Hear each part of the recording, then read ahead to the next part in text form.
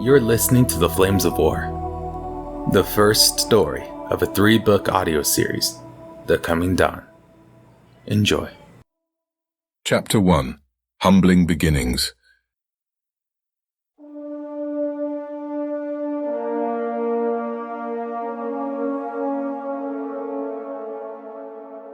It was a chilly night in the remote region of Bethelus. The blistering breeze swirled through the air, coming and going as it pleased, like a fleeting dream that never lingered long enough for one to fully take hold of the meaning behind its ominous visit. And though winter never quite had a foothold here, as it does in the north or western expanses of the Great Plains, it was still far too frigid for those who resided here.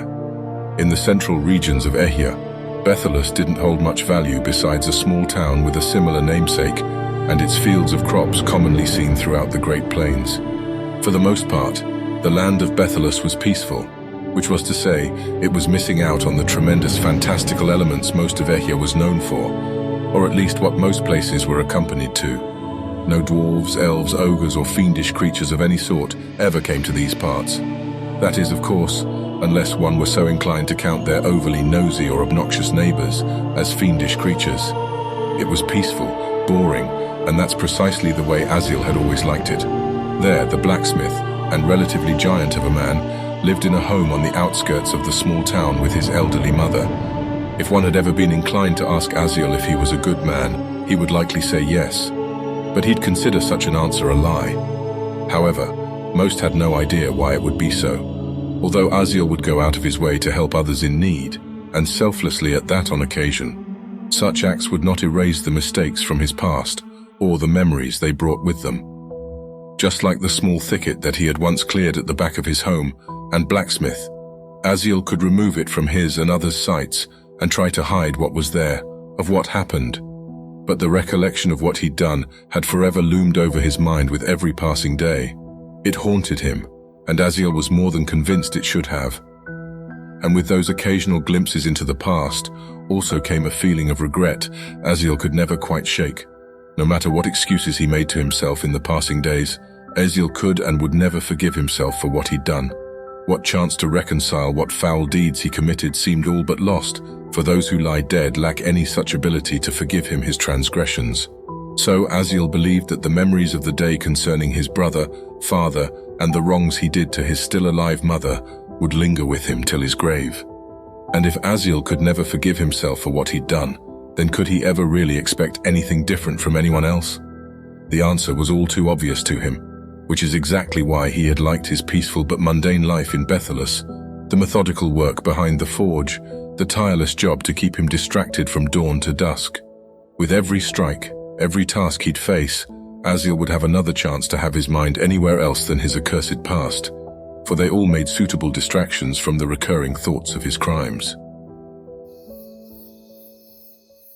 On an unsuspecting night like any other, E.C.E.N was preparing to lock up his shop. The spent day was as typical as ever for the muscular and tall blacksmith. He'd make weapons, armor, shields, and all sorts of specialized tools or nails upon request. And as always, E.C.E.N would store his tools and raw materials in the same spots where he'd eventually end up taking them out to display them later for easy access to customers the following morning. Tedious, but usual for him. In truth, by now, E.C.E.N had come to appreciate the humble life his late father had passed down to him outside the distraction it provided. Not to mention, the efforts he put into his craft had paid quite well, which E.C.E.N certainly appreciated, considering he still looked after his mother in his family's nearby home. After all, his Ema, such a sweet old woman that she was, deserved a carefree and peaceful retirement. After all, it was the least he could do for her to make amends. E.C.E.N scratched his curly and untamed beard. He never really cared much for his appearance, and he didn't quite mind the itchiness from his scraggly facial hair. After all, people paid him for his masterfully done products, and not for his appearance, his impressive muscles, or his quick tongue, which he confidently felt he had as well. Brushing aside his long, messy brown hair behind his head, E.C.E.N looked up to the two moons, as was his routine by now. While looking up to the heavens, he was surprised to find something odd. For a midsummer's night, the moon seemed brighter than usual. This was particularly strange since the smaller blue moon was partially eclipsing its greater yet fainter yellow counterpart. Another unsettling oddity for tonight, he thought. In any case, they provided an uncommon clarity to the surroundings than Aziel had become accustomed to during his nightly tasks. Looks almost like a bad omen.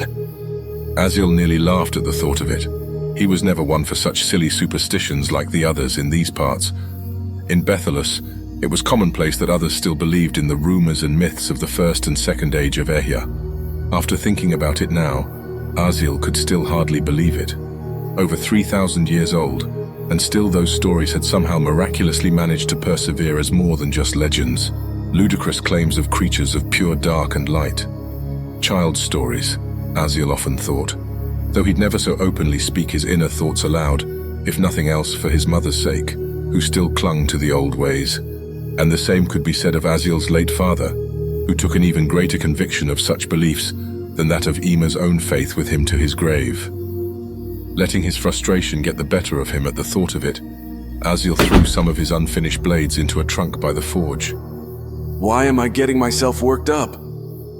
Aziel sighed as he looked at the newly chipped wood of his storage chest. With the brief moment of self-reflection, Aziel would have renewed his task, if not for a faint sound somewhere in the darkness. Still far off, it was a snapping of a twig. He was sure of it, and it appeared to be coming from his uncle's manor. Aziel peered across the paved but dusty street. The unusual brightness of the blue moon tonight did well to display the humble outskirts of the greater city of Ulnoan, where they resided. There were few homes in Bethelus compared to the relatively close city of Ulnoan, but his home had with it its fair share of trees compared to many other places on the relatively treeless Great Plains. One of those such trees in particular drew his attention. Aziel had seen the cause of the disturbance. Hidden mainly in the shadows of the foliage near the manor, men were skulking about in the dark. That's odd. Aziel muttered aloud to himself. What are Zev's men doing out there? As soon as the words escaped him, Aziel immediately doubted them. No, that doesn't make any sense. They're sticking to the shadows.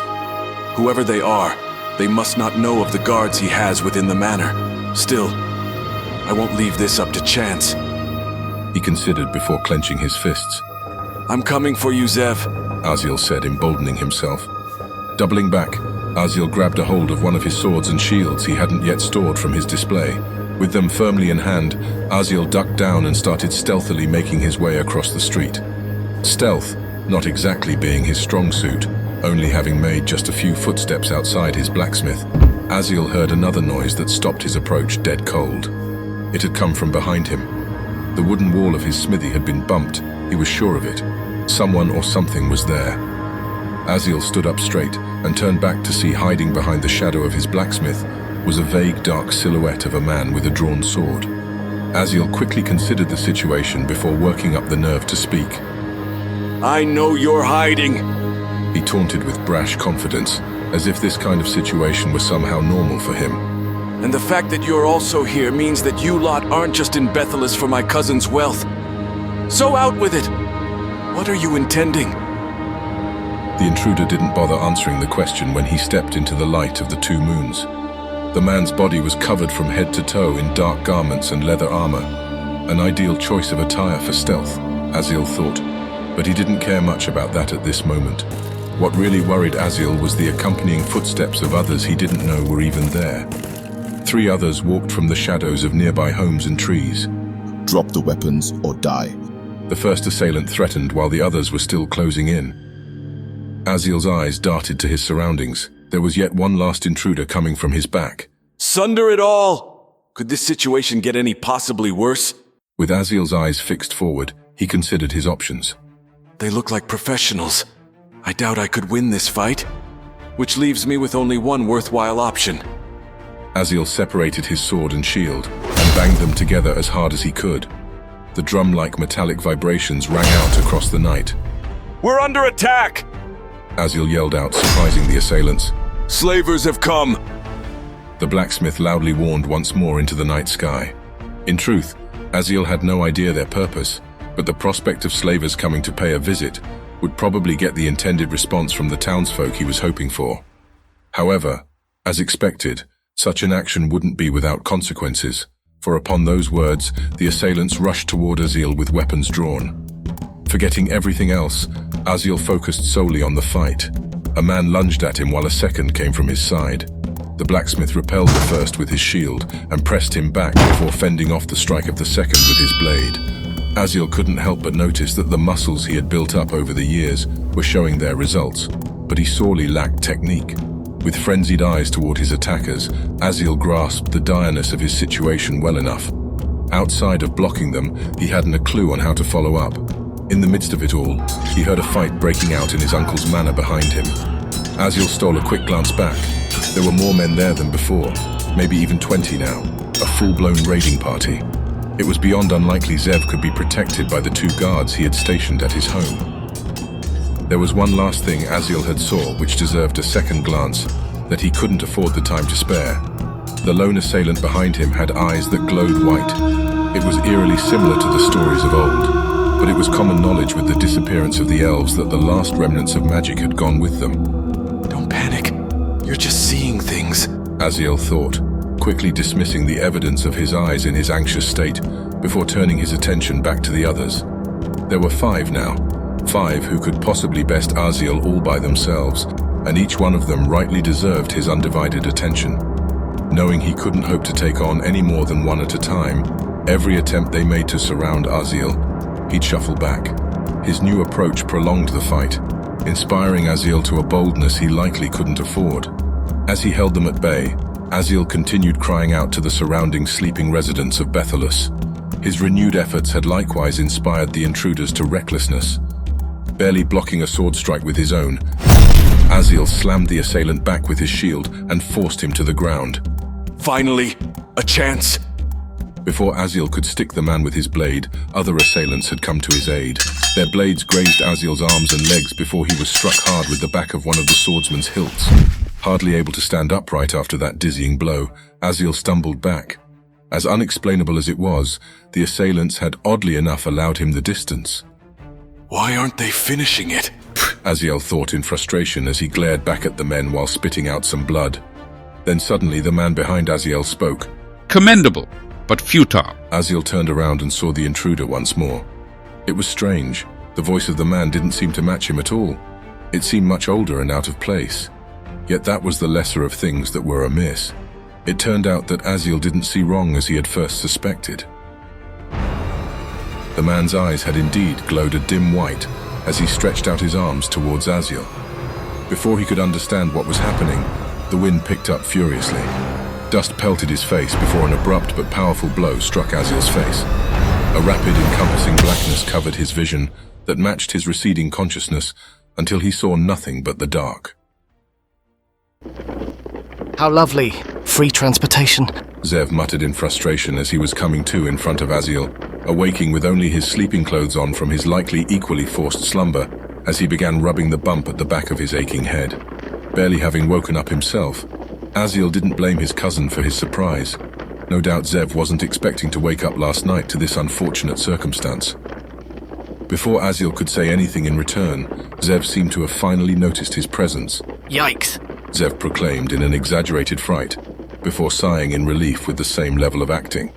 Wasn't exactly expecting to wake up to see your ugly face, brother. Zev said with a smile to lift Aziel's spirits, or possibly just to hide his own annoyance with the situation. In this bleak situation after that remark, Aziel shook his head in return, amazed to find himself nearly smiling now of all times. Even if his cousin was more like a little brother, Aziel wasn't in the mood for such levity.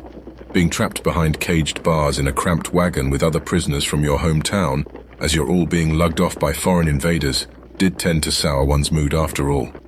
Not that Aziel really needed to experience such a circumstance firsthand to understand that, though. Another unfortunate fact was that the surrounding trees of this region near Olnauen had likely done well to hide their kidnappers' escape in the otherwise open clearings of the Great Plains. There's no way to find a positive spin on our situation. Aziel sighed before looking back at his younger cousin. Barely 30 himself, Zev was only a few days younger than Aziel, and truth be told, they hardly looked related. And this wasn't simply a matter of stature, strength, or personal-born looks. No, there was far more to it than that. Many years ago, Zev's father had found a large deposit of precious gems buried beneath their farm. Since then, outside of his own very complicated family relationship, Zev was and only has ever been privileged since his birth. His hair, slender body, Expensive clothes and soft hands were proof of that. However, such an image defied all logic on how one might expect him to act, though in this case, even while having the grandest house in the region had its benefits, it certainly didn't help Zev in any way, since his home was also the closest to the east from the surrounding neighbors. But Aziel would leave Zev to figure that out himself, that is if he hadn't figured that out already. With a quick scratch on his scraggly beard and a brief swipe to brush his hair aside with his calloused blacksmith hands, Aziel figured he had delayed the inevitable long enough. It goes without saying, but those rumors of folks being abducted in the night weren't without their merit. Zev grimaced at those words, but Aziel didn't bother to stop. They're Elans, from what I can gather. Their accent gives them away. It would explain why your home was the first on their list, he said quickly, removing any doubt on whether the attack was about monetary possessions. One of the armed men outside the cage shot a glance at Aziel. Like the rest in his band of marauders, the Elan did well to conceal his ethnicity by clothes covering their faces to hide their tanned skin underneath. Silence, The sword-wielding Elan warned grimly. Aziel laughed at that. Or what, you'll beat me and throw me behind bars? It's not like he needed to say it, but there was plenty of evidence of bruising and fresh cuts on the blacksmith for the Elan to understand his meaning. What else could you possibly do? Aziel challenged. The Elan raised a sword and pointed it at Aziel, drawing it ever closer at the rate Aziel was forced to withdraw until the man's furthest reach had been met. you'll go first. The Elan warned before pulling his weapon back and rejoining the others in his company. The strange threat weighed on Aziel's mind while he watched the man leave. First? First for what? With that nuisance out of the way, Aziel took another glance at the entirety of the caravan. There were 3 other prison wagons, and likely 30 armed marauders in total. Odd time to make friends, brother. Zev spoke up with a grin. I wouldn't say it's the best occasion either. One might say making yourself a target to these villains is ill-advised. Frustrated with himself, Aziel hit the bars before leaning back on them. You're right. Can't hope to do any good if I end up getting myself killed. How was it? Zev asked. The question clearly confused Aziel, compelling Zev to clarify his point. Last night and those wounds on you. I take it you finally got to put some use to all that practice you've been doing. Aziel sighed. No luck, I'm ashamed to admit. They really caught me by surprise. But not as much as you, apparently. He added with a grin. But 1 against 7 wasn't exactly an ideal setting for my first real combat. I'll keep that bit about the magic to myself for the moment. Zev returned an almost suspicious look, cocking his head to the side with a smile. I might have won. Zev noted, nearly snorting through his nose. But alas, I was caught off guard in my undergarments and beaten unconscious. The brute. No sense of common courtesy. Zev eyed Aziel before he spoke further. I'm sure your experience last night was more interesting. Ha! Aziel scoffed almost instinctively as his cousin peered him down. Zev always had a knack for knowing when something was out of place, but even if he had admitted the truth, Aziel wasn't so sure Zev or the others would believe him anyway. It's been over 2,000 years since the time of the elves' sudden departure, and with it, the last time anyone had ever seen magic. So, as one might imagine, the idea of claiming you were struck unconscious by a gust of magically induced wind would sound ludicrous, and Aziel still felt unsure of it himself. He held his head in frustration. Why do I doubt myself on this? I saw it in his eyes when he reached his hands out to me. I was knocked out by a gust of wind right after he spoke. Wind. Last I checked, that doesn't just happen.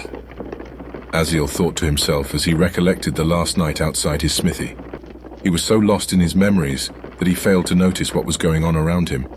A few accidental shoves from the others inside the cage who suddenly started standing were his first clue. Amidst the mumblings of the others, Zev spoke up. Well, would you look at that? Seems like things aren't exactly going according to plan. Zev pointed out, gesturing past Aziel to the commotion up front. Aziel turned and saw it for himself. The Elan marauders were arguing loudly with each other. No, as Aziel observed more closely at a second glance, that wasn't quite it. They were panicking, and now pointing to a group of trees. But for some reason, Aziel couldn't quite shake the feeling it was more of a performance than anything else. But that line of thinking seemed nonsensical, absurd, so Aziel quickly dismissed the thought. With little warning, Aziel heard it before he saw it. In the thicket to the side, Men yelling at the top of their lungs rode through the tall brush on horseback, charging forth from the trees in an unorganized, fear-inspiring chaos. Aziel knew it for what it was at first glance. Help had finally arrived. Even while in the confines of a metal cage, what Aziel saw next was the most glorious scene he had ever had the privilege to witness. For our future peace! A fully armored man leading his small cavalry on horseback cried out to his men who charged forward alongside him. Peace? Aziel thought, curious about the man's strange choice of words for someone who was charging into combat to slay those who stood before him. As Aziel looked on, it was easy to tell by their wealthy attire and top-of-the-line equipment that they bore on themselves and their horses where they came from. Royal red colors marked with insignias embroiled in gold on every soldier. The men on horseback were from the great land of Valinor, which was a far cry from their homeland of Bethelus. What purpose would they be near Olnauen? Aziel thought as the battle commenced, if one could call it that. Outnumbered nearly 3-1 and overwhelmed, the horsemen made quick work of the kidnappers they rode past. Whoever their steeds failed to subdue with their rams and trampling of their hooves, the Valinorians would later dispatch with their halberds. A one-sided slaughter, to be sure. But something was strange, Aziel considered as he looked on. Some of the Elan's blood appeared to be black, almost like tar. No, that's irrational. I'm just seeing things again. Shaking his head, Aziel dismissed yet another ridiculous thought. Amidst the death cries and clanging of weapons that made contact, it took only over a minute before the marauders were finally overwhelmed. Distracted by the group of horsemen before him, the final raider from Elar was taken down by the leader of the Valinorians. Riding past, the Valinorian leader swiftly struck the man's head from the side with the back of his halberd. Having prevailed while managing to capture a prisoner for interrogation, the Valinorian's leader seemed satisfied with the results. Cheers erupted from the cages in elation at the arrival and success of their heroes. Aziel couldn't deny that he too was impressed at the results of the rescue. After all, the battle was over as abruptly as it had begun.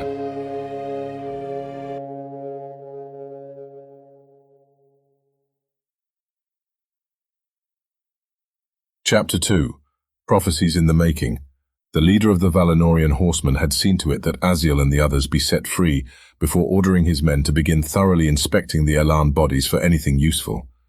Judging by their faint, unenthusiastic murmurs over the commotions of his fellow townsmen, Aziel determined they didn't find what they were looking for. However, that didn't seem to perturb their leader, who seemed quite pleased with just having a prisoner to interrogate. All the while, as the prisoners were being set free, a makeshift camp was being set up and arranged for the leader's discretion on likely interrogation purposes for later. Thank you for your aid. Aziel finally said aloud amongst the crowds of his fellow townsmen to the leader of the Valinorians specifically. The man had received plenty of thanks up until that point, but had wanted to make sure his professional duties were settled before finally addressing the crowd. Taking off his helmet, the Valinorian revealed himself to be a handsome and charming-looking man, a few years older than Aziel himself. Your thanks are appreciated but unwarranted, the man said pleasantly with a noble-like demeanor. But I forget myself. My name is Cyrus Vanorem, and I am sorry for not having come to your aid sooner. This incident should have never happened. The Valinorian said with a partial bow to the freed captives. What a knightly response. What a liar. Aziel considered with a pleasant outlook, judging the approach of his next words. No need to be so humble, Aziel responded. It'd be unreasonable of us to expect a swifter rescue from anyone, let alone visitors all the way from Valinor. Which begs the question, what brings you here to Bethelus? Even if said agreeably enough, it was basically an accusation Aziel presented. But Cyrus didn't seem offended, or at least he didn't show it. A hand touched the back of Aziel's shoulder as Zev made his way forward. Don't be rude, brother. Zev reminded Aziel before smiling at Ceres. With all that's happened, we couldn't ask for a more fortuitous encounter. Cyrus softly waved Zev down. Now, it's all right. What your friend asked is fair, the knight said with understanding in his eyes. There have been many disappearances of Valinorian traders recently in these parts, and as such, I've been tasked to see to the bottom of it. That surprised Aziel. And what? The blacksmith questioned. 100 horsemen from Valinor were granted permission to patrol Olnowen's outskirts? Now that line of questioning made the Valinorian clench his teeth. Cyrus didn't need to say it. It was already obvious by his first reaction. No, Cyrus admitted quickly. but the matter concerned the safety of our citizens, and Emperor Albrecht wasn't about to let the matter be delayed by petty politics. Ah, that's more like it. Aziel considered as he held back a chuckle. It was an awfully bold statement from the man considering Aziel and the others with him were citizens in the land the Valinorian's king didn't deem worthy of requesting permission to send a small army into. But with the situation in context, Aziel didn't think the matter was worth pressing. So how'd you find us anyway? Zev suddenly asked before adding with a smile. Don't tell me you and your men had discovered us by chance. I'd hardly be able to sleep at night. The question seemed to amuse Cyrus. I can see you've given this some thought. The knight perceived. We only came to discover your peril by chance after coming across some of your fellow townsmen on the road, which I suppose we have you to thank. Cyrus said with a wry smile to Aziel specifically. What do you mean by that? Aziel asked, sincerely not having a clue as to what the Valinorian was getting at. Oh, Cyrus said with a grin. Something about a concerned old woman intending on giving some oversized blacksmith a piece of her mind after waking up to him screaming like a maniac in the middle of the night. It sounded like she would have given you quite an earful if not for having seen you fight off some bandits. Given her attitude, you might even want to thank them. That confession of the events that led up to their rescue brought laughter from the crowd. Aziel's face flushed red. Rubbing his furrowed brow, he knew exactly who the old crone was that Cyrus was talking about. One of his mother's friends, to be exact. As a blacksmith, Aziel was amazed at how much someone could complain about him, banging his hammers so loud he could wake up the dead, as she put it. As usual, to make amends, Aziel had assured her he'd be quieter in the future, which of course was a lie. After all, it's not as if he could really strike the heated iron lighter and expect a similar outcome on his finished products. All in all, it led to a very awkward and near-hostile relationship between the two of them, which may have resulted in the saving of their lives. Aziel's eyes opened at the realization. Life's just full of surprises. I hope I answered all your questions, Cyrus said further, stepping back as if trying to find an excuse to step away, but he was stopped. Oh, come now. Don't you want a reward? Zev asked. I won't have you thinking of us as ungrateful. It's the least we could do. No need. Cyrus answered with a smile.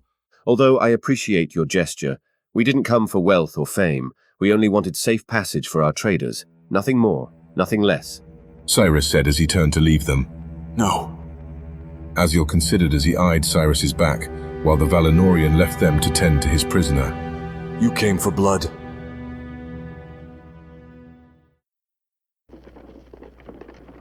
Having taken the same horse-drawn cage wagons as a means of transportation on their return with the markedly different atmosphere the unlocked cages provided compared to being locked before.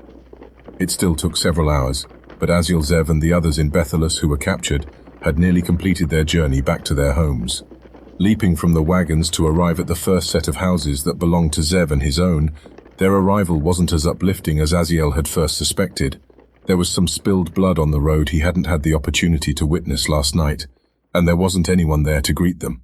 It was odd, but more so unsettling. I'll be with you in a moment, brother, Zev said reassuringly. but I have to see what happened for myself. He added grimly. Aziel wouldn't dare add his true opinion on what he believed happened to Zev's guards. They would have encountered the assailants first, after all, and yet they were nowhere to be seen. The conclusion he found himself drawing was best left unsaid. I understand, Aziel replied solemnly. I still need to find out what happened to Ima. Zev nodded understandingly in return. He too didn't seem to want to voice his concerns aloud, not that Aziel could blame him. So they parted ways, Zev to his home and Aziel's to his own just beyond his blacksmith and forge. Ima! Aziel called out after just passing his smithy and stepping into the grass. Ima, it's me, Aziel. I'm back. He said again just outside the front door. My boy! His mother replied with an elated voice just out of sight beyond the house. She must have been hiding, he thought. I'm here! Aziel answered. Still out of his sight, Aziel smiled after hearing the overwhelming cheerful breathing of his old mother as she started making her way toward their home's rear entrance. The pattering of her feet reached the door before the old creaks of the wooden frame screeched open to alert anyone inside of a guest. Then nothing. Ima? Aziel asked, finding the abrupt silence odd as he made his way into the home before surveying the few rooms within sight. Ima? You all right? No response. Are you there? He asked further, markedly more worried now. Answer me, Ima! Aziel persisted as he quickly scanned the rooms before coming to the now open doorway to the rear exit outside of his house. Still, no answer was given. Laying on the ground before Aziel were scattered clothes in the doorway, sandals, undergarments, and a dress. His mother's clothes. Odd, but more so concerning. Wasn't she just...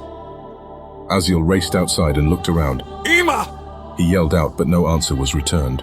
What on Aya just happened?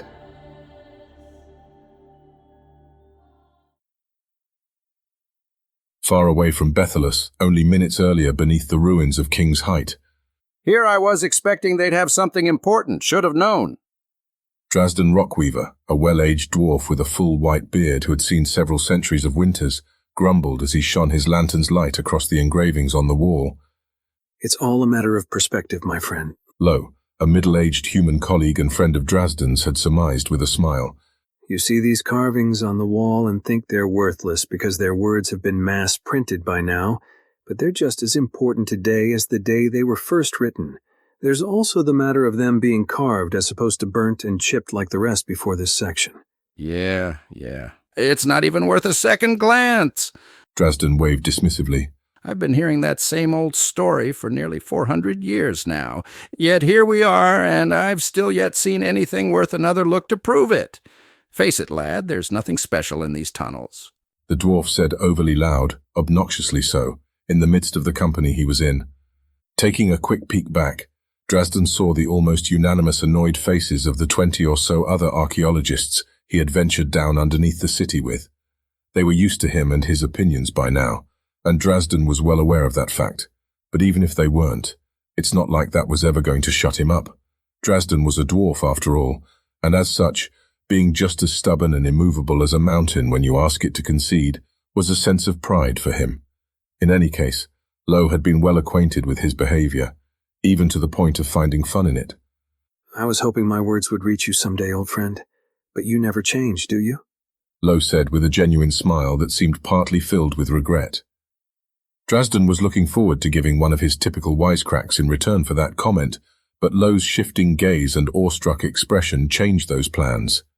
Something's happening, Lo said in amazement. Drazden turned about wide-eyed as he saw a portion of the inscriptions on the wall start to ignite in a white flame, burning and scorching a portion of engraved text before the dwarf's eyes. To Drazden, what happened was remarkable and seemingly unprovoked. It was specific and undeniably precise before the flames had finally died out. To the tired old eyes of the dwarf, he had finally seen something spectacular in his life of nearly half a millennium, something even worth a second glance. Well, by my beard. Drazden uttered aloud in wonder. What do ye make of it? Not yet turning his gaze, the dwarf heard the sound of something soft falling, sheets perhaps, and even some clanging of assorted tools and instruments from the others. Lo? Drazden asked. No answer. The dwarf turned to his side. Lo, I'm talking to you. He was gone. To the dwarf's amazement, Lo wasn't there, or anywhere for that matter. His friend appeared to have vanished into thin air. All that remained were the remnants of his clothes and gear. Drazden was taken aback in surprise. By the stone! You're not nude, are ye? Drazden asked, aghast when he turned his head around to face the others. There was more of the same. Clothes and equipment where the others had just been standing were scattered across the dim-lit halls of these tunnel ruins. All of his colleagues were still there, except for one young human apprentice Lo had picked up some time ago, whose name Drazden didn't even bother to remember. I don't understand. The young apprentice asked Drazden in a state of disbelief, before she added with sorrow in her eyes. Why? Why only me? Back in Bethelus, after yelling and searching for hours around his house, Aziel had no luck in finding his mother. There wasn't a single place he hadn't checked multiple times by now, and he thought it better to give it a rest for the time being. Clearly, panicking wasn't helping him. So once he calmed down, Aziel decided to meet back up with Zev.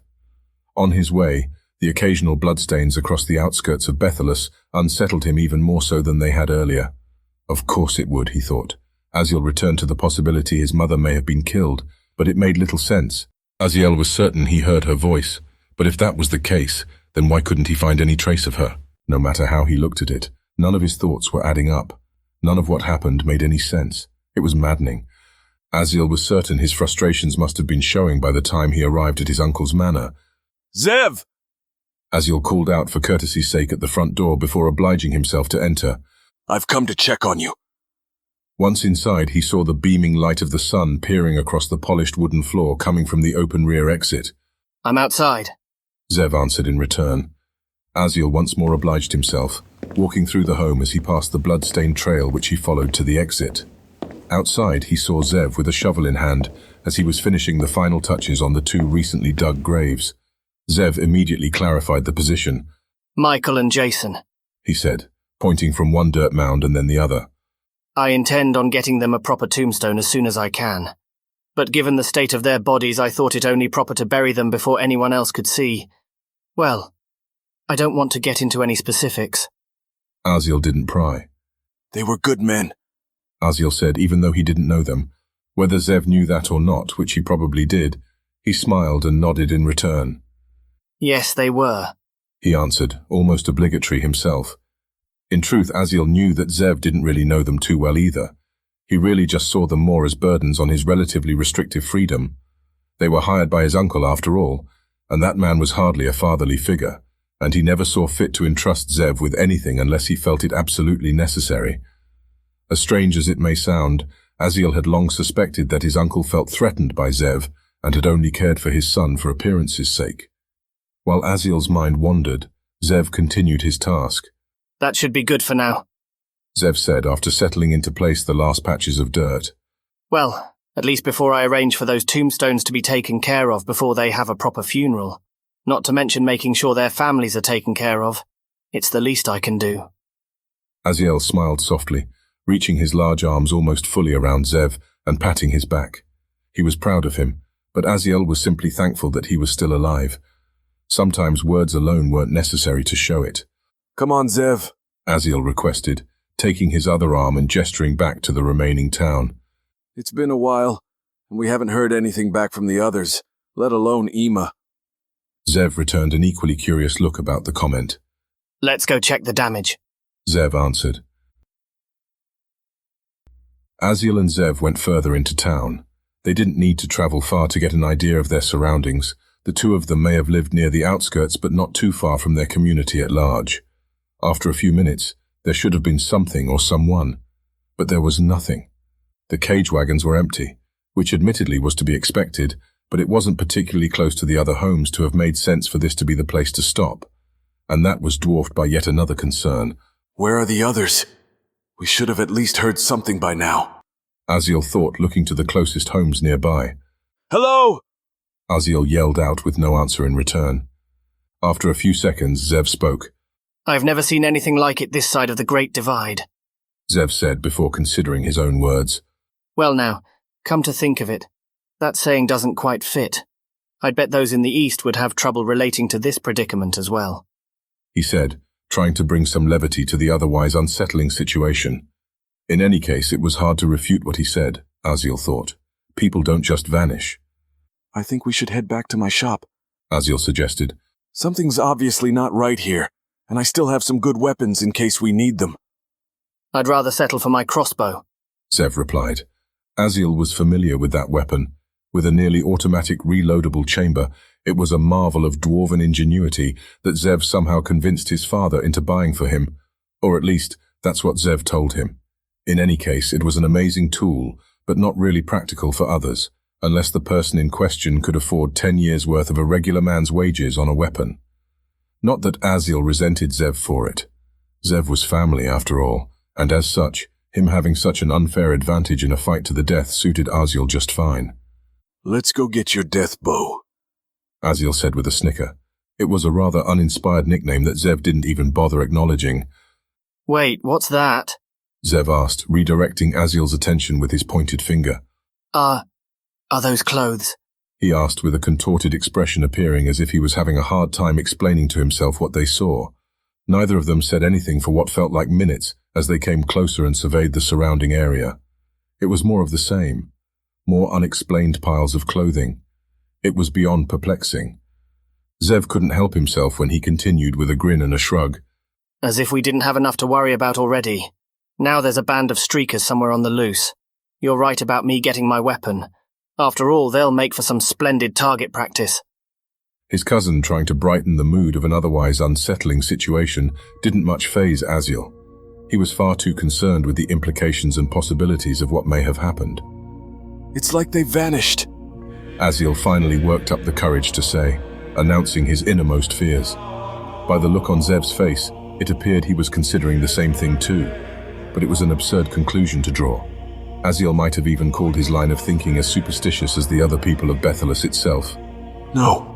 Aziel shook his head, reminding himself, he wasn't like them. He was sensible, grounded, a man who saw things as they really were. There was a reasonable explanation for what he saw. He was just missing it. Zev started to speak. Hey, do you remember the stories? It's oddly familiar. No, Zev. It's nothing like that. Zev looked puzzled before Aziel explained himself.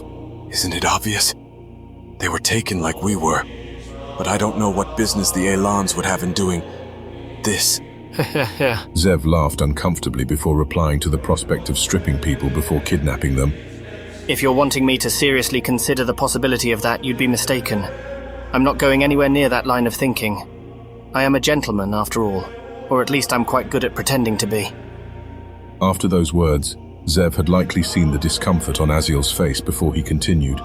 However, with ideas and people vanishing or naked abductors running amok, I'm inclined to think we should investigate around a bit further to discover other leads. Ignoring the slight, Aziel nodded back. He wasn't going to argue with such a sensible suggestion that still provided him an avenue of hope. Let's be quick about it then, Aziel answered. Wherever the others have gone off to, they couldn't have made it far. Naturally. I'll see you back here in 10 minutes. Let me know if you find anything. And if you do come across any trouble, don't get involved. At least wait to cause a commotion for when you have one of your weapons on you. And better yet, wait for me. I'd hate to be left out of the fun after all. Aziel knew he didn't hide his surprise too well. He had completely forgotten about the matter regarding the weapons they had just discussed only moments earlier. The townspeople's scattered clothes and garments on the ground, as if their owners had just suddenly disappeared, weighed on his mind far more heavily than he would care to admit. The whole situation was eerily familiar to what he experienced with his mother's clothing being left behind in the open doorway. But on the first occasion, Aziel heard his mother just seconds before discovering her garments. He inadvertently clenched his fists at the thought of it. No, that was a misunderstanding. Emma wasn't there. How could she? I just heard what I wanted to, that's all. That's right. After coming home from being imprisoned, it's completely understandable that I would want to hear her voice. Whatever it was that happened back then, Aziel decided to drop the matter regarding the weapons for the moment. With the head start he knew they'd have, Aziel was confident that both he and Zev were more than capable of doubling back for their respective weapons if they were to come across any unsavory characters. Too distracted with the situation to gather his weapons just yet, those 10 minutes Aziel performed of searching did little to ease his spirits.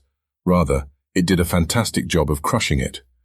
There was no evidence of any more kidnappers, bandits, or anything of the like for that matter. The more he searched, the more Aziel found loose articles of clothes, garments, jewelry, and footwear scattered everywhere in neat clump piles. He even found a pair of earrings. Earrings.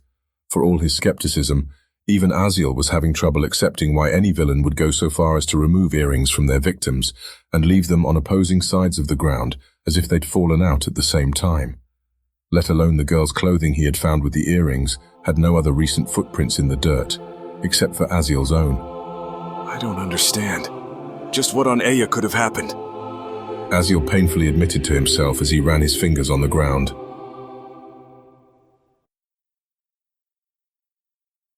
Chapter 3. The Open Secret. If the efforts of his search were a success in any measure, Aziel didn't count the results of it as one. By the time he came back to the rendezvous point with his new gear and armor, Zev was already there waiting for him. His cousin was wearing leather armor that doubled as an expensive coat, with an unusual amount of decorative slits throughout, and there was a green vial on Zev's belt. Aziel thought he'd never have a chance to see it again, and in truth he also hoped he wouldn't. And of course, that amazing crossbow and bolts were holstered on Zev's back. Aziel didn't say anything at first, but he also didn't need to. Zev's conflicted and grim expression said enough of his findings. Aziel could only assume that they must have been similar. More of the same, I take it. Rather disconcerting, if you ask me. I suggest we see the Valinorian again. Don't you agree? Zev suddenly suggested. That intrigued Aziel, but he had reservations about the idea. Why's that? Zev scratched his head. Well, their leader, Cyrus, said he came here for the E.C.E.Ns. You know how some of them are. How they are inspired by their beliefs, and none of them are more so dedicated to pursuing their religious convictions than the radicals among them. Aziel incredulously displayed their surroundings at that suggestion. You're saying they did this? Annoyed by Aziel's tone, Zev held his hand out. Look, I'm not saying anything. Not yet, anyway. Just think this deserves further investigation. Aziel was quick to protest. But he's from Valinor, Zev. They don't help people unless there's something to be gained. Aziel said, realizing he was letting his emotions get the better of him. Now, brother, you're obviously right. But I suggest you try to hide your true feelings when we meet up with Cyrus again. Zev said while looking back with an unnerving smile, serious and also a little annoyed. After all, it'd be far easier to get what we want if he thinks we're on his side. Aziel hesitated before his reply. He won't help us, Zev. Maybe, Zev admitted. But sometimes, brother, it's what they don't say that counts. Aziel didn't bother to disagree.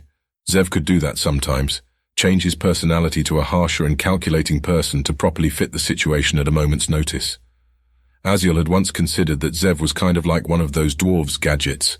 In 1 second, Zev could appear refined, noble and even delicate, and then the next, like a flip of a switch, the unassuming man could show his true colors, or rather his true nature. Not that Aziel particularly minded, though. It just so happens he got along with Zev, no matter which face he decided to wear. Without another word, Zev started heading back to his manor. Aziel didn't need to ask what he was doing. It wouldn't hurt to be prepared before they reunited with the Valinorians. It's a good thing I'm well stocked. Several hours had passed, and both Aziel and Zev were still sporting their gear when they reunited with the Valinorian soldiers. Their position was understandable, but the horsemen didn't exactly appreciate the newfound company of the armored residents of Bethelus they had just recently saved, returning with weapons while intending to make requests to see their leader. Aziel, for one, used the best materials he could find from his shop for his armor. Some of these were completed works that were ordered many months in advance from nobles to be picked up sometime this week. It was nothing personal, but Aziel had to adjust to his present situation. The style of the chainmail and metal plating with the helmet he wore conflicted in aesthetics and colors, albeit slightly since a portion was intended for different customer orders he had received. However, outside the base gear he had made earlier for himself, the remaining snug pieces of equipment were all works Aziel was quite proud of. But they paled in comparison to the metal-plated bulwark of a shield that nearly reached his shoulders when he rested it on the ground. Now that slab of metal was made by Aziel for Aziel. After all, it wasn't like many others could carry it effectively anyway. Aziel also did himself a favor by now carrying a profoundly heavy mace with him. One might think the overly cumbersome weapon was solely intended for the blacksmith, but that was just an order from an overly haughty and influential noble who had backed out of the deal once he determined he couldn't effectively wield it. Altogether, Aziel saddled himself with a hefty burden of weight in his gear, but he hadn't built up those muscles in his father's smithy since childhood for nothing, and perhaps Aziel considered his blunted, brutish weapon would help make up for his lack of skill in actual combat. After all, Aziel thought, making contact with an opponent once while using a mace would likely be all that would suffice to ruin their day. As for Zev, he dressed exactly as Aziel had suspected. As with yesterday, he was only wearing the fashionable leather jacket armor as he carried his extravagantly expensive crossbow on his back, with a personalized holster that also carried with it 2 cartridges of fully stocked and ready bolts. Comparatively to himself, Zev got around the place like he was carrying nothing. In any case, both his and Zev's weapons and armor concerned Aziel little at the moment, especially once the horsemen started brandishing their halberds to match their heated requests for the two to vacate the area. "What's this commotion about?" Cyrus asked aloud, approaching the scene on foot from a distance, having likely just come from the quickly constructed tent a few hundred feet behind him. One of his men beside Aziel answered. It's one of the two rescued from earlier. Except now, they're here demanding answers from you specifically, sir. Zev interjected with a pleasant smile. Demand is such a strong word, he said, as if the whole unpleasant situation was a misunderstanding. Even behind his helmet, the situation seemed to surprise Cyrus. Hesitating for only a second, he renewed his approach while taking off his helm. I didn't expect to see you two again, Cyrus said pleasantly enough with a smile to both of his guests. Nevertheless, Zev was quick to get a word in before a misunderstanding occurred. What I believe your subordinate had meant to say was that we had some questions we think you might be able to help us with. Questions? Cyrus asked back, intrigued. Aziel wanted to respond to that comment in a lot of ways which would probably get him nowhere, so instead he breathed quickly before replying. When we returned to Bethelus, the people were gone. Cyrus looked dumbfounded by the words, but Aziel was quick to add to his point. We think whoever was behind the initial kidnapping here may be responsible for what happened. Do you know where they were taking us? Do you know why they're even doing this? Cyrus appeared almost dismissive of the matter. What's there to say? They're A-lanes. It's some part of their holy war. They've been doing this on and off for centuries now. But... He paused slightly, having a more solemn outlook. I am sorry to hear what happened to your town. I, unfortunately, regret to inform you that I don't know where your people are. What about the man you bested? Zev asked inquisitively. My gut tells me that he would know. Cyrus looked back to Zev. Strangely, the Valinorian hesitated before he replied. Earlier, inside the hastily constructed tent, Cyrus had two of his men grasping onto the E.C.E.N prisoner who'd been tied to a stump. By the gods, I curse you! The bloodied and bruised prisoner said in defiance before being sucker-punched in the gut by one of the two Valinorians. Cyrus's patience had been nearly spent on the man. Setting aside his helmet to the ground, he let his power flow, and he made sure the E.C.E.N saw it. His eyes had become brown like desert stone, and the dirt on the floor arose from the ground. Using his powers, Cyrus began forming the floating earth into a handheld blade of stone that hovered in mid-air. I have ways to make you talk, Cyrus coldly warned. Now, tell me what you know. He threatened with the levitating dagger that was now inches away from the E.C.E.N's face. Do your worst. The E.C.E.N dared. Our conviction is stronger than yours. We will never give in. Cyrus suspected as much. This was how things would naturally end up, but it mattered little. Grabbing the floating blade, Cyrus closed the distance between him and the prisoner. Hold him! Cyrus demanded, as the guards firmly kept the E.C.E.N prisoner in place. The next part was inevitable. Cyrus then began to slowly dig the blade above the man's eye, ignoring the screams, making every bit of it hurt as much as possible. Cyrus knew what he was doing, how to deliver the truest sense of the meaning of pain unto another. Even if his hand would get a little dirty, he had plenty of practice before. The E.C.E.N screamed and cried out incessantly as the process continued on. Cyrus was slow, methodical, cruel, but he deemed it necessary for his goals, so he'd make it last. However, surprisingly, the E.C.E.N prisoner's tone changed in a way no one could have expected. They were no longer cries of pain, but it was laughter. And the E.C.E.N's voice had suddenly and unmistakably become different and deeper. So much so that it was almost as if the voice had originally belonged to a crooked old man. Frightened at the unsettling change, Cyrus and his men subconsciously gave the E.C.E.N space. The laughter only lasted a few seconds, but his eyes, his eyes were something else entirely. They were like charcoal, a new form of magic that even Cyrus himself hadn't yet seen before. The E.C.E.N stared upon the Valinorian commander with a sinister grin. I recognize you. The E.C.E.N prisoner taunted with his newfound voice. Cyrus was awestruck, barely preventing himself from falling backward. In an instant of animalistic fear, the Valinorian knew exactly what, or rather who he was contending with, but he didn't know how. Regaining a sense of himself, Cyrus spoke to his men. Leave us, he yelled out, and make sure no one comes near here. The E.C.E.N smiled on, waiting patiently for Cyrus's men to exit. Unfazed, he gleamed with excitement as blood poured down his face. It was as if he couldn't even feel the pain or discomfort of it. Oh, keeping them in the dark? The E.C.E.N taunted, snickering. They're not that different from you, you know. Tell me, are you even aware of who I am? Just exactly who you brought back on their orders? The Elan questioned with a sinister grin, finding amusement in Cyrus losing his nerve. An abomination, the Valinorian said in disgust. A monster, a means to an end. Nothing more, nothing less. Cyrus answered with a sneer after regaining his composure. That spiteful remark really got the Elan to cackle in joy, but his tone was more so pointed like a dagger. Vermin, fool, you do not know whom you serve or whom you contend with. That elf and his master are not what they seem. Doing well to hide his true amazement at the claim, Cyrus blinked in surprise. He has yet to reveal himself to the world, Cyrus confessed. How is it you know of him? Oh, the Elan began with a knowing look. I remember seeing him on the day of my demise nearly 3,000 years ago. Cyrus scoffed at that. Impossible! Oh, is it now? The Elan challenged, sneering. You don't have a clue what they sent you to do, did you? Did you even think to care at how many lives would be lost? And yet you see fit to call me a monster. That got under Cyrus's skin. My goals are noble. The end I seek far outweighs the price. Cyrus answered livid. His patience was wearing thin. What is it you want? What is your goal?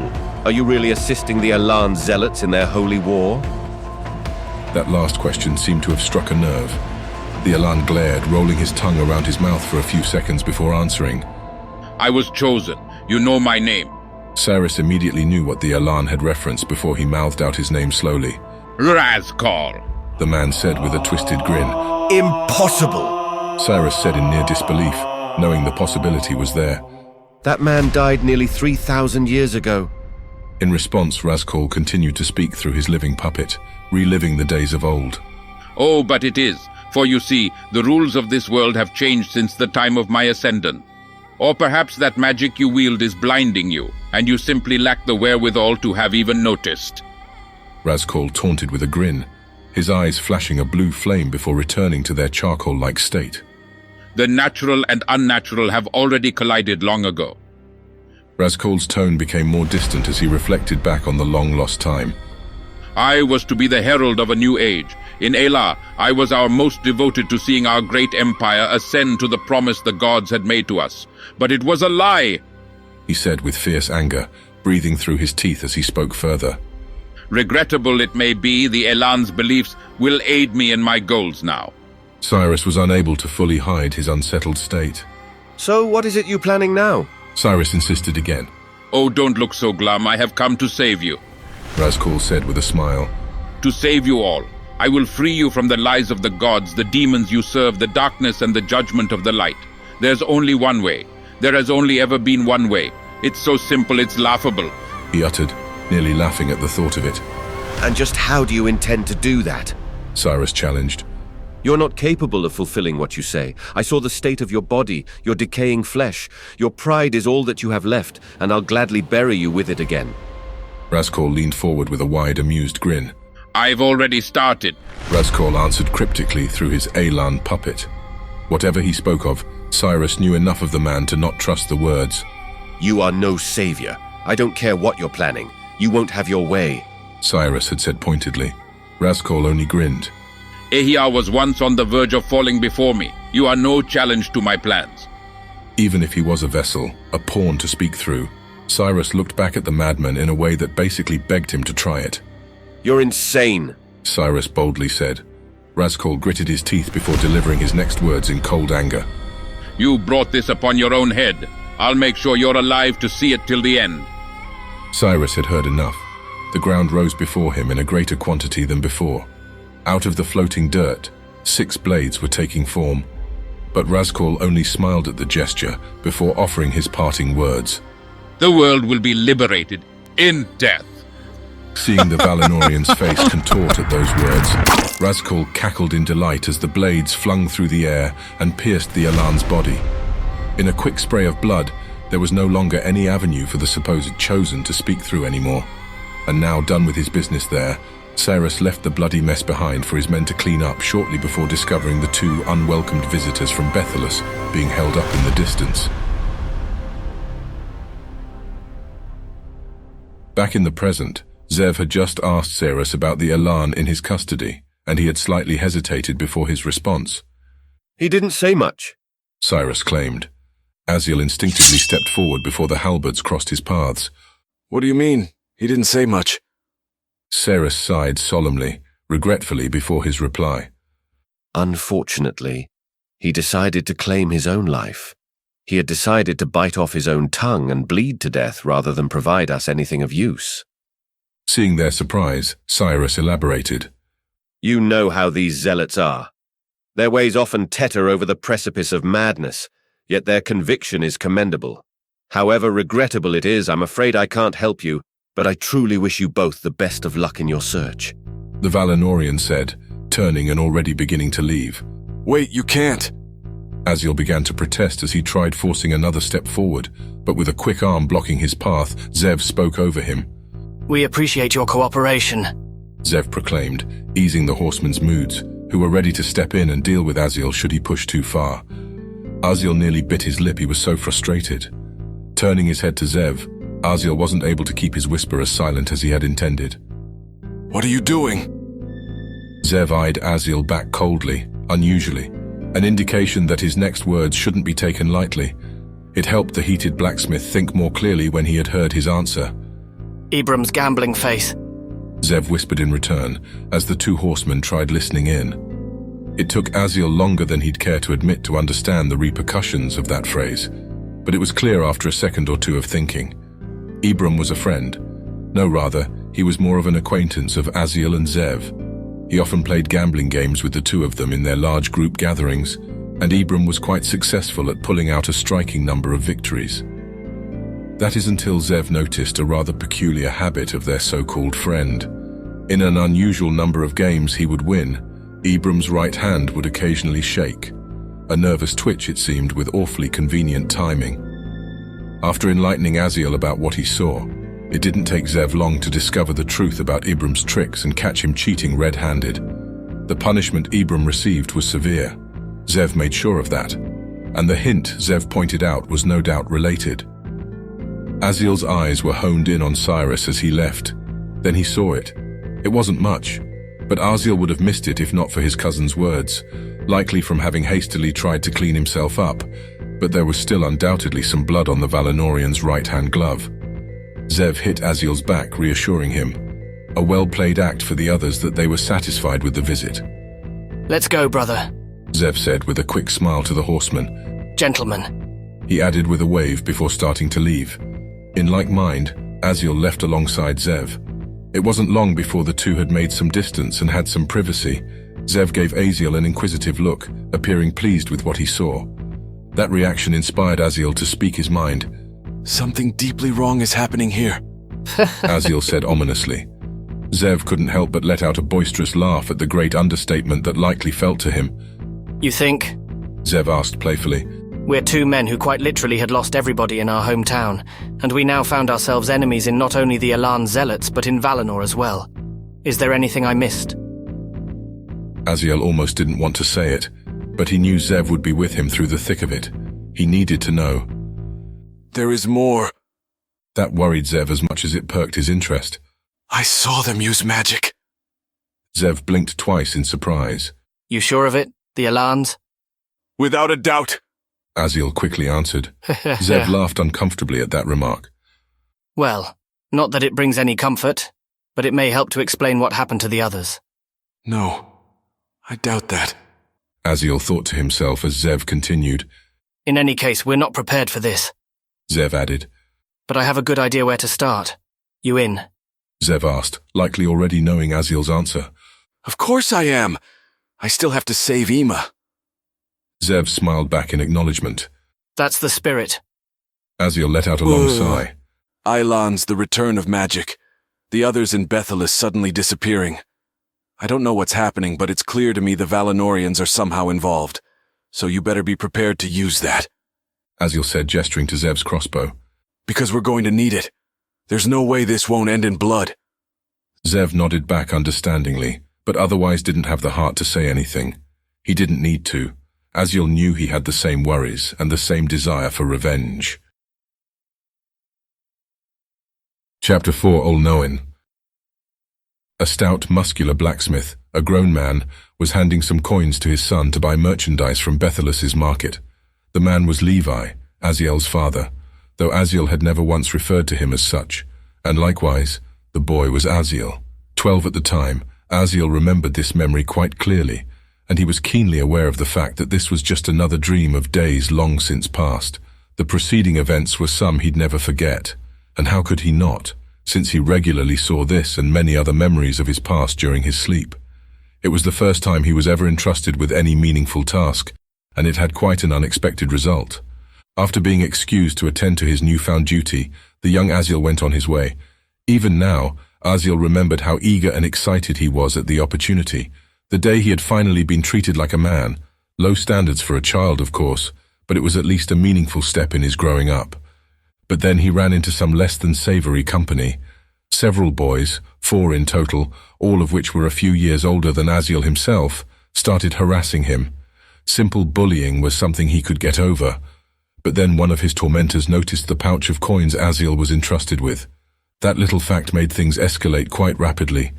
No matter how much he clung onto the pouch he was entrusted with, Aziel couldn't hope to fend off the others who sought it with greedy eyes. They beat him into submission. As Aziel lay in the dirt while his attackers grabbed their spoils, he heard his older brother's voice coming from behind him. "Is that all you have in you, Aziel?" Tal asked, hoping for better in his younger brother. "It wasn't fair." Aziel responded in frustration, holding back tears from his eyes. "Don't worry," Tal responded, cracking his knuckles. "Your big brother's here now." 6 years older than Aziel, but not much older than the others, Tal still managed to trounce them. It wasn't long after he arrived before Tal had left them all lying in the dirt where Aziel once was so recently. As Aziel stood, Tal turned to him and spoke. "Don't blame them, Aziel. It's only natural for people to want more than what they have, and to take what they want when they can." Tal said calmly, indifferently, as he reached down and picked the pockets of the first boy, taking as a prize a few coins himself. "But it only works when you're strong, you see. When you have the upper hand." "But that's wrong," Aziel protested almost instinctively, in remembrance of their parents' teachings. "Huh?" Tal asked, surprised at his little brother's defiance. "No, little brother. This has nothing to do with what's right or wrong. Just look at them. If someone stronger hadn't shown up, you would have been in their place, wouldn't you? It's just how the world works. Sometimes you have to remind people of that." Tal then demonstrated what he meant, as he turned and kicked the lying boy he'd just stolen from directly in the gut.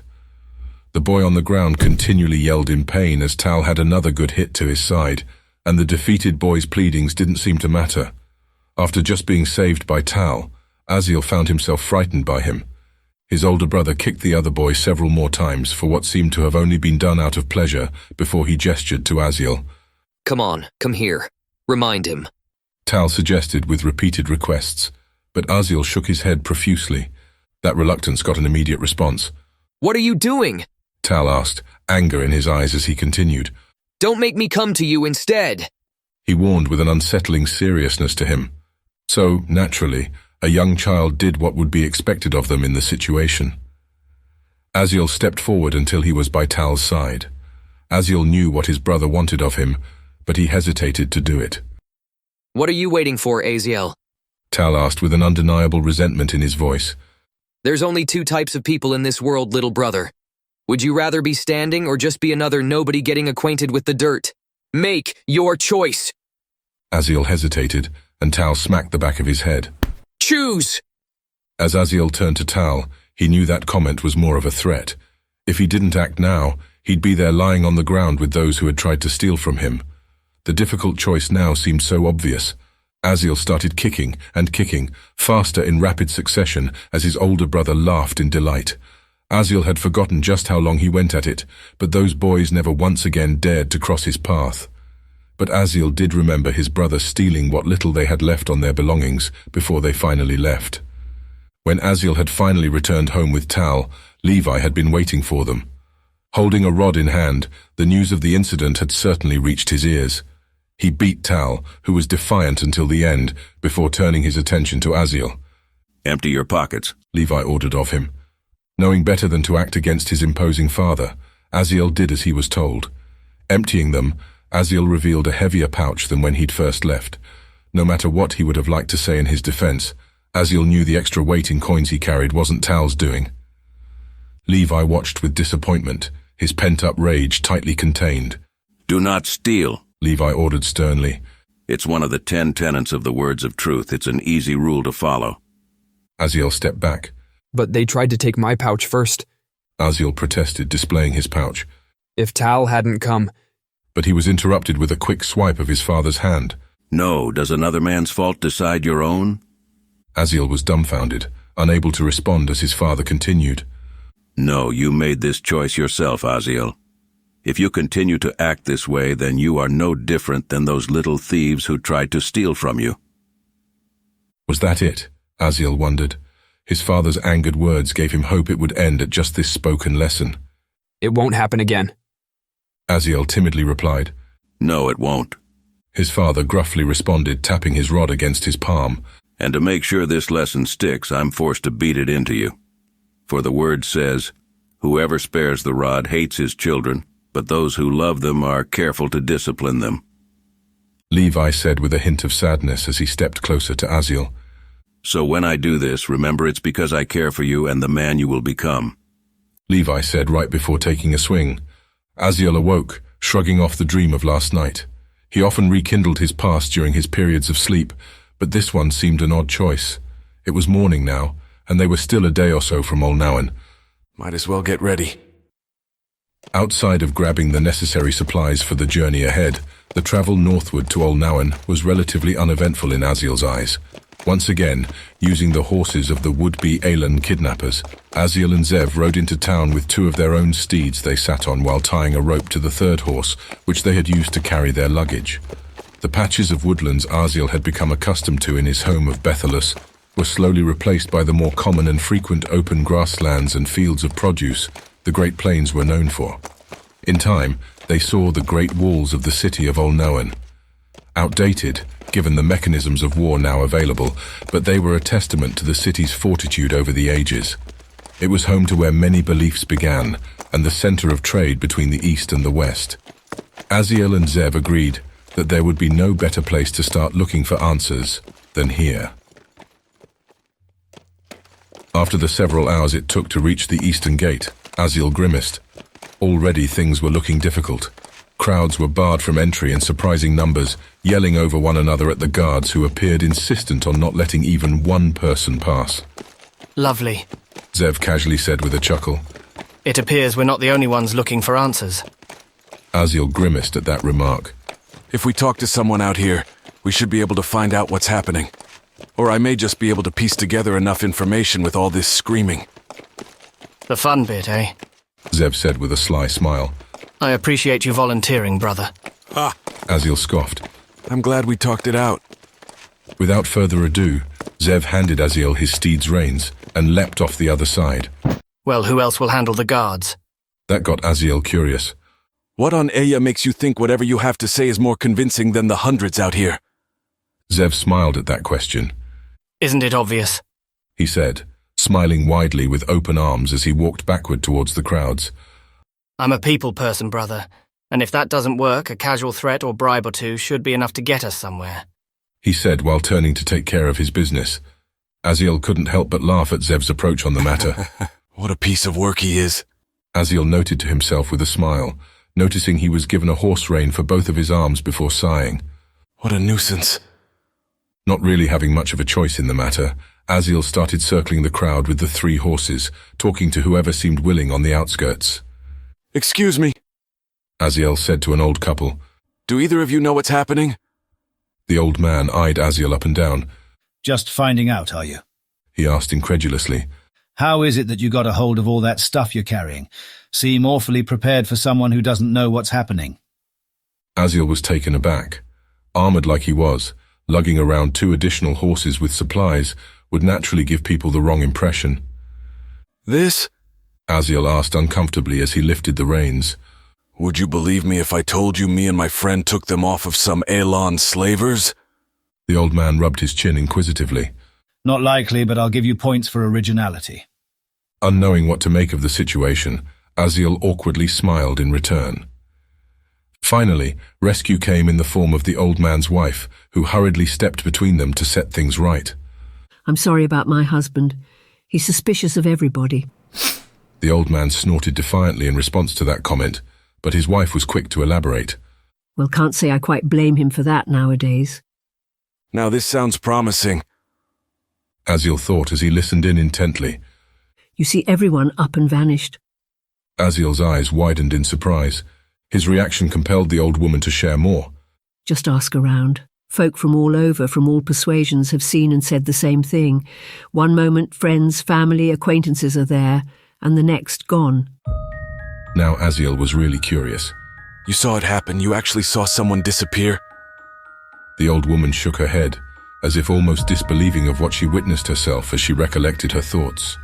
We were part of a caravan, my husband and I, and while we were talking I saw the driver just... No words were said, just the woman's hands displaying an opening into the nothingness of the air. Even after seeing the robes, sandals and bracelet he left behind, I still hadn't believed my own eyes until I heard all the others here. Just ask them. They'll all say similar things. What? Aziel said, barely getting the word out. Why? Aziel was awestruck. The implications of her statement still hadn't settled in fully, but only one person came to his mind. The old man answered for his wife in a bit of frustration. Do you think we'd be standing out here if we knew? His wife gave a disapproving look to her husband in return for that remark. Aziel barely stated again before breathing. Thank you for telling me what you know, he said solemnly to the old pair, encouraging his horses to leave with a nudge. Ima, just what on Aya happened to you? Are you still even alive? This isn't what Aziel had bargained for.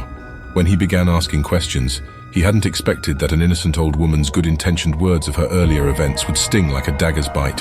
So, Aziel took his horses and started heading to where Zev was, avoiding as many people as possible. By the look of it, his cousin was getting quite some preferential treatment, surrounded by guards who seemed less so alarmed by his presence and more so like they were talking to and appeasing someone of great importance. Apparently Zev had used his silver tongue and his father's name to get some results. Some guards moved in to stop Aziel. Brother!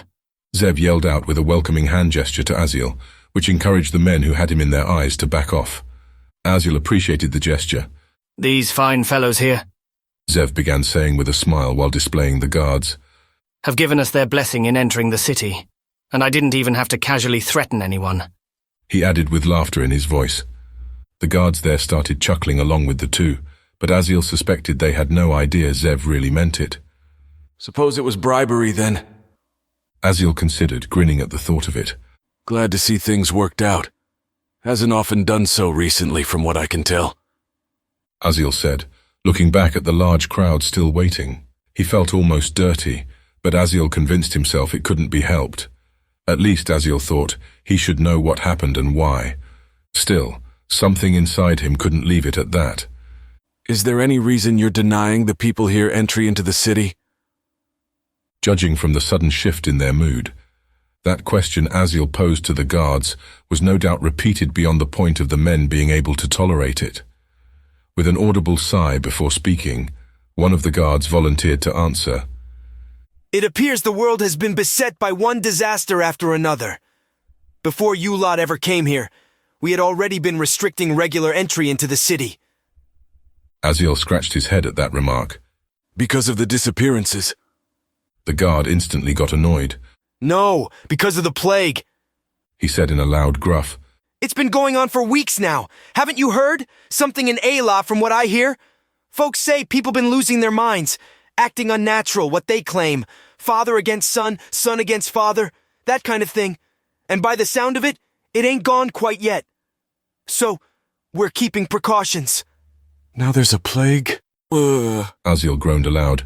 These unrelated events all happening at once is horrifying. Even Aziel's own thoughts gave rise to doubt. Maybe these events really weren't so unrelated as they appeared. After all, the timing was curious. In any case, Zev had to comment on it. Aya's just lovely this time of year, isn't it? Elan slavers, Elan plagues, and folks disappearing in broad daylight.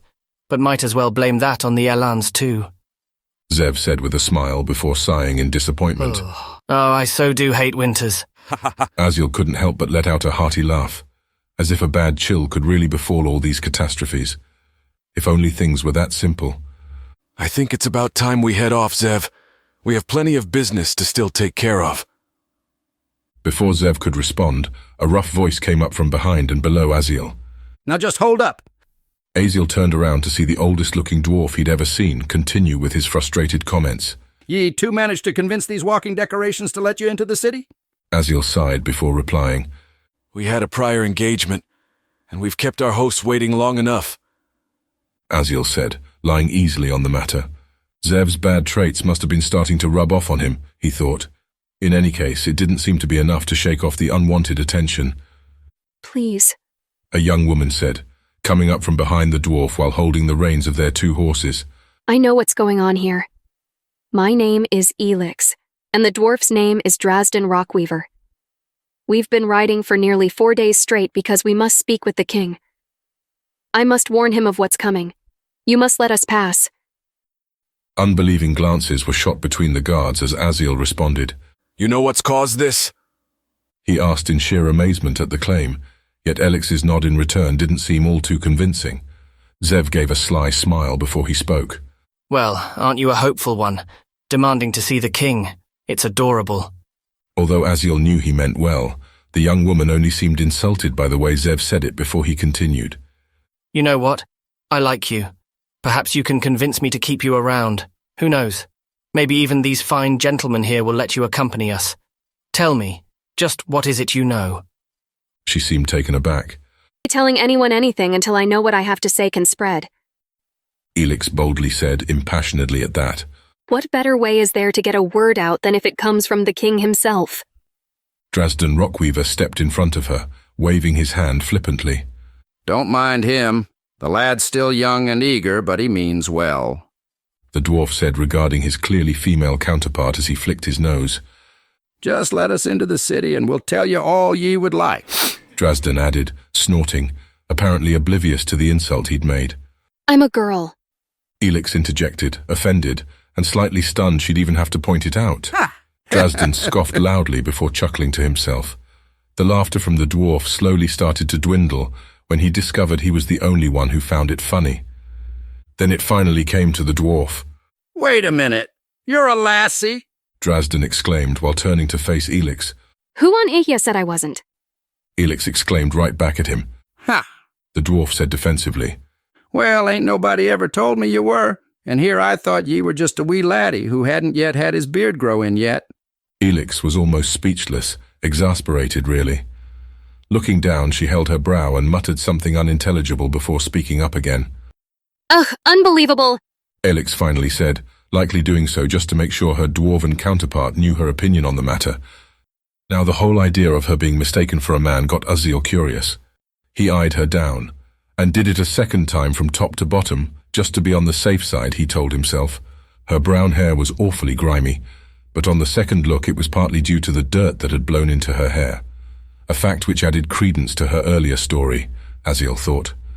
Amidst her dirty clothes was a gold and ruby necklace, oddly out of place and far more expensive than anything else she seemed to possess. Overall, she was likely a few years younger than himself. Elix's body was slender, athletic, likely due to a life of manual-related work, and clearly some added and missing features that should clear up any sensible argument on the matter. No, not a girl. Definitely a woman, though. Aziel thought, not noticing he smiled. She caught him staring. If you don't mind, I think we've already settled the issue. Elix said to Aziel specifically, her hand on her hips. She seemed to have quite enough of the nonsense, but Aziel just couldn't help himself. Doesn't hurt to check, Aziel replied, a wide smile coming to him more easily the second time around. Elix just smiled awkwardly in return. Aziel was embarrassed to admit to himself that he didn't know quite how that comment was received. In any case, Zev seemed to love the atmosphere. Why not? Having good company makes life interesting. And besides, Zev said with a grandiose display to the sky. I can't wait to hear what's got you two so excited. Gentlemen, Zev added as he looked to the guards. One of the guards found the excuse to get rid of them all too agreeable.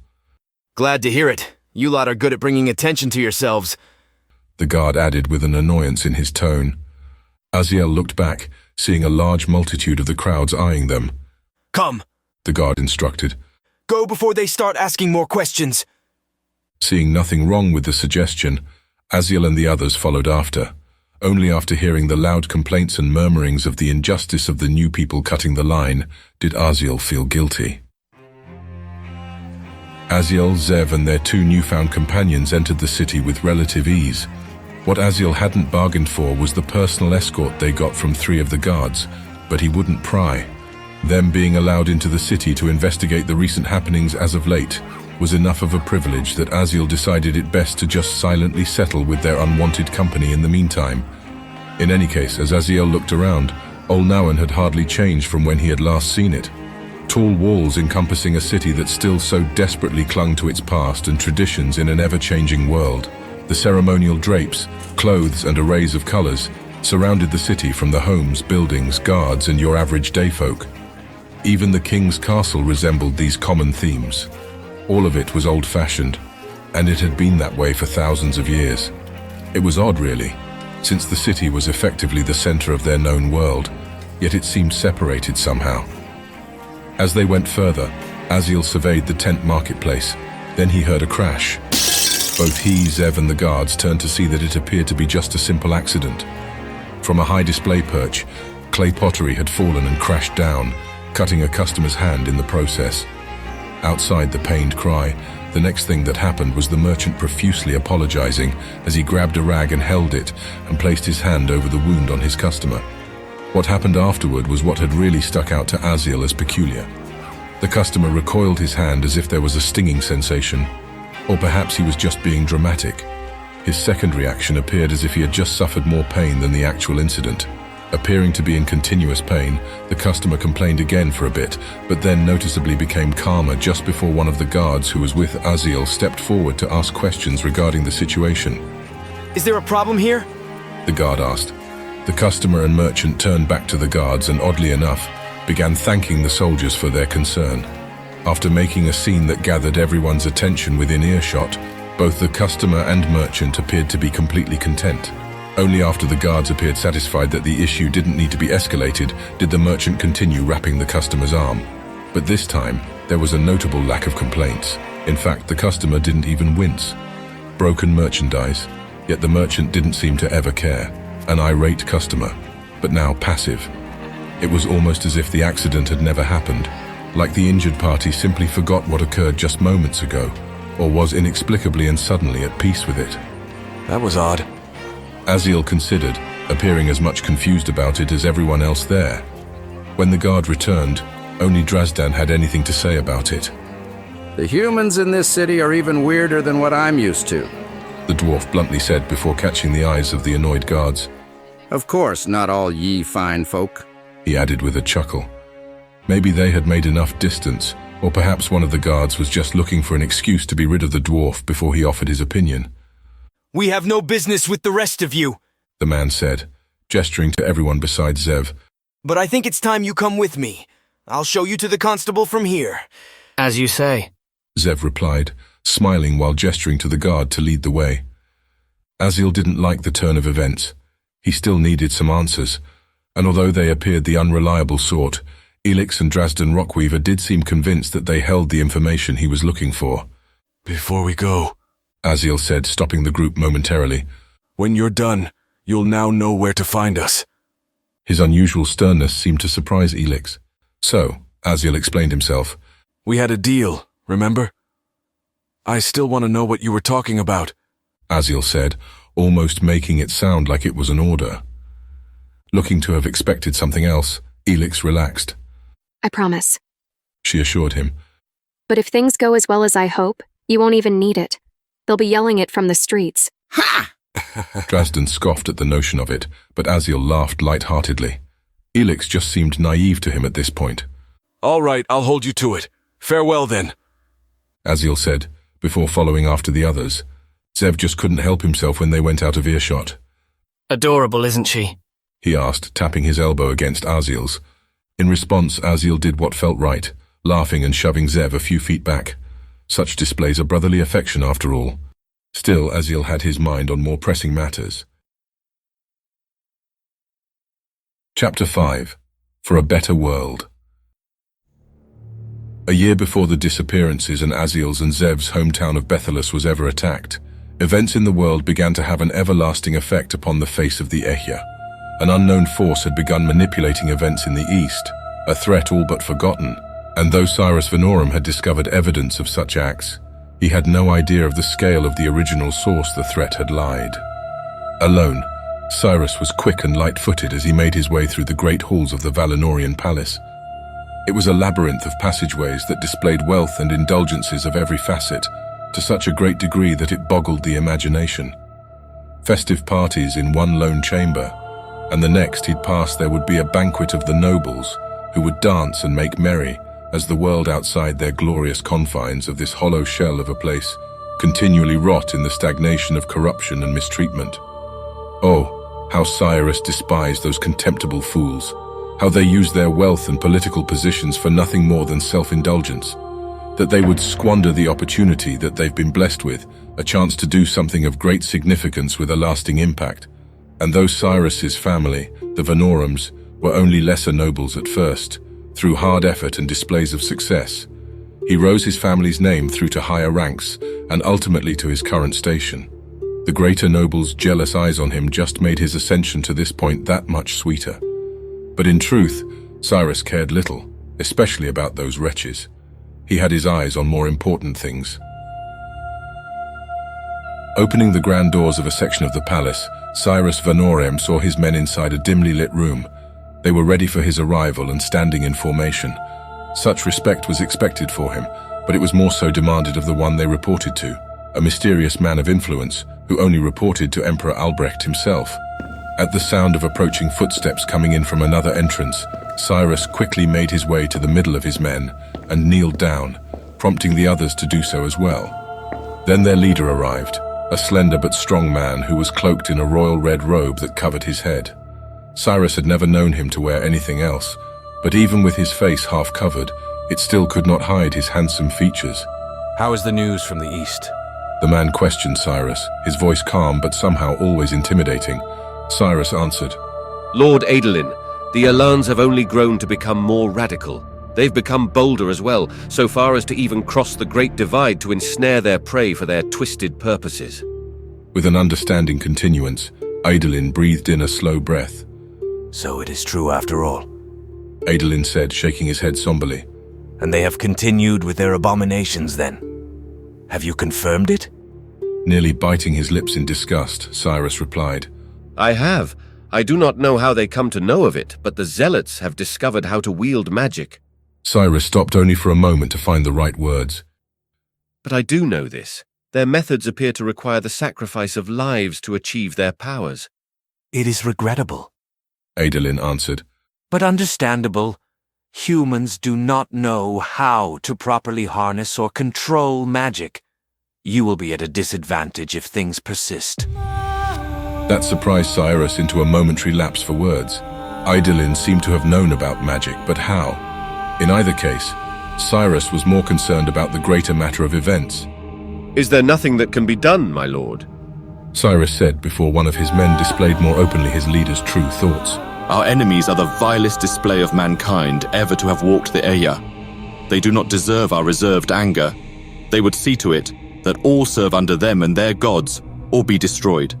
If we do not handle the matter properly, the Elan's children's children will continue on their fight as they've done till this point. Half measures will only lead to our defeat. There can be no other option for them but death. Murmurs and surprised gasps came from the others. Cyrus nodded to the man in affirmation, mirroring the bold statements from his subordinate and surprising the others. But as for Adolin, he listened with a keen interest and smiled slowly after hearing everything his subordinate had to say. Do you wish to have the power to stand against them? Adolin asked of Cyrus. I do, Cyrus answered immediately. Adolin continued. Are you willing to do whatever it takes to complete our noble goals? I will, Cyrus said in earnest. Adolin's eyes narrowed. Even if your path forces you to cause untold bloodshed? Will your sights for the greater good still remain present in your mind, thoughts, and actions? Cyrus looked back, puzzled, as he stared into the eyes of Adolin, who gazed back with a fierce focus. There was knowledge behind those eyes, and a desire far beyond what Cyrus would ever know, a desire that Cyrus longed for. so there was no question in Cyrus's mind on how his lord's question should be answered. I know it is what you ask of me, and I will have it done, he said with a pounding salute on his breastplate. Your dreams for a paradise for all mankind are worth any cost. Adolin nodded understandingly. Good. I knew I could rely upon you. You are worthy of the power you seek, Adolin said, as he lifted his hood. The others gasped and murmured in shock. The truth behind their master's cloak and what it hid was now revealed. Once thought lost to the world of E.C.E.N, their lord's ears proved to them he was an elf. A living relic of the ancient world was in the flesh before them. An elf? Cyrus asked back in disbelief. Adolin replied as cryptically as ever. Mankind has fallen astray since my return to these lands, Adolin said, gesturing to the walls. Outside this palace, death, disease, and the corruption of good men and women is displayed for all to see. The world is in need of a correction, and with your help we can change mankind's course, and together achieve prosperity the world has never known before. Paradise on E.C.E.N. It is within our reach. We need only grasp it. One of Cyrus's knights began to challenge Adolin's claim. How can we trust you? Where were elves when this all started to happen? How can? The man suddenly stopped, grunting as he gripped his chest before falling to the ground. The only clue of what was happening was Adolin's outstretched hand from afar aiming towards him. And as the man fell to the ground, recoiling in pain, Adolin continued his unseen magic for a few more seconds to make a point that would last. He released the man's heart from his grip as the knight began to desperately gasp for breath once more. If I meant you ill will, Adolin said in a cold anger, you would know it. But I have come to you now with the intention to aid mankind. Even though I've revealed myself to you all, we must act in secrecy, for our enemies are beyond counting. The elf looked out to them somberly. This will not be easy. The road ahead will be difficult, and our path will lead to blood flowing like a raging river of Alkes. But it is the only path forward for mankind to ascend to the paradise I have promised. Your sacrifices will make you living legends among the lands. Great men to be aspired to. That unsettled some of the others who were beside Cyrus as Adolin outstretched a welcoming hand. So knowing all this, will you join me in creating this new world, an E.C.E.N free from suffering?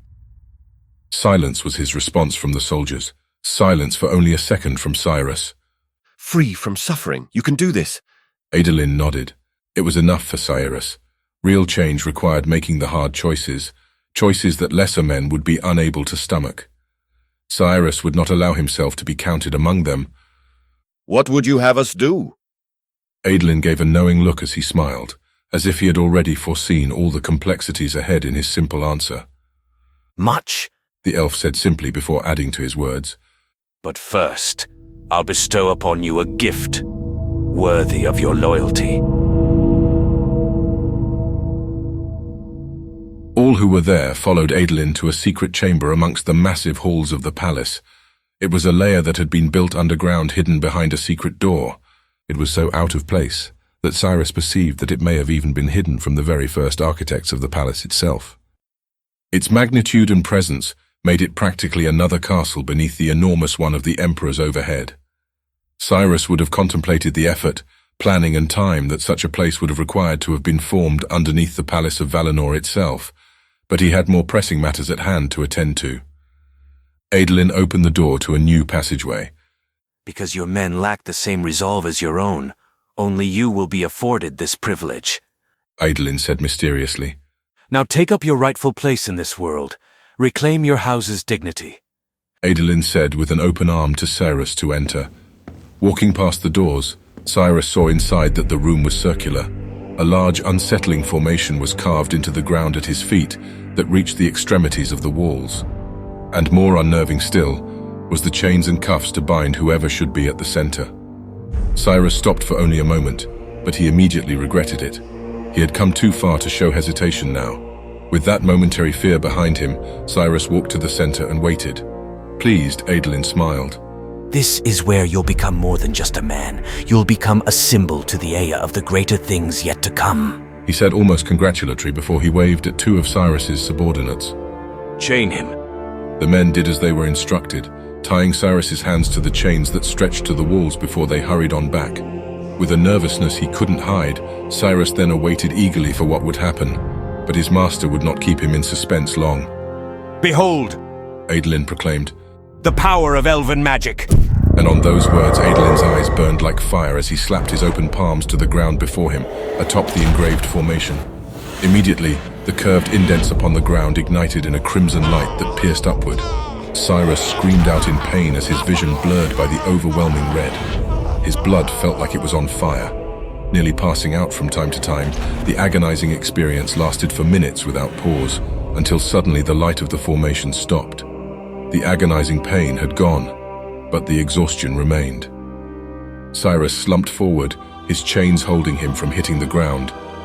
Release him, Adolin instructed to the same two men before he reached into his robe. As his men were unbinding his chains, Cyrus looked back in a frustrated awe. What did you do to me? Adolin sneered at the tone in which the question was delivered. You should be thanking me, he sternly reminded, eyeing Cyrus from a distance. For I gave you a gift, power beyond mankind's reach, the strength to change one's destiny. Without warning, Adolin flung a hidden object from his robe directly towards Cyrus's face. He had barely enough time to even comprehend what was happening before something amazing happened. In mid-air, the gourd that Adolin had thrown stopped and levitated just a foot away from Cyrus's face. Him and the others looked on in awe at what was happening. It was only then that Cyrus truly understood that it was happening because of his own power, the gift of magic that his master had bestowed upon him. Slowly, using only the desires of his mind, Cyrus poured the contents of the gourd out to reveal a flowing stream of sand that went sideways, up, down, or any which way on his unspoken whim. Everyone there was astonished beyond words as Adolin gave his next commands.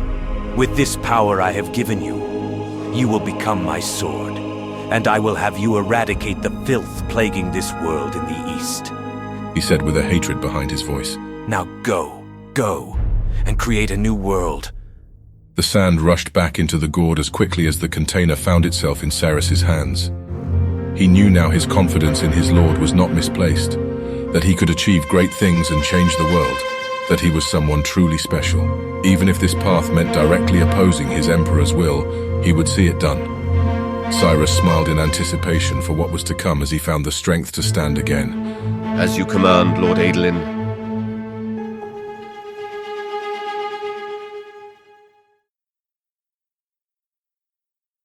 Chapter 6. Broken. The guards eventually led Aziel and Zev to the barracks. It was pretty far from where their group had separated, so Aziel's intuition of the guards wanting to be rid of the added entourage had merit. Tying the horses to the stables, the two of them were escorted in. They're here to report a crime, sir, one of the guards said, volunteering on behalf of the others to speak to his leader. Concerning an act of treason, he added. That comment was a real eye-opener for Aziel. Zev's approach was never as easy to anticipate as he would have suspected. Of who? The constable asked, hardly taking his attention from the paperwork he was writing on when he spoke. My parents, to be exact, Zev said casually while shrugging before he started walking forward. Even this was too much for Aziel. Is this some kind of joke? Aziel replied, finding it in bad taste as he grabbed Zev's shoulder. Patience, brother, Zev said flatly, a cold anger and annoyance in his eyes as he brushed Aziel's hand off. That flip of his had switched. All will be explained soon enough. Aziel gritted his teeth, but decided to at least wait to see the situation play out. Seeing as the atmosphere had died down, the constable waved Zev toward him. Treason is a serious offense to lay at the feet of your family, the constable began to say with a raised eyebrow. Even if they're your kin, I hope you have evidence to support your claims, he continued to say while eyeing Zev down curiously. The constable's paperwork no longer seemed to concern him. Zev was partly animated when he replied, almost giddy. Oh, but I do. My parents are very bad people, you see. The worst, really, he said, clicking his tongue and shaking his head at some memories that lightly flashed by. Anyway, the two of them had been working with the local authorities, paying them off, as you'd call it, all to allow a little bit of trouble and mischief to beset Bethelus and the neighboring areas. Is he blaming them for what happened? Almost as if hearing Aziel's thoughts, Zev turned to him with a smile before explaining himself. It's strange, I'll admit. How the E.C.E.N took advantage of this agreement my parents had made with Valinor. Who knows? Maybe they aren't so unrelated as might appear on the surface. By now, all the guards and the constable were keenly interested in the evidence Zev may or may not have possessed to prove these claims. The constable arose from his chair with an outstretched hand, yearning for the proof he desired. I'll need something tangible. Give it to me. Naturally, Zev said, flipping his hand in the air dramatically before reaching into his pocket and revealing some documents with broken seals. But I would like some kind of compensation for my services to Olnawan. There's always a catch. Aziel considered to himself with a grin, but unsurprisingly the constable groaned in annoyance. What kind of payment are you expecting? Zev scratched the back of his head as if he hadn't even considered the idea until now. Oh, nothing much, mind you. But now that you have evidence my parents are traitors, I suppose it's only natural that their lands and possessions would be confiscated. All fair, mind you. But you see, therein lies the problem. What would be taken is partially my inheritance as well. I trust you understand my predicament, he said, looking almost uncomfortable to ask, but Aziel knew better. I would greatly appreciate if I could be paid a portion of the land and manor that you'll be reclaiming for our people. That's not how it works, the constable retorted, but Zev was quick to reply. Look, I didn't want to say this, but I'm doing you a great favor here. You'll be able to take credit for having dealt with some corrupt nobles who were conspiring against the crown, while at the same time increasing your chances at a promotion by proving a fellow officer had been taking bribes and weakening our border. And all I ask in return is a portion of the funds you'll be acquiring from repossessing my parents' lands. I'd say that's fair, isn't it? Rubbing his chin curiously, the constable still didn't seem so sure of the idea. So naturally, Zev didn't wait for a response. Of course, if you don't like it. I can always take this information to someone else who's interested, Zev said, putting the documents back into his pocket. I mean, not all the details I've hinted at were written after all. Some are right here, he added, grinning and pointing to his head. The constable laughed aloud at the nerve Zev showed him, before adding in some colourful language to let the noble know how he really felt about his approach. You have quite the tongue on you, don't you? The constable asked with a grunt. Fine, you have yourself a deal. Zev was undoubtedly proud of himself, as he had an extra skip in his step when he started approaching the constable, but he was pulled back by Aziel, who took the opportunity to whisper into his cousin's ear. Zev, are you sure about this? Aziel asked, whispering, sincerely worried on Zev's behalf. I know you always haven't seen eye to eye with your family, but this... It's one thing to report their wrongdoings, but taking from them everything after the fact. You're practically stealing it. The response from Zev was hardly what Aziel had wanted to see. Zev just looked back, struggling to find the words to respond. Both Zev and Aziel knew how much the topic at hand had soured their pasts. Come on, Zev. You're not short on funds. Is this really worth it? That question seemed to strike a nerve. Oh, spare me, Zev answered, annoyed. If not for them, we would have never been attacked that day. The same could be said for the others in Bethelus. We may have died, and as for me, my parents likely would have found that outcome quite agreeable. Aziel groaned uncomfortably at those words. I won't deny what you say may be right, Aziel admitted, still feeling there was more that needed to be said. But they're still family, Zev. Zev took a moment to respond to that, and with a short chuckle of disbelief, he answered. Family, huh? He asked, considering the word before suddenly becoming more serious when he spoke again. No, that's just a word, brother. They're not family. After all, it means nothing unless you act on it. You, of all people, should know that. Zev said with serious eyes, turning back to the constable to be finished with his business there. I know that, Zev. That's why I think you're making a mistake, Aziel thought, gritting his teeth. Zev, don't do it, he warned. You're going to regret this later. In response, Zev's eyes were almost lifeless when he returned Aziel's gaze and imitated words from their past. You cost us a small fortune getting information on when you'd be alone, but it's all right, Zev said, imitating a deeper, roguish voice while getting angrier as he continued repeating words regarding a fateful night long ago. But don't you worry. With you, we'll make up for lost profits and then some. Aziel drew back, surprised at now just hearing the words of Zev's attempted kidnappers years ago when they were both children.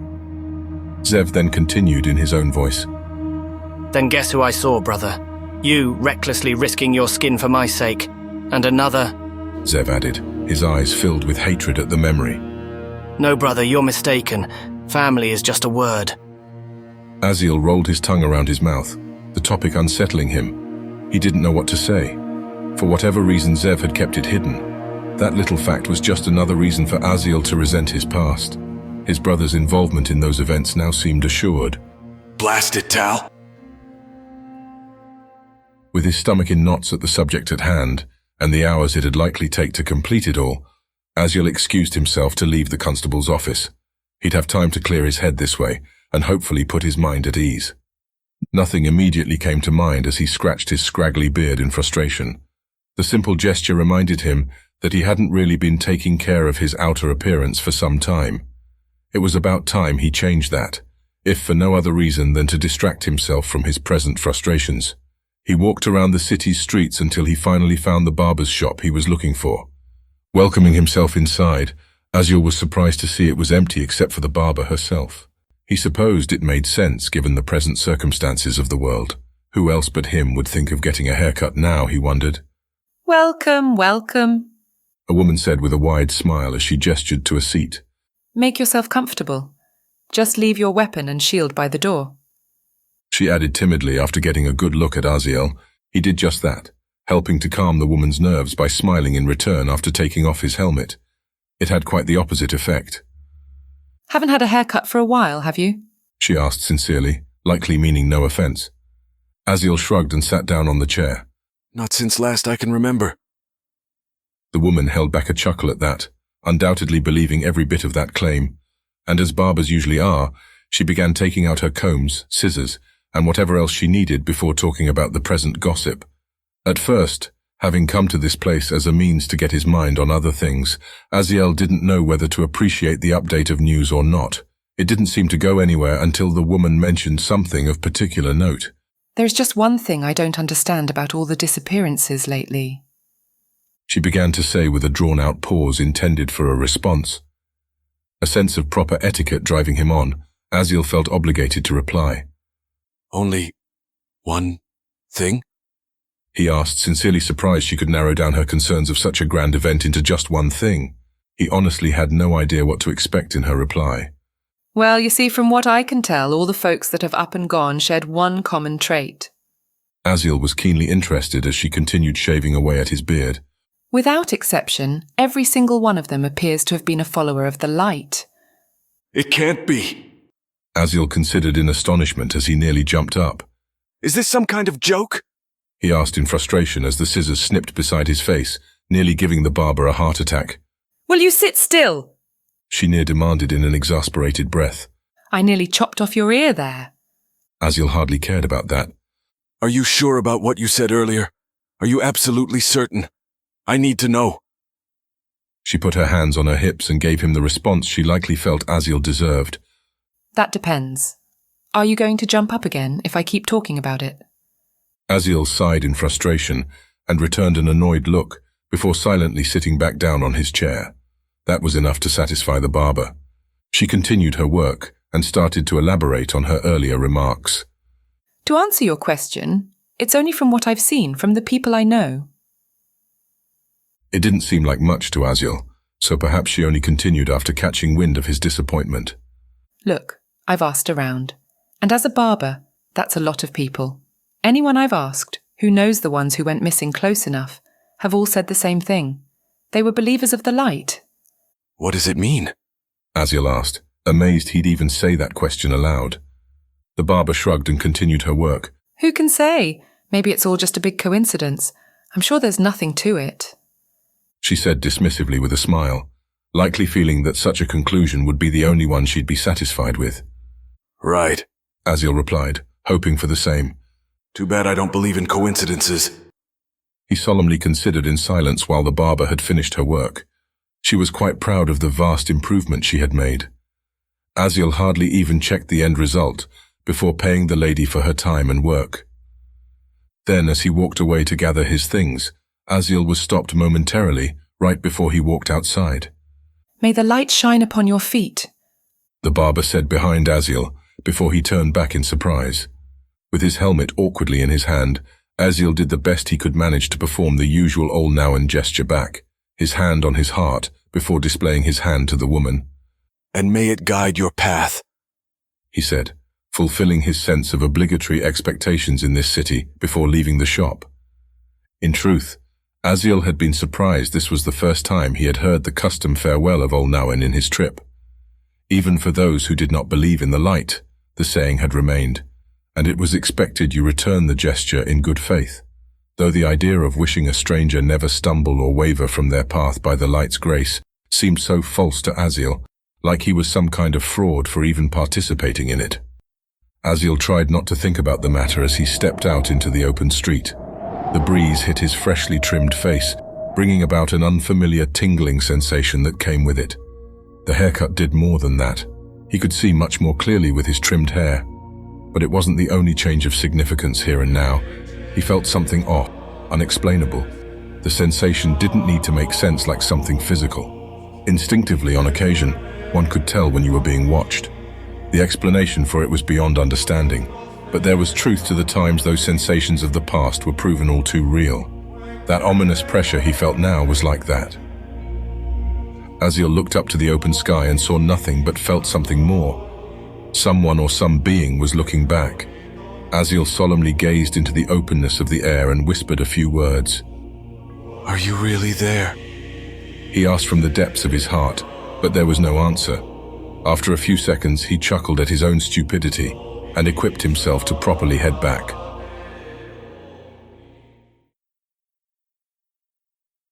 By the time he returned, Aziel had figured that the paperwork had taken longer than Zev had likely bargained for. They were still finishing up their discussions for a few more minutes until the deal had been completed. And with their business done, Aziel and Zev had finally made their way outside and back on the street. There, upon their return, the two new strange companions they made were waiting for them. The dwarf by her side, E.C.E.N sighed and waved at Aziel and Zev. Her mood was a sure sign of what happened, so Aziel decided to have a little fun with it. "I take it the king's heard it all before." E.C.E.N grimaced at the words, saying all that was needed on her part, and Drazden, living up to the reputation of the dwarfs, rubbed salt in the wound by chuckling aloud. E.C.E.N tried her best to ignore him when she spoke. They turned us away at the gates, E.C.E.N admitted. Apparently the king is too preoccupied with disasters to address the needs of his peasants, even if they come with answers. She added, sighing. Aziel shrugged. "Come now. You must have known it was a long shot," he said, immediately regretting his openness on the matter. That got an impassioned response from E.C.E.N. I'm not even from here, and I'm glad for it. That self-important jerk. She added quite enthusiastically. Zev laughed and clapped at the performance. "That's the spirit," he said, smiling. "Perhaps you can grab yourself a crowd and come back to his castle so you can be really loud and obnoxious. That'll show him," Zev added with a fist pump. E.C.E.N pouted and looked at both Zev and Aziel.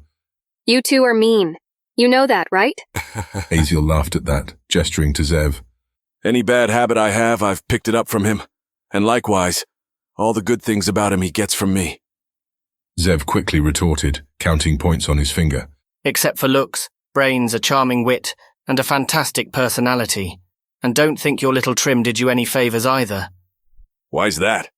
Aziel asked. Zev flippantly waved his hands. "It's just not the same. You lost that special charm you had of perpetually looking like you just had a fight with a wild animal." Aziel didn't bother responding to that, but E.C.E.N did. She hummed. I was trying to find the words for it. "I'm glad I'm just now hearing about it." Aziel considered, honestly not knowing how to respond besides an awkward laugh, but the dwarf had quite enough of the shenanigans. Ye humans sure like hearing the sound of your own voices, don't you? Drazden said, shaking his head in profound disapproval. Aziel sighed, but he was glad to change the conversation. "Sorry, we tend to get ahead of ourselves sometimes," Aziel admitted, still chuckling before straightening himself out. "So, do you two actually know what's going on here?" It was a weighty question. Given the context, Drazden felt it only natural to encourage his companion to reply with a wave. Everyone now paid E.C.E.N their undivided attention. E.C.E.N waited for a second or two, seeming to build up the nerve to speak her thoughts. The disappearances, the chaos we're seeing now, it's been prophesied in the words of truth. Almost any real hopes Aziel once had in getting answers from E.C.E.N were instantly dashed. But Zev was the first to respond to that. Oh, is that right? Zev asked back condescendingly. Well, thank you for your help. It's been lovely getting to know you all and absolutely not a total waste of my precious time. The man said, turning back to leave. Aziel grabbed Zev by the arm. Come on, Zev, don't be rude. Aziel said in annoyance as if he were speaking to a child. And besides, we have no other leads. Let's just hear her out. What am I even saying? Aziel considered to himself in shock at his own words before Zev replied. Fine then. Zev said, grunting in frustration before pulling his hand back. But why are you here, dwarf? Zev added, gesturing to Drazden. In truth, it wasn't some off-handed comment without any real insight to it. Everyone and their forefathers knew that dwarves didn't believe in such things as the words of truth, the darkness, or even the light for that matter. They only ever worshipped their ancestors, as far as Aziel was aware of. So naturally, similarly to his cousin, Aziel was likewise intrigued by Drazden's reason for tagging alongside someone like Elix. In any case, the ancient dwarf was quick to spell any disillusions with his presence there. Aye, I see what you're all thinking here, humans, but you're flat out wrong. We dwarves don't play into that nonsense. Stubborn as ever. Elix made sure to point out. Just like the rest of your folk. That only made Aziel more curious as to Drazden's reason for staying. So why are you two together anyway? Drazden grinned in anticipation, as if he were waiting for a question like that. Well, I've been around for quite some time, big fella, and I've seen a thing or two. Nothing, no matter how spectacularly presented, was ever without explanation. From the stairs to heaven to the scorched dunes, there was a logical reason for any and everything I ever saw. At least I thought that was the case for the past few hundred years. By now, Drazden got everyone curious as he continued. Then I saw something interesting, the dwarf said, taking a moment to be dramatic. Something without explanation. If you don't mind. Zev pressed in annoyance. An explanation today would be nice. Elix held out one finger in response as she reached into her pocket with her free hand, explaining the rest on her stout companion's behalf. Right before everyone disappeared, we saw engravings of the words of truth regarding prophecies of when the light would bring his people back to him. The engraving carved into the stone suddenly lit on fire as only the prophesied text burnt into the stone walls beneath King's Height. We saw it happen in real time right before the others who were with us disappeared. Aziel looked on, curious but still skeptical of the claims. Elix didn't leave them in suspense. But it wasn't just there. She noted, handing Aziel a small book she pulled from her pocket. Look inside. Elix instructed, confident in herself. Aziel accepted, nearly scoffing in disbelief when he took the small book in his large hands. He looked at it, curious if anything was special about it first, while at the same time hoping there wasn't. At first glance, there wasn't. It was just another one of the many versions of the reprinted beliefs that his parents had also held close to their hearts. So he opened the contents, expecting more of the same. His eyes opened wide in surprise.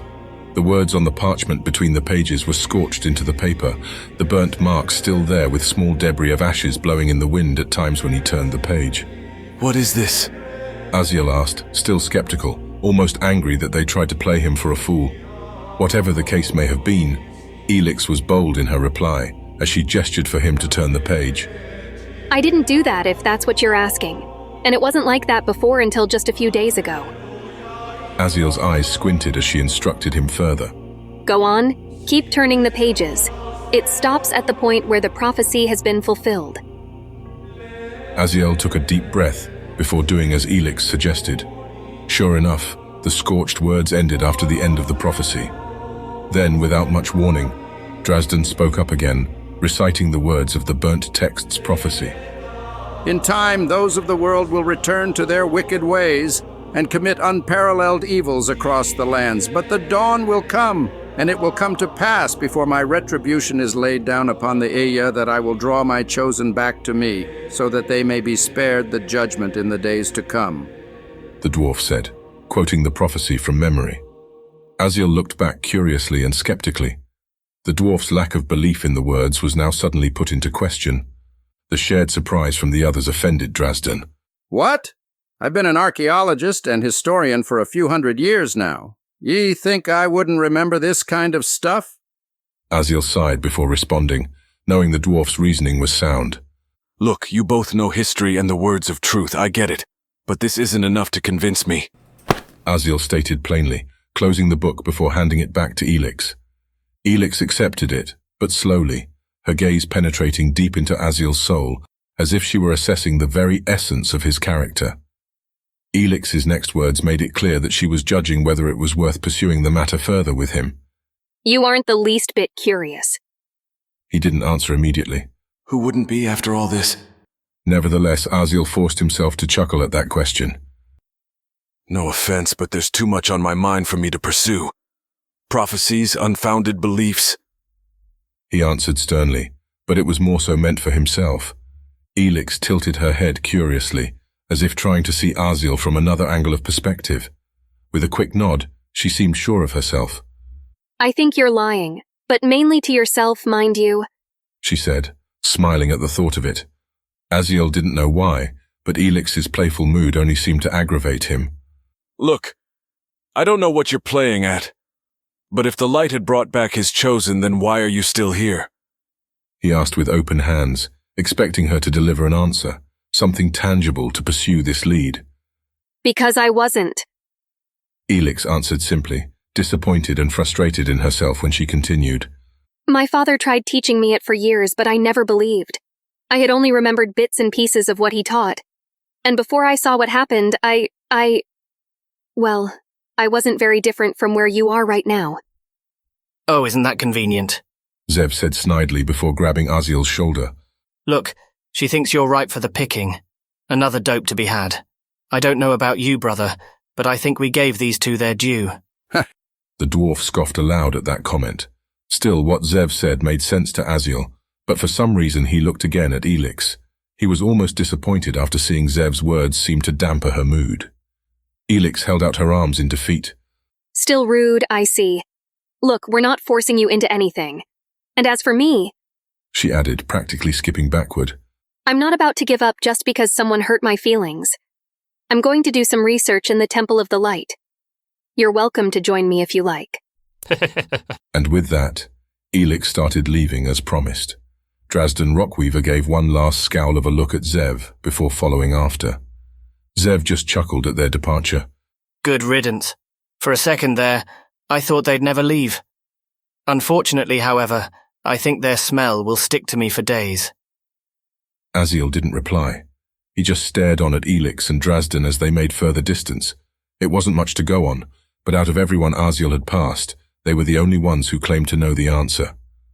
Got some place to be, Zev? Aziel asked, his eyes still locked on the two. You must be joking, Zev said, cringing at the words as he hissed in a breath before finishing up his thoughts on the matter. All right. Against my better judgment, lead the way, Zev said, gesturing for Aziel to take the first step. It seemed like Zev would only be convinced of such a plan if Aziel had first acted on it himself. No doubt Zev would hold him responsible for whatever happens next. Aziel shook his head before doing exactly what was asked and taking his first step after them. What am I even doing? Chapter 7.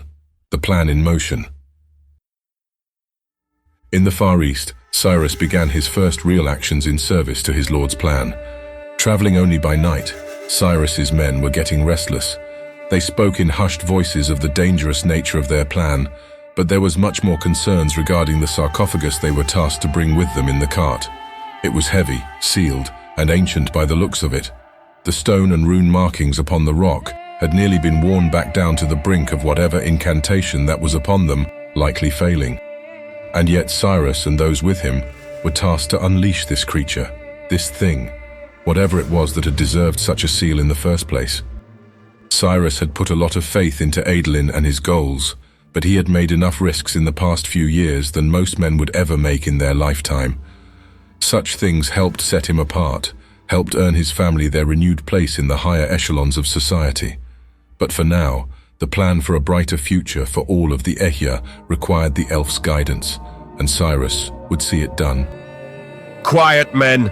Cyrus ordered of his soldiers after he caught sight of a glow in the distance. At this time of night, he would have thought it a star if not for its orangish hue. A lantern he could see from an open windowsill, still a mile off, but it was proof that their efforts weren't spent in vain. This is the place. You all know what's required of you, Cyrus said, as he turned back to eye them with an unsettling grimace about him. Create havoc. What followed shortly after happened exactly as planned. The E.C.E.N town was in an uproar. Bellows of smoke and poisonous fumes soared into the air as the screams of citizens and the clamoring alarms of bells in towers rang out incessantly through the night. E.C.E.N soldiers gathered on the scene, and dispelling all pretense of them being at odds, the so-called zealots were right beside them. They knew immediately it was an attack, and those from the west didn't exactly make themselves scarce. Much innocent blood was spilled, homes were razed, and about as much mayhem was wrought upon the place as possible to ensure they had diverted as much attention away from Cyrus as needed. It was only a matter of time before the enraged E.C.E.N soldiers discovered the attacking forces before a battle ensued. The assailants from Valinor wore clothes that bore no allegiance to their homeland. They acted the part that was needed, giving their leader the time required to do what they had been tasked to complete. The men from Valinor already knew when they met the E.C.E.N forces out in the open streets that their fate had been sealed. Beside the compound walls of his destination, Cyrus looked back to the city in flames. The clashing of metal and the sounds of battle spurred him on. He waved for the other 5 he had brought with him to follow his lead, 4 of which were tasked with holding the sarcophagus. Regardless of their misgivings of his confidence in his abilities, Cyrus had deemed both himself and another man as enough to see to it their plans were done, especially in this place.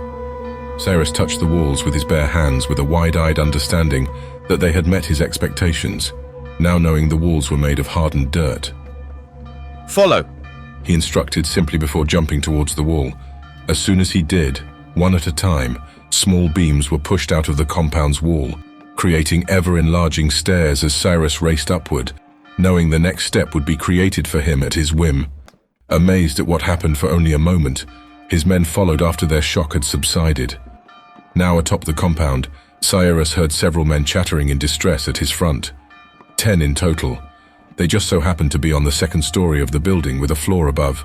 Their attention was on the town, but there were still too many of them for only Cyrus himself to feel comfortable handling them alone. After looking back to see if the one man he'd tasked to aid him was ready, Cyrus breathed in slowly to settle his nerves. He didn't even speak, but only gave a nod before rushing forward. Several of the guards noticed Cyrus sprinting toward them. It's an attack. A guard cried out, but his alert didn't even bother Cyrus. The wall, the ceiling, and even their footing was all made of the same hardened dirt material. Perfect, Cyrus whispered to himself with an unsettling grin as he ran forward with his halberd, but he didn't use it at first. The contents of a gourd on his waist spewed out, and just as quickly fastened itself into several small spears of dirt. The guards could hardly make sense of what they were seeing before Cyrus acted. Several feet away from his adversaries, the Valinorian's magic was on full display. The spears shot out, striking 3 men in total before Cyrus jumped sideways onto the wall and stuck to it as if the laws of gravity didn't apply to him. Casting aside their hesitation and fear of the intruder, the E.C.E.N came at Cyrus, but it was folly. Cyrus raced along the walls, ascending higher and higher as he swung his halberd down towards any of his enemies within reach, killing several as he continued his charge. Eventually, he even raced along the ceiling, killing one last E.C.E.N with his weapon as he released his magical grip from the structure and landed safely at their other side. The E.C.E.Ns were astounded, but their fear of Cyrus drove them on to see him dead. Cyrus stood upright and saw amidst the angry men something at the other side that made him grin.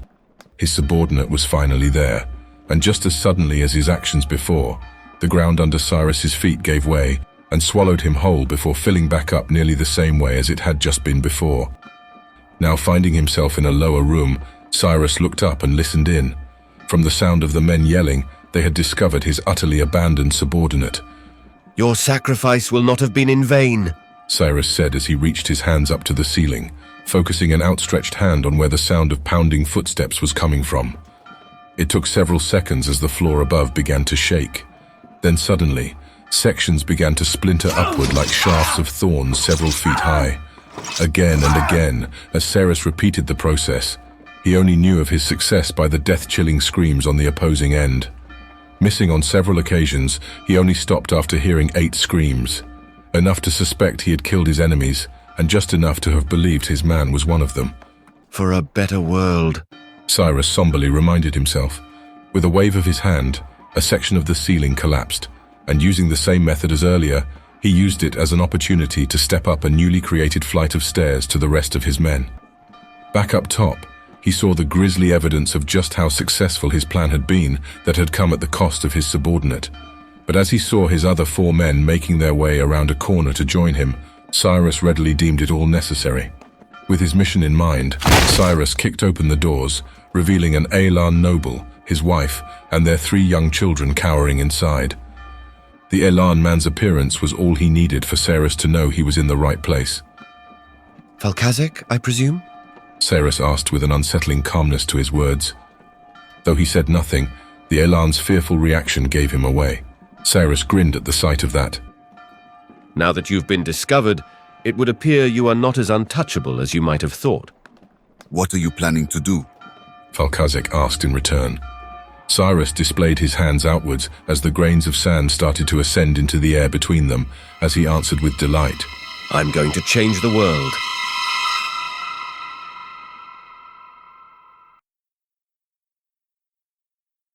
Chapter 8. Forgotten Past, Present Danger. Proper introductions were finally made between Aziel and the others as they came to the temple. Drazden was well versed in history and archaeological discoveries. His stories went way back, as his outer appearance would indicate. In other words, he was ancient, not that Aziel really needed to ask. Elix, for her part, notably hid much of her past, but it was apparent she had a lingering resentment about wherever she had come from. Whatever problem she had regarding her past, Aziel thought it best not to ask as they approached the doors. From the outside, the white stone temple was massive, a temple of legend, and a testament to the years of effort and dedication that the faithful had put into making it last. There was history here that spanned over 4,000 years. With a firm stone foundation, the walls of cedar were lined with otherworldly servant figurines of the light, alongside open flowers that were carved from palm trees. After taking the prolonged steps up the stairs, the 4 finally arrived at the huge doorway. Aziel couldn't help but notice that Elix seemed perturbed. Why are they shut? She asked no one in particular in concern, but Drazden, being a dwarf and all, answered with a chuckle. Trying to keep out the riffraff. The dwarf commented with a grin as his gaze naturally turned to Elix. She rolled her eyes and grabbed onto one of the door handles. For such a small frame, Elix had to lean back as much as possible to make it start to give. Suddenly, Elix leaped back in fright with a yelp, Aziel catching her just before she reached the stairs as the doors creaked open, revealing a man just beyond. He looked sickly, his gaze unwelcoming, even if his later words said otherwise. Beg your pardon, young lady. The man in decadent clothes meant for teachers of the followers of the light had said with an apologetic bow. I didn't mean to alarm you. Slightly embarrassed, Elix excused herself to step back from Aziel and lean back upright before cautiously eyeing down the man behind the door. I didn't expect to find anyone of the cloth, she said softly, but the glint in her eyes indicated it was really more of an accusation. His tone unchanged, the man replied. And where else would I be, child? The man said in response, gesturing around the temple as if it were his home. I am a teacher of the faithful after all, but I must ask, why would you expect this holy place to be empty? In response, Elix tried to work up the nerve to respond before laying a more direct assertion of her point of view. I think you should know that. The man looked curiously in response as Elix elaborated. If you were one of the light's followers, then you shouldn't be here. The facade of a priestly figure the man behind the door had shown was slowly starting to fade. There was now anger in his eyes, but he did well to hide it in his tone. I beg your pardon, young lady, Elix persisted. I said you should be gone. The others who believed were taken. Why weren't you? The man chuckled indignantly. Ha ha, my child, you are mistaken, he said before smiling widely as he displayed a more welcome presence. Those stories, even if they are from the words of truth, are parables. Mere lessons only to be taken to heart. They're not meant to be waited upon in a vain and fruitless endeavor for a chance at peace from this world. Elix was mortified, stepping back almost as if she were intending to use Aziel himself as a shield from the priest. At first thought, Aziel would have thought it seemed ridiculous, but this so-called priest rubbed him the wrong way too. There was definitely something off about the man that may have deserved this reproach from E.C.E.N and perhaps Aziel himself. Maybe it was his casualness in the face of all that had happened, Aziel thought. For anyone, it seemed impossible that a man who not only professed to believe in the words of truth, but also taught them, now appeared to have less credibility than a dwarf on the subject matter. Aziel didn't know what to make of it. The unsettling atmosphere and conversation were broken by a likely suspect. Are you quite finished? Zev asked, annoyed at the man's prattling on. The priest pursed his lips in frustration at the question, while Zev continued. Fantastic, Zev said with a little too much excitement in his tone. Now let's go find some ancient artifacts. Scrolls or tablets, mind you. That'll help explain away our present-day problems. He added, before obliging himself inside. The priest held Zev back from proceeding more than a single step. Your weapons, the priest said with serious eyes. I can't allow you inside with them. It did seem a reasonable request, Aziel thought before stepping forward and handing the priest his mace and shield. The man was hardly in a condition to carry the weapons without occasionally having the items scraping at the floor, before eventually setting them only a few feet nearby. What are you doing? Zev asked Aziel. Why don't we give him our golden treasures as well while we're at it? That earned a stern response from the man. You'll not enter here armed, the priest ordered, but Zev wasn't intending to budge on the matter. Aziel tried to settle him down. Zev, don't be unreasonable. Look, Zev replied. I'm not going anywhere without my crossbow. If you really have to go searching for clues here, brother, then have it your way. But I've seen enough villains in the world to recognize one when I see them, and I don't like the look in this one's eyes. It was quite an impassioned reply, one that got the priest to sigh in silent anger at the situation. Then I suppose we'll be getting more acquainted with one another, the priest replied, clearly annoyed. Zev laughed at that. Ha ha ha, why not? We might even become friends, you and I, Zev said with a grin, but the priest only returned an uncomfortable look. Enough talk, Drazden said, forcing his way through the group. Let's get on with it already. I'm glad he's here, Aziel thought, smiling before obliging himself to follow after Drazden's lead. E.C.E.N, in turn, stayed close to Aziel, basically using him as a shield from the priest's sight until they made their way much further in.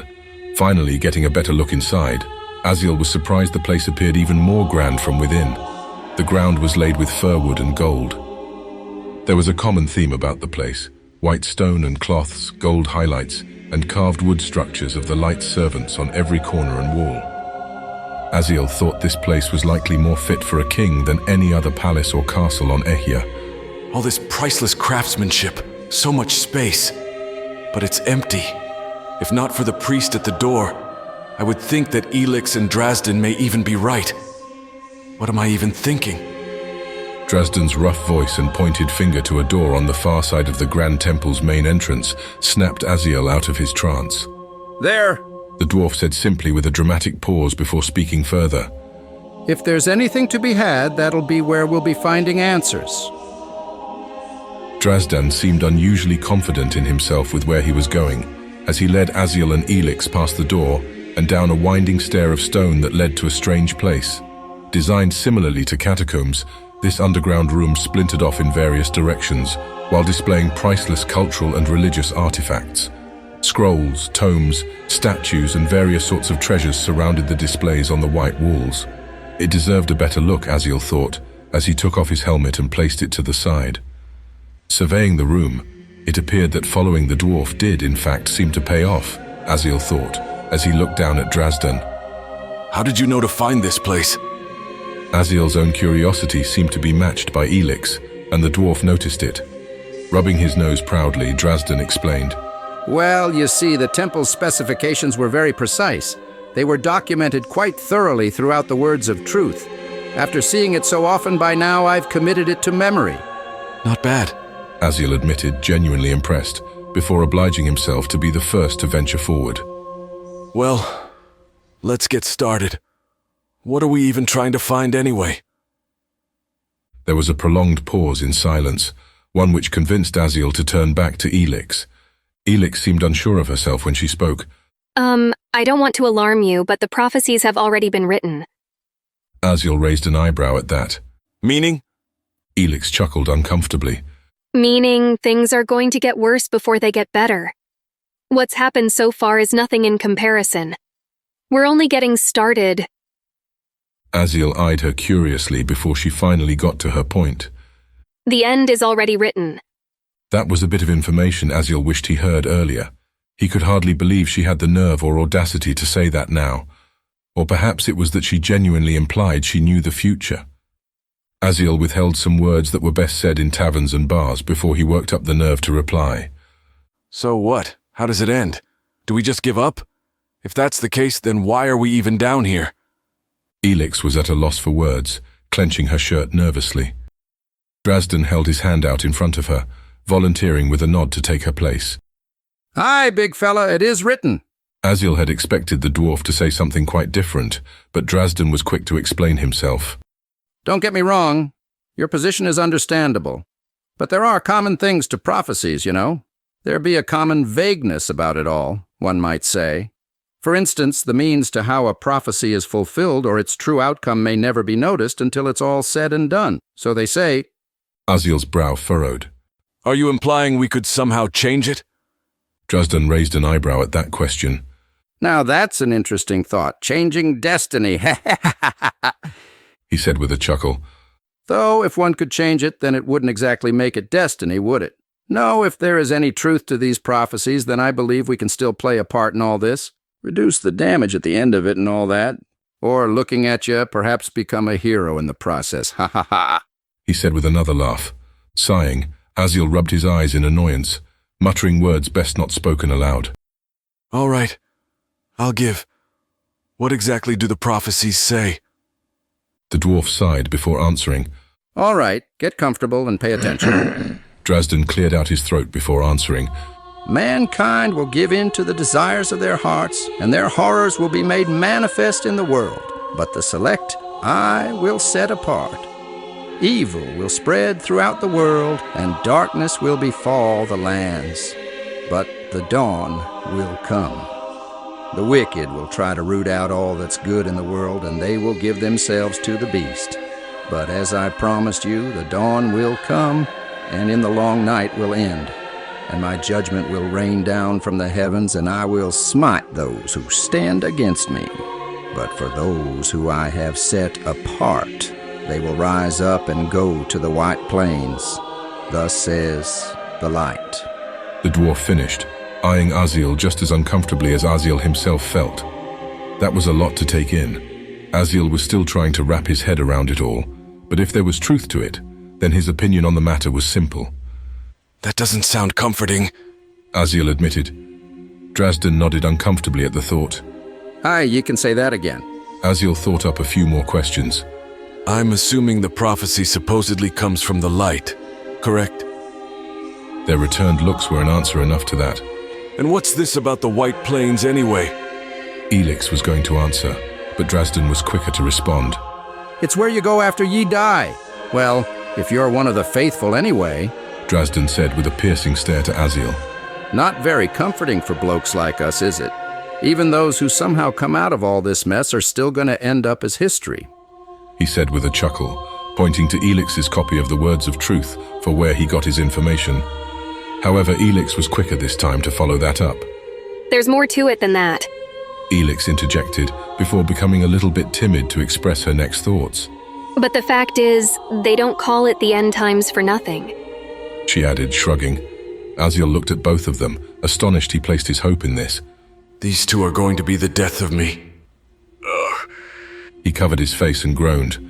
Let's just finish up here, okay? Aziel said before excusing himself to be the first to venture forward. He had already traveled this far.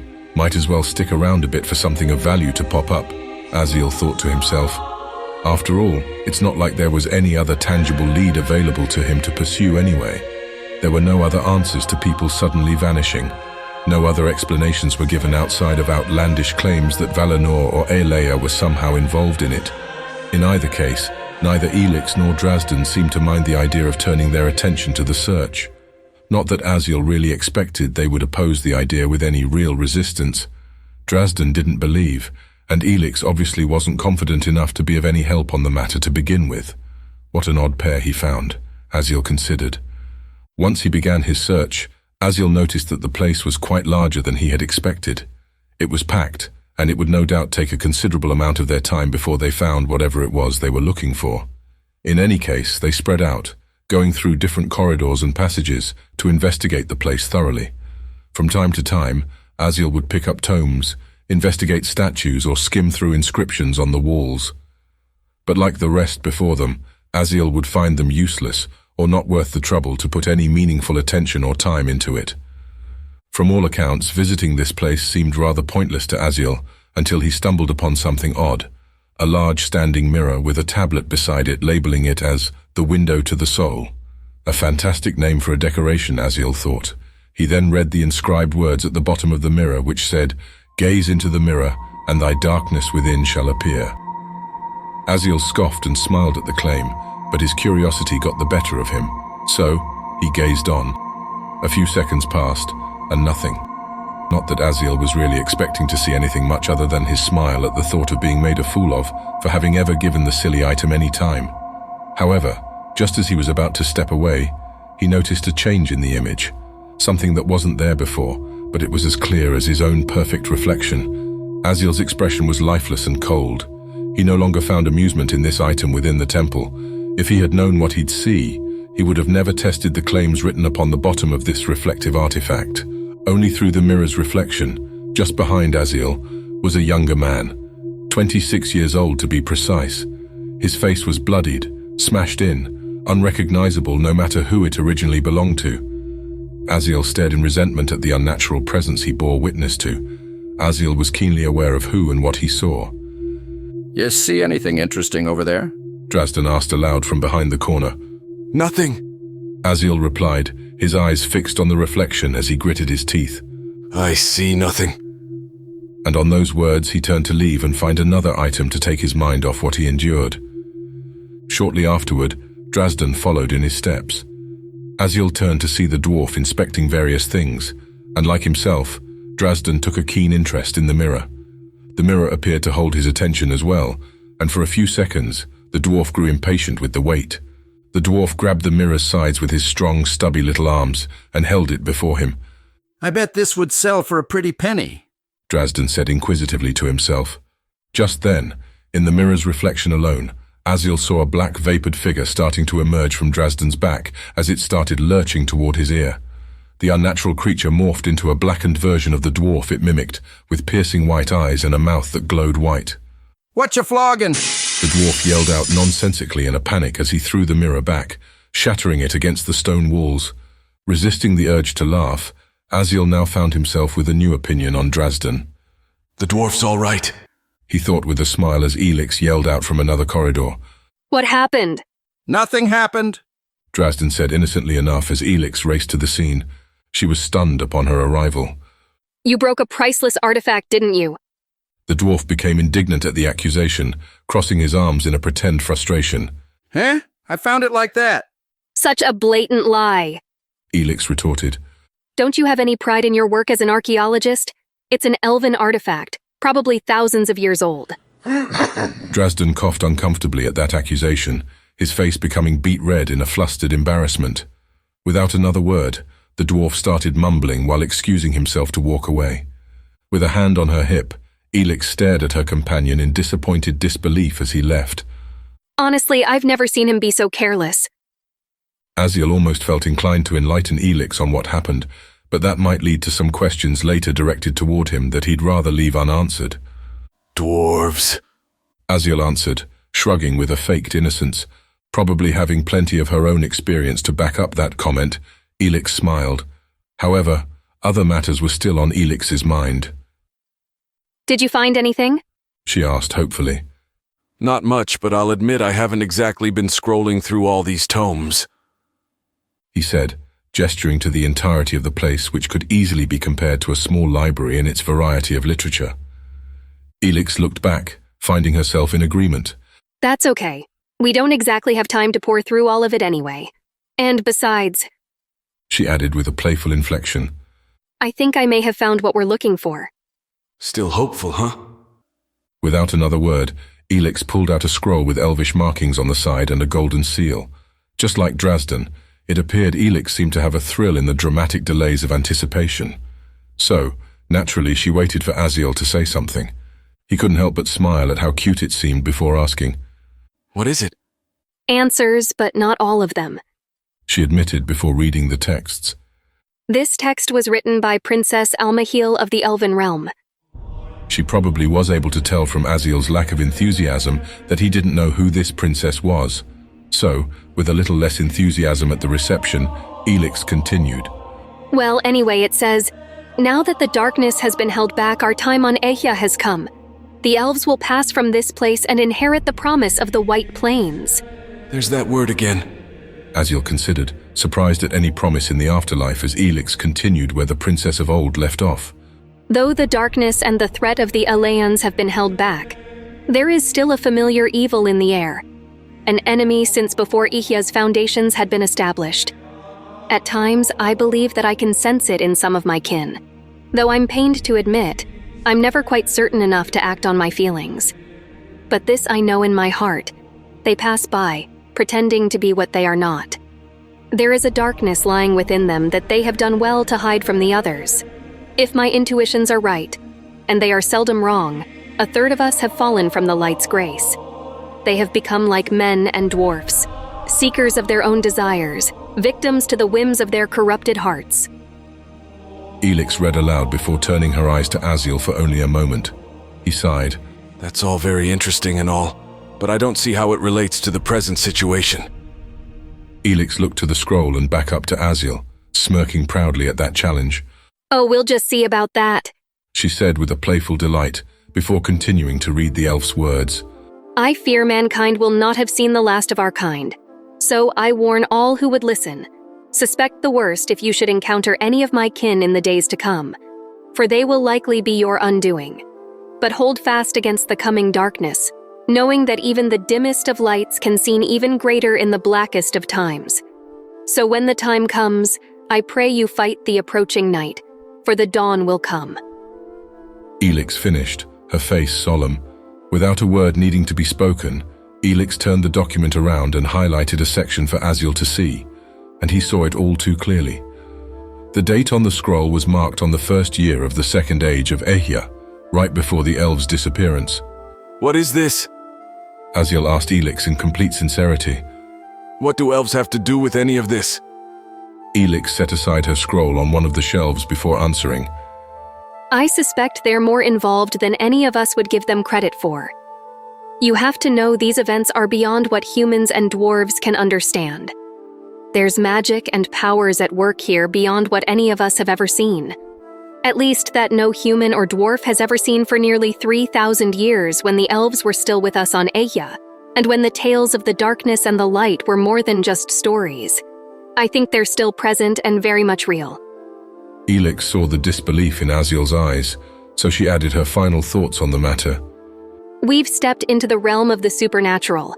All of the Eya. There's going to be even more unexplainable events in the days to come. We're just getting started."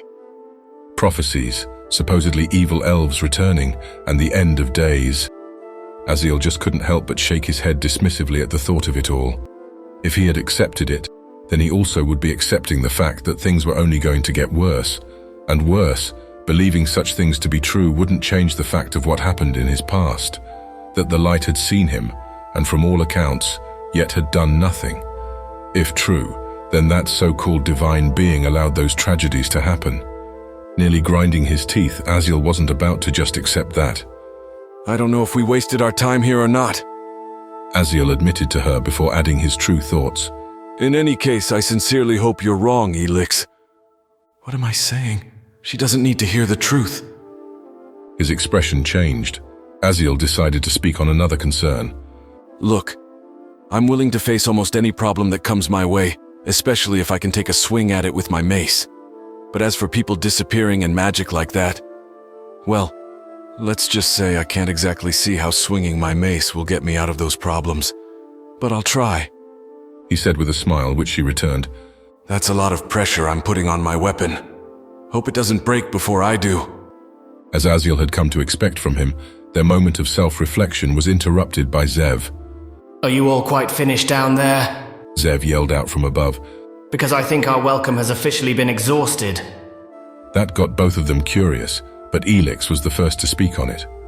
What's that supposed to mean? She asked Aziel. With a hint of embarrassment, he answered, It means that Zev's getting us kicked out. Aziel answered with a sigh. Oh well, I don't think we would have found much more anyway. E.C.E.N didn't seem quite convinced of that opinion, but followed Aziel's lead nonetheless after he grabbed his helmet and headed back up to the main level. In truth, Aziel didn't know what to make of his time there. There were so many prophecies surrounding a belief he had never given too much credence to, but recent events, and even that magic mirror, were evidence that there were still so many things out there he didn't quite understand. There was no denying that some of what he saw was real. Even the most skeptical part of himself couldn't deny that now. And yet there were so many amazing pieces of history in the faith of the light's most holy places, protected only by one mere priest, which, if E.C.E.N was right, by the written text of the words of truth's prophecies, all the chosen were supposed to be gone. Thinking on it, Aziel could no longer deny the fact that the compiled facts were becoming more than just circumstantial evidence, leading to a very real possibility. It may all be true. Aziel, Drazden and E.C.E.N returned to the main level, where they saw the flustered priest and Zev. The man was insistent in his demands to Zev and the others. It's almost night. You need to leave now, right now, this very instant. The priest said in a frenzy, his temperament completely changed from before. Aziel, for one, was astonished that Zev didn't appear to be the cause of it. Still, it was worth checking. Zev, what did you do? Aziel asked in frustration. Oh well, isn't that lovely? Zev complained. Leave me here to deal with this maddening little man, and suddenly it's my fault he's like this. With a swipe of his hand, the priest seemed to ignore Zev's words as he spoke aloud again. Enough! You all need to leave, now! Night is approaching, and there's been unsavory folk prowling all now and as of late. Concern? That's his reason for acting like this?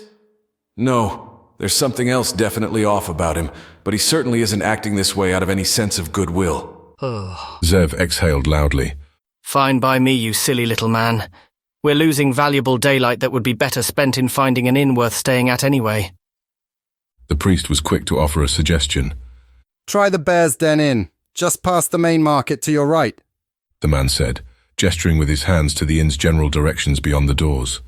He was awfully anxious about getting rid of them, Aziel thought, but admittedly, he didn't really care. So Aziel decided the matter wasn't worth pursuing. However, his annoyance showed when he spoke. Okay, we get it. You don't want us here. We'll just be grabbing our things, and then we're as good as gone. The priest decided to help with that, racing back to lug Aziel's enormous shield and mace before giving it back to the large blacksmith. Drazden gave a deriding chuckle at the situation. I reckon you must have met your quota for converts this month, eh? The priest sighed, opening the door with one strong push as he gestured outside. Just go, he requested with an exasperated grunt. E.C.E.N shook her head in disapproval, but Zev was more than willing to oblige the priest's request. Lovely talking to you. We should do this more often, Zev said with a chuckle before leading the others out. The trip over to the Bear's Den Inn was relatively uneventful. Considering how many folk were stranded outside of the city, Aziel determined he really shouldn't have been surprised by the fact that they had more than enough spare rooms available.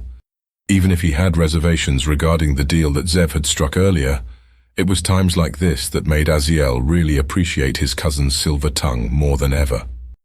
Once inside, the rustic furnishing of the inn and room was a pleasant change of pace from the days spent camping outside and cleaning himself in the rivers. As for bathing, well, Aziel was glad that he and his group of companions had finally gotten a chance at that. Prophecies coming to fruition, whether true or not, did not excuse anyone for having bad hygiene. Things were already bad enough as it is, after all. In any case, Aziel made the most of his arrangements. After having had a good long bath, he rested on his bed and thought about the past, Ema, Levi, Tal, and all that came with it. He sighed at the remembrance of it all. There was so much he'd left in his past that still managed to cling on to him today, so much regret. Aziel believed he would never be rid of it. Chapter 9. Razkol. Just a year ago, the power of magic bestowed on him, Cyrus was in the midst of the plan tasked to him by Adolin. In Aelar, Cyrus was inside the home of Falkazek, which doubled as a military compound for the Elan zealots. Cyrus's 4 men carrying the sarcophagus started making their way into the house after he had dispensed of any lingering guards and hope for the small family. Time was of the essence, as Cyrus knew the men he had sacrificed outside in the distraction with the Elan forces wouldn't offer them much more time to fulfill his task. I'm going to change the world, Cyrus said, answering a question Falkazek had posed regarding his purpose there. However, all Cyrus got in return from the Elan family was perplexed fear. You'll be the first to see it, Cyrus ominously continued. Cyrus outstretched his hand, and with it, the sand he had raised in the air earlier raced across the room. The Elan family screamed out in terror as the sand collided with its intended targets, wrapping itself around the Elans as it quickly began fastening itself around their hands and legs, binding the grains together into misshapen, hardened dirt shackles. Bound in his own home with his family, Falkazek glared back to Cyrus in disgusted disbelief. What kind of monster are you, using such forbidden arts? Do you not care how many lives it costs? Cyrus looked back smugly, condescendingly. The Elan was referring to the old ways of obtaining such power, but Cyrus was altogether nobler than that. He need not resort to such petty tricks to effect real change in the world. After all, he had obtained his power from the ones to have first inherited it. Gesturing to a large table, Cyrus spoke. Place the artifact there. The 4 did as instructed, setting the magic-laden rune sarcophagus down atop the table with a thump. His men then gave it distance as Cyrus stepped forward, collecting sand from the Elan dirt-formed walls and raising it at his sides. On Cyrus's whim, the floating pebbles shot forward in unison and began wedging between the binds of the sarcophagus's seal. Slowly, the stone braces began breaking apart until the shackles had been removed entirely. After it had been done, Cyrus and his men wasted no time before pushing the top of the sarcophagus aside. Cyrus and the others jumped back in surprise at the realization of the contents within. It can't be! One of Cyrus's men exclaimed in near disbelief. Do you know who that is? The question seemed unneeded. One merely need to look around at the other Valinorians to discern that. They knew who lay within. Before them was a decaying corpse, parts of the skin having deteriorated even to the bone underneath. But otherwise, it was remarkably well preserved given who this dead man appeared to be. Cyrus could only assume it had been due to the magic that encased the Elan within. The man inside wore an unmistakable outfit, a black robe with gold-scaled armor, and a large white turban with the golden and blue gem symbol of the crescent moons at its front. But that was even less evidence of his identity than the 3-pointed black beard that had dimmed throughout the years, or the deep scar reaching from the man's right eye to his right ear. Before them was none other than the Elan's chosen, from the Great War 3,000 years ago, Razkol.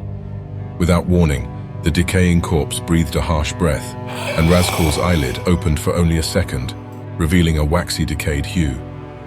Cyrus's men began to converse in panic with one another. The implications of this man's return, let alone their aiding it along the way, could not be diminished. Cyrus knew that their fears were justified. Such a mission tasked to him immediately led to the questions of their leader's motives. And foolish as they were, some of Cyrus's men began to openly say as much. Lord Adolin has betrayed us! Cyrus shot a sharp glance back. Don't say his name! Another soldier spoke in his defense. Why not? You know who this is. What good can come of bringing back this monster? Our Lord has his reasons, Cyrus reassured himself and the others. He's seen more than all of our lifetimes put together. Do not forget what he has promised. This is for the greater good, he said, turning to the sarcophagus again. His men grumbled amongst themselves their doubts as one of them spoke up again. My lord, this is madness. I won't be a part of it. Can't you see this monster cannot be allowed to be unleashed on the world again? What did that elf tell you to make you think otherwise? Do you really want to take the chance? Taking a chance, the man said. Now that was an interesting question, Cyrus thought as he gritted his teeth. His goals were being put on the line. His dreams for a better future for mankind were now at risk. He could not allow the chance of the truth of what happened here to leave this room. He spun around, cleaving his halberd into the face of one of his unsuspecting men. His death cry alarmed the others too late to defend themselves, before another one of them was stabbed in his side. Traitor! One of the last 2 yelled out as he charged forward. The loose sand Cyrus had just previously made use of to unbind the seals was once again called into use. It flew past him and formed into sharp arrow-like blades that found a place between his last two subordinates' helmets. Immediately disposed of, Cyrus quickly rid them of the agony of their situation by seeing to it that the task had been finished with a quick thrust of his halberd to any left alive to ensure their suffering wouldn't be prolonged. As always, Cyrus was methodical to leave no stone unturned. It was necessary, he told himself. You're a monster! Falkazek exclaimed as he and his family looked on in the corner. By the gods, you will pay for this. Facing the door, Cyrus didn't even look back when he replied. No, I will not be judged by the old world for my paving the way for the new Ehya to emerge. I'm doing what is necessary to create a better future for mankind's sake.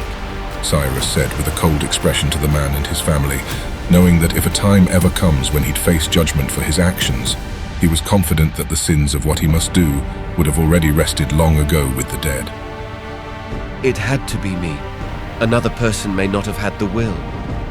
Upon those words, Cyrus left them to their fate.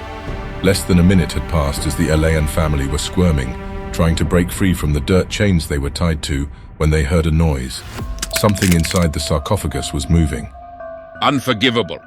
A harsh voice with a deep Elan accent said from inside his tomb.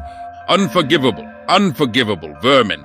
After entrapping me for 3,000 years, those demons would now seek to use me as a tool. A weapon? Unforgivable. Razkol seethed as his bony hand grasped the side of his open sarcophagus. The sounds of bones beginning to crack and ligaments starting to tear came from the stone prison as the mummy-like Elan raised himself from his ancient prison and began to stand upright. Unforgivable, Razkol said again, shaking in a tremendous rage as his thoughts swirled. The children in the corner whimpered in fear, finally gaining the ancient Elan's attention as he slowly turned to face them. There was an ancient wound upon Razkol that had once claimed his life. It was a decaying hole, an old injury that pierced almost entirely through to the other side of his gut. Razkol's diluted eye made it hard for others to judge where he stared exactly, but his scowl was proof enough that he was keenly aware of the Elan family's presence there. So that's how it is. Razkol said in a mixture of amusement and anger. They intend to sick me like a dog upon my own people? Chosen? Falkazek asked hopefully, but Razkol only returned a grimacing expression. The chosen of the gods, you're alive? Razkol answered. Black magic, sorcery, from the elves actually. That spurred on some curious looks, but Razkol continued. Though as unsavory as their accursed power is, it does have its advantages, he said with a twisted grin, looking and feeling the power within his fingertips. Chosen, Falkazek said again with a reignited hope. We can be allies. I as well am a servant of the gods. I have devoted my life to their will. Razkol didn't return an immediate reply, but stepped over the table and plopped down to the floor as he closed the distance between him and the family. He stared Falkazek down when he answered. Then your life has been wasted. What? Falkazek asked in astonishment. But you are the chosen, are you not? Your deeds and your faith have gone down in legends? Faith, Razkol said with a distant expression of recollection. Such beliefs are folly, for the gods do not exist. Blasphemy, heathen! Falkazek viscerally exclaimed back with an almost gut-level reaction. It's no wonder you were cursed to roam the Ehya as a corpse. Silence, Razkol roared back, a dark substance like a wisp of cloud surging from his eye. The display did well to make the proud Alan and his family recoil back in fear. There is no hope for mankind, Razkol explained sternly, reaching out his hand to the family to teach them. Your hopes in the gods are in vain, and the faith of the West and their light is not for men and women like us. Even with the darkness befalling the world, it did not appear to save us, but to see our end while those demons plotted and schemed in the shadows. And for that, I will make it pay for its transgressions. The world was blind to their presence, but I have bore witness to it all. Such extraordinary claims from a man who had already experienced the sting of death brought Falkazek to an awestruck wonder. The Chosen's tales had proven just how dangerous the man once was, and now it was abundantly clear that Razkol clearly had nothing left to lose. What are you planning to do with us? Falkazek asked in fear.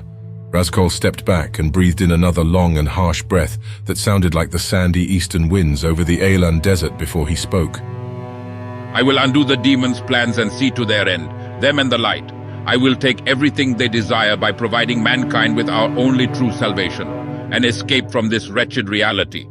Razkol explained as he stepped forward, the dark magic now oozing forth from his hand and extending towards the family. Death. Chapter 10. The Chosen's Return. A scream awoke Aziel as he frantically looked around his inn's room. No, Aziel thought.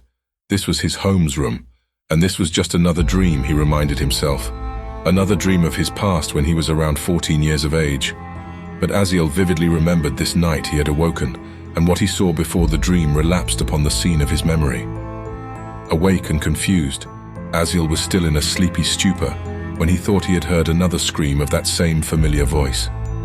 It was Zev's.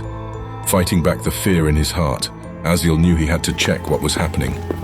Racing outside, he ran past a few trees before he saw Zev in the middle of the road. His mouth was gagged by one of 3 kidnappers, who had a knife to his throat. Aziel immediately regretted his impulsiveness. There he was, a son of a blacksmith, defenseless, without any weapons because he passed by the smithy in a reckless attempt to help his cousin. Stupid, stupid, stupid. He silently berated himself. He had considered running back to his father and getting the keys to his lockboxes of weapons there, but it was too late. He was already spotted, and the assailants would surely catch him. Stupid. But then he saw Zev's eyes. Behind the muffled screams, his eyes were begging for help, and Aziel was more than willing to answer. He reacted on impulse. There was no reason or logic behind his actions. Aziel just knew he needed to move. Before he considered the consequences, Aziel had already reached down and grabbed a large rock on the side of the road and charged, yelling like a lunatic. Looking back on it, even while dreaming, Aziel still found the whole thing incredibly embarrassing. He was lucky to have come out of it alive. Well, if there was a bright side to it, at least no one would ever doubt his courage, he thought.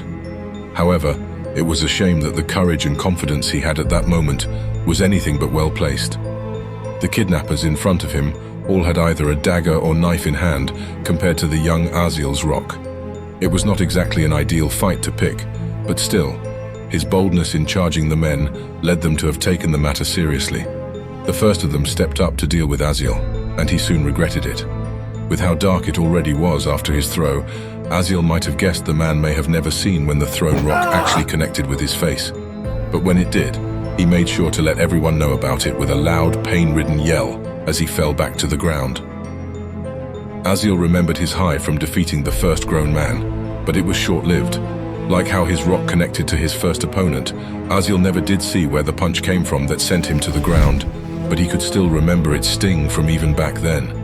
His head felt like it was shaking like the ocean tides as Aziel got back to his knees and grabbed a new rock to defend himself. Even within the dream, Aziel recalled the adults using some colorful words in frustration toward him. But with every new rekindling of the memory, the insults had changed. Not that it would have really mattered, but the insults were far more personal and concerned matters the men could have never known of. Things that had yet to happen. Matters in which his family would likely never forgive him for what he'd done, as if the future events were somehow matters that had already passed. Nevertheless, Aziel could weed out the lies in his memories. The specters of his past could torment him as much as they wanted, which they most certainly did. But they couldn't hide the truth of the events that passed and how they took place. Their insults and reminders stung like daggers, but they also had meant nothing regarding the events of what actually happened next. After hurling their insults, the kidnappers seemed surprised by something or someone at Aziel's back. What are you doing here? One of them shouted in indignation. Aziel turned to where they were looking and saw his older brother Tal, who was already wielding one of their father's longswords in his hand.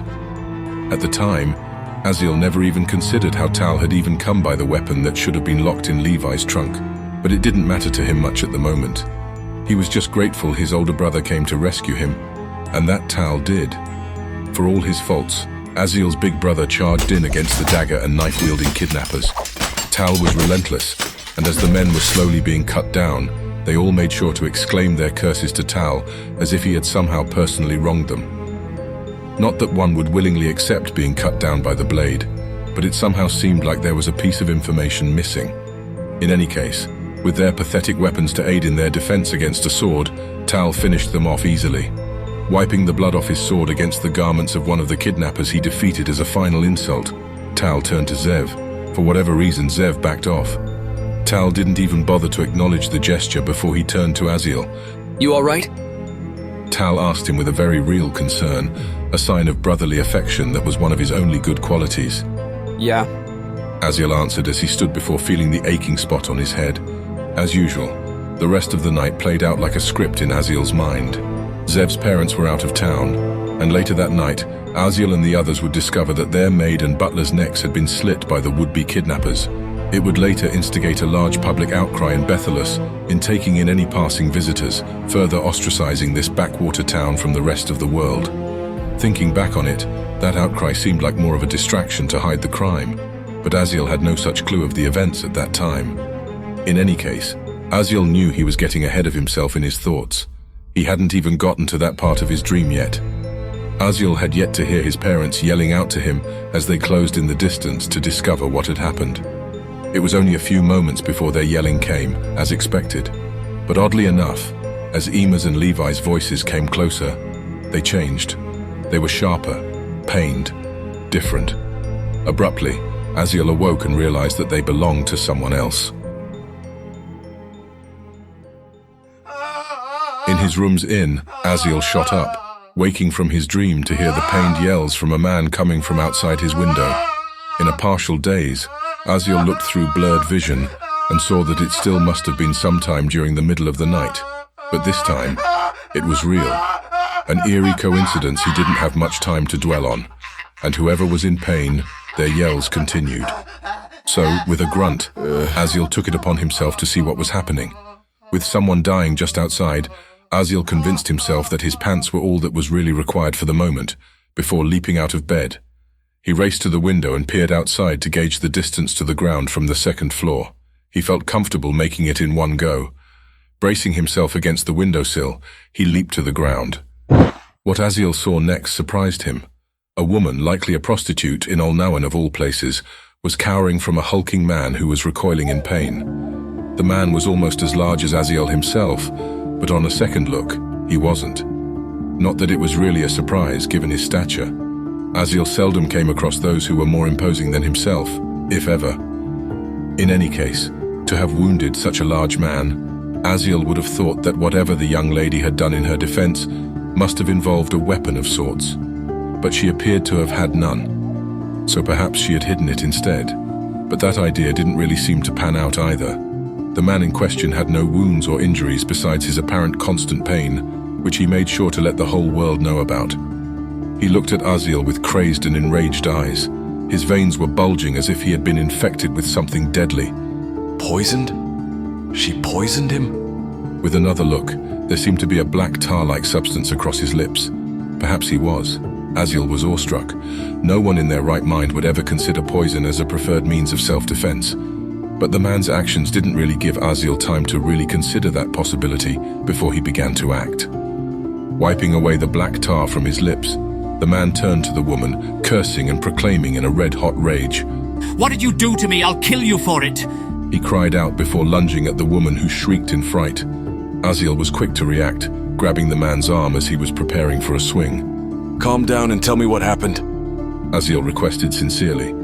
Although he saw the man was about to come to blows against the significantly weaker woman, there was still the matter of the poison that was left unchecked. An understandable reason to get bent out of shape, Aziel had to admit. However, he hadn't exactly picked a side on who was right or wrong just yet, after admitting to himself that he didn't really know what happened. But then again, looking at the situation as a whole, Aziel considered that they both might need to get acquainted with the guards. "Let go of me," the man said, forcing his hand free with a tug. But it didn't come easy for him, a fact of which might have been all the convincing required for him to give Aziel the time of day. "Look," the man continued to say. "She gave me something rotten. I think the tramp may have poisoned me." The bold accusation was returned with a casual, yet ill-conceived comeback from the woman who desperately tried to keep her nerves. "I'd never... Haven't you ever had a kiss before?" "A kiss?" The man hissed in frustrated disbelief at her gall, stepping forward reactively. Aziel held him back, and oddly enough, the man's temperament started to become far more relaxed. "A kiss?" the man repeated in confusion, almost as if accepting that idea now. Aziel just about had enough. "Would either of you mind telling me what exactly is going on here?" In an unsettling coordination, they both slowly turned to him. Aziel felt his stomach churn at the uneasy feeling coming over him. You can't be serious, Aziel said to the man. Before I arrived, it looked like you were just about to rip her to shreds. The man smiled, appearing embarrassed before he replied. I'm sorry. This has all been a big misunderstanding. He suggested before looking to the woman and urging her on. Go on, tell him. She happily obliged. Yeah, it's just a misunderstanding. Don't worry about us and mind your own business. A misunderstanding? Dumbfounded, Aziel looked at the two of them. What they were just saying earlier all of a sudden seemed to have never happened. With his drowsiness, Aziel might have believed them, if not for the dramatic scene that just played out in front of him. There's something seriously off about these two. He considered, finding only one possible explanation for the matter before he spoke again. All right, I'm leaving. But stop taking whatever it is you're on. You're not doing yourself any favors, he said in earnest, gesturing to the two of them one by one. It's not natural for folks to be out this late in alleys, let alone doing that while screaming at the top of your lungs in the middle of the night. Right. Of course. The man replied sheepishly. Aziel nodded firmly at that answer. Good. Because that's no way to live your life. And next time I have to come out here, I'm bringing the guards with me. He said sternly, but with a real concern behind it. His business there done, Aziel started to leave. While he walked away, the man answered. Oh, I don't think we'll have to worry about that, the man said as his last farewell, grinning. It was strange, Aziel thought. The way this stranger said those last words seemed all wrong. It was like there was some nefarious purpose behind it. But on second thought, given the nature of how they met, Aziel just shrugged off the matter, since he had already determined the two were mentally impaired. With that out of the way, Aziel was set on getting back into bed. As soon as the thought crossed his mind, he groaned. I left the bedroom key behind, didn't I? Why do I always charge head first without thinking? How am I going to get back into my room? Looking at himself, half naked, Aziel didn't really think he had much of a choice. He crossed the corner and went along the street before turning to the inn and reaching for the front door. He grabbed onto the door handle. Finally, some good luck for a change, Aziel thought as he was able to turn the unlocked knob open. The creaking sound of the old door would alert anyone to the presence of a visitor. Perhaps the innkeeper liked it that way. Fitting of the inn's name, a hairy innkeeper of a man walked out to the counter to greet Aziel. He looked up Aziel from top to bottom, unamused at having someone come to the front desk half-dressed at this hour to bother him. Seeing the innkeeper's soured temperament at his presence, Aziel quickly tried to change the uncomfortable misunderstanding he found himself in. I take it you're up because of that screaming too, aren't you? The innkeeper raised a curious eyebrow at that question as Aziel explained. Well, I took care of it for you. Just forgot to grab my room's key before I did, Aziel said with a smile that hid his true humiliation on the matter. The man's response certainly didn't alleviate Aziel's embarrassment. With a profoundly wide grin, he chuckled loudly. Well, I'll tell you, I'd never heard that one before, the innkeeper said before laughing some more. Look here, Aziel said in a pointed annoyance. I just want to get back to bed. Can you help me or not? With a few more laughs, the innkeeper had had his fun. Ha ha ha. Oh, all right, you don't need to tell me your room key. It's not every day we get a fellow as large as you coming around here. Just make sure to return them both in the morning, the man said, proving the merit of his point by turning back and picking up the exact room key Aziel needed. As he was giving Aziel his key, the two stopped at the sound of a woman's scream in the distance. It was sharp, quick, almost as if the woman in question had been gagged. Aziel didn't have a clue as to where the sound originated from, and he was still half naked and tired. So, he was quick to make up his mind on the matter. It's not my problem. Still, I'm going to have trouble sleeping tonight. Aziel turned to the innkeeper, who had stayed motionless in fright himself. Has this kind of thing been happening normally in Olnoan recently? The man seemed surprised at such a ludicrous question. What, the screaming? The innkeeper asked for verification, but Aziel didn't blink. No, of course not. That kind of thing isn't exactly normal here, or for that matter, anywhere I'd imagine. But then again, nothing really has been normal as of late. Aziel chuckled at that. You don't know the half of it, he said in agreement before turning to walk away. Hey. The innkeeper interjected one last time, earning Aziel's attention back. What exactly did you find out there anyway? Do you think it's related? Two people kissing, as they say, with one preparing to kill the other, and only seconds later they both pretended the whole incident had never happened. No, Aziel admitted to himself with a shake of his head. He didn't know what he found. Just a couple of low-lives who ate or smelt something they shouldn't. Aziel answered dismissively, waving off the man as he started returning to his room. At least, that's what I hope it was. Wanting to pass out the second he entered through his room's doorway, Aziel leapt onto his bed and threw the sheets over him. After a few seconds with his eyes closed, he was stirred upright at an unsettling sound. The uneasy sensation he felt lasted longer than the brief moment he had expected it'd be. Lying in bed, his eyes still wide open for several hours more than he bargained for, the screams continued, some near, some distant, sporadic in their frequency, but they were somehow maintained. If there was a fire, it'd be more persistent. If it was a murder, the screams would be accompanied by calls for the guard.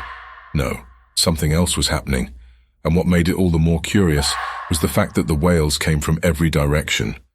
Aziel didn't have a clue what was happening that night, but he convinced himself there was little chance he would like to find out. There was absolutely no way others didn't hear it. Where are the guards? Where are the soldiers? Are they just going to ignore this? Just what on Eya is going on? Aziel didn't get a wink of sleep. He sat on the top of his bed, fully clothed and armored, waiting for the moment he felt the need to act for when someone nearby would need his help. It never came. As the sun's light peeked in through the windowsill, Aziel groaned. Ugh, I hate this place. He muttered to himself in a newfound frustration at his opinion of Olnoan. Aziel stood, stretched, and with a groan, he had accepted the fact that today would be one where he'd be perpetually sleep-deprived. No use sticking around here. Even if the screams outside had finally stopped, I should probably check on the others. With his mind made up, Aziel left his room with his possessions in hand before walking down the inn's hall and stopping at a door. He knocked louder on the wood than he had intended, and he was greeted with a thud and a sharp, quick shriek for an answer. You all right? He asked through the doorway. There was a pause before a response. I'm okay. Elix answered behind the closed door. Just a little on edge recently. With a nod of understanding she couldn't even see, Aziel knew he didn't need to ask why. I came by because I wanted to check on you and the others, before checking around to find out what happened last night, he said, explaining himself before sharing an ulterior motive. I was hoping you'd come with me. He then heard footsteps closing in on the opposing side of the door before the knob unlocked, and Elix revealed herself. With tired eyes and a brightened expression, she was no doubt thrilled at the suggestion. If you put it like that, Elix said innocently, likely after realizing how eager she must have looked. Aziel couldn't help but smile, but before they were off, Elix had a question for him. Did you know anything about what was happening last night? Aziel wanted to answer it with what he saw, but he knew he didn't quite have the full picture. And like many things recently, sharing what limited information he had would only bring about more questions. Not a clue, he eventually said. But after the others are awake, I think it'd be best if we try to find out.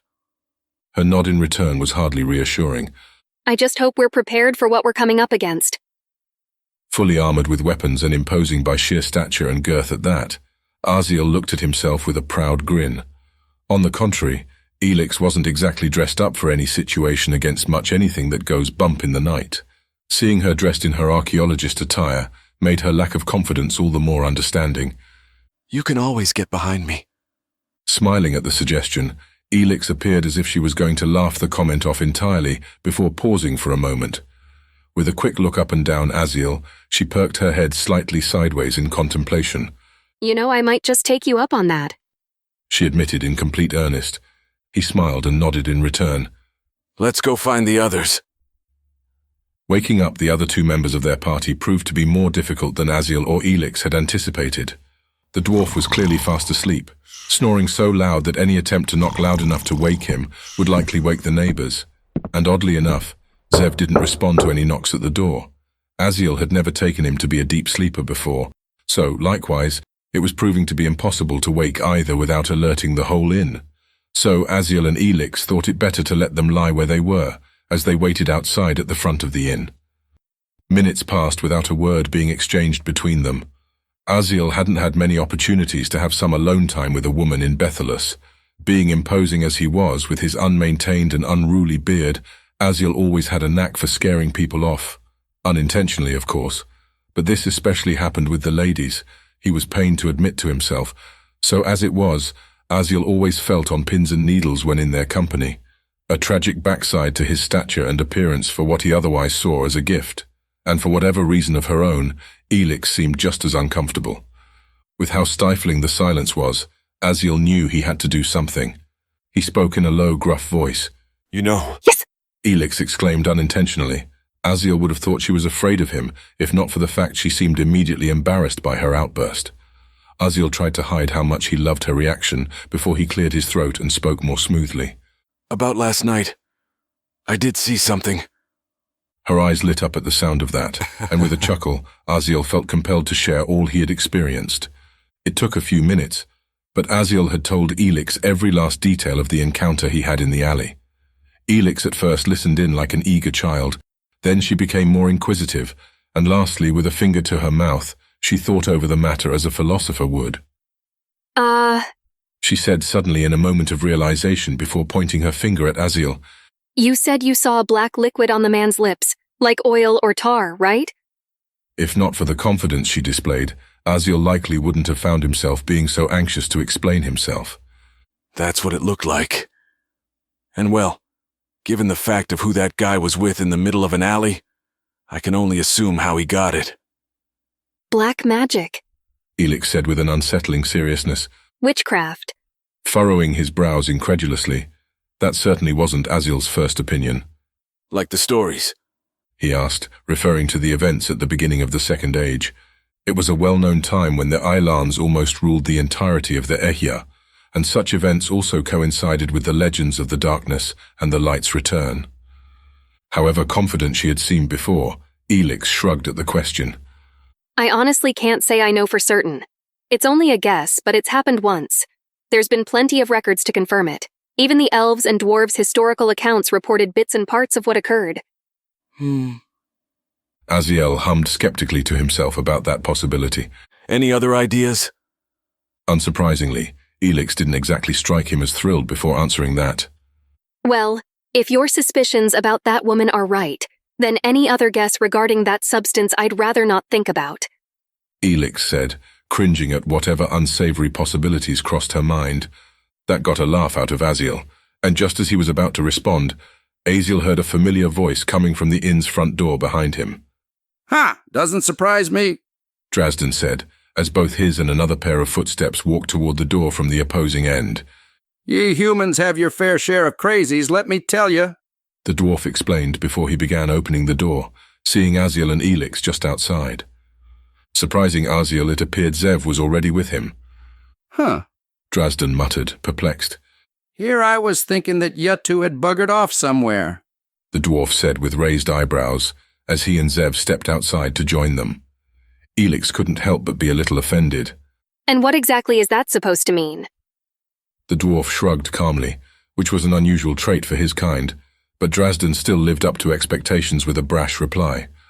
What? I figured you two eloped or something. Wouldn't be the first time I saw it. This dwarf never fails to impress, Aziel thought with a mischievous smile.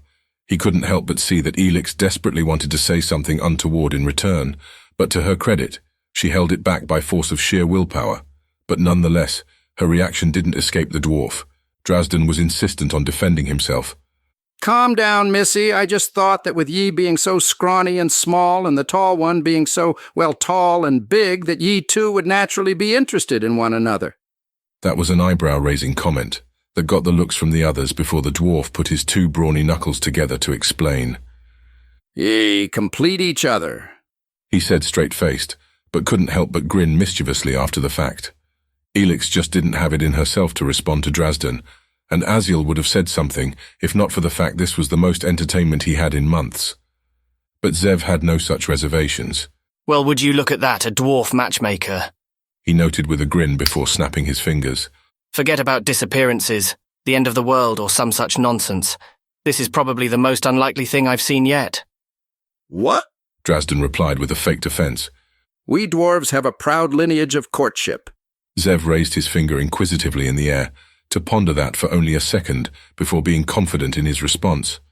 Yeah, no, you don't.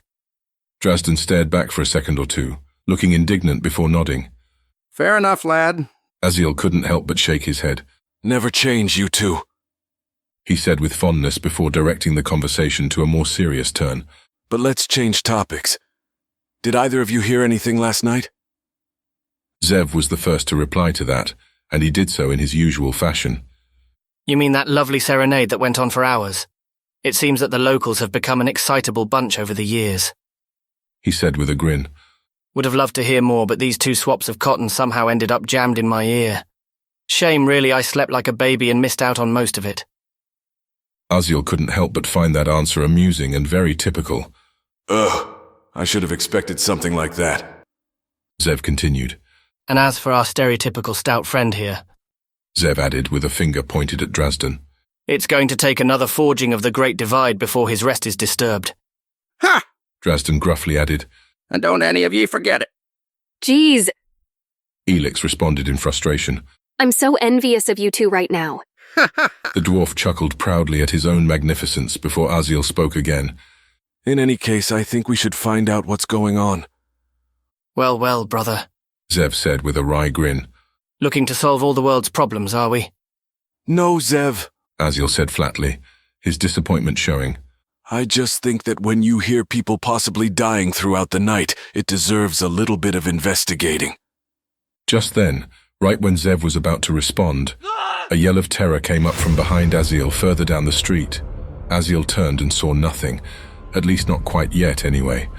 But there was more screams, more frequent. It was now undeniable that something big was happening, and it was now coming from every side. With the orange light of the rising sun casting down from the early morning, Aziel saw people running out into the streets in droves. Well, look no further, Zev began saying as he gestured down the market.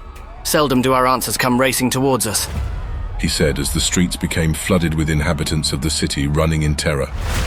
Among the chaos, the priest they had met earlier from the Cathedral of Light stepped atop the highest building in the market. His eyes were black like oil, his fiendish grin stretching profoundly from one side of his face to the other at the unfolding scene before he spoke. Do not fear, citizens of Olnauan, he proclaimed above the rooftop with a different voice than Aziel had heard him speak from before. Your savior has arrived, for behold, your chosen has returned.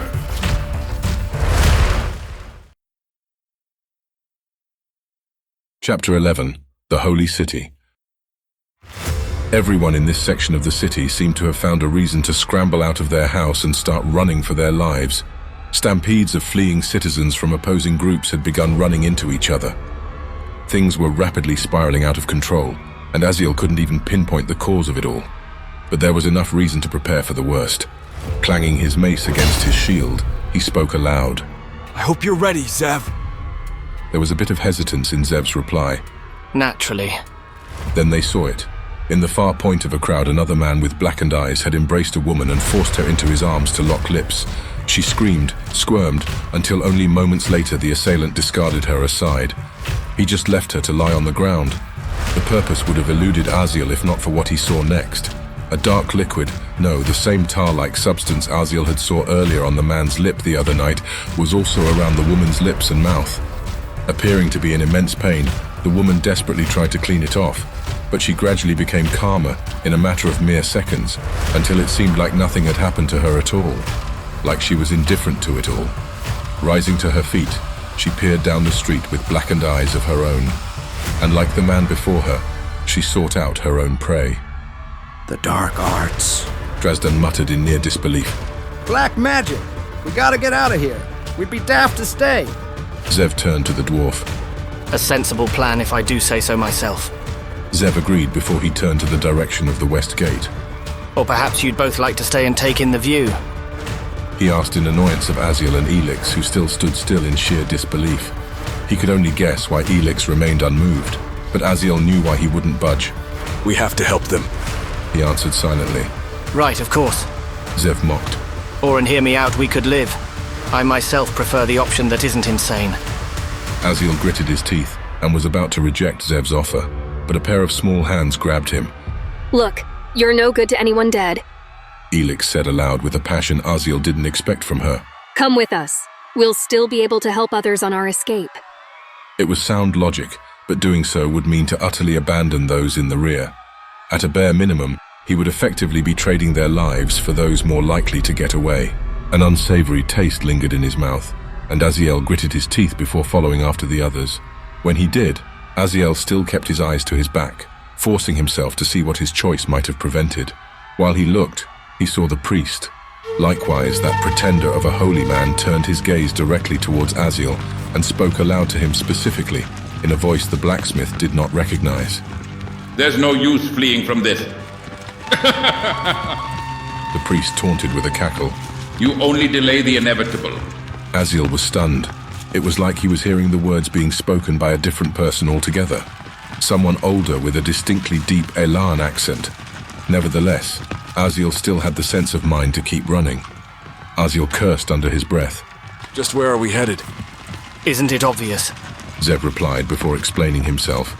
The fastest route to the western gate is through the main road.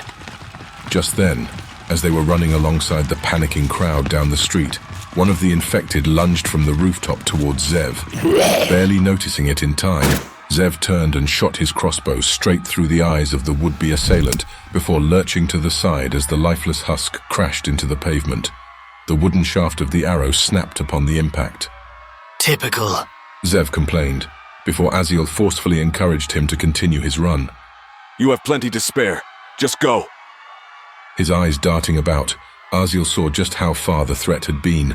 Nearly a fourth of the inhabitants Aziel saw had revealed their true state. Aside from their makeshift weapons, their blackened eyes and malevolent grins all but proved that. It was obvious whatever had affected or plagued them was no mere sickness. As Drazden so aptly put it before, Aziel suspected it was dark magic. For something like this, you didn't need to be a scholar or historian to know it when you see it. Folks who had been living in relative peace just the day prior acted like monsters who wished to do nothing more than to add to their own ranks. Aziel had seen earlier how it could be exchanged through a kiss, but he was more surprised by what he saw now. Any visible wound would be exploited, and so long as the infected could hold them down, their hands would release the dark substance that would ooze and wriggle its way into its victim's cut. Truly the stuff of nightmares. But under whose order were they obeying the whim of the dark magic, he wondered.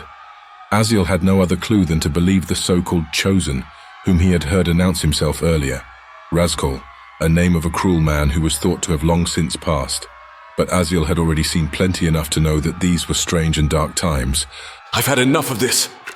Let's clear the way! Aziel roared as he lowered the visor of his helmet and charged forward. Why not? Zev laughed uncomfortably. Living long enough to see the next sunset is overrated anyway. Amidst the screams and chaos of the situation, Aziel raced forward towards one of the infected. Aziel lunged at them, and with a single swing of his mace, his foe's face was smashed in. In the heat of the moment, Aziel left his victim behind to deal with the others who caught his gaze. He didn't stop, not for anything. He rammed, battered and pulverized any enemy he encountered with his shield, and made quick work of those he could reach with his mace. Whoever Aziel couldn't deal with in his limited range, Zev would back him up with a few well-placed arrows from his crossbow. Look, Zev exclaimed aloud. I don't have an unlimited supply of these bolts, you know. If you're so hell-bent on taking them all on, brother, you'll find yourself doing it alone soon enough.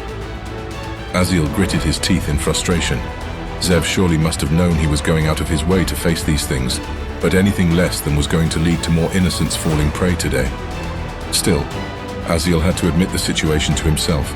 Zev was right. He knew that, but leaving the others to fend for themselves was an agonizing reality to accept. I understand, Aziel answered remorsefully, surprised he said it when he looked back to Zev to nod. When he did, Elix pointed to something at their front. The guards are here. Hey, about time! Drazden complained.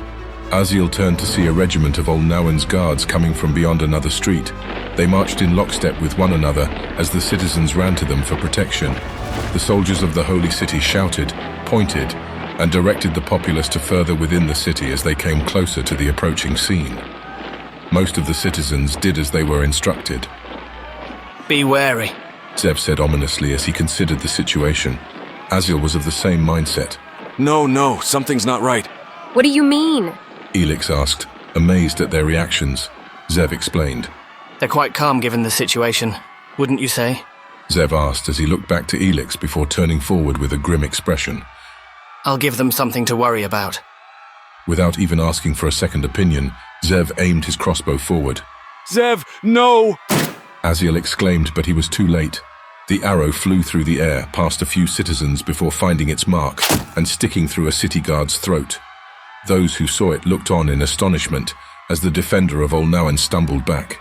He gasped his bleeding throat as he looked back to Zev, but there wasn't any anger in his eyes, only pleasure. He found it amusing.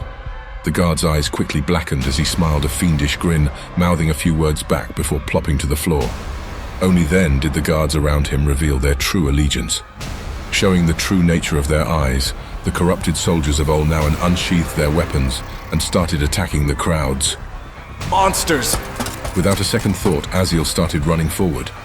As soon as he did, his leg was held back, grabbed. He spun around, fully with the intention of smashing in whoever or whatever grabbed him with his mace.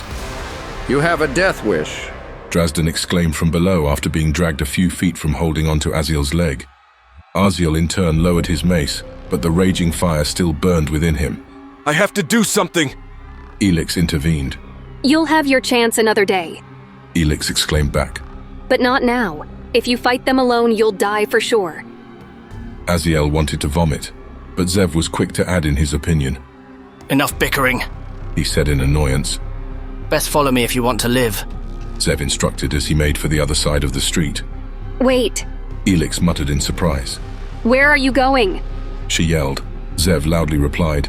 Exactly where those guards didn't point. Aziel and the others clearly found the answer good enough, because they all started running through the fleeing crowds to follow after Zev. Follow us if you want to live! Aziel yelled out to anyone who would listen, but it was mostly folly. Aside from a handful who listened to his suggestion and followed his lead, the rest were too preoccupied at the moment to have even noticed him. Zev didn't much care to pay attention to the new stragglers at their back. He went through windows, over small houses, and leapt from short buildings to make his way around the more crowded streets that were filled with the sound of screams. In the meantime, Aziel and Elix did their best to make sure those who followed could keep up with Zev's pace until they eventually reached the open western gate. There were people streaming out of the city with a few guards who still seemed to have their wits about them. They were doing their best to keep the citizens safe as the evacuation was underway. Just then, Aziel saw a horde of the infected racing towards the gates. Their approach was different now. They charged forth, a stark contrast to the previous adversaries. They lacked the weaponry of their predecessors, wielding instead a motley assortment of everyday items, each transformed into a potential instrument of serious harm. Now, it was clear they were no longer intending to simply add the fleeing citizens to their numbers. Anyone who had made it this far was now at risk of slipping through their grasp, and so the ultimate solution to taking care of them now seemed the preferred result. Aziel saw the infected race forth and cut down anyone they could in their path, but never sparing time to let them bleed out as they'd quickly head for their next victims. By the light! Elix exclaimed in a gasp. They're murdering them for no reason. Aziel didn't need her speaking up to notice that. With eyes opened wide at what was behind them, he saw it well enough. It disgusted him. We have to help them, Aziel said, hesitating slightly, knowing full well that choice would be his end. Be my guest, you lunatic! Drazden chided in annoyance as he led by example and hobbled on past Aziel. By all means, Zev added with a sneer. Go ahead. I'm sure the corpses that'll be surrounding you will be grateful for the company. His temper flaring, Aziel turned and yelled back, Shut up! As he was just about to make that fateful decision with the turn of his body, he found himself stopped yet again. He looked down to see it was Elix who had pushed him slightly back. Why are you doing this? She asked solemnly, but he was unable to answer as she continued. Just what are you trying to prove? Are you trying to get yourself killed? She had asked the wrong question, but Aziel had an unspoken answer for it nonetheless. I just don't want to live in regret anymore. Before he could speak, one of the infected carrying a sword sprinted towards Elix's backside. She hadn't even noticed him. Grabbing her with his shield arm, Aziel pulled Elix behind him and swung his mace down with a mighty fury. But he was too slow. The sword found a joint between his shoulder and breastplate and forced its way through an inch of his chainmail protective barrier. Aziel roared out in pain and anger as he brought his mace down upon his enemy, smashing his skull in. Seeing the body drop, Aziel now sought the opportunity to continue where he left off with the others. Elix pulled his shield back when he tried. Come on. She insisted, irritated at this point when Aziel turned to her. I'm not going to be asking again. Zev clearly found himself in agreement, but after finding a high vantage point, his eyes were honed in on their backs as he aimed his crossbow and released another arrow. Aziel only heard it stick to something nearby, but it sounded fleshy. I'm running out here, Zev said in annoyance. Backstepping as he hastily reloaded his crossbow was even more evidence of the man's position on things. Sunder it all to the scorched dunes, Aziel exclaimed in frustration. Fine, but I'm not ignoring any of those things that are in our way. Gritting his teeth, Aziel reluctantly took the two up on their invitations. Running alongside Elix, both he and her tried catching up with Zev and Drazdan, who were already far ahead. Tell me, Zev inquired with a grin back that showed he was partly annoyed. In your opinion, brother, just how much in our way do they have to become exactly to be in our way? Aziel didn't answer, and he didn't really feel the need to either. Not that it mattered, as Aziel didn't really have time to respond as Zev continued. Don't tell me. I already know, Zev complained. You and your bleeding heart. There wasn't much he could really say in his defense. Aziel knew that Zev probably was right. He'd never been like his cousin. He wasn't thinking clearly. But then again, Aziel knew he hardly ever did when it came to high-stress situations. After all, he'd acted rashly so many times before. And with this moment of consideration, he now was fully aware he had almost got the others killed. In fact, his actions delayed them enough already that such a fate might still happen. No matter what, I end up having something to regret. In a melancholic contemplation, Aziel gazed upon the city in chaos once more. I saw the signs last night, and yet I did nothing with it. Just how many people could have been saved if I didn't drag my feet? Aziel cursed under his breath before abruptly crashing into someone at his front. Aghast, Aziel looked forward and saw it was a young woman who was probably not an adult yet that he had slammed to the floor before him. The situation requiring haste, Aziel spared the niceties and quickly spoke his apologies while reaching down to help her up. When he did, Aziel had finally noticed the clog at the gate's exit.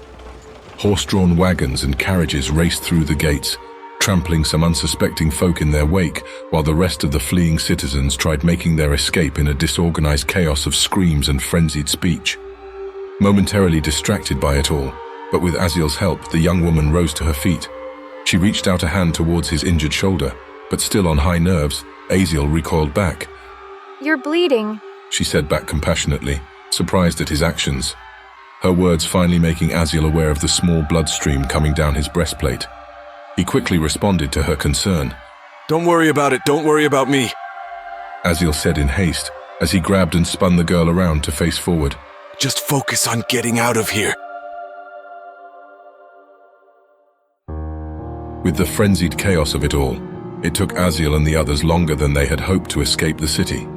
The city guards stayed back and held the infected at bay for as long as possible, longer than Aziel would ever get the chance to see. Although he would never see it, Aziel knew their only hope for an escape had come at the cost of their lives.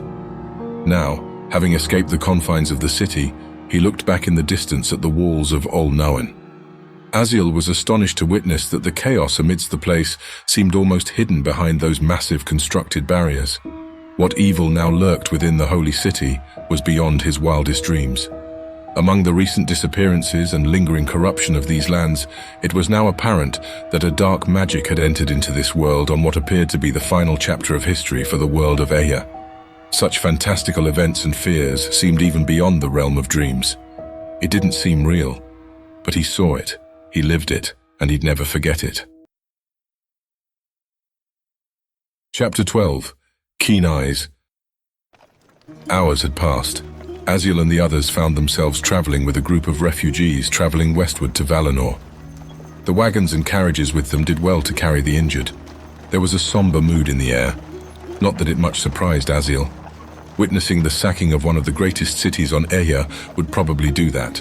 The constant sobbing from the others who had lost everything on their depressing walk to a faraway city made sure to keep the gloomy atmosphere in check. The solemn mood went on for hours, but no one had the heart to speak up against it. Even in the midst of all the troubles they'd all had just endured, some people had a mindset that surprised Aziel. Most of those who had wagons and carriages did what they could to help. The injured, sick, and old were beckoned to ride alongside them. Some individuals went the extra mile, leaving the comfort of their own carriages or wagons to help the crippled and weak enter their care, making space for them. It's quite something, isn't it? Elix asked Aziel after catching him staring. He felt obliged to respond about the entirety of the situation. Most of the people's injuries aren't on the surface, Aziel said solemnly. But still, it's nice to finally see some goodwill going around. The way you said it Elix replied inquisitively. kind of makes me think you haven't seen much of people's good sides. I mean, before all this, well, chaos, you didn't have to travel far to see the best in people. Just had to avoid all the wrong places from my experiences. That last bit seemed like a telling remark, but he didn't pry. Instead, Aziel looked back, grinning, finding it amusing how she was trying to dig deeper into knowing more about him. Still, he thought, she couldn't have read him more wrong. Rest assured, I've seen plenty of goodness in people. But I've also seen the worst. Normal people, if pushed too far, can do terrible things. She was most certainly curious about that bit of information, but another matter came to Elix's mind. Is that so? She hummed inquisitively. Then what did you mean earlier about seeing some goodwill going around? Elix said, genuinely confused by Aziel's statement. He couldn't help but smile at her persistence. No doubt that trait must have been quite handy in her all-too-recent profession, to uncover truths that had lay dormant and hidden for thousands of years. But Aziel didn't dwell on that thought for long before responding. What I mean is that good people often help others, sure. And they're all goodwill and sunshine until things go bad. Then suddenly they're nowhere to be found. When push comes to shove, it all becomes like that stampede back in Olnawen. When people are stuck in a bad situation, all they think about is self-preservation. No one else even crosses their mind. Aziel said as he looked ahead, filled with the recent memories of the folks who were trampled underfoot. The prolonged silence in return didn't escape Aziel's notice. It was well beyond uncomfortable at this point when he turned back to Elix. But with her expression in return, Aziel couldn't even wager on a guess as to what she was actually thinking. But he was aware of its meaning enough that Elix clearly wasn't pleased. Well, She said, clapping her hands together with a smile riddled with frustration. who would have guessed my self-preservation might have saved your life? I guess you can count yourself lucky that I wanted a big guy standing in between me and those things back there. Otherwise, you'd be dead. Aziel sighed. Elix, that's not... But he was cut off by Elix wagging her finger and tut-tutting him. No, Aziel, I get it. No one else in the world cares except for you. He inadvertently couldn't help but smile after hearing the way she said it. Look, that's not fair and you know it.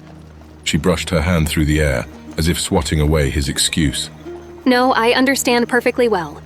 You need time to take it all in.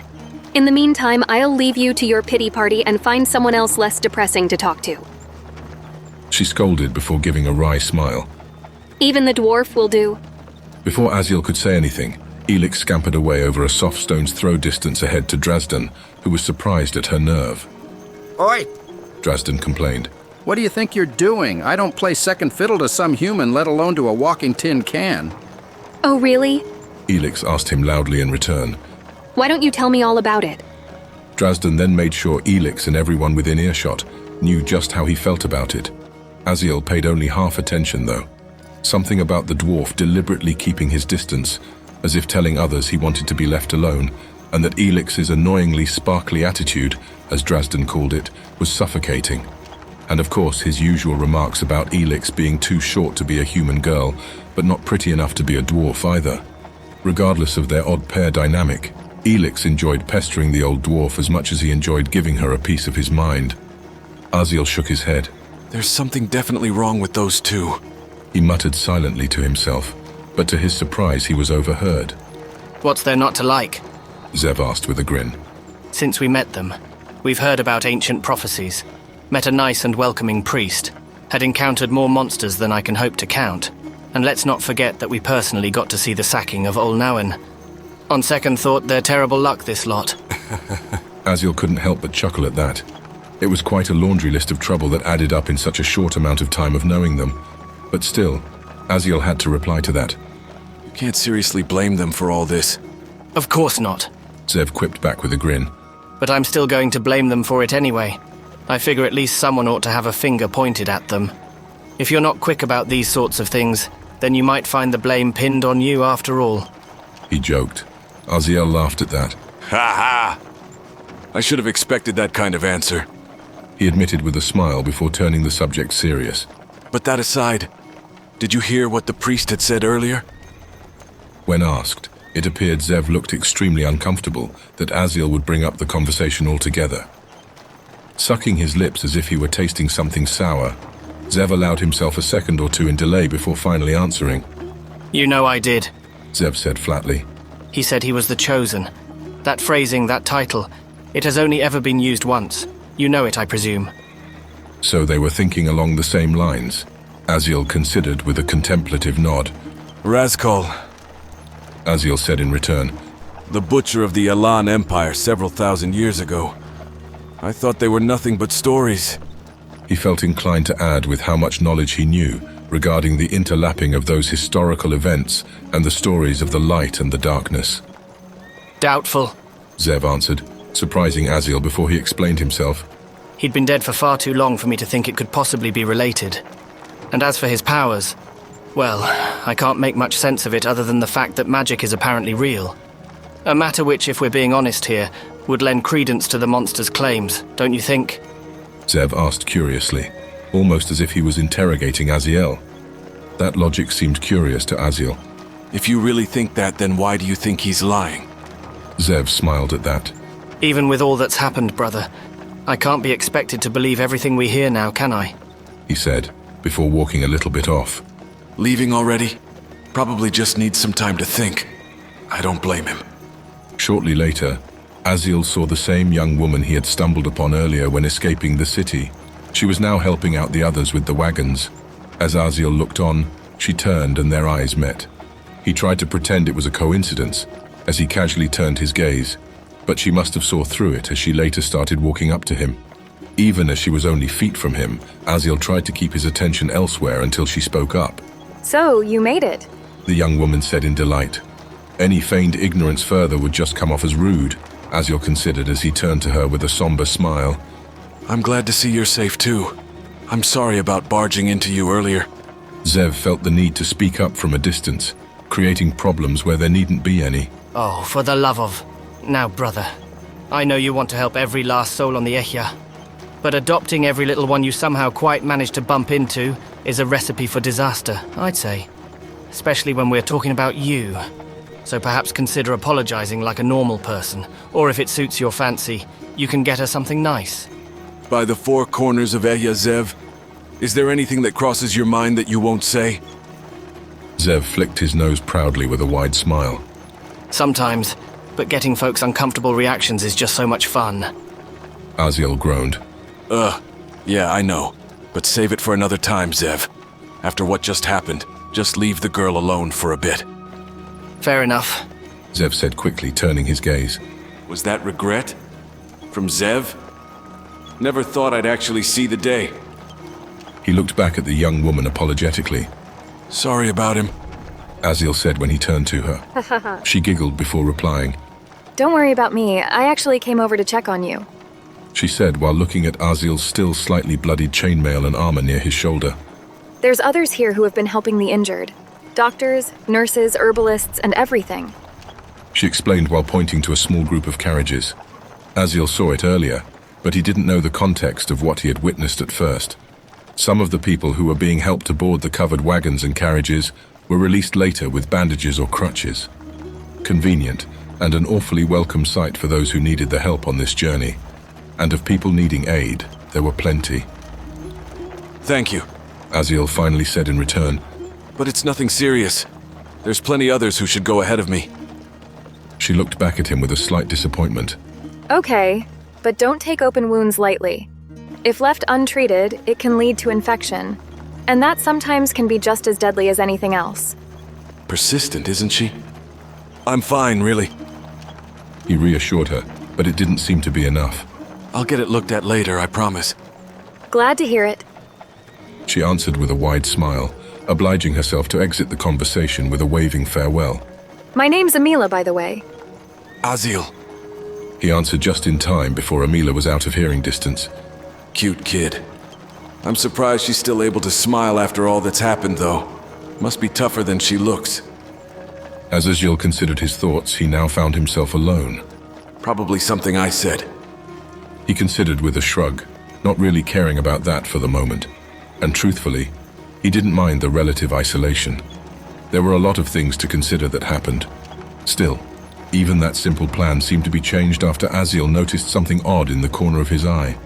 Getting a clearer look, it was Zev, but his cousin's eyes were keen and focused, much like he often was when he tended to flip that switch of his and get serious.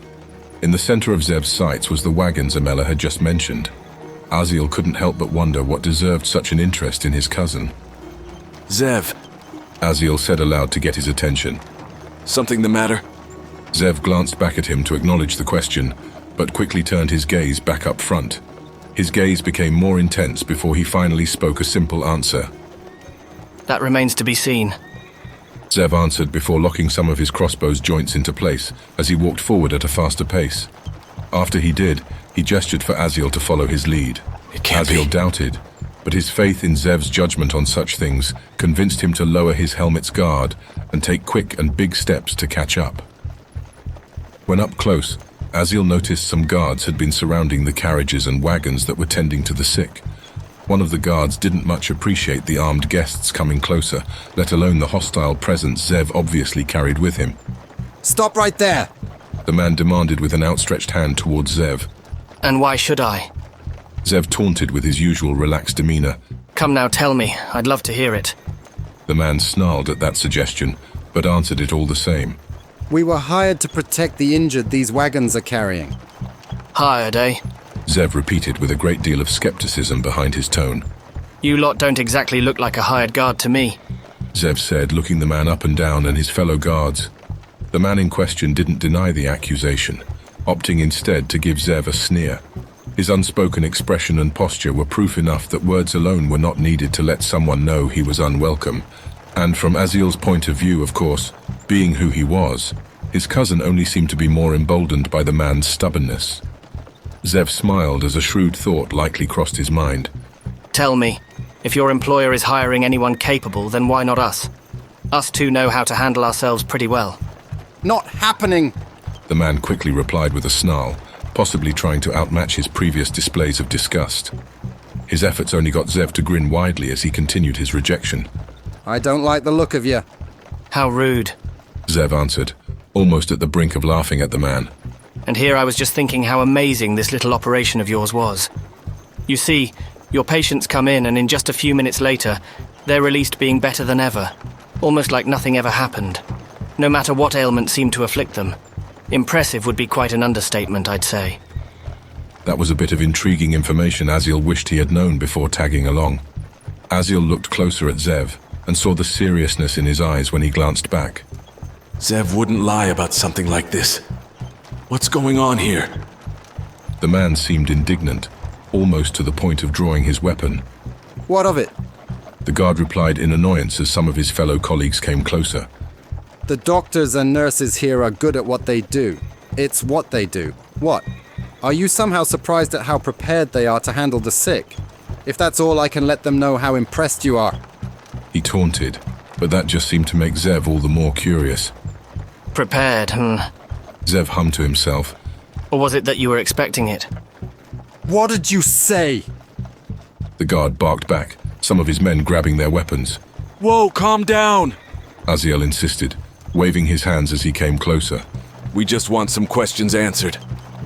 The guard grunted uncomfortably at that. Yes. Zev quickly followed up. Like, for instance, how did you have so many carriages ready for this? And why is it you are so separated from the group? Quite curious. Not trying to hide anything, are you? Zev glared, tilting his head as if malevolently deciding what to do with the guard. But just as quickly as one of them was about to speak, Zev shifted to his side and raced past the guards while ignoring their warnings before beating them and Aziel to the closed back-end drape of a wagon. What is he doing? Aziel thought as he ran to catch up to Zev. On the inside of a wagon, a doctor, flustered at the intrusion, opened the tarp.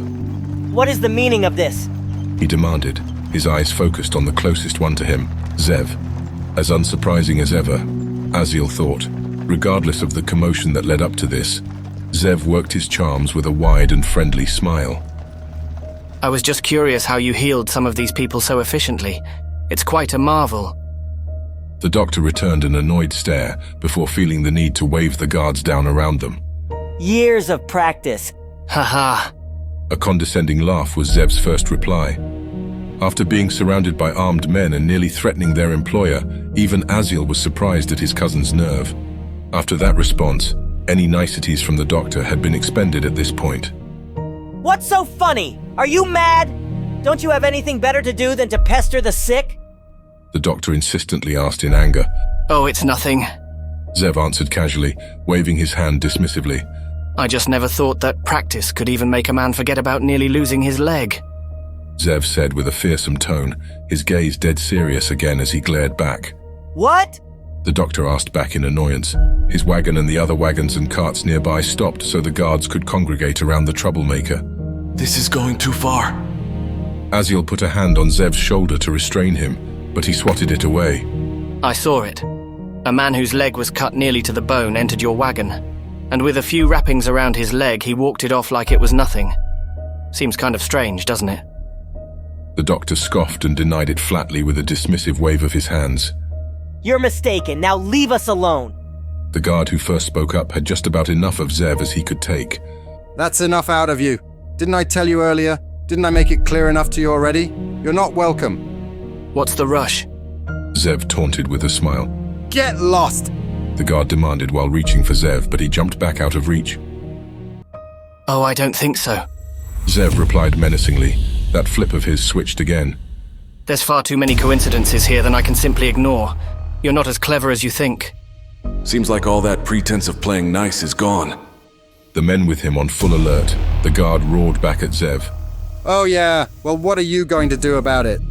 What happened next was so bold that even Aziel wouldn't have expected his cousin to do it. Zev's answer to the guard was almost as quick as his movements. This! Zev's piercing cold gaze focused on the guard down as he brought his crossbow out before him and pointed it directly at the stunned man. Before Aziel or anyone else there could fully comprehend what was happening, Zev shot an arrow straight into the guard's forehead.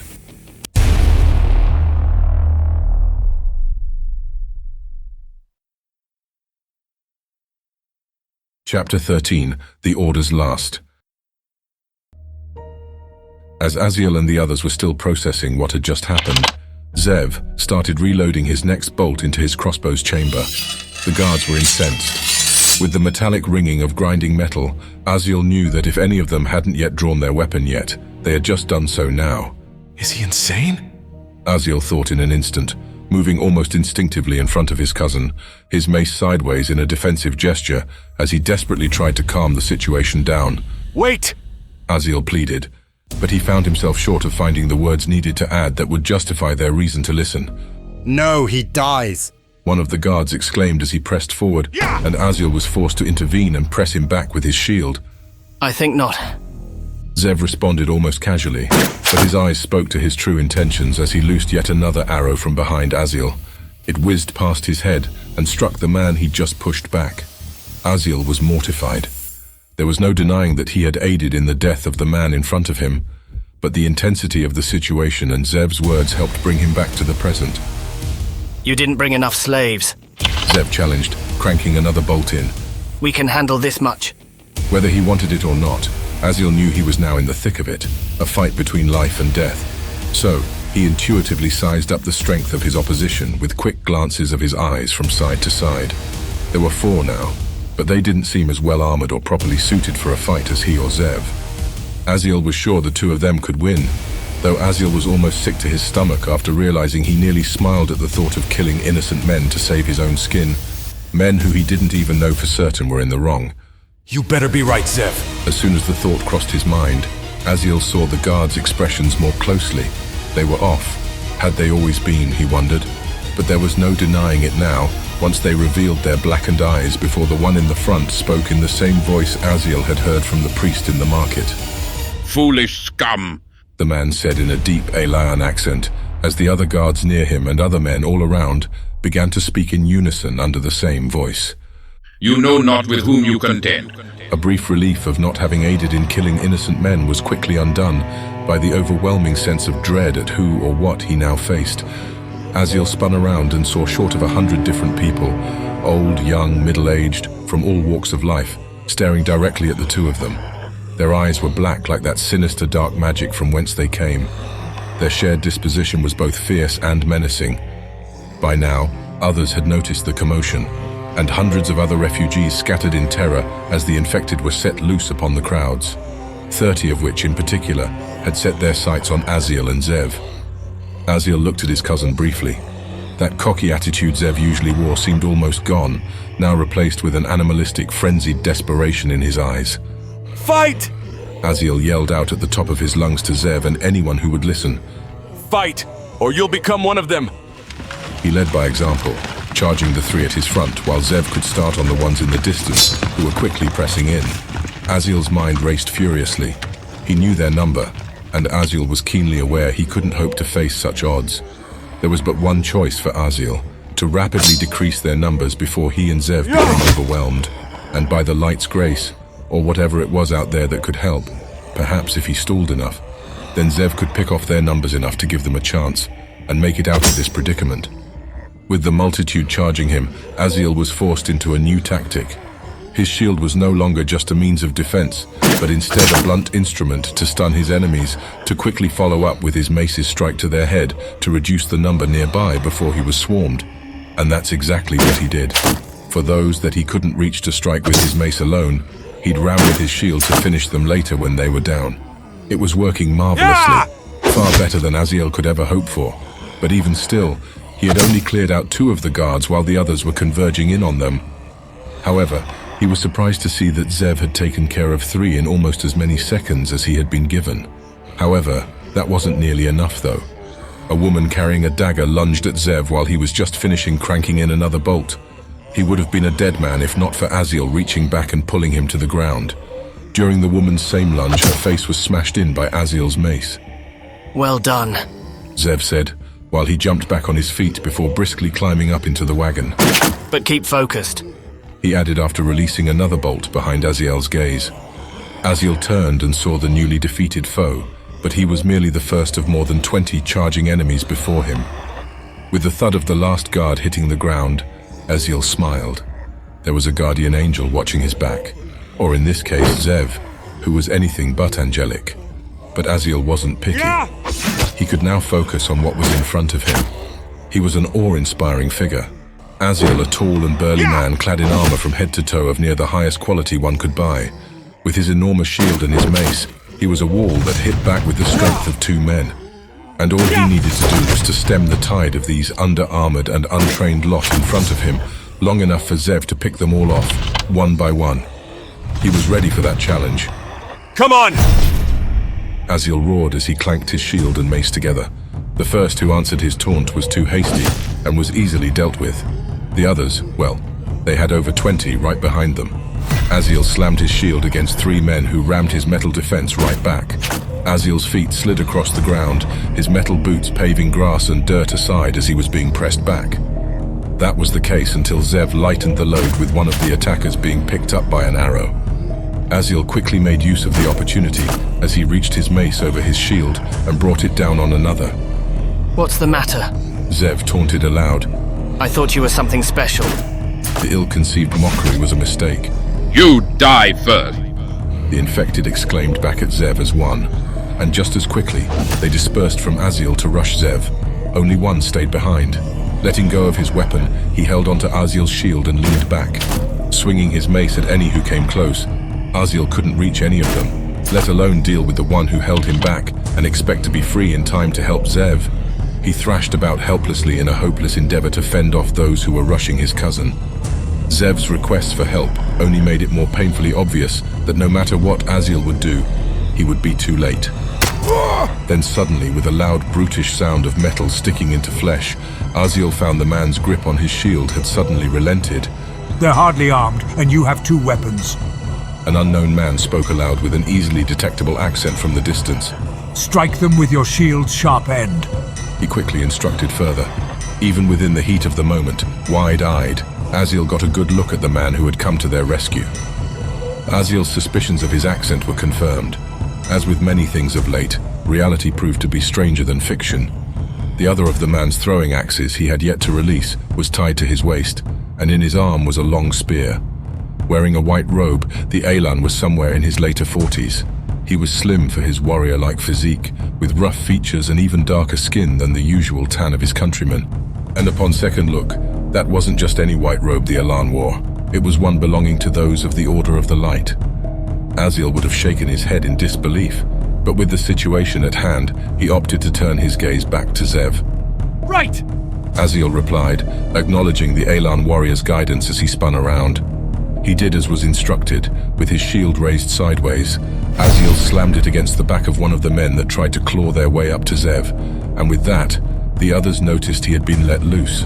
But their awareness of him came too late for the ones up front. With a swing of the mace, Aziel dealt with one, and quickly followed up to finish off the other he left reeling on the ground from his shield's strike. Zev would have been overrun if not for another axe flying by Aziel and striking a swordsman who would have caught Zev between his reloading, and that axe throw signaled the turn. The Elan from the Order of the Light came racing by Aziel, slicing and cutting into the faces and throats of what was left of the infected. That man hardly even slowed his run before he had seen to the fact that they were all vanquished. Well done, good sir. Zev applauded, even going so far as to clap his hand against his bow. I may now have an entirely different opinion on your kind. It was sincere, but Aziel was confident Zev could have found a few better words to express his gratitude. Forgetting something? The Elan quickly said harshly in return. Focus! He added before turning face and running to the rest of the refugees. In all the chaos of the moment, Aziel had forgotten the other infected. He cursed under his breath for being so stupid as to forget. Save some for the rest of us, Aziel said, running after the strange man. Bleeding hearts, Zev complained aloud in disappointment. In the end, Aziel did notice Zev following after them, and his help was sorely needed since he had a knack for picking off numbers better than Aziel. But they both paled in comparison to their newfound acquaintance. His age didn't seem to slow him one bit. The Elan cleared the path ahead to any of the refugees being surrounded by the infected.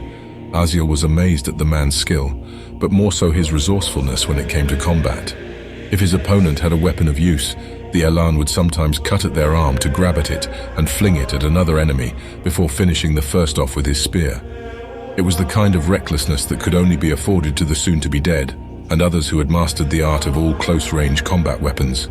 This Elan was clearly the latter. That fact only became more evident as the fight continued on until there was not a single one of the infected left to fight. After the skirmish was over, those who had fled looked back and saw the results of what happened. It wasn't really surprising that they could, mind you. The Great Plains were just that, almost entirely flat and near treeless, as they spanned across nearly 1/3 of the entirety of Ehya. From the farthest reaches of the west, even going northward to the Swamp of Doom before reaching the northern heights. Aside from the western seas, mountains were their real end, mountains on every side, to the freezing north to the lowlands of the Elven Realm, and lastly to the spike-like mountain range of the Great Divide to the east. Everything in between was grassy flatlands that were often used for farmlands. As the refugees were congregating together once more, Aziel noticed the return of his and Zev's missing companions. Aziel couldn't help but notice that Elix was looking apologetic, and that Drazden was, well, he was a dwarf. This kind of thing only ever happens when humans are around. Drazden considered aloud to himself before finally acknowledging Aziel and Zev. After stirring up the hornet's nest, I'm surprised to see you two made it, he added with a grin. Rough around the edges as usual for dwarves, Drazden sincerely seemed relieved, and Aziel wouldn't comment as such, but only someone looking to pick a fight would mention that to a dwarf. See, he does care, Elix suggested with a smile, gesturing to their height-challenged companion. Bah! As if... Drazden made sure to quickly correct, but judging by her pleased expression, Elix just flat out ignored him. Sorry for leaving you two like that. Elix sincerely apologized before adding to her thoughts. But you both seem to have come out of it all right. You both sure know how to handle yourselves, huh? Aziel smiled at that, but Zev couldn't keep silent on the matter. Ha! He chuckled aloud. Spare the niceties. I might just find myself remembering you both abandoning us the next time you two end up being surrounded by those things. Elix didn't know what to say in return for that, so Aziel intervened. Shrugging, he took off his helmet and offered Zev's real thoughts. Don't mind him. He cares, but you'll never get him to admit it. Zev waved his hand back flippantly. You're no fun, he said, basically admitting Aziel's claims to be true, and likely probably having wanted nothing more than to see the other's reactions to his antics. Aziel chuckled at that before turning to face Elix.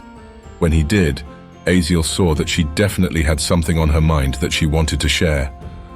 I was going to ask you too how you knew there was something up about that bunch, but I'm more curious as to how you got out alive in the first place. Sighing, Aziel turned and pointed to his unsuspecting savior. We wouldn't have made it if not for him, Aziel admitted with a grim expression. Some distance from them, the Elan was right in the middle of a large gathering of some refugees he was helping. She saw him. Really? Elix questioned in astonishment at the claim. Tell me about it, Zev said, chiming in. But I've seen plenty stranger things as of late. In fact, until the dwarf here starts sprouting some wings and takes flight like a fairy, I'd wager I won't be surprised by much anything anymore. The response from Drazden was anything but expected. He looked back to Zev with focused eyes and spoke sternly. Never underestimate a dwarf. In truth, Aziel didn't know if the dwarf was joking or not, and that's when he saw it all. Perhaps for the first time in his life, Zev was finally caught at a loss for words. In any case, what they said regarding their unlikely savior may have been perceived as rude, but Aziel knew it was probably unintentional and somewhat warranted given the Elan's reputation. Outside of trading merchants, the West and the East had largely tried to ignore the fact the other had even existed. It had been that way for hundreds of years, really, and most were grateful for it, since on many of the other occasions, there were interactions between the two sides. It generally only seemed to lead to conflict and strife. Strangely enough, what propelled most of such fighting was the clashes between beliefs from the separate sides. A fact of which made it particularly intriguing that an Elan would ever see fit to wear a holy vestment of the West. To add to the man's abominations of his countrymen's faith, the Order of the Light's robes he wore belonged solely to the fighting men of the West's religious faith. He's an odd one, that's for sure. Aziel thought to himself with a sigh as he looked at the Elan. Even after saving them, Aziel couldn't help but notice that he was still looked at with suspicion by the others. Aziel hated that it was also his first instinct, but he hadn't known their people to deserve anything else. Not that it seemed to have particularly mattered to the man in question. Aziel knew the Elan had chosen a path in life that would make it so he'd be ostracized by everyone in the world, and he acted indifferent toward others' reservations about him. Just what on Eya would make the Elan choose that sort of life? I should thank him, Aziel said firmly. He saved our lives. It's the least I could do. Obnoxiously loud, Zev sighed. Oh, all right, let's get going. Aziel appreciated his cousin's willingness, but felt the need to remind him nonetheless. Be nice, he said before taking the lead in walking over to the Elan. Up close, Aziel saw that the Elan was still surrounded by a small crowd. He was tending to one of the refugees' injured legs, strapping it on while offering helpful advice to keep the wound from becoming infected. He continued doing medical work on others, replacing bandages and cleaning out the injuries periodically with water that had been previously boiled. He also went on to offer some helpful hints in distinguishing local plants throughout the Great Plains that could be used for medicinal purposes. And no matter how much the rough feature Elan eagerly helped with a smile, the distrust on some of the people's expressions was clear. That irked Aziel. The Elan wasn't looking like he was going to stop talking anytime soon, so Aziel felt the need to speak up. I wanted to thank you for helping us when you did. I'm in your debt, Aziel said aloud, interrupting the man. Who knows how many would have been killed if not for your timely arrival. That got some interesting responses from the crowd, mostly positive from Aziel's point of view, with a few scoffs of disapproval from others. Words were unneeded to convey his feelings. The Elan knew of Aziel's intentions, but for some reason, he didn't seem to appreciate the gesture much. The Elan sighed before responding with his deep accent and outstretched palm. The light preserve you, As it is my duty, it's the least I can do. What kind of representative of the Order would I be if I should ignore the sickness plaguing this land? With a more serious tone in his voice, he added, And this sickness runs deep, my friend, far more than most know. That sounded like a warning to Aziel's ears. He had seen enough to believe the man's words, but it strangely seemed separate from what he had already seen and witnessed. Aziel chuckled at how far his view of the world had changed so quickly. With what I've seen recently, I'd be a fool to simply disregard what you said. Aziel said before strapping his mace to his waist and outstretching his hand. Name's Aziel. The Elan gave the impression he was bothered by such pleasantries, especially when they distracted him from more important matters, such as finishing his bandaging of the refugee he was helping. He returned Aziel's gesture, giving a quick handshake before once again tending to his injured patient. Kazim Mahir. He eventually answered before hastily getting to his next words. But pay me no mind, my friend. When there's still so many left injured from the latest skirmish, I'm not worth your time. Aziel couldn't help but feel that was an interesting comment from a man who likely saved over 100 lives. He didn't even know where to begin with replying to that, especially since Kazim continued where he left off with helping the other refugees and offering his guidance to help them later. Yep, definitely an odd one. Aziel silently considered to himself. Still, it felt wrong just leaving the conversation unfinished like this. Do you need any help? Aziel suggested without having given it much thought, if any. Kazim was almost annoyed that he was interrupted once again, but after a second or two of consideration, it appeared Aziel's suggestion was what finally brought a smile to the man's face. Why, yes, Kazim said, looking quite eager as he looked about their surroundings. As a matter of fact, I do. There are still plenty of others who are in need of medical aid or just simply do not have a strong back. If you could help these people in our journey to Valinor, I would be most grateful. That got Zev curious. You want nothing for yourself? Zev asked in earnest, to which Kazim nodded. There's an old saying, do unto others as you want done unto yourself. Whatever debt you want to repay to me, I would see it done to those less fortunate. And maybe afterward, I would help train you to use your weapon more efficiently so you can become far more prepared for next when defending the helpless again.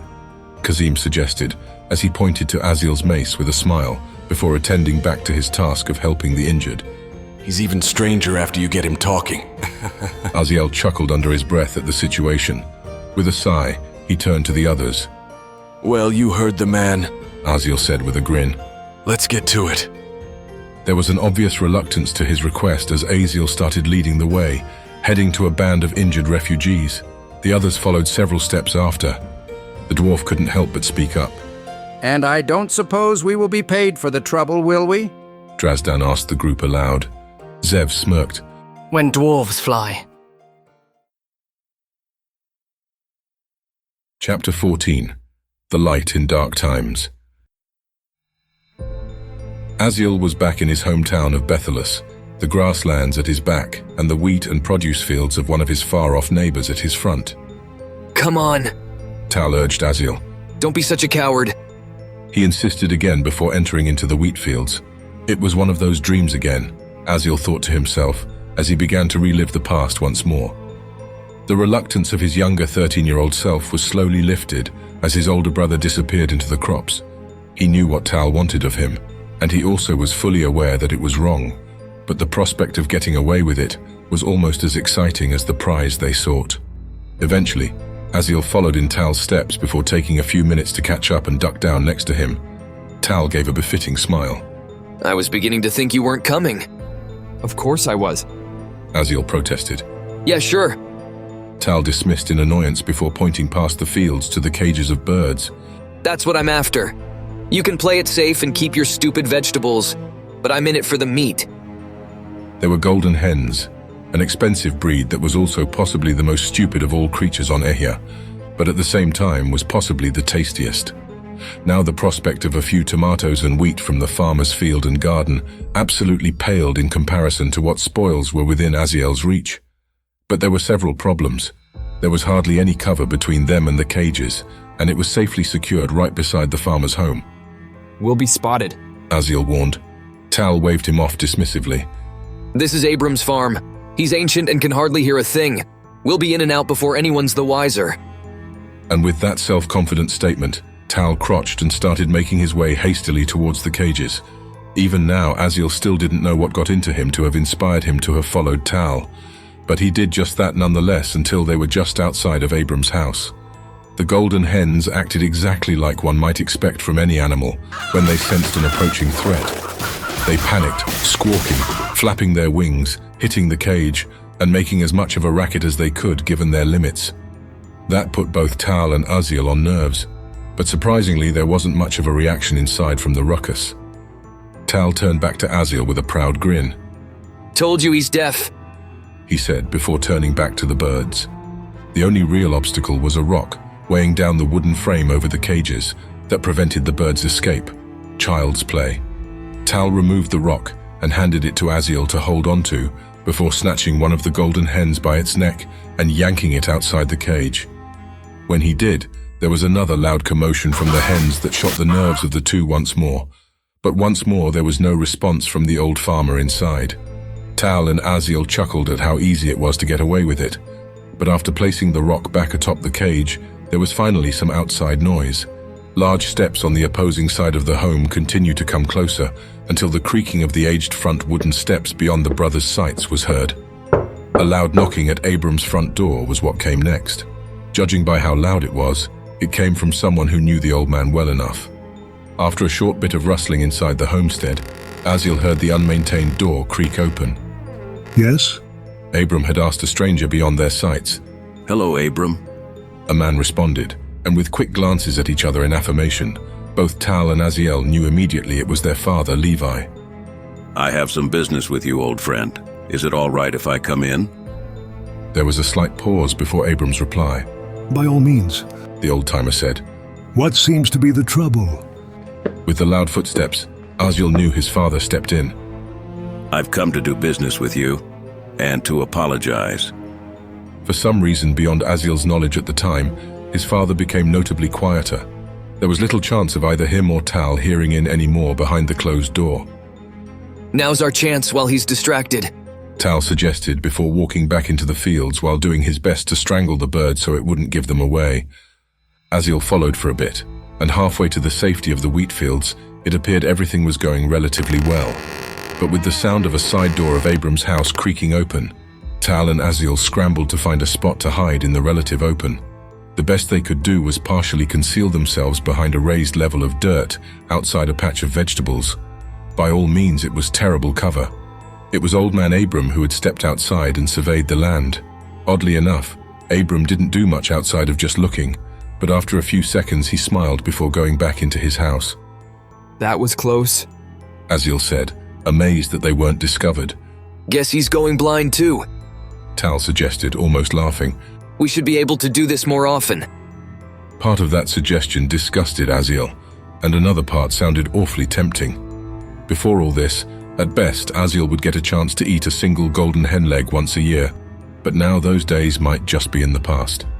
While following Tal's lead as they were heading on home, Aziel had found himself smiling at the prospect. Having gorged themselves on cooking up and eating the golden hen, the two discarded any evidence in a secret place behind a small thicket. The two had finally made the rest of the journey back to their house. When entering inside, only their Ema was there to meet them. The moment he entered, Aziel knew things had turned for the worse. Ema's hands to her hips, Aziel already had a good idea what was going to happen. His father and mother always had a way of making sure their lessons stuck, Aziel thought as he saw the scene play out once more in his dream.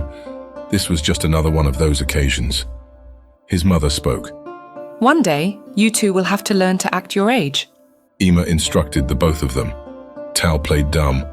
What's that supposed to mean? Now that really set her off. After all that whispering, you two didn't think we'd suspect something when you headed off to Abram's place. We didn't do anything, Aziel suggested, but his nerves probably gave him away. Ema sighed in disappointment. Somehow, Aziel, I highly doubt that. Where's Pa? Tal asked after looking around. She was quick to answer. He went to settle your account. That really gave the two something to worry about. Your father took the liberty of borrowing your pouches of coins, and with it, he'll be paying Abram back twice the cost of whatever you stole from him. What? Tal protested aloud before remembering his ruse. but we didn't steal anything. Ema gave him a look that he was pressing his luck. Then why are you getting so upset? Ema asked, knowing he had given them away. If you hadn't taken anything, your father and Abram would be sure to know it. Then it hit him. Aziel remembered that smile on Abram's face. Even if he avoided eye contact, Aziel had thought it was odd at the time, but now he understood the full context of it all. Both he and Tal had been played for fools in their parents' plan, and there was no one else to blame but himself for having ever decided to go along with it. He felt awful. 2 times? Aziel asked almost pleadingly. She sighed before looking back at him. It's not very fun to have your things taken without permission, is it? Aziel cringed at the context behind it. No, he admitted. Well, she said with a nod. That's exactly why you should never steal from another. It's very simple. Do unto others as you want them to do unto you. Aziel awoke from his dream, wide-eyed, now just realizing Kazim had said the same thing as what his Ema had tried to teach him. He shook his drowsy head. Maybe that's why I was so insistent in dragging the others into helping me. Aziel considered as he surveyed the refugees around him. He, along with everyone else with them, had taken refuge behind what seemed to be a single hill to escape the sight of any possible pursuers in these far-stretching grasslands. With a moment of self-reflection, Aziel considered that they had done quite a lot for the caravan the past day. Well, at least those who stayed with them anyway. When those in question turned down Aziel's assistance in offering protection or his help in repairing any damaged equipment, he couldn't really blame them. Perhaps they were the ones who carefully thought out the situation, Aziel considered. They told him their worries, how they were suspecting every other person in the caravan of being afflicted by that same dark magic. In truth, there was no shortage of talk amongst the survivors of who would next reveal themselves to be one of the infected next. With the slaughter of those tainted by the dark magic Aziel had been a part of, he couldn't help but think the others were being a little paranoid. But these were strange times, and if people would have given in to superstitions now, then when else would they? But all of those matters meant little to Aziel at this moment. The dream of his past was still fresh in his mind, consuming his thoughts. There were so many things left unsaid, so many things left unfinished, and so much regret that lingered on like a broken tip of the blade still stuck in his flesh. Where are you, Ema?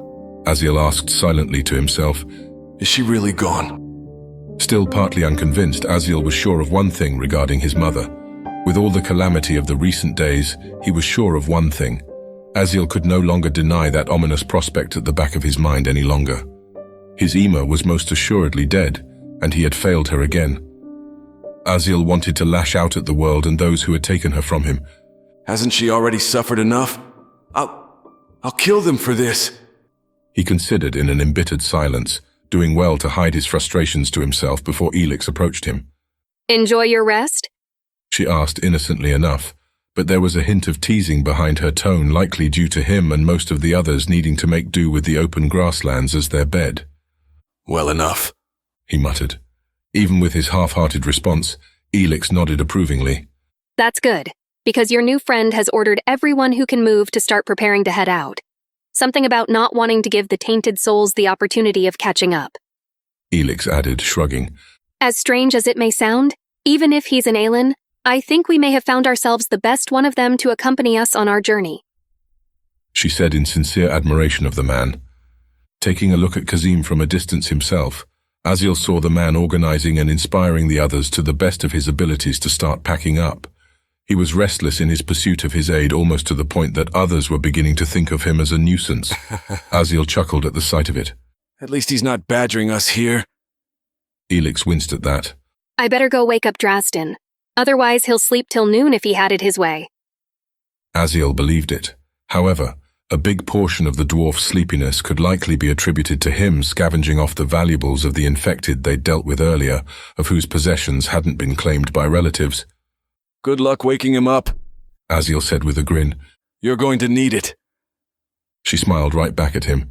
Don't be laughing too soon. Next time it'll be your turn. Elix said with a playful spite about her before heading on her way. The whole concept of having a task of waking up the ancient dwarf was ridiculous in Aziel's eyes, let alone how he had apparently been assigned to a schedule of it without his foreknowledge. But given the urgency of the recent days, He supposed it was understandable. Now alone and with plenty to consider, Aziel arose to his feet. At the sound of Drazden making a fuss over being woken too early, he smiled and headed in the opposite direction towards Kazim. But as he was walking, Aziel was intercepted by a familiar acquaintance, the young woman. I'm sure glad we have you three tagging along with us. Amila said as she was racing over. Would have been in a lot worse place if not for you and your friends and that man over there. She said with a grimacing look, gesturing to Kazim. The trust of the Elan between the refugees was still an issue, but Aziel was surprised she would be among them. Kazim, Aziel said, introducing the man from afar. He means well. I hope you're right. Amila said with a forced smile. It's just I've had bad experiences with them, but I've only seen him trying to help though, even if he's pushing it. Amila was going to leave it there, but felt inclined to explain herself after seeing Aziel's raised eyebrow. I didn't mean anything by it. He just keeps checking up on us like an overly protective parent, and he yelled at me once for not doing things like he asked. Being around him makes me feel uneasy, like I'm not doing enough. I'd stay away from him if I were you. With what just happened, Aziel couldn't blame him. In fact, he appreciated the gesture. Just give him some time, Aziel said with a smile. You'll come around to like him. Glancing back to Kazim, Amila shrugged and grinned, seeming to concede the point before practically prancing away.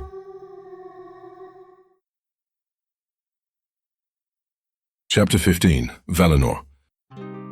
If he were asked about it, Aziel would say that the remainder of the days spent traveling to Valinor were for the most part uneventful, besides the training Kazim willingly offered.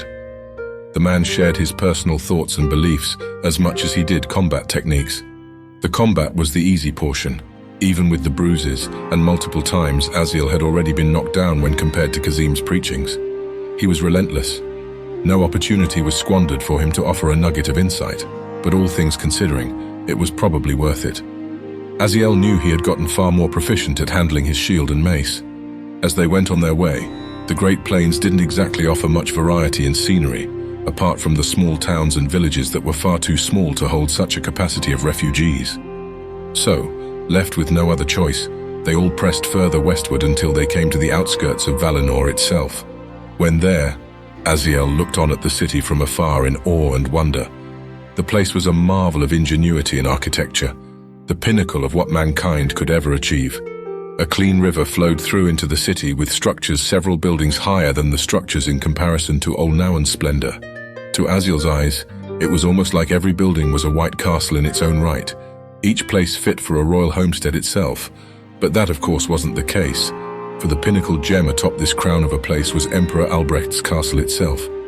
Aziel could only think that such a wide and tall structure was as easily identifiable as a lone cloud in the sky in a clear sky. But still, amidst all its glory, there was something about Valinor that troubled Aziel. No walls? He asked no one in particular, dumbfounded. In fact, as he saw more clearly, there was no effort spent in preventing any outsider from entering into the city. What kind of defense can we expect from this place? Don't fool yourselves. Zev stated after seeing Aziel's expression. They're not as welcoming as they like displaying themselves to be. He said confidently with his hand towards the vastness of the city, but strangely enough, he cringed afterward. Well, from what I hear, some others are far too welcoming. Zev added, clearly alluding to someone that left a sour taste in his mouth. That vague description certainly piqued Elix's interest. What's that supposed to mean? But Zev didn't exactly answer in his reply. You'd be happier if you never found out, he said, shrugging. Has he met her? Aziel considered, smiling, knowing how that response would turn out. As expected, Zev's response definitely didn't stifle Elix's curiosity on the matter, but as fate would have it, it turned out that she didn't have to wait very long for a resolution on the matter. Kazim was nearby and felt inclined to offer the truth behind Zev's words. I believe what your friend here probably means to say is, do not be fooled by this place's beauty. Because within, the people are corrupted by centuries of tyrannical rule. And worse yet, you will only receive ill will from every other ordinary man and woman within the city. Kazim said ominously, his words clearly increasing Elix's worry. He's finally speaking as an Elan. Oh, come now, Aziel said dismissively of Kazim's claims. There's no need to exaggerate. Without warning, Kazim placed his palm atop Aziel's chest. Their gazes now locked. The Elan's eyes were dead serious when he spoke again. I've heard many, and I've known few who have been entrapped by these accursed lands' outer majesty, my friend. Kazim said in an unnerving tone, as the others stopped to listen in. The people of this city make sport of newcomers, unsuspecting victims, fresh meat, their twisted little minds may think. They'll come in droves and taint their target's purity. Man or woman, dwarf, sometimes animals, children, they do not care. That was a bit of surprisingly shocking information that Aziel or the others besides Zev just heard. Seeing that his words made an impact, Kazim stepped back and released his hand upon Aziel's chest to offer some final thoughts. Do not leave the main roads, and whatever you do not travel at night. Bring friends, and of course, if you have one, carry a weapon at all times. Haha. Elix chuckled nervously. I don't suppose... She was beginning to ask, but Aziel was quick to catch on. He waved his hand as if it was a given. Of course, he said, answering her unspoken question. There was no way he was going to allow himself to abandon her, especially after hearing that bit of information. Drazdan grunted derisively. By the stone, I'm already far more acquainted with humans as it is than I ever wanted to be, he said aloud before eyeing the lot of them with a shifting gaze. So, just so we're clear, don't any of you get any funny ideas? Not a one of you humans have the charm of a stout dwarven lassie. Odd, Zev said with a grin. And here I was just thinking you were looking rather fabulous this morning. Zev was only trying to get a rise out of the dwarf, of course, but as so many others of their race, Drazdan was all too easy. Raising his eyebrow, Drazdan placed one of his big, hairy, burly hands atop the pouch at his side. I have bombs, you know, the dwarf said flatly. If there was a trace of humor involved or behind it, Aziel didn't notice it. Ah, I see. Zev responded with an even wider grin. You always say the nicest things, he added before moving on ahead. Drazdan shook his head and grunted again. I'll never understand ye humans, Drazdan said before starting to walk forward himself. Admittedly, Aziel was having a bit of fun just watching it play out from the sidelines, but before they went too far, he made sure to yell out to them. Play nice, you two.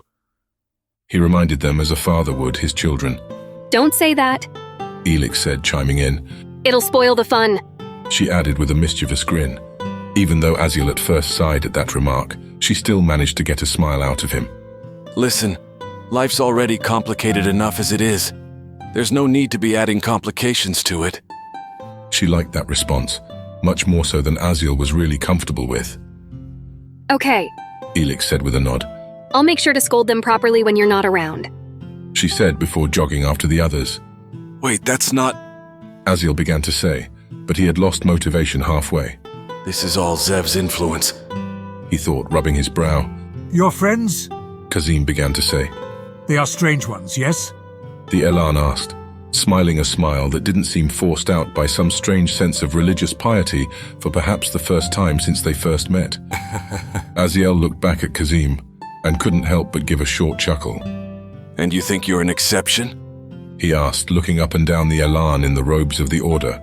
Offended and wide-eyed, Kazim looked at himself for a few seconds. It didn't take long for him to accept the truth in Aziel's words as he looked back with a disapproving shake of his head. We shall never speak of this again, Kazim instructed with a warning finger before he turned to head in the opposite direction. Aziel felt inclined to ask, Where are you going? Kazim turned to answer. The others have you to rely on, but as for these travelers, Kazim said, gesturing to the plurality of the refugees, I much suspect they would be inclined to have my assistance in the days ahead. Seeing the refugees already beginning to scatter, Aziel felt compelled to ask another question. What about them then? Aziel said, gesturing to a few small groups that split off from the caravan and were already heading into the city. The Elan turned to them. His face was the picture of melancholy. Each man and woman must decide their own path, and it would not be my place to seek out those few when there are still so many who are willing to accept my hand in assistance, Kazim said, turning to Aziel to make the point almost personal now. We cannot help everybody, wouldn't you agree? To try and do so will leave you far too drained and unable to assist those who really need it. Another lesson, is it? Aziel asked with a grin, remembering all the times he had heard those teachings from their travels together, but truthfully finding Kazim's persistence humorous. You must have known my parents. Kazim chuckled only once before immediately putting back on his serious, pious expression. Perhaps it'll give you something to dwell on when I'm gone. The Elan said with a smile before turning to ensure the rest of the refugees were where he left them. Aziel sighed at that. So this is goodbye then? Kazim looked back, surprised at the question before shaking his head at Likely for being so absent-minded about the whole thing. I suppose it is, he said, outstretching his hand, which Aziel shook. For now anyway. You're a reckless one, of that I've told you as much, and you are bound to make a commotion. So, since this is the road you've chosen, I'm inclined to think our paths will eventually collide once again. Hopefully it'll be on a better occasion than when it started. The Elan said, grinning and releasing his grip to start heading over to the others as he had said. Safe travels, my friend. May the light guide your path, Kazim said aloud as he was leaving. And please tell the others I say the same to them. Aziel smiled and waved, but didn't respond otherwise. He was alone now. I sure hope you're wrong, Kazim. All I wanted to know is what happened to Ima. But what if Elix was right after all? What if she's been right about everything? That internal question gave rise to the many complications he had come across along the way, and how much of a nuisance he saw all of it as, the great burden he now felt faced with it. The others' lives he now felt responsible for. His life, or his destiny if one was feeling dramatic, was being pushed forward by uncontrollable events outside his scope of knowledge. Almost as if he was being forced into fighting a battle he wasn't even aware of only a month ago. It was like he was being played like a puppet on a string, while the forces of good and evil played a game of ultimate stakes all around him and the others. That thought felt unsettling true to where Aziel's inner conclusions were leading him. Aziel wanted nothing to do with it. He was a blacksmith. He was living peacefully, happy. Well, at least for the most part anyway. The thought of it all sickened him. The Elans, the Valinorians, the infected, the disappearances, sunder it all. I just wanted answers. He muttered under his breath before turning to catch up with the others. If this keeps up, I'm going to end up fighting against the whole world before this is all over. The many within the caravan were getting restless as they waited for Kazim's return. So when he arrived, he was immediately apologetic for keeping them waiting. I am sorry for the delay. I was just wishing a few friends of mine safe travels. There was a disturbance in the crowd before him, one which required an explanation from a man amidst it. Valinor isn't anything like you described, the man in the gathering said, displaying the magnificent open city. What harm could they possibly intend to their fellow man with open borders like this? Ah, Kazim said, smiling at the question, clearly hoping to have had the opportunity to explain himself. Yes, it is quite beautiful, isn't it? Some may even be so inclined to describe it as a diamond jewel atop a crown, yes? The others listened, but only nodded, expecting that the Elan in the Order of the Light's robes was actually intending to go somewhere with his explanation. But he didn't leave them in much suspense. True, it is marvelous, Kazim offered, waving his arm to the city behind him. Serene beauty and abundance are what it displays. The first man spoke out again. Then why should we stay together? Or for that matter, why should we follow you, an Elan? Kazim was quick to answer the man. If you were thirsty, you would drink a glass of water offered to you, would you not? They nodded again as expected. Kazim smiled at that.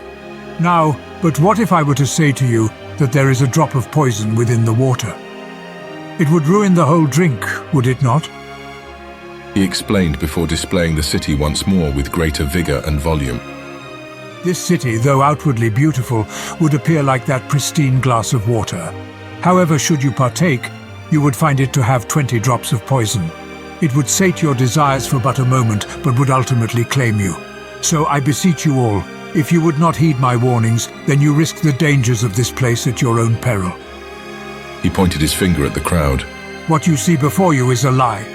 It is only what they want you to see from the outside. But as the glass of water or the value of any man and woman, what matters is what's within. That accusation surprised the crowd, but Kazim still had more to say. And I would hope that my actions would speak to the man I am now, but I am aware of what others think when they see my complexion. How those of my kind have wronged so many of you.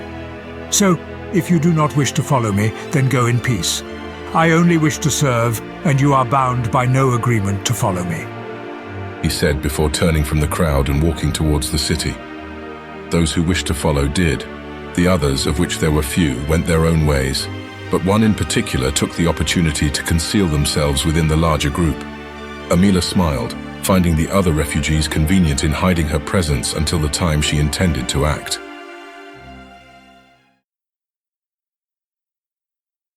Chapter 16. The Remnant. Aziel caught up with the others and began entering the city of Valinor alongside them.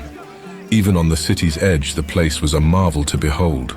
Storefronts, housing complexes several stories high, and large roads that could even accommodate the vast numbers of Elans. But as he had been warned, there appeared to be more than just what lay on the surface. Mistrusting eyes followed their every movement, as well as the constant murmuring amongst those who lived here. The glass windows to the shops had bars fastened behind them, and the sturdy doors themselves were braced by several layers of wood on their rims from the opposing side. Thieves and lowlives of all sorts must patrol this place, Aziel thought, and just like that, this place didn't feel so welcoming anymore. Zev did the courtesy of leading the way forward, though that was a welcome sight since he had been far more familiar with this place than Aziel.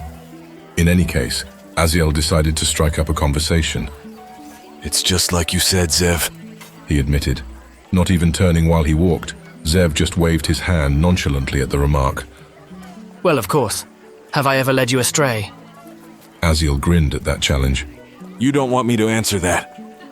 Still walking, Zev turned and pointed an accusatory finger. No, he insisted. The time with the Eldenberg girls doesn't count. And besides, that was just as much your fault as it was mine. Aziel chuckled in disbelief.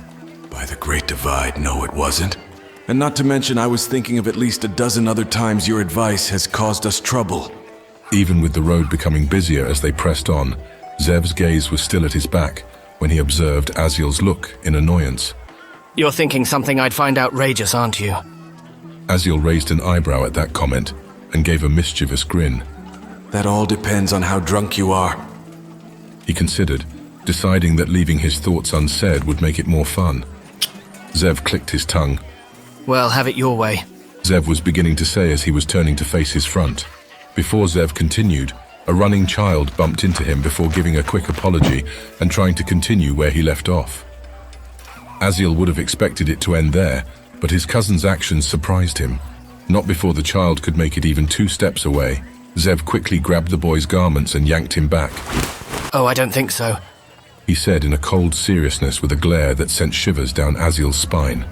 That flip of his had been switched again. Immediately, as if they were accustomed to such things, others on the road gave Zev his space. Whoa, hold on, Zev, Aziel suggested, but was flatly ignored. Pardon me, sir. The boy in Zev's grasp said apologetically. I'll be more careful next time, I promise. He added with fear in his eyes after seeing Zev's expression was unmoved. Let him go, Elix said in distress, but once again the words were not reacted to. Zev held onto the struggling boy tightly, not letting him move as he issued his threat. What's more important, little one? The pouch or your life?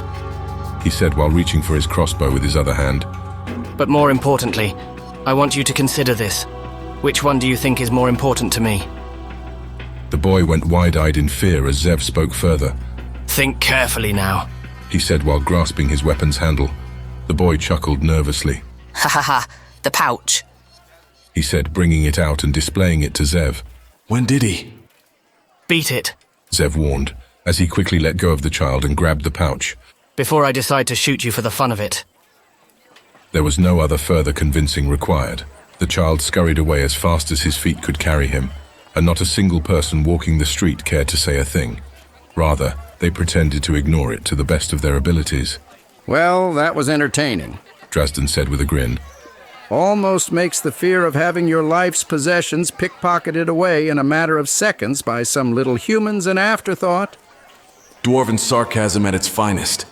Aziel considered with a smile about the dwarf, before Elix stepped closer to Zev to give him a piece of her mind.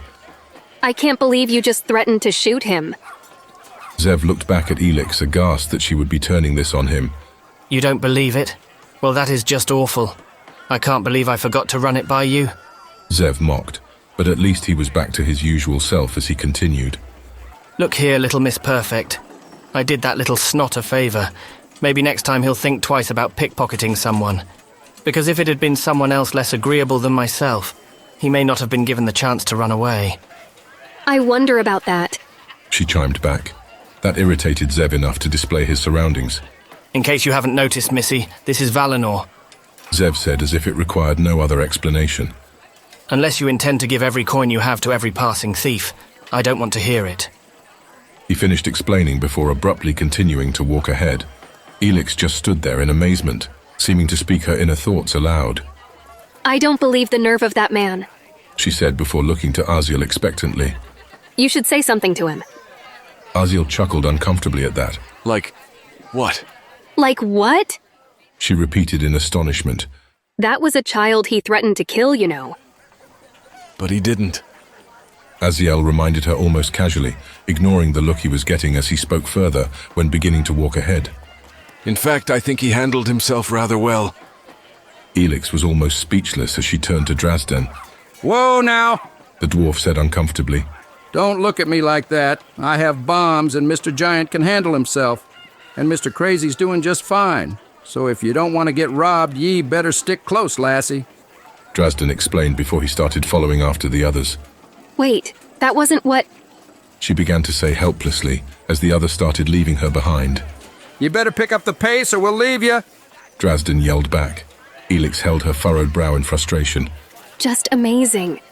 She said to herself, still in disbelief at the situation. What do you intend to do if someone steals from you anyway? Blow them up? She asked in exasperation, before she found the nerve to chase after the others. Over at a different entry point of the great city, Kazim led the others with him throughout the streets. With his foreboding words of the place, his explanation did little to soothe those in the caravan's growing anxiety either. Their destination was the palace, which they would most certainly be blocked from entering, but their obvious presence would likely lead to some noble or bureaucrat seeking to use them in some ill-begotten plan of theirs, and hopefully through it, they could be given some area to be set aside, a place to rest their heads. It wasn't much, but it was all they had to go on. Kazim concealed his origins as well as he could beneath the hood of his robe. The situation was already unpleasant enough as it was without him being a stumbling block for the others. As they traveled down the wide road, their reception into the city was anything but welcoming. Discontent conversations and outright words of disgust came from the street vendors and everyday citizens of the place. The message was all too clear. Those within Valinor wanted nothing more to do with people coming from the east expecting charity. Ignore them, Kazim said as he looked back to the others but kept his pace up front. We did not come to trifle with them. Get out! A man from the side of the street yelled out while throwing some food at one of the refugees behind Kazim. You bring nothing but trouble with you, and we want nothing to do with it. Other Valinorians cheered in support of the man and started cursing the outsiders in more earnest. Kazim gritted his teeth. Keep going, he urged of the others. Do not take their bait. It's what they want you to do. Kazim said aloud to the others as he started doubling back through them. Through a mixture of emotions, they did as he asked, while the harassment of the people of the city only grew. Along with the insults, more food was thrown, as well as trash and anything else they saw fit. When Kazim saw a young child under his charge who shrieked after being drenched in dirtied water, he had had enough. Displaying his spear high, Kazim yelled to the masses, Next man or woman that dares throw anything else at these will lose their arm in which they threw it. The Elan threatened as he pointed the spear to the crowd and waved it about to let them all know he saw each and every one of them. Do not test my patience. He threatened again for their sake. Those in the crowds gave heed to his words, and everyone there knew why. Kazim was more aware than anyone else as to why his words had made such an impact. He was keenly aware of his thick accent. They knew he was an Elan, and that was sure to bring trouble down upon them. But the stoic expression he showed was defiant in the face of such consequences. Any fuss from the crowds had altogether stopped when another voice spoke up. You! A man yelled out to Kazim from his side. Kazim turned and saw a guard of the city who was accompanied by others, and coming closer as he began to speak further. Weapons and elans, the man added with disgust in his voice, are both illegal in Valinor. So it is, Kazim casually responded. His calm demeanor just upset the guards further. The man looked at the other guards with him incredulously before eyeing the Elan with a glare. You will relinquish your weapon and leave Valinor immediately. Kazim drew his spear closer to himself and turned it around to appear as unthreateningly as possible when he began to walk over to the men to respond. That I cannot do. Kazim began to explain as he closed the distance between him and the increasingly irritated guards. I've come from Olnauen. The city has been sacked, and I mean to inform Emperor Albrecht of the coming danger, as well as to find a place for the others with me to stay, he said while gesturing to the caravan. The man sneered in return. Don't you think we'd already know that? He mocked in a disgruntled voice. Now, I won't ask you again. Hand your weapon over now. The guard instructed with an outstretched hand, his other hand on the hilt of his sword, and his men at the ready behind him. I cannot, Kazim said simply, amazing the guards at his nerve before he spoke further. It is a decree of my order. I cannot relinquish my weapon. The man sighed, clearly knowing the truth behind the claim, but he wouldn't give up just yet. But you're an Aelin, he protested with a swipe of his hand. Your kind can't be one of them, he repeated in disbelief at the claim. Kazim just eyed them all back silently for a second or two. And yet here I am wearing their robes and adhering to their teachings and decrees. The guard snarled at that. I don't care, he said in protest as he stepped forward and began to reach for Kazim's spear. In an instant, Kazim kicked the spear upright and positioned it a mere inch from the man's neck. The other guards spoke out in protest and brought their weapons at the ready. Kazim quickly tried to de-escalate the situation. I do not wish for violence, he said while staring them down with an unsettling seriousness about him. You all would agree with me, yes? He added before retracting his weapon and standing proud before them. The guard in question was flustered and still shaken at what had happened. But regaining his composure, he looked to the oogling crowds first. What are you all staring at? He roared out in frustration, and at the sound of his tone the people of Valinor went back to their business with a notable aversion to look their way. Even if he regained some face, the guard was still as sour as he was before when he turned back to Kazim. You say you want to speak to the Emperor? He asked Kazim with a wry, taunting grin. I'd like to see what becomes of it, the guard said, gesturing for Kazim to lead the way. Though there was an undeniable callousness behind the man's words, Kazim nodded appreciatively. By the light's grace, it is most fortunate we have met. The guard only rolled his tongue behind his lips in annoyance at the sound of that, before gesturing for the Elan to walk forward. Kazim was more than willing to oblige. Over where Aziel was, Zev had led them to an inn he seemed well acquainted, though Aziel could only guess. He had his reasons to think so, as Zev had at one time in his life had often frequented Valinor in travels with his parents during his early years. Well, that was the case until the divide between them started to form. There were plenty of reasons for it, and Aziel had a multitude of his own speculations as to why. While Aziel was considering such things, Zev opened the door to the inn before them as he gestured them inside. The Gok Inn, Zev said with a grin. It's fancy, I'll admit, but that's not really where it stands out. Well, let's just say, I don't think you'll ever come across another place with such a fitting name. Wanting to judge the certainty of that claim for himself, Aziel obliged Zev's holding of the door and entered within. It was as he had said. The place was fancy, but not the fanciest Aziel had ever seen. And then there were the decorations. Obsessive was the word to describe it. Goks, an otherwise tame creature that traveled the Great Plains in herds and ate an abundance of its grass, were used in every possible conceivable way as decorations. Their horns served as trophies and lampposts for candles. Their heads were mounted, of course. Their fur used upon every upholstery. Their bones were also used as stands for furniture. Even their cleft feet were used as decorative little notches in walls. Aziel didn't know whether to be disturbed or impressed. Don't suppose the owner of this establishment had ever been crossed by a Gok before? Aziel asked in fun. Well, of course he had, Zev responded. You think they mount all these dead Goks out of admiration for them? Of course not. It's quite an interesting story, actually. The most compelling kind, really. I'll have to remember to tell you all later. With that last bit Zev felt the need to add, Aziel was sure he'd never find out. Drazdan entered inside, slightly impressed at first, but his opinion quickly turned to disgust as he saw the scope of it. Humans, the dwarf commented, shaking his head. Mark my words, there be something wrong with the owner of this establishment. Elix peeked inside and looked around with a grin. Oh, really? She asked. I wouldn't have noticed. On those words, Elix started walking ahead of the others, heading straight for the counter. Drazden shrugged and followed after her lead. Aziel was about to follow them, but Zev grabbed his shoulder. Brother, I'll be back by evening, he said while reaching over and handing some coins into Aziel's open hand. Zev was just about to excuse himself too. Wait, I'll go with you, Aziel suggested, but the words seemed to only make Zev uncomfortable. Zev looked left and right, likely trying to devise the right kind of excuse to say in response, but eventually appearing not to care. No, I think not, Zev answered, his expression turning more serious as he continued. You wouldn't approve. Aziel sighed at that, rubbing his face in disappointment before he responded. Stay safe, Zev, he sincerely warned, knowing his words would hardly stop Zev anyway. And if you need help, you better come back and find me. That got a smile out of Zev, who shrugged nonchalantly.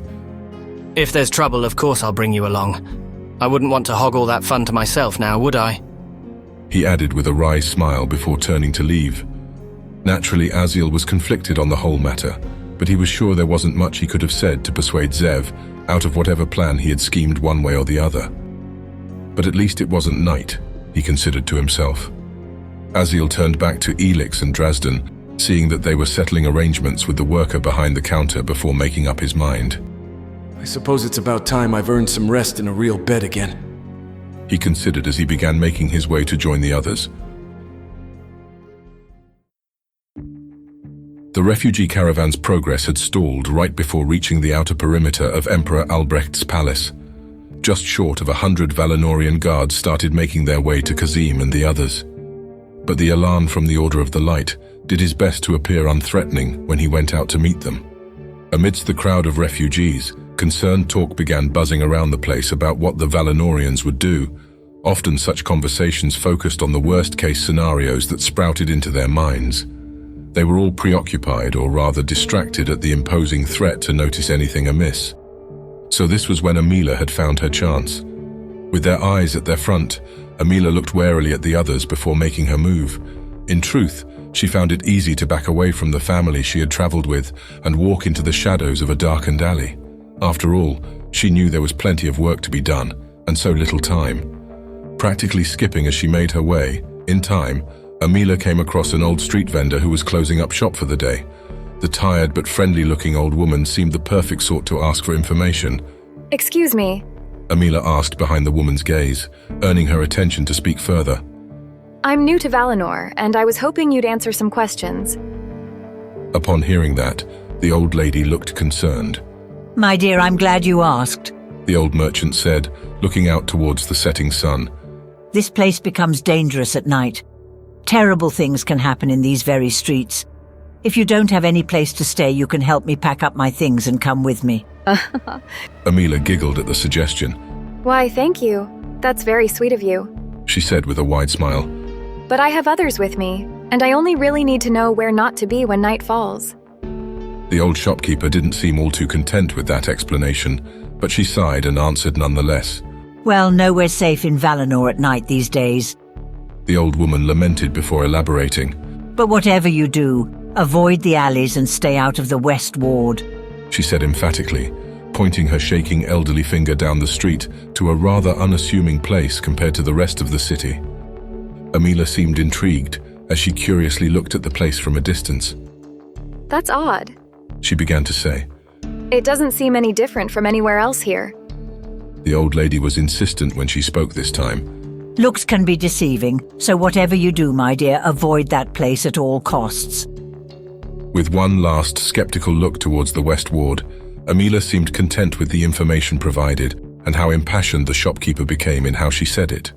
Thank you, Amila replied, her hands behind her back as she leaned forward to express herself further. You've been very helpful. And with those thanks, Amila started heading exactly toward the West Ward, skipping like a carefree child as she went. What are you doing? The shopkeeper almost yelled out. The sun's setting. You don't know what they do to people there. Trust me, you'd rather be anywhere else on Asia. Stop! The old shopkeeper continued her warnings for as long as her voice could allow her. Still, Amila didn't even acknowledge the old woman's words. Amila didn't stop, didn't even turn, but instead just waved back as she went on her way.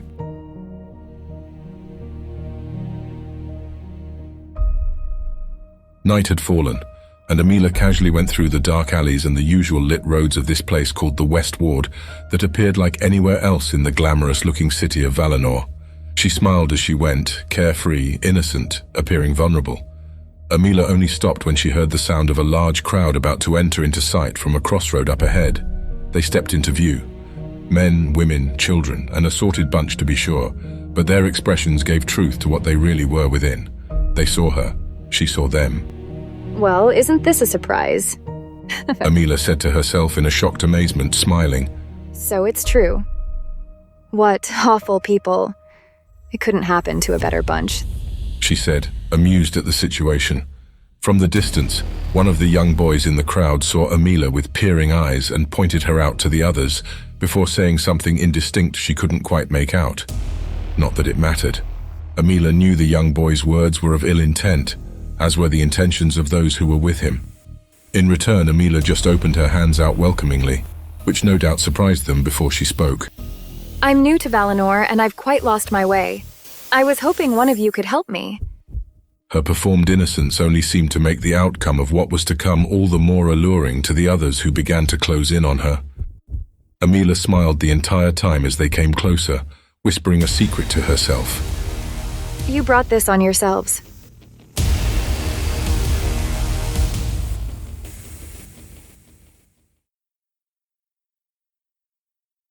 Chapter 17.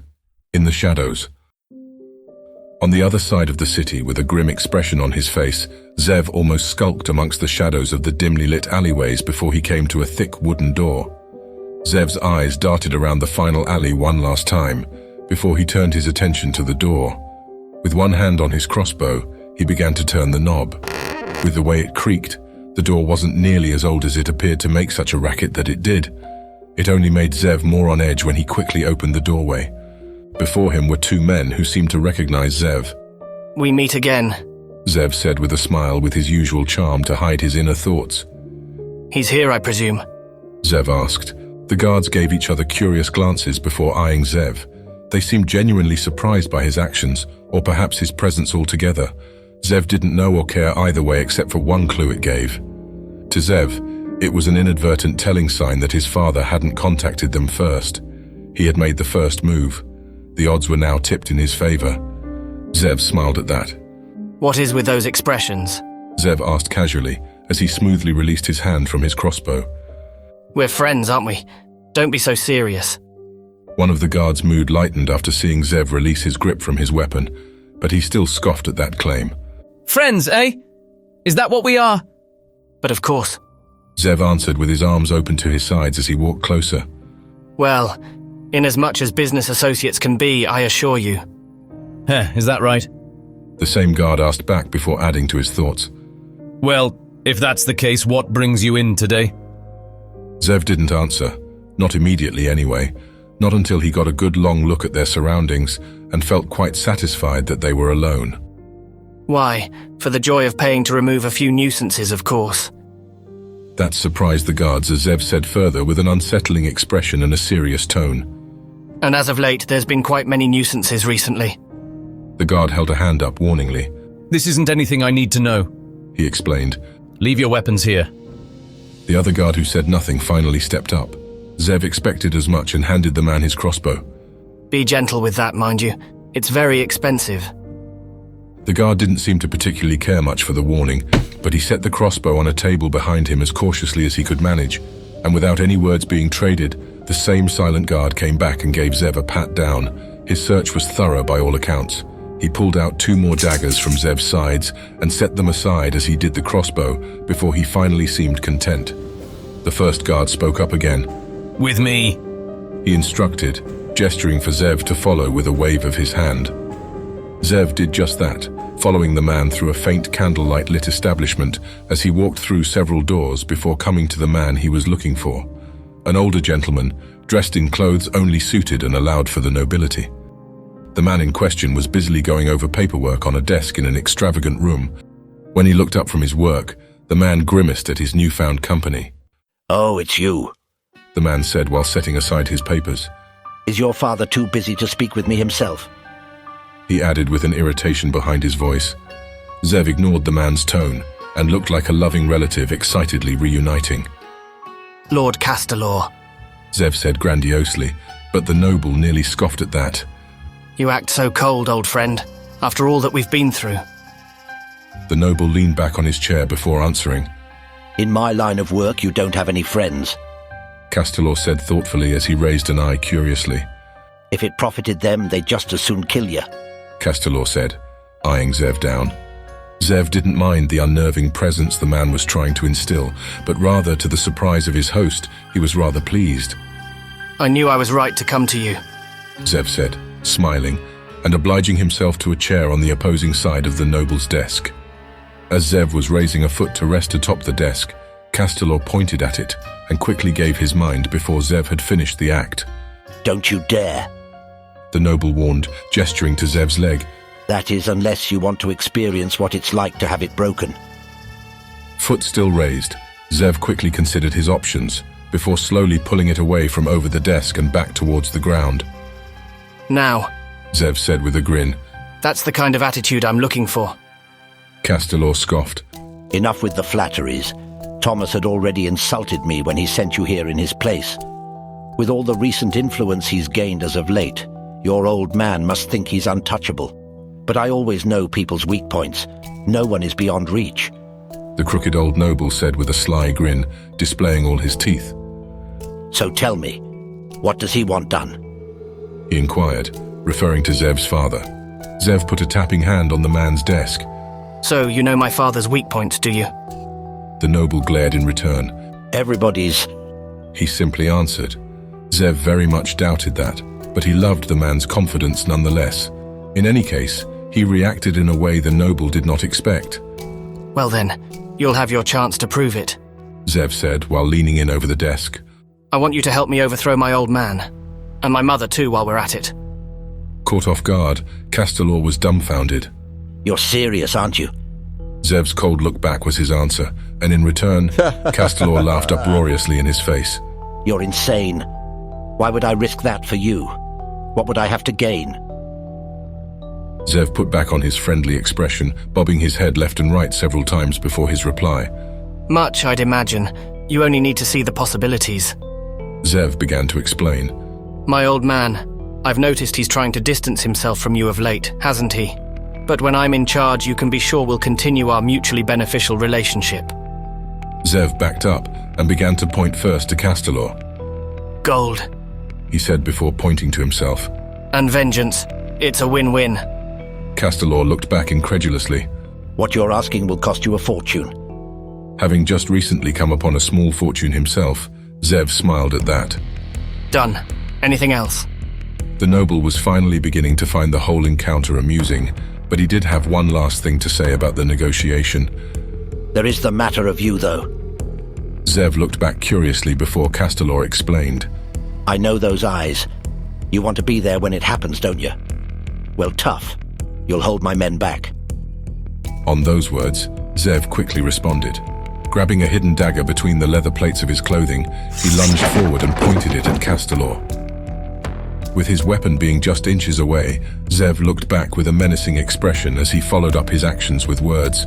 Oh, I believe I can handle myself quite well, old friend. Castelor looked back nervously as Zev continued. After all, I've already killed my fair share. And with that said, Zev withdrew his blade and placed it where it belonged. Now, Zev said with a wide smile, his casualness returned. Let's begin working out the arrangements. Chapter 18. Prophecies Made Manifest. Another day had passed with Aziel taking the time to relax in the peculiar Gok Inn.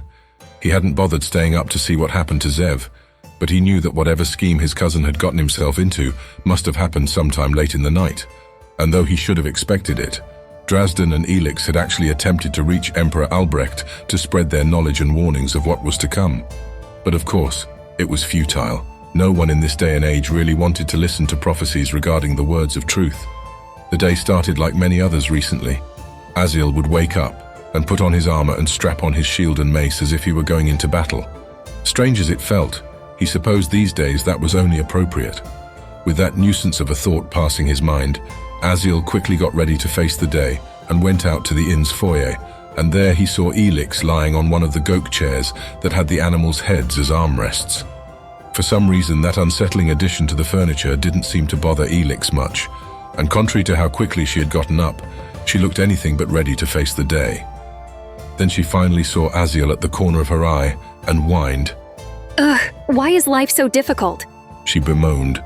There was a plethora of answers that Aziel considered amongst those swarming around his mind to answer that question, but he instead decided to walk forward and plop down in a lounge chair right beside her. Yep. He answered simply in agreement. It was enough to encourage her on. No matter what I do, nobody wants to listen. Elix began to explain, as she lazily swung her arm around to give examples. Olnau and Valinor, and then there's you. Elix said accusingly in a sleepy stupor, with her finger pointed right at him. Aziel almost laughed nervously at that. What? I've listened. Yeah. She admitted before adding, But you don't believe me, so what's the point in that? Now that got Aziel thinking. Sure, he did listen to her, and saw some unsettling sights himself, but was he really going to believe everything Elix had said? The implications of trusting in her would change his perspective on everything, wouldn't it? And he wasn't quite sure he was willing to make that commitment quite yet. But he couldn't just explain away what had happened otherwise.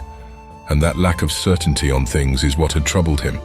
After that drawn-out silence, Elix felt compelled to speak again, even if it was in a deflated tone.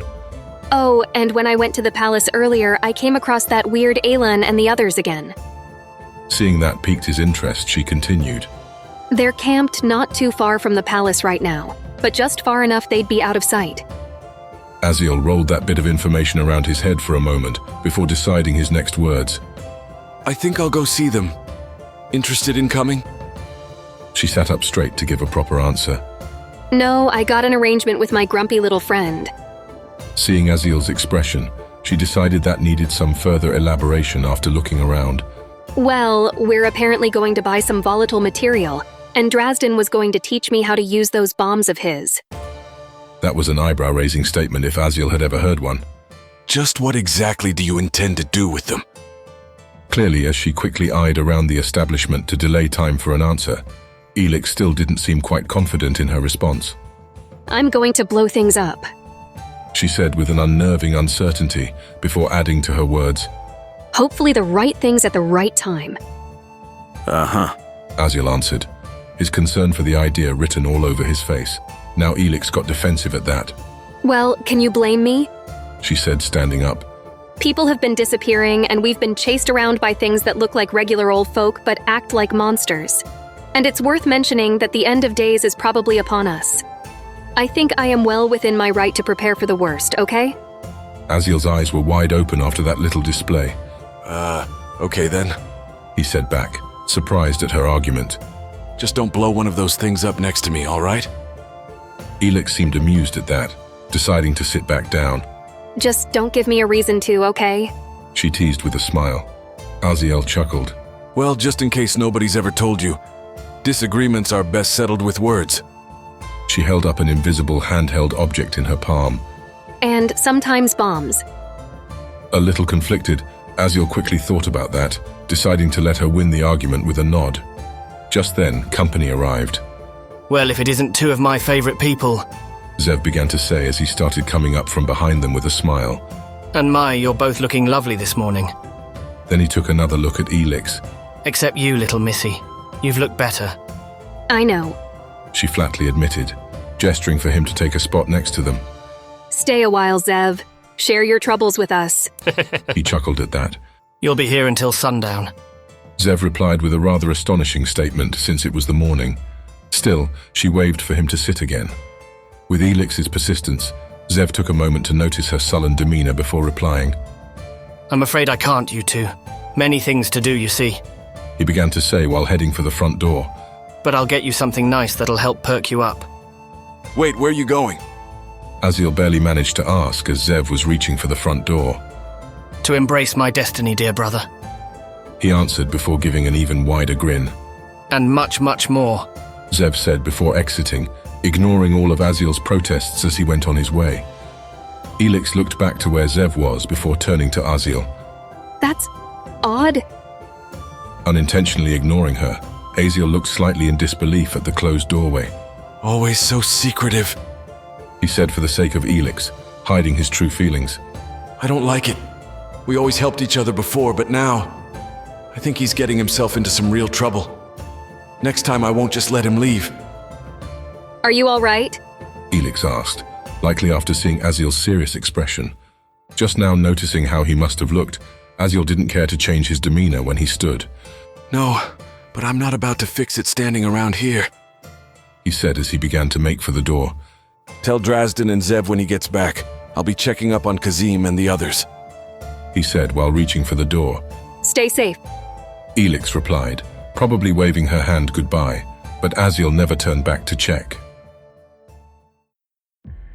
Even without the others in tow slowing him down, it took Aziel longer to find Kazim and the refugees than he bargained for. It was evening, and night was approaching fast. An unsettling thought for one who may end up traveling the roads at night in this place. But he hardly was concerned about such things. Aziel was well aware of how fear-instilling his fully armored presence was to others. It wasn't too long before Aziel found himself at an encampment of shoddy tents, wagons and carts from the Olnauen refugees set aside in a large grassy lot amidst the surrounding financial district. Kazim! Aziel said, waving to the Elan whom he saw attending to the worries of the refugees.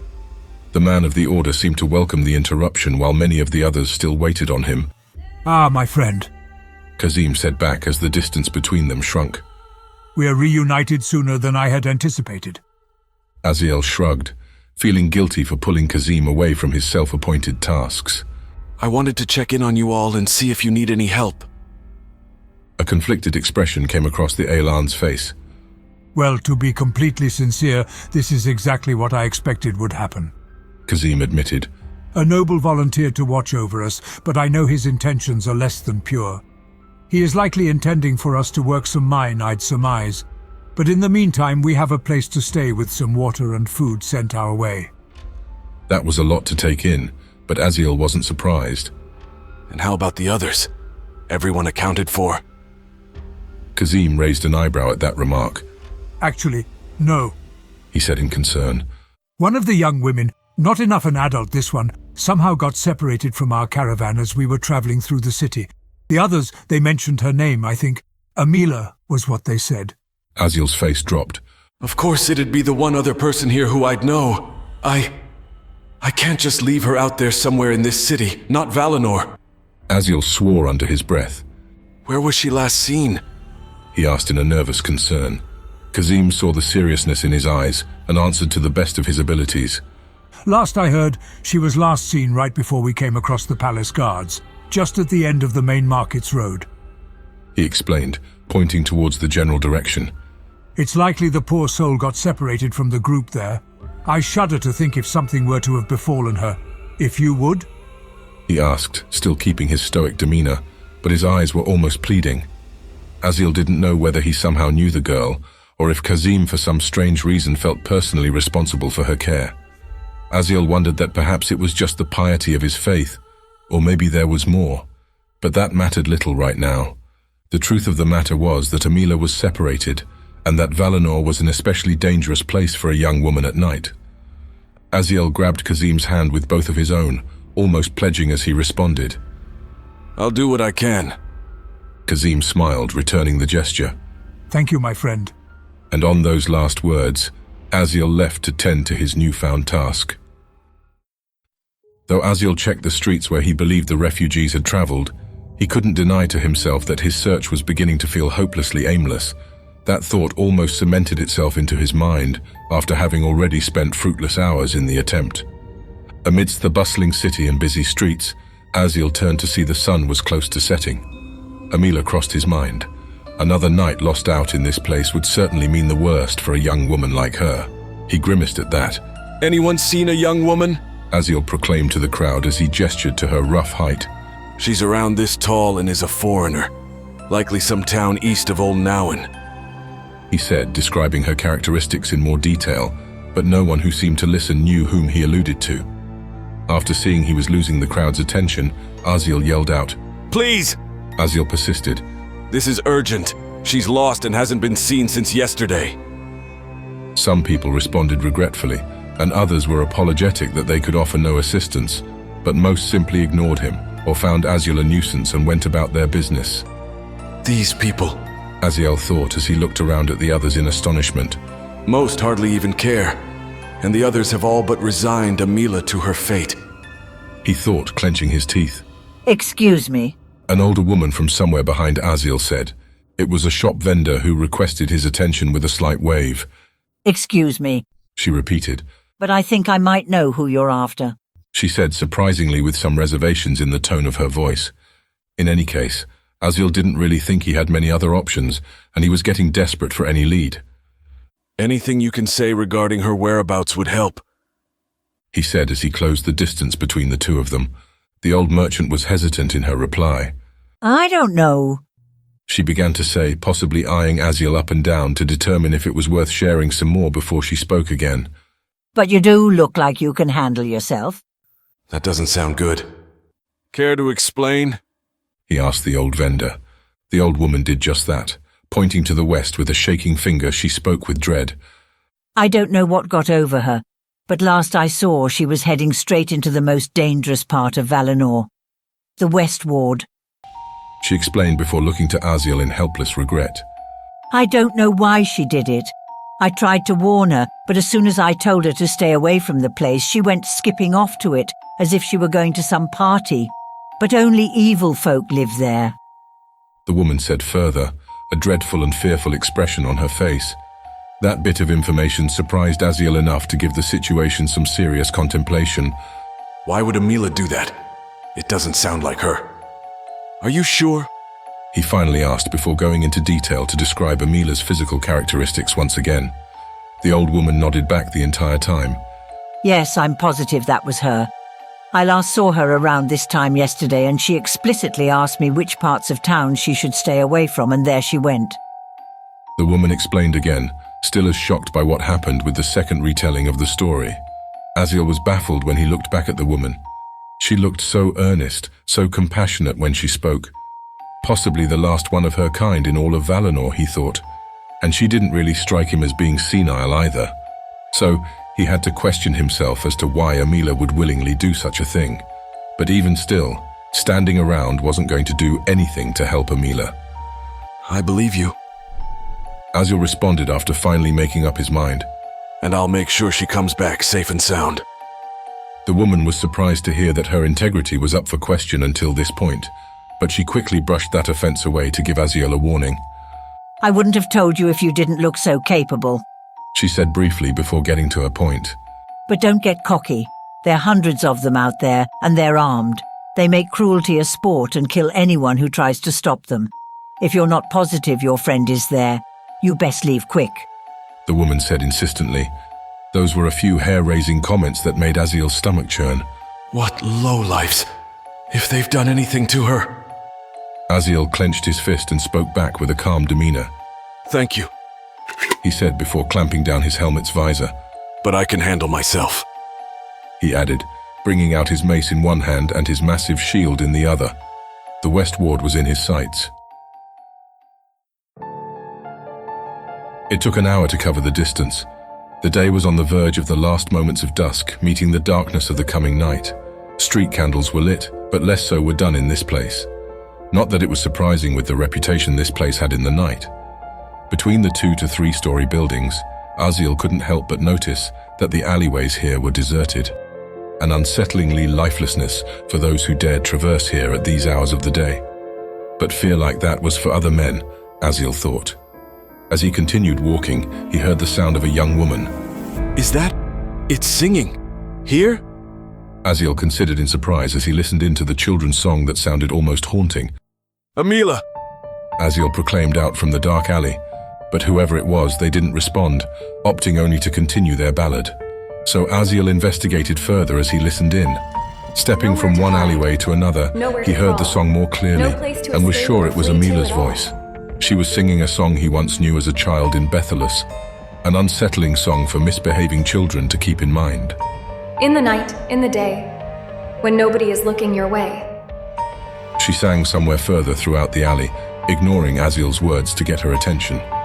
Though you try to hide away, sneaking in shadows or running away, it will follow you. Aziel turned one last corner, seeing Amila atop a small building, kicking her feet casually, as would a dreamy child who sang her song. He called out to her again, but she either did not hear him or would not listen as he closed in the distance. And she continued. To the west, to the east, the north, the south, and in between. Judgment will come for you. Amila sang, turning to Aziel with a smile. You're quite the resourceful one, aren't you? She asked him casually, as if nothing were amiss. Something seriously wrong about this whole situation. He considered as he paid keen attention to his surroundings before responding. What are you doing here, Amila? Why aren't you with the others? Don't you know it's not safe here? She looked curiously back down at him. Why, what a strange thing to say. Amila began to respond. Don't you know already? Nowhere's safe. And no one is safe. She said while revealing the black taint in her eyes.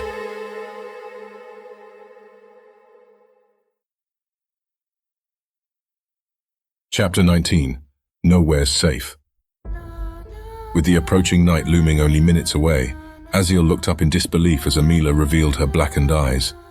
Aziel didn't need to ask about it. He knew by now what it meant, that she too was gone, and this was a trap. Still another question lingered on his mind. For how long? He asked Amila back. She smiled at that question. Since the beginning. Amila explained before elaborating further with a pleased expression and an oddly unsettling friendly smile. This remnant was one of the first, you see. What's left is a memory. Nothing more but a shadow of the girl who once was. Amila was so innocent and kind, but she could be very manipulative if she put her mind to it. And I doubt she could have endured what happened last night. As she spoke, Aziel heard a noise from another alley.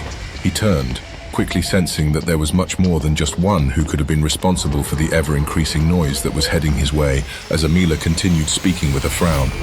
You made him very angry, you know? How you've been getting in the way and all.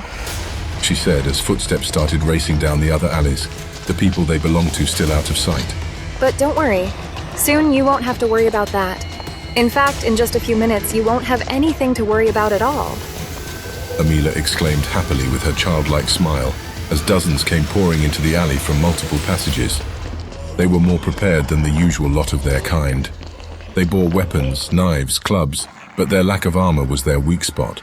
Still, Aziel was ready for them. His shield raised high, Aziel quickly looked on at the infected to his front and then to his back.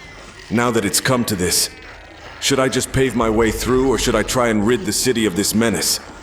Even if I do manage to escape, could I really run away from this? He looked on at the enemies once more, sizing the nearly 30 of them up as others still came racing into the alleyway. Aziel decided his path. No, I won't live in regret. Aziel extended his arms to his size, displaying to his adversaries just how fearsome of a foe they truly were about to face, as he banged his mace against his shield in a loud, threatening taunt. Come on! Who's first? He roared out as he started stomping forward, closing the distance with every large step. The horde looked unfazed by his words, their lives amounting to nothing to themselves, as Amila offered some words back from the sidelines. Now that's the spirit. Aziel ignored her, deciding to bring all his attention to his enemies before him. He smashed his shield into three as he slammed his mace into the face of a fourth. Amidst the spatter of blackened blood, Aziel saw something that terrified him. The others were unaffected by his advance, unmoved, emotionless as they charged him without giving any regard to their own well-being. Aziel was quick to react, but the situation he found himself in was just as quickly becoming out of his control. Then another voice came from above where Amila was, the same voice that had spoken once before to him, the monster behind this living nightmare. Pathetic. Razkol said in disgust through Amila, his newfound surrogate. Why do you even try? It is futile. Aziel was too preoccupied with the fighting to give his response much thought. You're a monster! You slaughtered countless innocent! Aziel proclaimed aloud as he fought back against the horde. Why shouldn't I stop you? Aziel asked in defiance, but he was becoming overwhelmed. An unsettling realization crept into his mind. There's too many. I won't be able to hold them off for even one more minute. Flustered but spiteful, Aziel cursed in frustration at his situation. Meanwhile, from his perch, Razkol sneered at that remark before responding. Insolent cur! Do you not know who you defend here? What monsters lie within the castle walls of Valenor's palace? Demons hiding behind the flesh of elves have ruled this world from the shadows. And you, witless vermin, in your vain pursuits to stop me, only aid and abet them. Razkol explained as the Horde's endless attacks finally relented. They paused in observance of their master's wishes. It was a chance for Aziel to breathe, and also answer the man speaking through his living puppet. Even if that's true, Aziel began to say, it doesn't excuse what you've done. And it only means I just have another enemy I'll have to beat down. Amila's expression showed a cold anger as Razkol spoke through her once more. Then you'll die as you lived, slave, he said as he waved Amila's hand towards Aziel. Like a dog. And on those words, the tainted horde rushed Aziel. Aziel fought them off with as much as he could handle, swinging his mace around in large arches and slamming his shields into some before bracing it against many others. Surrounded, his efforts were astounding, but increasingly becoming futile. Somehow, in the midst of all the fighting, he saw Amila had regained control of her body and began casually skipping away. How many more does he intend to turn? The whole city? Stop! He yelled out, but Amila hardly even bothered to turn as she continued going on her way. Suddenly, several clanking sounds of metal hitting the sides of the alley behind Aziel started coming ever closer before a metallic ball rolled before his feet. The designs atop it were of dwarven make, and there was a spark lit within. Aziel's eyes widened in terror at the realization of what it was. He swung his shield at his front and braced himself for the worst. The blast was quick and powerful, sending shards of dagger-like blades in every direction. Several of the tainted were instantly killed upon the blast, and Aziel himself was sent back several feet before slamming against a wall. Who would do that? Aziel considered in astonishment as he groaned and tried to regain his footing. Sorry! Elix proclaimed from somewhere further down the alley. Ha! In the same direction, Drazden scoffed. And for a moment here I thought ye were aiming for him, the dwarf said as he ignited another bomb. Now you just look silly. A little conflicted about having just barely lived their supposed assistance, Aziel smiled in relief. With a quick turn back to Amila, he saw the uncertainty in her expression. He knew that now was his moment of opportunity. Whatever you do, don't hit me, Aziel proclaimed as he started rushing forward, Amila in his sights. She ran, and undeterred by the several tainted still in front of him, Aziel raced forward to pursue her, while another bomb blew up from behind him, accompanied by the dwarf's laughter. Aziel cleared the way with the slamming of his mace and the bashing of his shield. Before long, Aziel broke through their lines and continued his chase after Amila. For her part, Amila was amazed he had even gotten this far before fleeing from him as fast as she could manage. Aziel began swerving through the puzzle-like alleys, as Amila continually threw aside debris and trash behind her to slow him down. Besides the occasional leaps and smashing through objects, it did little to stop him. Aziel slowly closed the gap until he turned the corner and saw that this was the end. He had trapped her like a rat in a closed-off alley with no escape. The walls were far too high for her to even hope to climb out of it. A few more bomb explosions came from somewhere in the other alley, where Aziel had left Elix and Drazden. He was comfortable in their safety as he slowed his pace to a walk, closing the distance between him and Amila. Amila, or a remnant of her memory, whatever it was called, was showing emotions like it had once more. Her hands were out defensively in a panic. Wait, please, be reasonable, she began to say in her defense. He didn't lie, you know. There are monsters still out there, controlling Valinor. Aziel raised his helmet's visor, his face full of held-back anger. Killing people, turning others into mindless puppets is any better? He asked with a growing rage as he stopped only feet in front of her. Please? Amila pleaded, beginning to weep. Aziel looked back in astonishment. He was convinced this wasn't just another well-constructed act like the times before. Even if it was nothing but a memory of the girl it once came from, the emotion seemed so genuine, so real. It unnerved him. Please. Amila continued. Please. It's not fair. I was abandoned by everyone. When the remnant came to my village, my family and I ran for our lives. But when we did, while I held onto their hands, they vanished. Looking at her in perturbed amazement, it was all beginning to sound far too eerily familiar. They vanished. she repeated. They vanished and left me to face that waking nightmare by myself. And the worst part is, I know why. I know I was left behind. It was almost like those ridiculous stories they always went on about. Stories? Is it even correct to call them that anymore? Aziel considered, his opinion on the matter beginning to change. You believed them? Aziel asked back in surprise before he glared at Amila.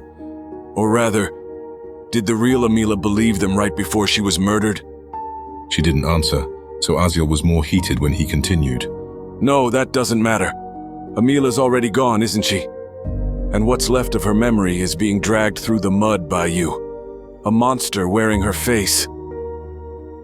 Even through her tears, those words drove Amila to defiantly stare back. Do you think that killing me is going to change anything? She challenged, her anger finally rising to the surface. You really think there aren't more of us scattered throughout this city? We're everywhere. What happened to Amila will happen to you. Enough, Aziel said somberly as he slowly approached her. But she still wasn't through yet. I remember what happened to Amila, her fear, her desperation, and her cries for help. The remnant of Amila defiantly cried back as Aziel raised his mace high. You can't save anyone, and there's no one coming to save you. Don't you get it? No one out there cares! She cried out in one last act of defiance as Aziel brought his mace down upon her head. It was over in an instant, but it brought Aziel no joy. How could it? He just snuffed out what he recently believed to be one of the few last sparks of light in all of the area. But even that was based on a lie. What are we even fighting to protect anyway? This city? This den of corruption, murderers, and thieves? Aziel thought as he plopped to the side of the alley, his mind riddled with thoughts. There's always Zev, Elix, Drazden, of course. Then there's also that strange E.C.E.N, Kazim. And one more person he didn't even know the name of, the old shopkeeper. He smiled at the thought of risking his neck to save an entire city just because he met one honest soul among them. Aziel chuckled some more at the thought of it, deciding that that single woman alone may have made his efforts here worth it. What a way to live. I wonder what Zev would say about it. Aziel thought before he rose again and started heading back to the others by taking what he thought to be a more direct route this time around. However, amidst all the chaos and loud explosions, even in the West Ward, something seemed terribly amiss. Although this place had its reputation, one would expect guards would show up at the sound of bombs exploding. As he walked out to the open, Aziel had his answer. The night sky was alight with the glow of an enormous fire, one that had been raging on an opposing side of the enormous city. And now that he wasn't distracted by the fighting at hand, Aziel heard the sound of distant cries and panic in the night. Just what on Ehya is happening here? Aziel asked in astonishment as he witnessed the raging inferno. Has the world gone mad? He added before lowering his helmet's visor and picking up his pace to reunite with Elix and Drazden.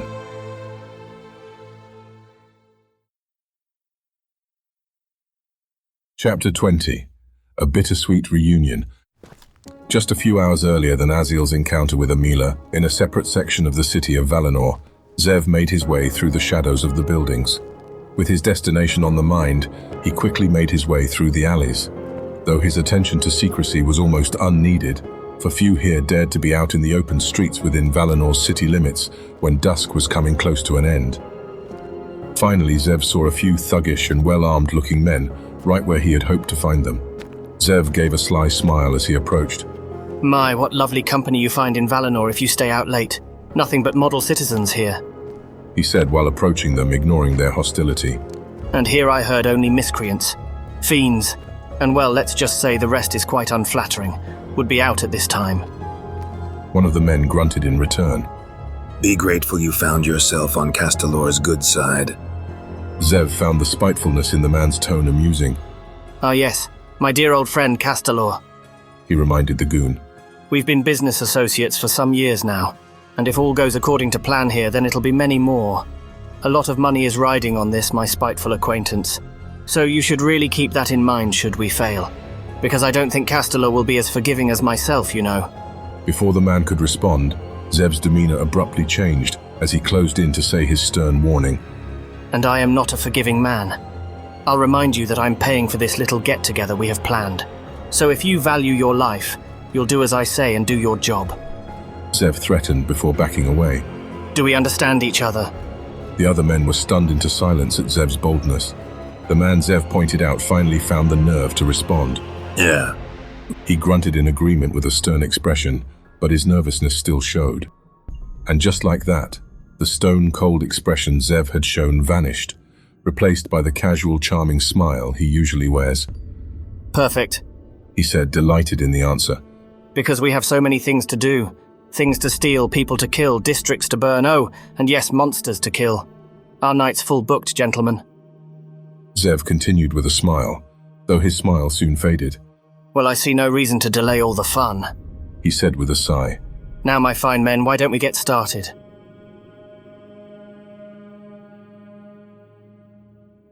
Things were going as Zev had expected. Castalor's goons were in their places, ready to spring the plan into motion. Distraction here, murder there, and a few others to take advantage of in the chaos. That last bit is exactly what Zev was up to. He found himself staring down one of the many Valinorian castle-like estates in the inner sanctum of the city, which, like the others, had quite a large number of guards stationed around the building. Zev looked at the few men of Castalor's who were with him and nodded.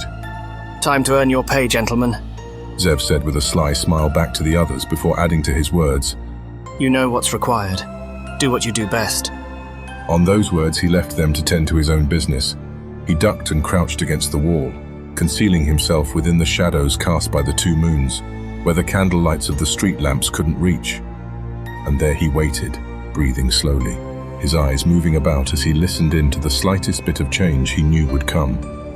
The sound of the cold wind forcing its way through the alley-like roads of the city was all that could be heard at this time of night, until it happened. A shriek of terror, then another and another in the distance, all of them scattered about with some of the screamers making known the origins of their fear. Fire, they cried. The city is on fire. Zev grinned at the sound of it. His distraction was now in place. So far, things are working marvelously, he whispered to himself with pride before taking action. With the screams to turn the eyes of unwanted attention, the walls Zev hid behind now didn't seem so imposing. Securing his crossbow to his back, he gripped into the small crevices between the rock foundations. Pulling himself up was painstakingly difficult, but he was of a lighter build, and his unbridled determination demanded he saw his mission here done. So he found that strength to press on and ascend up the wall. With a quick glance at his surroundings, Zev saw no guard in sight and landed silently on the trimmed grass. Zev did, however, hear the guards speaking out loud to one another on the other side of the estate. No doubt they were concerned about the idea of an encroaching fire snuffing out the life of their charge, or perhaps it was concern from a more self-preservation point of view. Whichever it was, it mattered little. As he made his way to the side of the estate, Zev couldn't help but find that twisted sense of irony amusing. He looked up and saw a large window on the third floor. His destination. It would be difficult to reach, but with the assortment of unnecessary attachments to the structure for cosmetic purposes, it wasn't impossible. And Zev had just proved to himself just moments earlier that he could climb much worse. But still, it wasn't the time. He knew that. A slip up here would give him away and see him dead. He needed to be patient, and against his burning desire, Zev did just that. After all, he had been waiting for a moment like this to come for years. A reason, a justification to see it done, and an opportunity, of which regarding all he now had. And now that he was so close, he wasn't about to squander it at the slightest impulsion of his desire to rush things. Once again, Zev hid in the darkness, but this time beside the estate's walls. And he waited and waited, still while the screams and the panic of a far-off fire consumed the attention of most who were awake. But he convinced himself it wasn't enough until the next step of the plan. Then he heard them. Out of sight, one of the guards of the estate exclaimed aloud, "Who are you? Identify yourselves!" There was no answer, just the sound of a man's life being ripped away before sickness or age took him, a familiar sound to Zev that came in many forms. However, this time it was a death-chilling yell that sprung the guards of the estate into action. A great commotion began out of sight of Zev, likely somewhere near the front gates. It appears I was right to trust you, villain, Zev noted to himself in silence after hearing the sound of Castalor's men in action. He knew this was his moment. So Zev jumped and reached upward towards the first groove in the side of the building he could see himself getting a grip on. He caught it. Clenching his hand down, he grinned. It took Zev a few minutes longer than he expected it would, but eventually his efforts had finally paid off. Now having a firm hold onto the balcony, he listened into the conversation within the confines of the estate with great interest before making his next move. Who dares attack me? Another man out of sight asked challengingly. Wiping the sweat away from his face, the familiar voice of Zev's father brought back that sinister smile of his. Thomas, a man who appeared so much less on the surface than what he truly was. But even if his parents had tried to distance themselves from him, Zev was there to see enough of who they really were. We don't know, sir. A man responded nervously to Thomas, presumably a guard, Zev considered. They attacked without warning, but we'll see to it they're dealt with. The sound of furniture being slammed rang out. Fool! My, Zev's mother proclaimed back. The constable is one of ours. Go fetch the city guard now. At once! The guard dutifully responded. His words were followed shortly by the slamming of the door, and some running, fleeting footsteps throughout the hall. Zev couldn't help but find the whole situation amusing, and he intended to make it even more sensational. Who would have the gall? Thomas asked again in disbelief to his wife. Just who in their right mind would... The words escaped the man as his eyes were now transfixed past his wife to Zev on the balcony. In a bit of fright, Mai turned and shrieked. There Zev was, facing them, crotched like a gargoyle with a wide grin atop the balcony's edge. He didn't worry about her screaming, for it was one of many in this night of panic and chaos. Such a shriek would be drowned out by the noise he conceived in his plan. And there was time enough to get the answers he wanted, and time to enjoy these fleeting moments. So, he savored it. Slowly, Zev reached around his back and brought his crossbow into display before speaking. What's the matter, dear mother? Zev asked in his casual, charming tone. Don't tell me you don't recognize your own son, he said before plopping on the ground and taking some steps forward. Then came the threats. Don't even think about moving. Contrary to Zev's words, Mai backed away to the side as Thomas shook and pointed his hand threateningly at his son. What are you doing here? He asked in a mixture of anger and fear. What have you done? Zev seemed to at first ignore the question as he looked around the place, almost admiring what was within, or perhaps appreciating the situation he was in. He honestly couldn't even tell himself, but there was no doubt in his mind. He felt quite relieved to have finally been there. I love what you've done with the place, and I was hoping we could have something nice together. A family get-together, a toast to our good health. Zev sincerely said, tapping the green vial that remained out of their sight while appreciating the marvelous furniture and design since he'd last seen the place. You really can have the most marvelous things when you sell your soul, can't you? Zev asked, his smile fading. That struck a nerve with Mai. You ungrateful child. Who do you think is responsible for you living a life of luxury? She challenged in contempt, but Zev just yawned. I should have drowned you when you were younger. We would have been better for it. She added in utter disgust. Zev oddly found her words comforting, even liberating as he responded with his smile. Ah, Mother, you always say the nicest things. His words only irritated Mai further. You've been nothing but a hindrance from the day you were born. Zev held his chest tightly, pretending he'd been struck by an arrow. You wound me, Mother. He responded, but they all knew it was a lie. That was just the kind of response he was hoping for, the kind of inspiration to drive him forward to finishing what he started here. You... Thomas said, seething. I gave you every chance possible, yet you rejected us at every turn. You could have been part of something greater. Those were words Zev actually thought deserved a serious answer in turn. He stood upright and positioned his crossbow behind his shoulder. If I didn't reject them, then I would be the same as you, Zev said with a cold glare in his eyes, the memories of his past to inspire his next word. Monsters. Mai wouldn't let that go unanswered. She stomped forward to retort. Monsters. You're here to kill your own parents and you call us? Both Mai's words and her movement stopped abruptly as a bolt flew and stuck the ground between her legs. Zev wiggled his finger as if reprimanding a small child. I told you not to move, didn't I? He asked with a malicious expression as he quickly replaced his weapon's bolt. Next one goes between your eyes. Mai held her hands up defensively, speechless, as she backed away from her son. And seeing how she was going to be of little use, Thomas spoke up in her stead. Why do you resist what's coming, Zev? Thomas asked, sincerity in his words. You can still be a part of it. What we're doing is for the greater good. A world without suffering is within our reach. You should know by now you can't stop it. Ehya is changing, whether you like it or not. You either are going to end up on top of the ruins of the old world or get buried underneath it. Astonished at his nerve, at how casually in which it was stated, Zev smiled, then chuckled, and then outright laughed hysterically. The others were too nervous to interrupt. Oh, is that right? Zev challenged back when the laughter subsided. Betraying your hometown to death to further your ends is for the greater good. Thomas took a bit to respond to that. Some sacrifices have to be made for noble goals to be achieved. Everyone knows that. Those words he'd spoken, they brought back altogether unpleasant memories. Memories and pain that were left unresolved. Zev brought his crossbow forward, pointing it at his father. Sacrifices?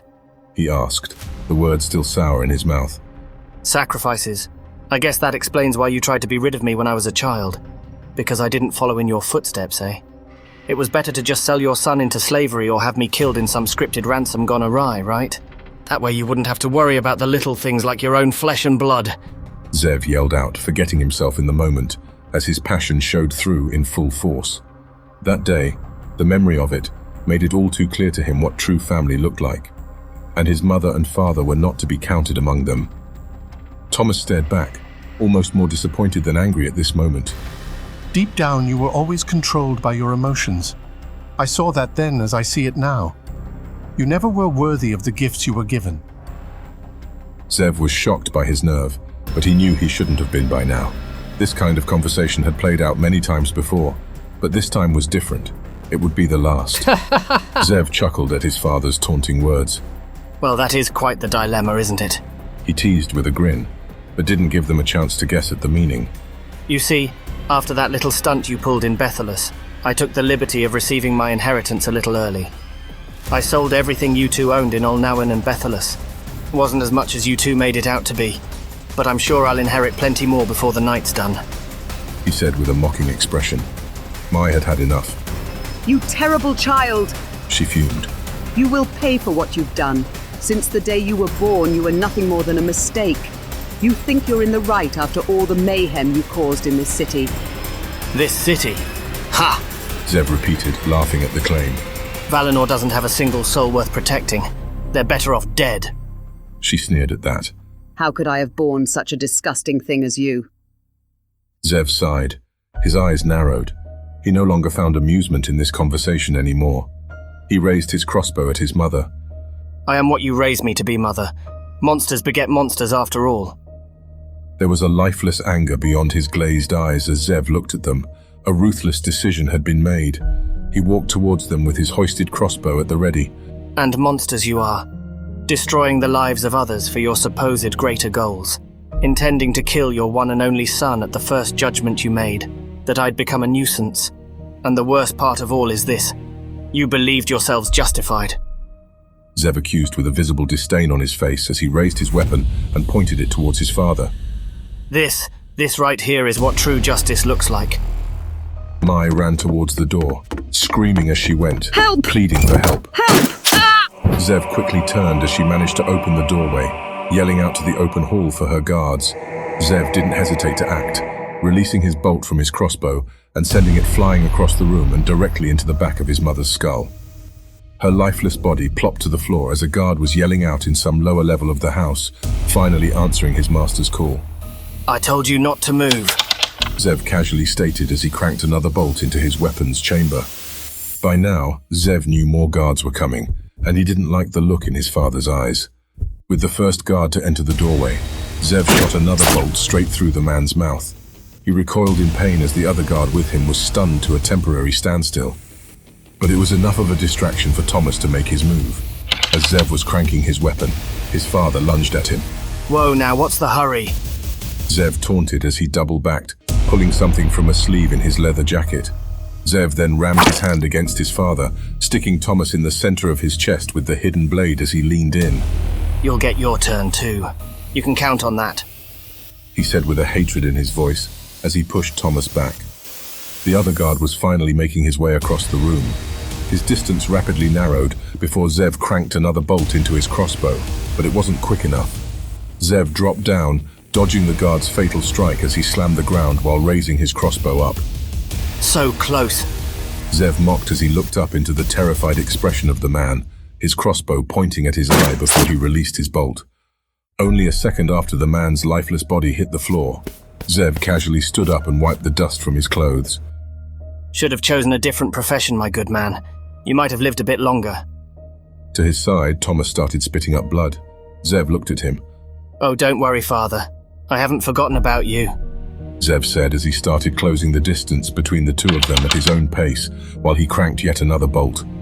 You'll regret this. Thomas warned his son with hatred behind his gaze, while having trouble getting the following words out. There's nothing you can do to stop it. The area's changing, and all you did today was decide to be on the losing side. It couldn't have happened to a more rotten son. Zev closed the distance, his crossbow now raised to the center of his father's eyes. There was no familial love between them. There never was. All that was left was hate. Things never quite go as you expect, do they? Zev suggested, but it lacked his usual taunting from earlier before he spoke his next words. I've been waiting for this moment since the day you tried to make me disappear. Just be done with it! Thomas exclaimed in return. Zev cocked his head. Well, goodbye, dear father, he said before releasing another bolt. The deed was done. Bringing his vial out before him, Zev looked at it in disappointment and sighed. I suppose the idea of a meal was rather overly romantic after all.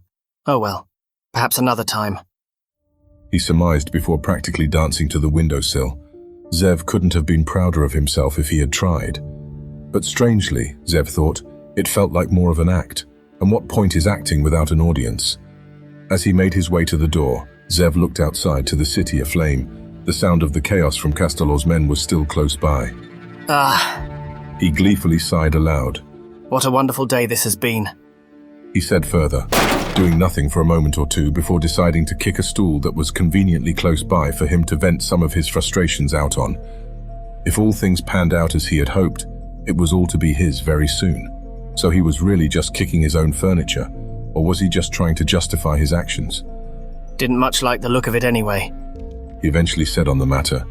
In fact, I think I'll sell anything here that reminds me of them. Well, I suppose that I'll have enough money it won't really pose a problem. He forced a grin at that, but it didn't last for more than a second. Then he heard something that stood out.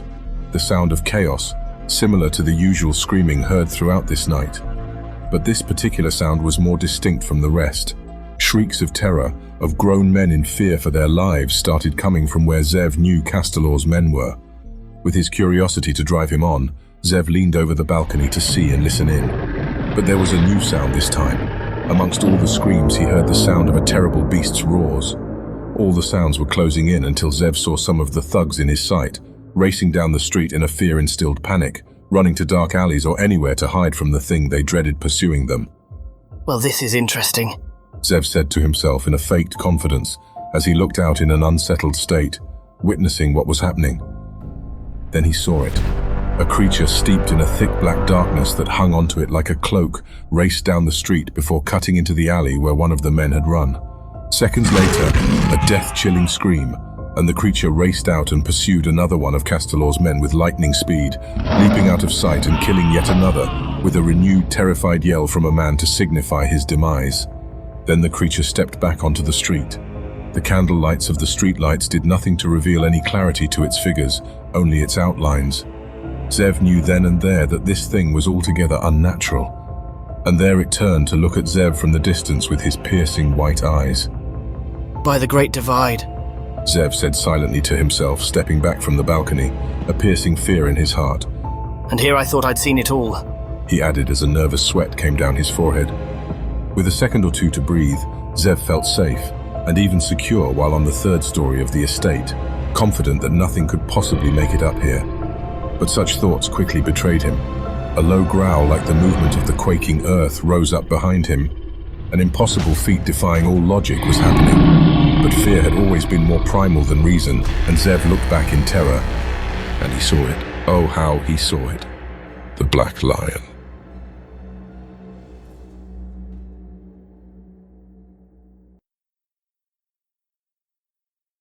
Chapter 21.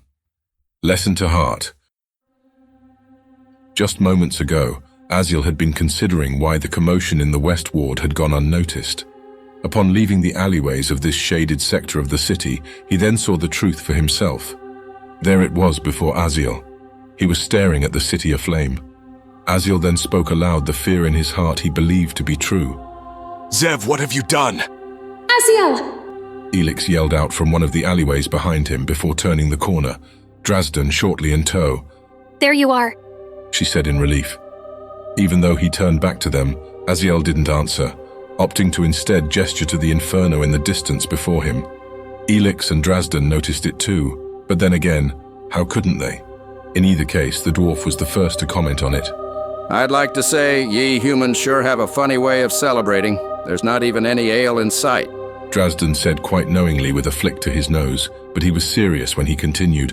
Which means this is likely unrelated to our recent heroic exploit, I'd wager. And Valinor, often claimed as your kind's greatest achievement of a city, is likely to see even more turmoil in the days ahead. We should leave. Drazden added with a flat and ominous tone, no attempt at humor this time around. Aziel didn't know what to say at that, but E.C.E.N acted upon it. Stepping forward with confidence in her stride to Aziel, she spoke her mind. Drazden's right, she proclaimed. Valinor is the worst of Eya. They make slaves of the weak and orphans of the poor, not to mention what happens if they catch you wandering the streets at night. Let them fend for themselves. We should warn the others from Olnoan and get out of here as fast as we can. It's only a matter of time before those things show up again. Dumbfounded and speechless, Aziel looked back at them in shock. What is this? Wasn't it your mission to save as many people as possible? But now that things are getting worse, you intend to abandon them to their fate just like that? She stared back at him, an anger welling up inside her.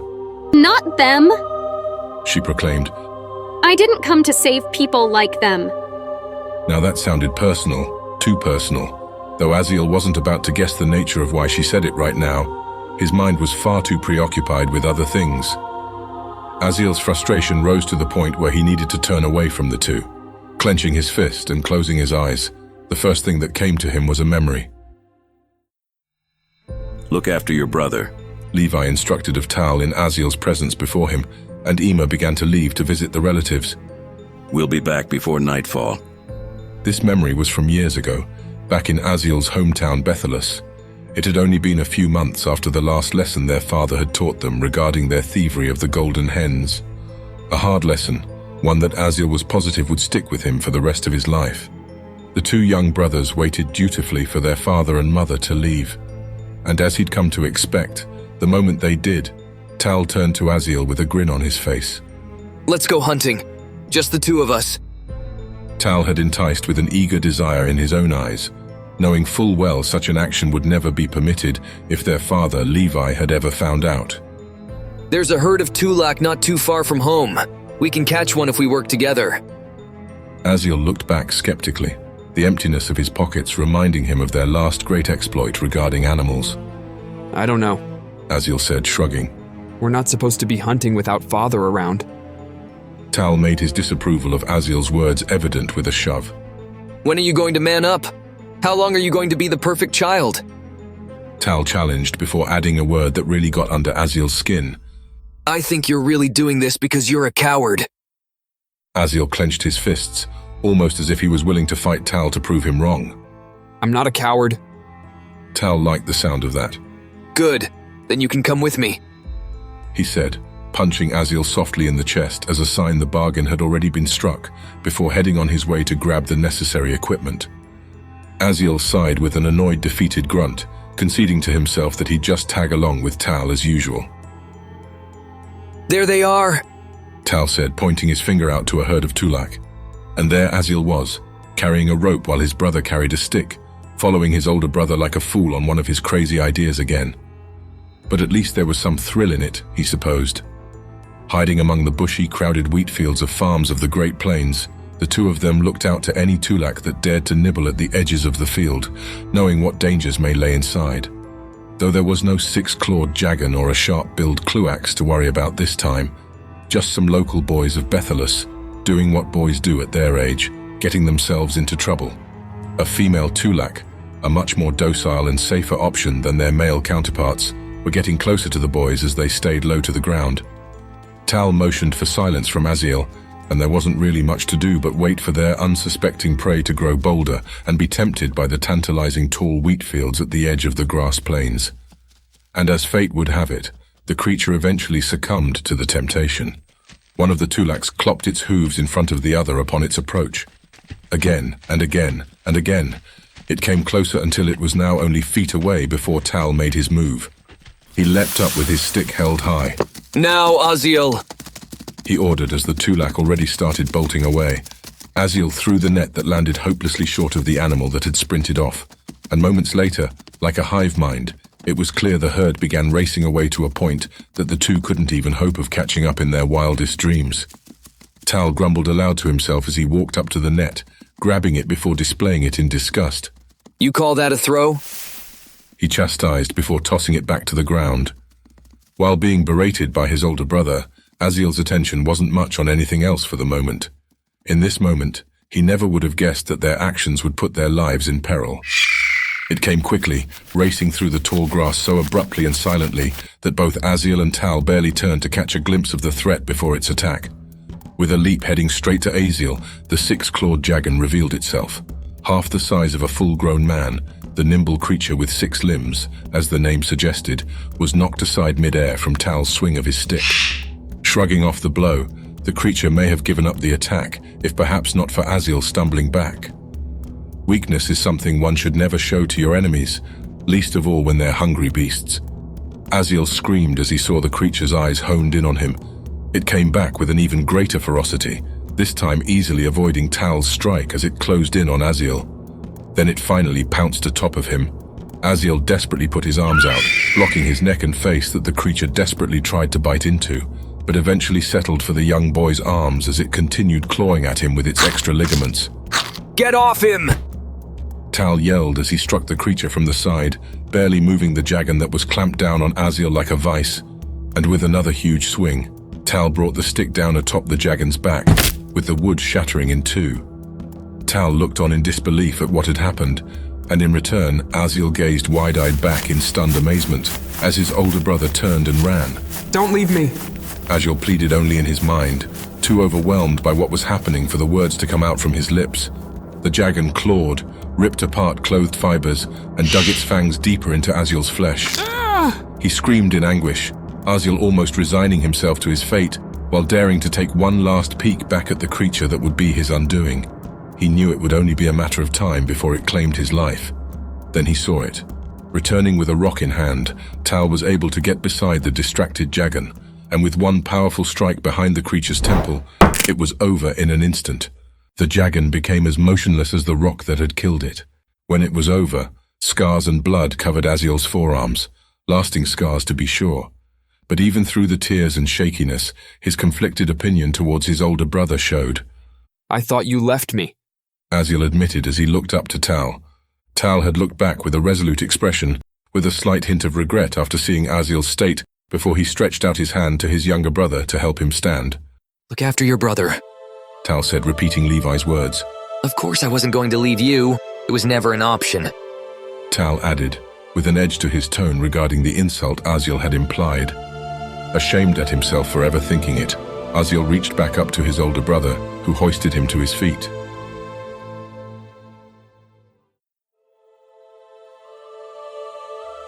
Back in the present, Aziel looked at his forearms. The scars beneath the chainmail still bore proof of the memory he had, and the words themselves were rekindled in his mind. I can't leave, Aziel said resolutely as he turned from the raging fire to Elix and Drazdan. Zev may be out there. I have to look after my brother. Elix was amazed. By the light. Do you think he may have something to do with this? Aziel didn't answer. He didn't want to even dare say it himself.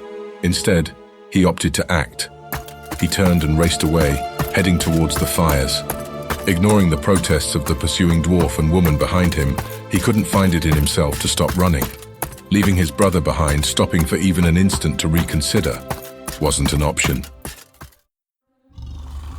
In the midst of the chaos, on the other side of the city of Valinor, Zev looked on in awe and wonder as the apparition of black vapor was starting to take form within his deceased father's and mother's room. Zev backed up slowly as the unnatural feat was taking place in front of him. The wispy black smoke was starting to take form into an unmistakable shape, matching what he had just seen staring at him from a great distance just moments before outside. A creature, unknown to this world of E.C.E.N. 10 feet in height, a black lion was manifesting before Zev, its ends blurred by the black magic, its piercing eyes almost as white as the fresh snow in the brightness in the middle of the day. With the sound of a low gurgling growl like the shaking quakes of the earth, its face honed in on Zev like a hungry beast. Well, Zev started to say nervously. This certainly isn't something you see every day. The beast's eyes narrowed, and Zev recognized it for what it was. It understood. It was sentient, keenly aware of its purpose there. Still, as he backed away, Zev dared to ask, Who sent you? Who knew? The answer he received was what he might have expected. The black lion charged at him, shaking the foundation of the house as it rapidly closed in the distance. Zev was nearly as quick in his escape, but thankfully it was a far shorter distance to the balcony. He looked over the edge, not even daring to question the consequences of such a fall compared to what lay behind him. He saw a bush. It was enough. Though from such a height it would have seemed foolhardy, but there was no time for second guesses. He leapt. Time seemed to slow as he rapidly descended under the unbending pulling force of the planet before he crashed into the patch of leaves, branches and twigs he was aiming for.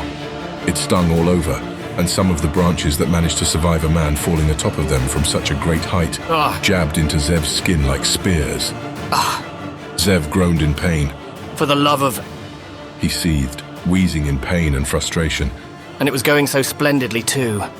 Zev exasperatedly noted to himself as he looked back up to the balcony and saw nothing. It was odd, but no stranger than what he saw next. Only feet before him, that same black cloud was starting to take shape. Zev's amazement was only outdone by his fear. What are you? He asked in wonder, but quickly remembered himself. His heartbeat was like drums, and his adrenaline was greater than at any other time in his life he could recall. It was probably what gave him the strength to act now. With a great deal of resilience to the pain, he quickly forced himself up, but stopped momentarily as the branch that stuck through his arm wouldn't give so easily. It required a more precise maneuver. I don't have time for this. Zev considered as he reached back to the branch to brace himself to more easily be rid of it, before looking back towards the beast. It was taking form more quickly this time, and Zev only saw one real option. Intruders! Intruders in the West Wing! He cried out through the night before ripping his arm free, the blood spilling through the puncture. He gasped in agonizing pain one last time with the yells of the guards hearing his commotion coming in to investigate. He's in the garden, Zev proclaimed one last time as he made a mad dash for the wall again, as he whispered to himself, Now stay here and die for me, you villains. As he approached the wall, he considered only for a moment whether he could scale it this time or not. But it turned out that the motivation of escaping an unnatural beast that cleaves through men as easily as a sickle does in a wheat field was all that was required for him to scale it this time, though he relied much more on his uninjured arm on this occasion. Sitting atop the wall for one last look behind, he saw the guards had finally arrived. There he is! One of them proclaimed as he pointed out to Zev, but immediately another one of them had noticed the beast. What is that thing? One of them cried out in terror as the black lion roared before proceeding to leap towards the closest man. Zev chuckled nervously at that, as he leapt towards the other side of the wall and started heading down the street. The constant screams behind him were the increasing renewed encouragement to keep up his sprint. The monster he left behind, its intelligence and clear intent to eliminate all those who knew about its existence, raced through Zev's mind. Monsters. Black magic. Blast it all, what's happening? What has Valinor wrought upon the world? He openly considered as he ran through the streets, heading towards the most isolated places he could find. That was a mistake. He turned down the path of an alley and stopped immediately in terror at what was further in the shadows. The creature was before him, already in full form, its white eyes piercing through the darkness of the night.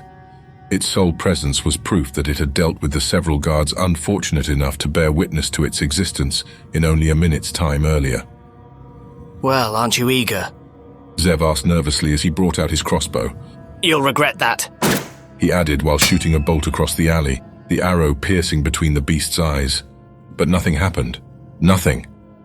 As if the bolt had flown through empty air, the creature remained unfazed, as a clanking sound of the arrow was shortly heard later, hitting against pavement further down the alley. Zev was finally at a loss for words as the beast roared.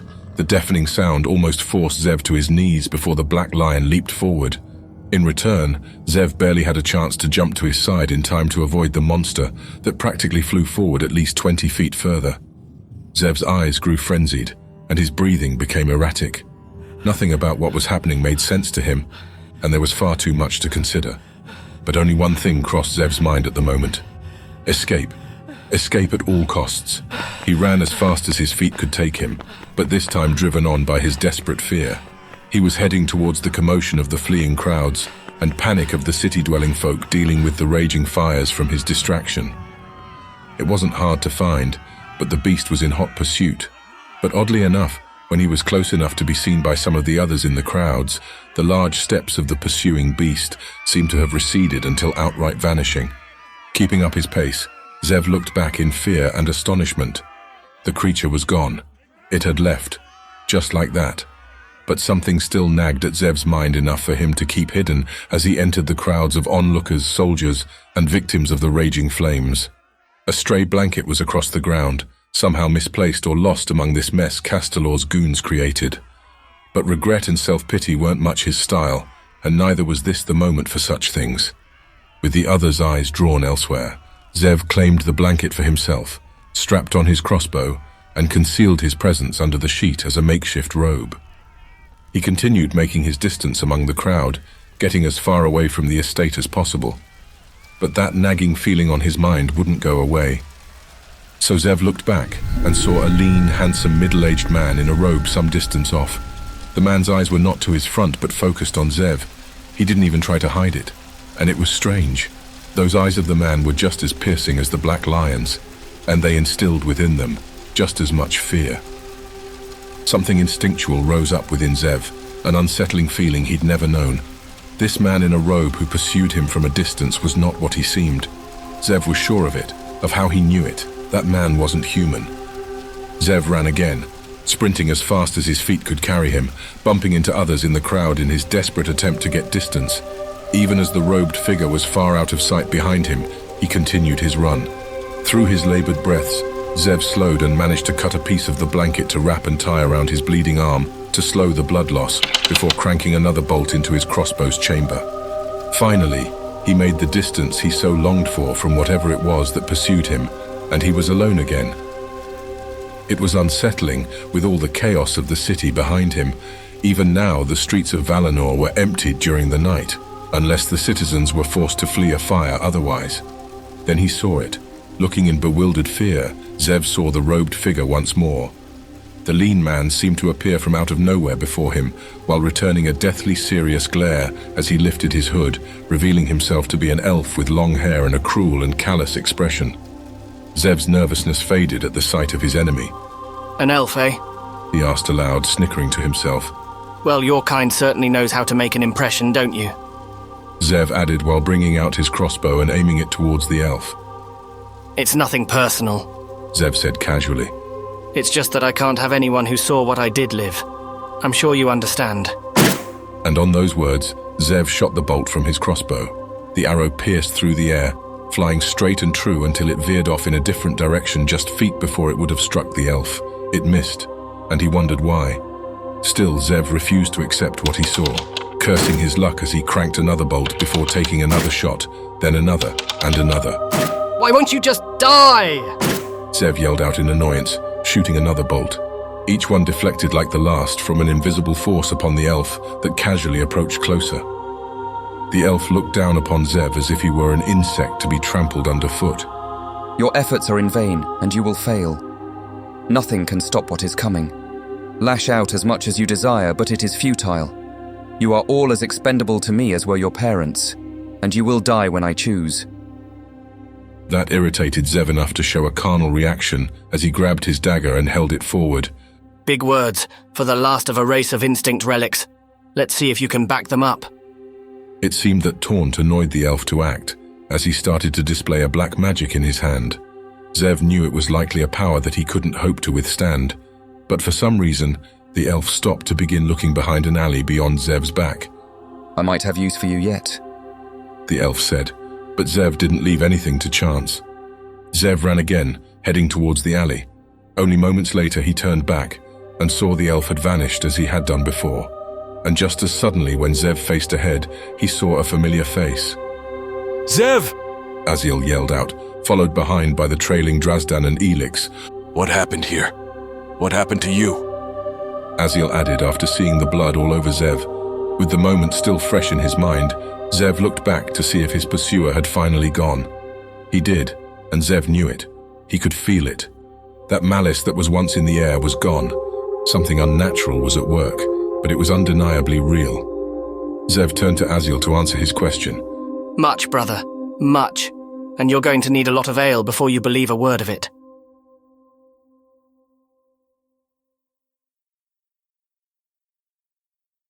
Chapter 22, An Unusual Encounter. With a great deal of reluctance that led up to this point, Aziel sat across from Zev in the dimly lit Inn. E.C.E.N and Drazdan were there, giving judgmental looks towards Zev. Not that Aziel could blame them. He had much to explain, and the part where he insisted that they needed to be drunk before hearing him out just made it all seem worse. Sounded like an off-the-cuff comment at first, but Zev was surprisingly insistent on the matter, and for his part, Aziel was surprised that the Inn would even be selling drinks this late into the night. But such was the nature of their business, even in Valinor it seemed, he supposed. Drunkards were at other parts of the inn, making merry while simultaneously also making fools of themselves. Aziel shrugged after seeing them.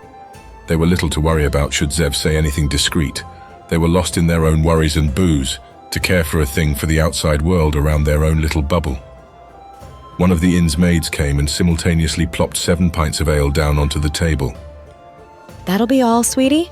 She asked of Zev. He smiled back at her. Might have you come around a few times later, Zev began to say before catching Aziel's furrowed brows. But let's hold off for now, he added, waving her down. She didn't care to ask. With a quick nod, she left them to their business. 7? What's all this then?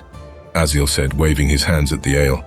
Still, with his untreated bloody arm wrapped in his makeshift bandage, Zev sighed a prolonged sigh that sounded far too pleased for Aziel's tastes. Brother, I told you before, didn't I? Zev began to explain. You won't even begin to believe me until you have a few, so drink up. Now Zev grabbed the pints by 2 and started handing them out. 2 for the each of you. He began to say while grabbing the last and recoiling back with a grin. And 1 for me, to settle my nerves.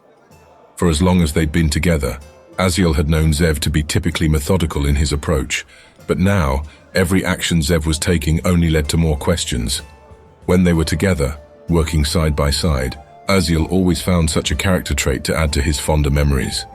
But now, well, it wasn't as much fun when Zev was on the opposing side. Aziel was beginning to show his frustration. Enough stalling. Tell us what happened, Zev. Eyeing Aziel back as he took his first gulp, Zev was surprisingly firm in his response. Drink. I don't much care if this one drinks, Zev said while gesturing to E.C.E.N, who in return was glaring back at him. As you can tell, she has already made up her mind on the matter anyway. E.C.E.N tapped her fingers on the table between them. You're probably right, but I wasn't about to let some alcohol cloud my judgment either. She began to say as she leaned in and whispered. You have a lot of explaining to do. I deserve answers. Zev smiled at that, prompting E.C.E.N to add more forcibly. We deserve answers now. He only seemed amused by her liveliness when he responded. My, so feisty, Zev teased with a thoughtful expression. So, once we tear away the whole facade of helping others for that supposed mission of yours, all that's left is this temperamental little girl. Or in other words, the real you. There was a hint of stirred-up anger in E.C.E.N's reaction after Zev's words, but she wouldn't take the bait. Groaning, she leaned back on her chair. You better be convincing or I might end up having to call the guards, she threatened. Aziel couldn't blame E.C.E.N for her opinion on the situation, so at least for now, he thought it best to say nothing. While on the other hand, Zev suddenly was becoming nervous, but he did well to hide it, but it didn't seem directed towards anything E.C.E.N had said. It's on me, Zev reaffirmed as he gestured to Elix's pints. She looked at him straight in the eye, leaning slightly forward. Not in your life. You probably laced it or something. Ha ha ha. Zev chuckled at that remark with a wide grin before giving up on the matter entirely. Drazden, for his part, eyed Elix and Zev. Well now, we shouldn't be wasteful. So I'll be taking these, Drazden said, as he began sliding 4 ales his way and began to enjoy himself the best way a dwarf knew how. With that out of the way, Zev gestured for Aziel to drink once more. Aziel shook his head at that suggestion before looking at his ales. What's the harm? I've always been able to handle it better than most others anyway. He thought to himself before taking his ale and raising it up to Zev, and with that, he started chugging. 1 ale became 2, then 3 somehow skipped the 3rd and went straight on to 4. And by now Aziel was finally starting to feel the effects of the stuff, though it took a bit before it did. But if seeing things moving that shouldn't be wasn't a telling sign, what was? Elix was increasingly getting impatient, and as for the dwarf, he was still conscious, but blissfully happy. In either case, Zev seemed satisfied. Zev now seemed set on his approach when he leaned forward and shifted his eyes between the 3 before he whispered a question slowly and clearly. Do you believe in demons? That question, the seriousness in which it was spoken, got Drazden to put down the ale he was about to gulp. No small thing when considering a dwarf, mind you, and Elix, without any liquid joyful confusion to aid her, simply remained skeptical of Zev's words. But for Aziel's part, well, he could hardly believe what he was hearing. Did you say what I think you said? He asked his cousin for verification. Zev only eyed him back with a serious stare, but Aziel thought at first that it appeared to be a look that seemed unsure of itself. But after a moment's pause in studying his cousin, he saw the truth in it all. Fear, a carnal fear. Zev was terrified, though he did his best not to show it. For all people to even give an inch to the idea of otherworldly things. I never thought it would be Zev. Just what on E.C.E.N did he see? Demons, Aziel began to say as he brought his chin to rest on his cuffed hands. I've only ever seen them walking about, in broad daylight. They take the flesh of men and women and go about destroying all they touch. He said to the surprised looks of the others, before revealing what he truly meant. Aziel sighed. I've seen enough to know that it's some people walking the E.C.E.N who are the real demons. Zev clenched his fist and slammed the table, likely on impulse. Spare me your poetic insight, brother. These are no mere humans. He began to say aloud before silencing himself to avoid unwanted attention from the eyes he now had on him, only renewing his explanation when their attentions turned away. Do humans control the dead? Can they manifest out of thin air? Or do arrows turn mid-flight in fear of their presence? Aziel was stunned into silence. The claims boggled his mind. If what Zev claimed was true, Aziel wouldn't know what to think anymore. Just months ago, everything was so normal, so easy to explain. Now, everything was in question. The truth of every matter as of late seemed so frustratingly close you could reach it, but would always prove to be just out of arm's reach when one attempted to claim it. But Elix had a different idea on these matters. She glared daggers at Zev. I see what you're doing here. I know what we've seen is anything but normal, but that doesn't mean I'll swallow anything you have to say. You're trying to deflect the conversation from what you've done. Zev eyed Elix back curiously, withholding his anger behind a grin that only irritated her further. Thousands are now without homes because of what happened. And who knows how many were claimed by the fire. The way I see it, the only monster I see here is you. Zev gritted his teeth at that, and was about to respond if not for Drazden leaning in with a forceful curiosity about the situation. Now wait just a moment. He began saying to calm down the situation as set aside his ale to focus his attention more on Zev. Is what ye said true? Did you really see something do all that? All 4 of them having borne witness to the horror of necromancy firsthand, Aziel and the others couldn't help but be intrigued by the dwarf's sudden curiosity on the matter. Aziel knew there must have been a reason, and apparently so did Zev. It's as I said, old-timer. Zev began to say after calming himself down and leaning back. Make of it what you will. Consider yourself lucky to only be hearing about it.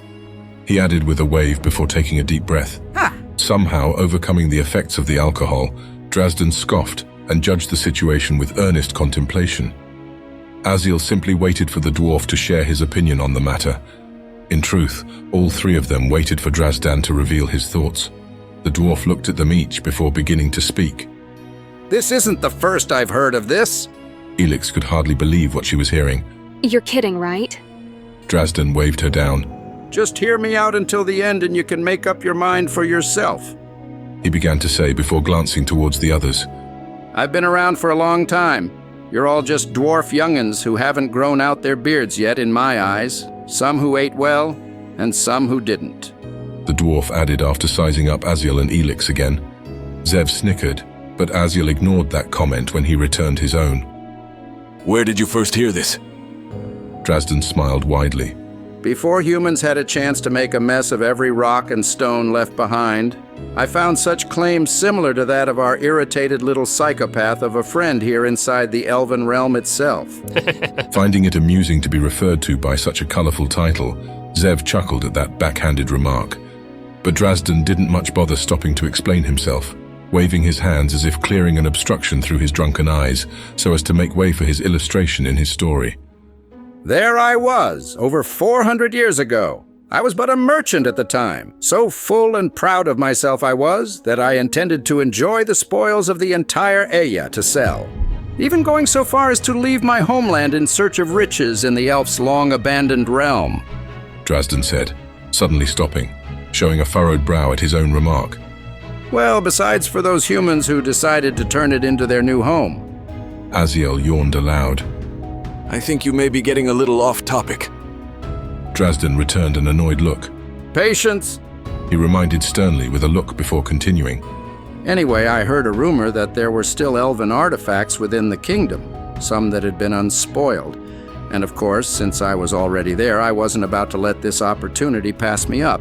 So I searched homes, the perimeter of the castle, and to my great disappointment of weeks of work and toil had found nothing. And my funds to buy the bare necessities of food were running awfully thin. The dwarf held up a finger to hold off any reply as he began to grin widely. But I knew something the humans there never did. The ground they stood upon wasn't normal, a fact I bet they were completely ignorant to. And it wasn't far from there that I got to working. After I inspected the dirt myself, I'd say it was originally transported from the scorched dunes themselves. Now that got Elix curious. Why in the world would anyone bother doing that? Drazdan snapped his fingers back. To hide what lie underneath. You see, the sands of those dunes face the harshest climate in all of the E.C.E.N. They're even more desolate to life than that of the northern heights themselves. And even though any life there in those lands burns to ash and tinder, the ground stays firm and resilient. Perhaps, and this was just a thought at the time, perhaps not even magic can pierce it, I wondered. I was skeptical at first, but nothing else would make sense of their reason for doing so. Little did I know at the time it was to hide the elves' most darkest secrets. Though Aziel couldn't determine why, Zev's interest piqued at that moment. That got him curious. What did you see? Aziel asked his cousin. Zev in return gestured to the dwarf. Hear him out, brother. Nearly biting his lip in anticipation of answers, Aziel begrudgingly turned from the normally outspoken Zev. All eyes were on the dwarf, and Drazdan inadvertently showed his appreciation of it. Underneath that hard exterior of his dwarven kind, a grin started to widen across his face. The dwarf rubbed his cheek thoughtfully. Beneath their lands lied the truth of the elves, under people's very feet. Drazdan began to say, but Elix couldn't help but interrupt. Underneath their feet? She said with an unusual amount of suspicion regarding the claim. Under the people's houses? Drazdan took offense. So what? In case ye hadn't noticed, I'm telling a story here which happens to be true, and that just so happened to be a few hundred years before you were even born. So maybe you ought to listen till the end. However, Elix's judgmental expression towards the dwarf only grew after his response. Elix now looked like she was quite confident that she had the situation pegged down. You blew up a home or something like that to get to it, didn't you? Drazdan shook his head, pretending to be mortified at the insult. How could ye say such a thing? After all the time you've known me... By her unamused expression, Drazdan conceded, taking a swig of ale before confessing the truth. Fine, you ruin all the fun, you know that? He said before taking another long gulp. Elix was getting impatient. And? She insisted. The dwarf set down his ale, looked away and scratched his head when he answered. I may have blown up their street. Aziel burst out laughing. Even with all his quirks, Aziel was sure you couldn't find a better drinking buddy than that of a dwarf. Never change, Drazden, Aziel said with a wide grin. Even before Aziel stopped laughing, Drazden made sure to set the record straight. Now listen here.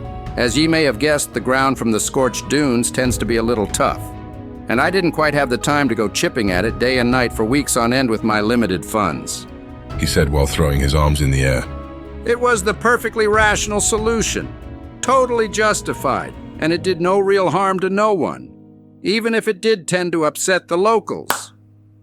Zev clapped half-heartedly. Bravo, Mr. Dwarf.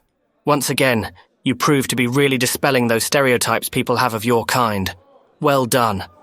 Drazden looked back to Zev, annoyed, and grunted something dwarven the others didn't have a chance to understand. Lock to Ed and Bruanx. One thing was for sure. Whatever it was, there was no chance that Drazden's words were anything close to being a compliment. Zev smiled at that. For the sake of our friendship, I'm going to assume that was something nice you said. Heh. The dwarf chuckled at that and grinned. Well, you're always welcome to try and find out, he suggested with a snicker. As the laughter was fading, Elix offered her insight again. I'm sure that's not the end we'll hear of that group of people in your story, is it?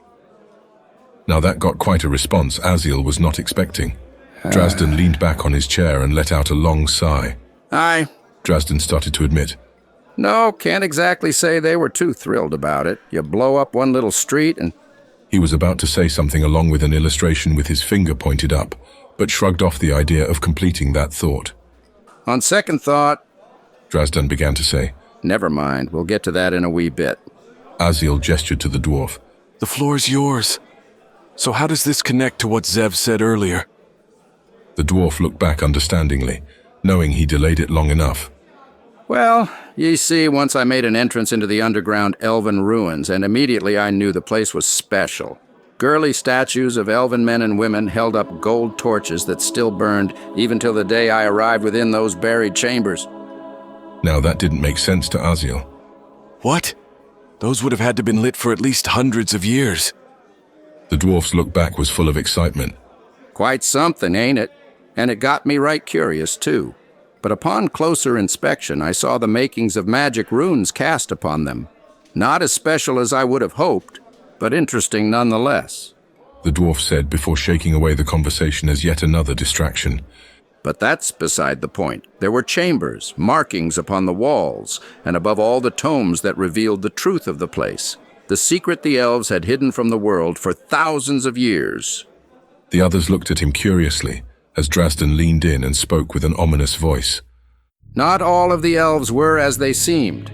They hid amongst their brethren, but some were of a different sort entirely. From what the passages described, at a glance they were indistinguishable from the goodwill and dainty elves both humans and dwarfs were acquainted with. But some were not what they seemed. They were much deadlier and twisted by all written accounts I found. Then Drazden revealed the truth. The Vaikanut, the Fallen. Your kind would only know them in stories and myths. To your folk they'd been known no other way than demons. Demons? Aziel considered in amazement as a torrent of thoughts rushed into his mind, leaving him downright dizzy when contemplating the possibilities of it all. But he didn't want to leave it up to chance. Are you suggesting they're real? Aziel asked, amazed that he'd ever lived to see the day he'd even entertained the notion. I don't know, the dwarf answered, surprising the others. Elix couldn't help but react to it. I never thought I'd see the day, she began to say, earning a suspicious look from Drazden as she continued. A dwarf that believes in something other than their ancestors looking over them. There's still hope for you yet, she added, smiling. The dwarf waved his hand dismissively. You listening? I hadn't yet made my mind up, it's just... Drazden started to say, stopping when he looked at Zev. I believe I've seen enough to start seeing things in a whole new light, that things I've dismissed before may warrant a little renewed suspicion. Aziel couldn't help but notice that Zev was taken aback by their wide and stout friend's remarks. And why shouldn't he? Aziel thought. If even a dwarf could have a different perspective on life, then why couldn't him or Zev? But Aziel didn't want to accept that just yet. What else did you find? He began to ask the dwarf. There must be more. Something to help explain what's happening here. Drazden groaned at that request, taking an extra-large gulp before continuing his tale. There isn't much to say to that, I'd wager, he said to the disappointed expression of Aziel, but humored the idea nonetheless to continue. There were claims within the scrolls that the Vaikanai accounted for 1/3 of all the elves on Eya, and that they would discreetly undermine many of the elves' efforts. And therein was their strength, it seems. Being so near in appearance and manner to the elves, they could remain hidden in broad daylight. But for what purpose and what gain, of that I can hardly tell, to be frank.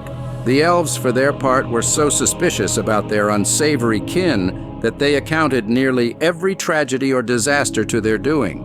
There were even claims that their leader, which they so-called the Beast, sought to bring back the ancient being of legend, the Darkness.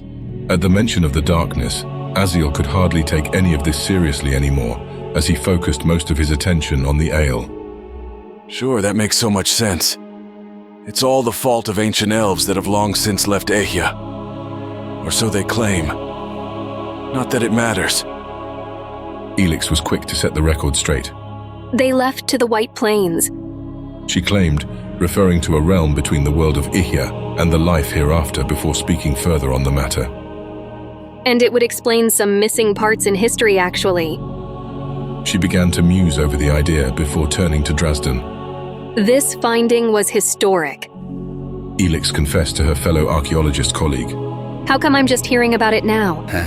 Drazden chuckled at that. Well, as I mentioned earlier, the locals didn't take too kindly to my artistic touch to their city. Aziel laughed. Ha! That's one way to put that you used a bomb in the middle of a city. The dwarf smiled at that, gesturing with his fingers. It was just one teensy bomb. I did them a favor, really, holding back and all that. He began to say, swatting the air again. But that's beside the point. Whatever their reason, the people of the Elven realm weren't too keen on what I'd discovered. They're not like the ones who reside there today. They claimed they didn't care much for folklore or superstitions. So they burn it. Burn it all, every last parchment, and whatever couldn't be burnt was buried again. All this, of course, was before they finally turned their attention to me and kicked me out of the city. The dwarf said, sighing. Never allowed to return. Well, I reckon I can return now, since there's no human left alive of them to say otherwise. Yeah, that'll show 'em. He added with a wide grin. Now that story bothered Elix. Why didn't you tell anyone? How come you kept it to yourself all these years? There was a drawn-out and notable pause before he spoke again. A suspicious delay, one might say. Simple, Drazden said. I didn't believe a word of it, and I wasn't about to go ruining my reputation with my kin on evidence that had been burned or buried by the coordinated effort of an entire city. So I let it lie where it was. Never thought I'd be hearing or speaking about it ever again. But even after a few hundred years, life's full of surprises. He said while turning to Zev. Now that it was his turn, Zev chuckled nervously. The Beast, huh? He said while darting his eyes among the others who looked back with skeptical expressions. You all have no idea what we're in for, what I've seen. And what did you see? Aziel asked. Zev was a little hesitant before answering. It's not human, brother, and it certainly wasn't a dwarf. But this elf, it could take the form of an enormous creature at will. That kind of power it had at its fingertips. The men it so effortlessly slaughtered. This thing, this so-called beast, is likely the root of our problems, and it's now abundantly clear to me that my fight here isn't over. Aziel thought that comment was worth investigating further into. Zev, are you serious? Just what do you think that thing is responsible for anyway? Just what are you implying? Before he could lay down some further questions, Elix jumped into the conversation. And just what are you hiding? You leave without much of a notice and... Realizing how excited she was, Elix quieted her voice. And next thing we know is that half the city is on fire. Do you realize how many people probably died? What do you have to say for yourself? She demanded, albeit her claim was a grand exaggeration. Nevertheless, Zev gritted his teeth and sneered back. Look, little missy, those who stand on the sidelines don't get to criticize the others who are in the thick of it, he said before looking at Aziel. Am I the only one who cares about what's happened? Am I the last man on Eya who wants some vengeance for what they've done? He questioned, rising to his feet in frustration. Now that accusation bothered Aziel. Just what do you think we've been doing? Zev considered that for a moment and calmed down, slinking back into his chair. I suppose that's fair, brother. You have your way and I have mine, he said while eyeing Aziel. You hack at the body while I go for the head. For you see, tonight, I killed my dear parents. He confessed, ignoring the shocked glances of the others, though Aziel might have suspected as much. Not allowing a moment to be questioned, Zev continued. And yet I'm learning there's still so much blood left to spill. So many villains left to punish. He said with a silent, focused tone before arising from his chair. But for now I should really attend to my arm. And that's not to mention I left an important acquaintance waiting for quite a while now. Until next time, Zev said with a bow, taking his leave while ignoring Elix's protesting remarks. Once Zev had gone his way, likely heading to his room to take care of his injury before attending to the task he just mentioned, Elix turned to Aziel. You're both brothers, right? Elix questioned Aziel and he simply nodded in return. Then why didn't you say something? Are you okay with what just happened? Aziel inhaled deeply. I honestly don't know. He admitted, surprising her and the dwarf. Our odds are looking slim. I mean, has Eya ever even faced a threat like this before? In the east, there's the Tainted, and there are likely some still left in this city. And even here, Zev just saw something he thinks is even worse than that? Elix didn't know where to start. Who knows what he saw? Who can even be certain of what's happening? It was odd hearing that come from her, especially since Aziel had first come to her because she had answers. And as strange as it was, regardless of his skepticism, Drazden seemed to be a wealth of information. However, whether it panned out or not was something yet to be seen. In any case, Elix's comments prompted Aziel's reply. Well, I can tell you one thing that I'm certain of. I'm certain we're the only ones we can count on to fight back. And even if I don't approve of the way Zev's going about doing it, I don't blame him for at least trying. Aziel said as he quickly rose and started to leave. It's better than what anyone else in this light-forsaken city is doing. Chapter 23. A Mysterious Friend. Aziel left the inn, not really with much of a purpose when he did, though it felt like every stuffed goat head he passed before the exit silently judged him for it. Maybe he just wanted to be left alone. He didn't know. Everything that had happened recently, and all the responsibility now placed on him, just felt stifling. Perhaps he just needed a breather, a chance to be alone. And with the town still in an uproar about the fires, or the indifferent citizens to the turmoil and plight of others, Aziel suspected he would get that sought-out isolation he longed for. And once again, who would dare to trouble a formidable-looking opponent such as him? Outside, all the alleys would have seemed dark at this time of night, if not for the residual glows of the fires. With his shield strapped to his back, his mace secured in a hilt on his waist, and his helmet grasped in his hand, Aziel walked the streets for hours. His mind was consumed with thoughts. It was the second time he was out here that night, the first getting him into a rather dangerous spot, but at least for the moment he cared little about it. Just what are we doing here? He bemoaned silently to himself as he continued walking the dark alleys. What are we even fighting for anyway? Aziel had a distant look in his eyes when he considered his next thoughts. Is this really the path you've chosen for yourself, Zev? Aziel's thoughts turned to his past. The night of the attempted kidnapping of Zev was now fresh on his mind. Tal had just finished cutting down the last of Zev's would-be kidnappers. While the adults were in a frenzy after just hearing the commotion, Tal looked down at Zev with a sneer. Not even a thanks? Tal asked with disdain to Zev, who was lying on the ground. Surprisingly, the young Zev returned an equal share of disdain. After what you've done? Zev asked with a deep hatred before adding to his remarks. I know you were put up to this. How much did they promise you?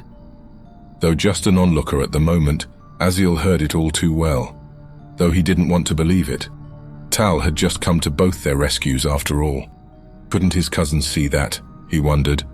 Zev must have still been in shock. Yes, that's what it was, he convinced himself. It was natural for him to not be thinking clearly. At least that's what Aziel had told himself at the time. After all, it's what he wanted to believe in. But Tal's subsequent actions were more telling than anything else. As the alerted adults in the nearby homes finally discovered what was happening and ran out to meet the three, Tal turned to walk away. But he left some parting words. Maybe next time you won't be so lucky, he said, looking at Aziel before leaving. Aziel was stunned. There were moments in his life when he had questioned his older brother's judgment before, but this wasn't some innocent game or childlike misbehavior, but something else, something far worse. It was on a whole other level Aziel didn't realize Tal was even capable of. Sure, they'd never really associated themselves with their pompous uncle, aunt, or unwelcoming cousin much before. Aziel had on occasion tried to get to know his cousin better, but Zev was a recluse and made it abundantly clear he never wanted the company. Even if they were technically family, they felt more like strangers. But still, even thinking of his brother participating in the kidnapping of a family for money seemed altogether unreal. The thought soured the young Aziel's countenance. A bitter taste in his mouth he felt he could never wash away. He knew then and there that kind of behavior deserved to be punished. His brother needed to be made to pay for this. While Aziel dwelled on his thoughts, Zev stood up and walked over to him. Aziel had hardly even noticed until he was close by.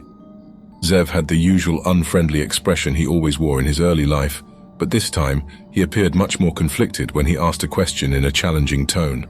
Why did you do it? Why? Aziel asked simply back at the remark. The adults were closing in, but Zev ignored them as he persisted. Why did you risk your life to save me? Aziel was perplexed that such a question even needed to be asked, the answer being obvious. Your family, aren't you? Zev returned a strange expression upon those words, one in which Aziel had never seen anything resembling it. An embittered soul, one who had even been betrayed by his parents and relative to a life of slavery or worse, had suddenly discovered a new perspective on life. That was it, Aziel considered, as he recollected his past. It was an expression that reflected a young man's life being turned completely upside down. No wonder it had an impact. And it all happened over such a simple thing as a word said in earnest. Even as the adults, parents, and concerned neighbors swarmed the scene, Zev's bewildered look did not leave him. Brother, Aziel said to himself silently in the present, as he walked the alleys of Valinor while revisiting the memory. I don't blame you for being angry, but can't you see you're becoming the very thing you despised? For your sake, and those caught up in your plans, I refuse to stand by and do nothing. The weight of his task irritated Aziel enough to make him hit the stone wall of a building in frustration. This is ridiculous. Is there nothing I won't end up fighting? A woman's voice came further down the alleyway. Perhaps. She began to say, gaining Aziel's attention. But I think your time would be better spent if you left the wall for last. Aziel chuckled in a bit of embarrassment after that remark. Sorry, I just got a lot of things on my mind right now, he said before getting a good look at her from a distance. Even behind her robe, Aziel could tell the woman he stared at was slender and beautiful, perhaps the fairest woman he had ever seen. She wore a strange golden design on her cheeks and face that was like a mixture of tattoos and jewelry, but they still kept a gracefulness about them. Aziel had never seen any such jewelry like that before, and her eyes, they were astonishingly piercing and captivating, seemingly inhuman with the focus her gaze appeared to display. Seeing her, Aziel thought it didn't seem safe for someone as beautiful as this woman to be walking the streets alone. Beg your pardon, but it's not safe for you to be walking this city at night, he suggested, but it felt lacking. I can escort you to your home or an inn if you'd like. She smiled at that. No, thank you. I believe I am perfectly safe as I am. After all, I witnessed you taking care of that little problem earlier, and I doubt their ilk will strike again so soon. She began to say, taking pleasure in Aziel's astonishment. The few honest souls in this city would thank you for your service, if only they knew. But I would suggest a much more delicate approach, since our enemies surround us on every side. Our enemies? Aziel began to ask, but quickly remembering something, he decided to be wary of his words. She's lying. The alleys from before were closed in. I was surrounded by nothing but walls and the tainted. She couldn't have seen it, but somehow she knew what happened. He looked at her warily. Have you been spying on me? Who are you? That accusation wiped the smile off her face when she responded. To accuse me of lying. She began to say with a mortified expression, but calming herself a bit before she continued. No, I was merely interested in the man who had earned such a following is all, and was intrigued. Intrigued? He asked in surprise at the word. Yes. She said simply with a hint of delight. Since my return, I had lost hope in nearly all of you humans. Death, decay, and perversion run rampant wherever your kind goes now, it seems. And though this has been a trademark of mankind, it hasn't always been to this extent, you see. But yet you are different, Aziel of Bethelus. Aziel gripped his mace firmly, concerned he needed to use it. How do you know my name? And you still haven't answered who you are. Strangely enough, she smiled at that. I am Princess Almahil, she said, grabbing her hood to reveal herself. And I am exactly what you think I am. Aziel looked back curiously as Almahil slowly removed her hood, the everlasting beauty of her kind on full display, the elongated ears poking out through her silky hair being the easiest giveaway to what she truly was, an elf, here in front of Aziel of all places. Disappearances, necromancers, Valinorian schemes, and now this? Aziel considered nervously. The end of days really does look like it's coming upon us. Almahil smiled at him. That was not quite the reaction I had suspected. With everything you've seen, have these past few months dulled you from any surprises? Aziel chuckled at that remark. Can you blame me? Everything I once knew has suddenly been flipped on its head. He said, surprised he admitted it aloud. But still, Aziel said as he started walking towards her before closing the distance. Without warning, Aziel reached out and pulled her ear. Almahil yelped in a pained surprise at that. However, that reaction was what he needed to see. Naturally, she didn't see it that way. How dare you, human! Does it look like it's detachable? Almahil asked, astonished at his nerve. It seems I may have been mistaken to come to you. Sorry, Aziel said apologetically. I had to check. After all, it's just that not every day I see an elf. He casually added, which was an otherwise enormous understatement. Still, the elf was offended and didn't attempt to hide it. I can only hope that for anyone else who sees me, the evidence of their eyes would suffice. I'm sorry. He apologized again with his hands up. It's just that by all accounts, your kind shouldn't even be on Eya anymore. Why is an elven princess here? And why did you come to me? For whatever reason, her response wasn't quick. The so-called elven princess examined him with her eyes that seemed to pierce Aziel's very heart and soul, like she was seeing through to the very nature of him. But it was really just a guess. He could only assume that something behind that vigorous stare was related to her magical abilities. She finally spoke, but starting first by answering the one question he hadn't even voiced yet. My eyes can see much, Almahil began to say, her eyes shining like the reflecting beam of a cat's gaze in the dark. No man, woman, or dwarf can withhold their true intentions from me. It has been a gift I've acquired since the first dawn rose upon the face of Eya. But there are still some who can withhold their true self from even me. And seeing your heart, I know you've heard of them. The Vaikanai. The elf studied Aziel's expression. You are surprised? She asked with a wry smile, taking some pleasure in his amazement before explaining further. Their influence is subtle, but definitive in its course. And I am now certain that some of them have remained on Eya. They will bring about a second age of the darkness, that terrible fiend born from the evil of the hearts of men and dwarves. The Vaikanai's actions will bring about the end of Eya if we do not aim to stop it. It is why I, as well as some of my kin, have returned. Once more, Aziel found himself taken aback. There's more of you here? Almahil became sullen. Not enough yet to stem this evil, I'm afraid, but yes, as for the others, it is not yet their time. He held his face in amazement, still taking it all in. But why did you come to me? Why me?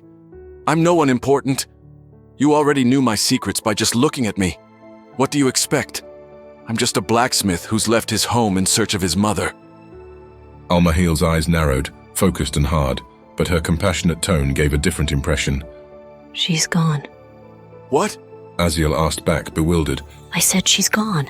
She repeated, the elf's words piercing Aziel's heart. But you already knew that.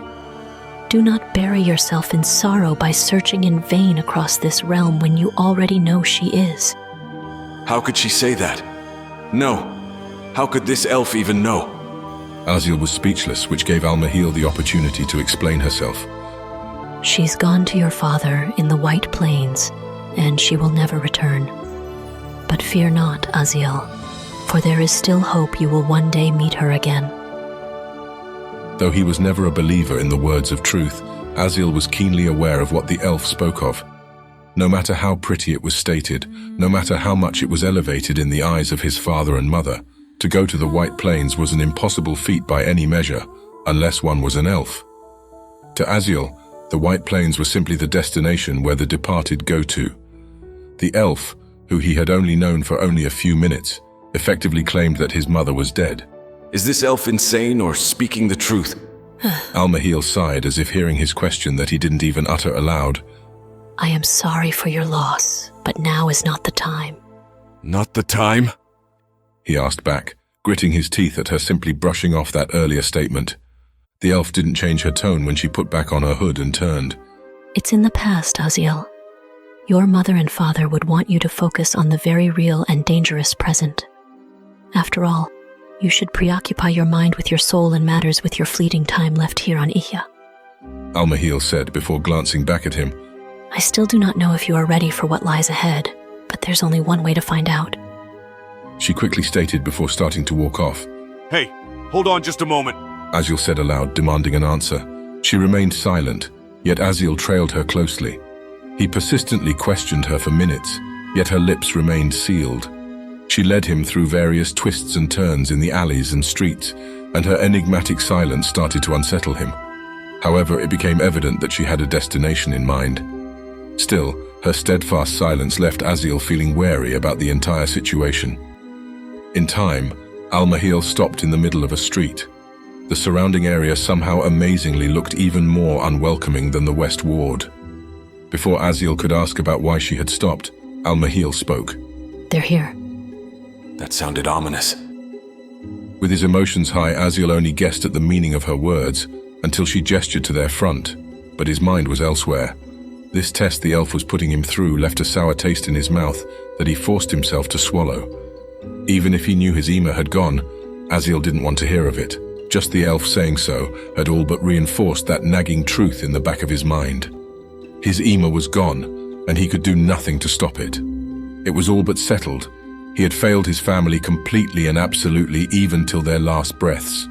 With an embittered expression, Aziel turned to their front, where he saw a nobleman surrounded by 4 armed guards walking down the narrow streets.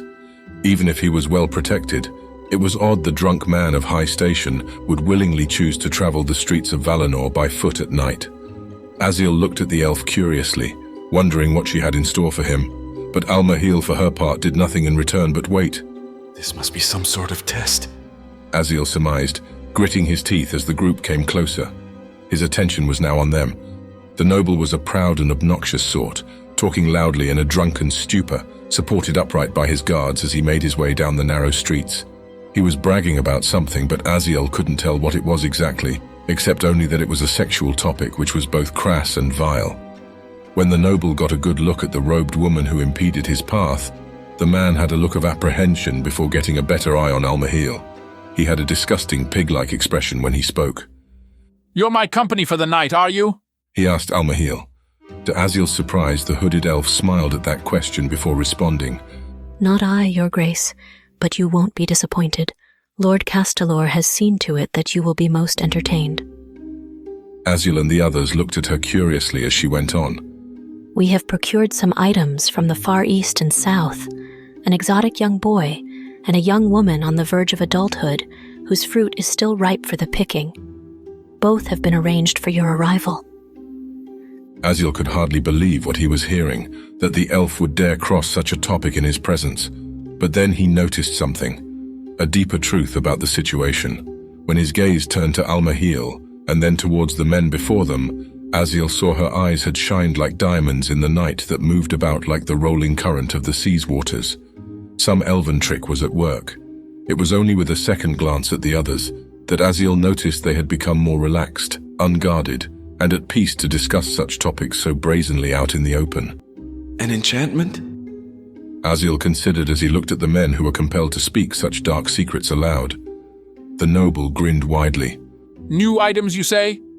The man asked, chuckling with a vile gurgling sound behind his throat. Good. I was becoming rather bored with his stock. They've become desensitized. They don't fear me like they used to. It's hardly worth the time. Well, almost.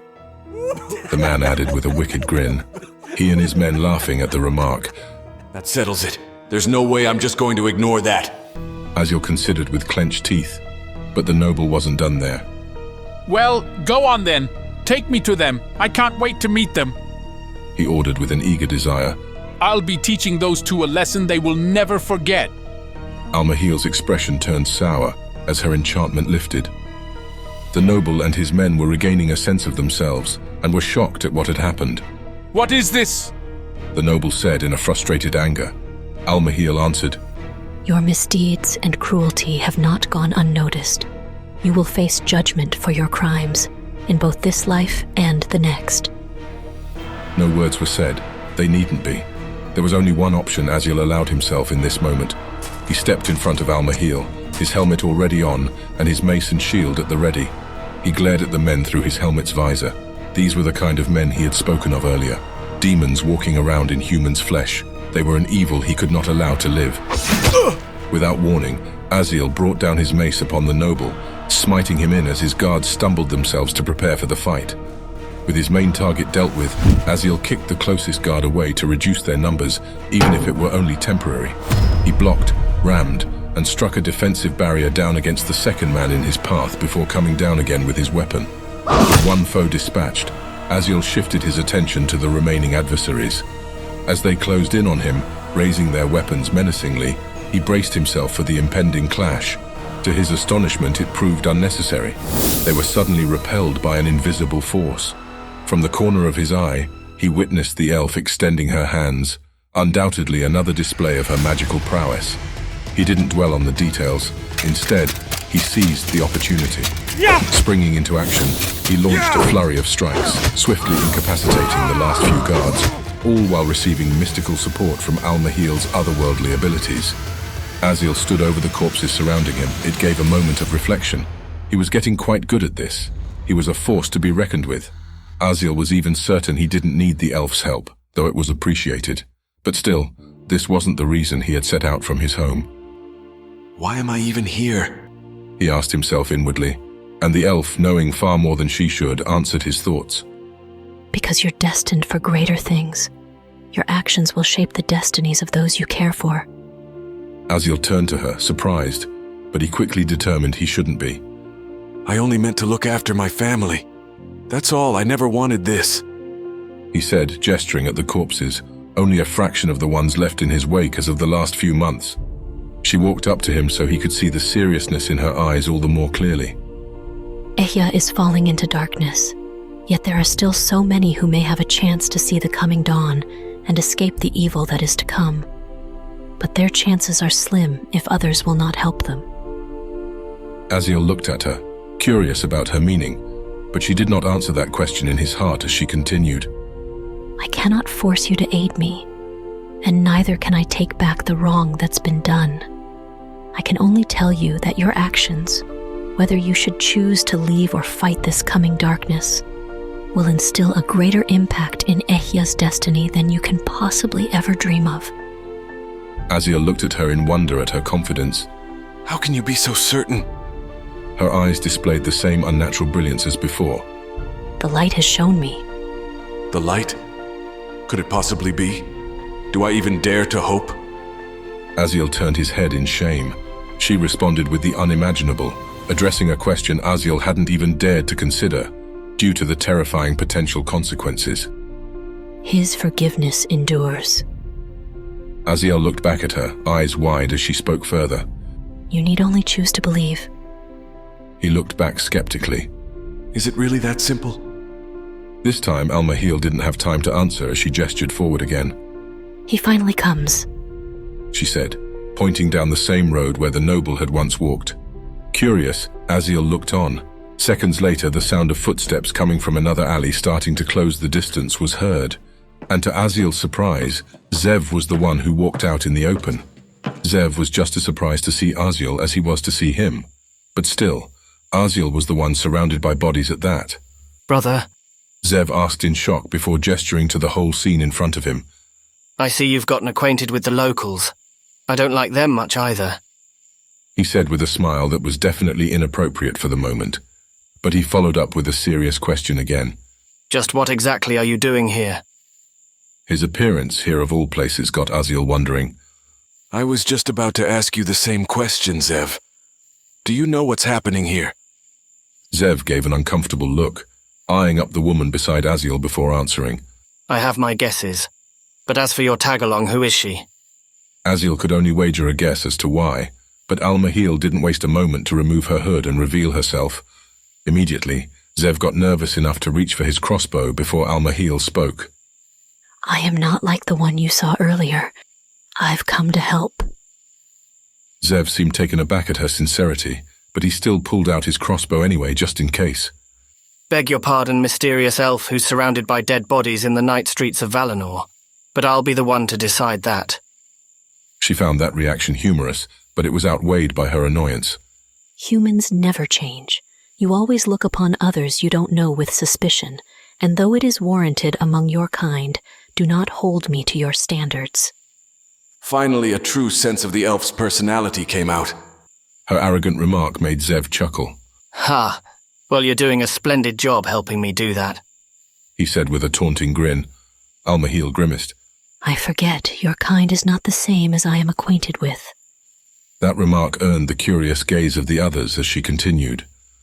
Most of them have already ascended, you see, leaving me to be left to trade words with the likes of you. What? Zev asked. His expression instantly soured, that switch of his flipped. His apprehensions with the elf were shared by Aziel. Now hold on, Aziel began to say in protest, but Zev interrupted. I don't answer to your kind, elf, Zev said with a cold hatred. You lot abandoned Eya over 1,000 years ago. You're nothing but a relic of the past. Your opinion means nothing to me. She stayed defiant, her eyes shining brilliantly as they honed in on Zev. You don't care what I am. You lie. Because you're ashamed. She began to say, ignoring Zev's protests. You're ashamed you've gone too far. That you spilled too much blood for your goals. Tell me, do you believe yourself justified when you killed hundreds as a mere distraction, just to find the opportunity to kill your own flesh and blood? When you cast aside the lives of others for your own ends, do you truly think you're any better than them? The scale of the damage, Aziel hadn't even realized, let alone the confirmation that Zev actually did it. He killed Uncle Thomas and Aunt Mai. Even if they deserved it, Aziel could not easily reconcile a situation where it is right for a son to murder his own parents. It's unnatural. Yet Zev, his closest thing to family, did just that. His face downcast, Aziel turned to Zev. Is it true? For a few seconds, Zev didn't answer. Gritting his teeth and clenching his grip upon his crossbow, Zev spoke with an uneasy malice about him. Are you really so surprised, brother? He asked, all but confirming the accusations. You said so yourself. The demons we face are wearing the flesh of mankind. My father and mother were two of them. It is only natural they would bear another. Aziel looked back, dismayed at what Zev was allowing himself to become. When will it stop? Zev looked him dead in the eyes when he continued. I'll kill them all. These villains play with lives, enslaving some, killing others, and destroying what's left on a scale you or I can hardly even imagine, brother. They put my crimes to shame. And it all comes back to this place, Valinor. Mankind's greatest achievements, its most profound crutch. This place, it's a city of gold and treasures where devils go out to play and feast on the lives of whoever they will. And I will tear it apart, brick by brick if I have to, until there's nothing left but ashes and dust. As you may have surmised from the necromancer, it appears its influences spread even to Ayla.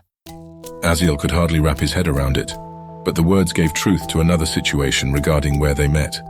Wait, don't tell me. You're not working with that man named Castelor, are you? Zev sneered at the question, compelling Aziel to continue. Do you know what he's doing? What kind of monster he is? Zev seemed more angry than disappointed. Come now, do you really think he wouldn't be on my list? I'm saving him for later. The man just so happens to find himself useful to me for the moment. A fact that'll only prolong his life for a season at best. Aziel could hardly believe what he was hearing. What happened? Aziel asked. Why would you go so far, Zev? You must know this blind hatred is going to get you killed. Any pleasantness in Zev's expression had vanished. He was tired of this conversation. Look around you, brother, he said, gesturing to the scenery and the expanse far beyond their eyesight. If you hadn't noticed, the world is ending, and a few select are responsible for the unraveling we've been seeing. And I most certainly don't like it. But the past has already been written in stone. Nothing will ever go back to the way it once was. So if I don't have my desire for vengeance, what's left? Anything, Aziel said aloud, astonished he'd even have to. We can go south. Start a new life there. You already have your parents' wealth. It should be easy. You can still walk away. It appeared Zev didn't even consider that an option. Or I can choose to walk a different path, he began to say, holstering his crossbow as he started walking closer to his destination past Aziel. Aziel wouldn't just let it end there. He grabbed Zev's arm as he stepped by. I won't let you do this. Zev glared back as Aziel continued. Not another innocent gets hurt, okay? Not a soul. If they do, I'll be forced to end this myself. There was no anger in the words, just a deep regret and solemnness as they crossed Aziel's lips. Zev yanked his arm free, but his response was far calmer. For your sake, brother. Aziel nodded and placed a hand on Zev's shoulder. Words sometimes didn't have the same effect, at least in Aziel's opinion. But Zev understood. Aziel was sure about that much. Zev smiled. Now, brother, you might want to consider vacating the area. People might be saying things about you if this is the company you keep, Zev said, gesturing to the dead bodies still around them. Only now did Aziel realize how unorthodox of a place it was to have such a heart-to-heart conversation. The company's no worse than when I'm with you. Zev laughed at that and started heading on his way. You're only sour because I make you look good, and not the other way around. And with a wave of farewell without even turning, Zev continued. And you'll have to forgive me, brother, but I truly must leave. After all, I have an acquaintance who's just dying to meet me. Considering who they spoke of, Aziel could only smile at that remark. His eyes were still on Zev departing when Almahil spoke up. You trusted me. You trusted me even though you had heard my warnings, and how I explicitly charged you or any others who should come upon my words to be wary of any elves when you saw them. Aziel was momentarily speechless before the elven princess spoke further. You are desperate. I knew this. Otherwise, I would have never come to you now. But fear not, Aziel, for I do not come to seek advantage of you in your time of need. But I have come to aid so many others in this day and age. And there will be more of my kind to come, those who serve the light, who will help press back this evil. Aziel had to respond. And the ones you warned us of, the Vaikanai, where are they? Everywhere. Though after instigating chaos in the east, most hide amongst the shadows and palace walls within Valinor. But you, as well as so many others, cannot tell them apart from my true kin. This is why I implore you not to trust any you see unless you had first met them at my side. Almost chuckling at the reprimanding tone, with another thought on his mind, Aziel still found it in him to turn to her with a renewed confidence. Well, that aside, I passed your test, didn't I? Her eyes were fixated on his when she responded. Well enough, human, she said with a smile. Well enough.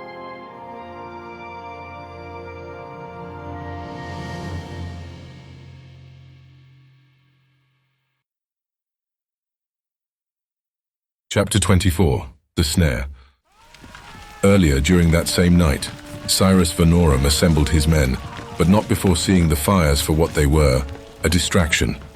Though he paid little attention to the attack on some foreign noble's estate, they were of little consequence in achieving the dream Cyrus and his master had seen in acquiring their sought-out future for the Ehya. Though their deaths did speak of an enemy within their city, and that information alone was more valuable than their lives, though Cyrus had known for some time that adversaries would eventually come. It was inevitable. If one wishes to change the world, one must be prepared to crush or be crushed by those who see things differently. It was a timeless tale that had been played out throughout all records. And Cyrus had no intention of his noble lineage being a footnote in the passages of history. This was his moment to act, he was sure of it. But he wouldn't allow himself to be distracted by such insignificant events as a simple fire in a mere fraction of the city. His eyes were set on a different prize. Cyrus had left a fair share of his men to deal with the spreading flames, and to quell any there they might suspect were responsible. But as for Cyrus himself, he had heard unusual rumors concerning the West Ward. More unusual than the regular night, that is. Talk of explosions being heard in the alleys and so much more. So, with 20 soldiers behind his lead, he investigated. The alleys were dark, unwelcoming in their maze-like passages, just as any other time he'd been here before, and the stillness in the air within this place was nothing new. However, as he searched the alleyways, the notable lack of sound was unsettling. When he crossed another junction, the putrid stench in the air hit him before he saw it. Dead bodies, lying in their own pools of tar-like blood. "It's as was reported," Cyrus began to say before looking to his men. "Make a perimeter around this area. Search everywhere. Leave no stone unturned." His men did as was instructed, surrounding the area from every direction as Cyrus walked up to inspect the corpses. Behind the blackened eyes and darkened blood, Cyrus saw the humanity of the soul who died in wide-eyed terror. "Pity," Cyrus said. "If only we had achieved our goals sooner, perhaps this fate would have eluded you. Wherever you are now, with the promise I intend to do better, I hope you take my wholehearted apology with you," he said, slowly putting his hand on the deceased and closing their eyes. "Your apologies mean nothing to the dead," a voice behind Cyrus began to say, and he quickly turned to face them and witnessed a thick black fog taking form into a robed man. "For they cannot hear you. Their fate has already been decided. Do not fight for them. Leave the past to die," the stranger said, the black magic enveloping his body even as he took full form there. Cyrus knew it for what it was. This was no human standing before him. Such a situation demanded answers. "Who are you?" Cyrus yelled out.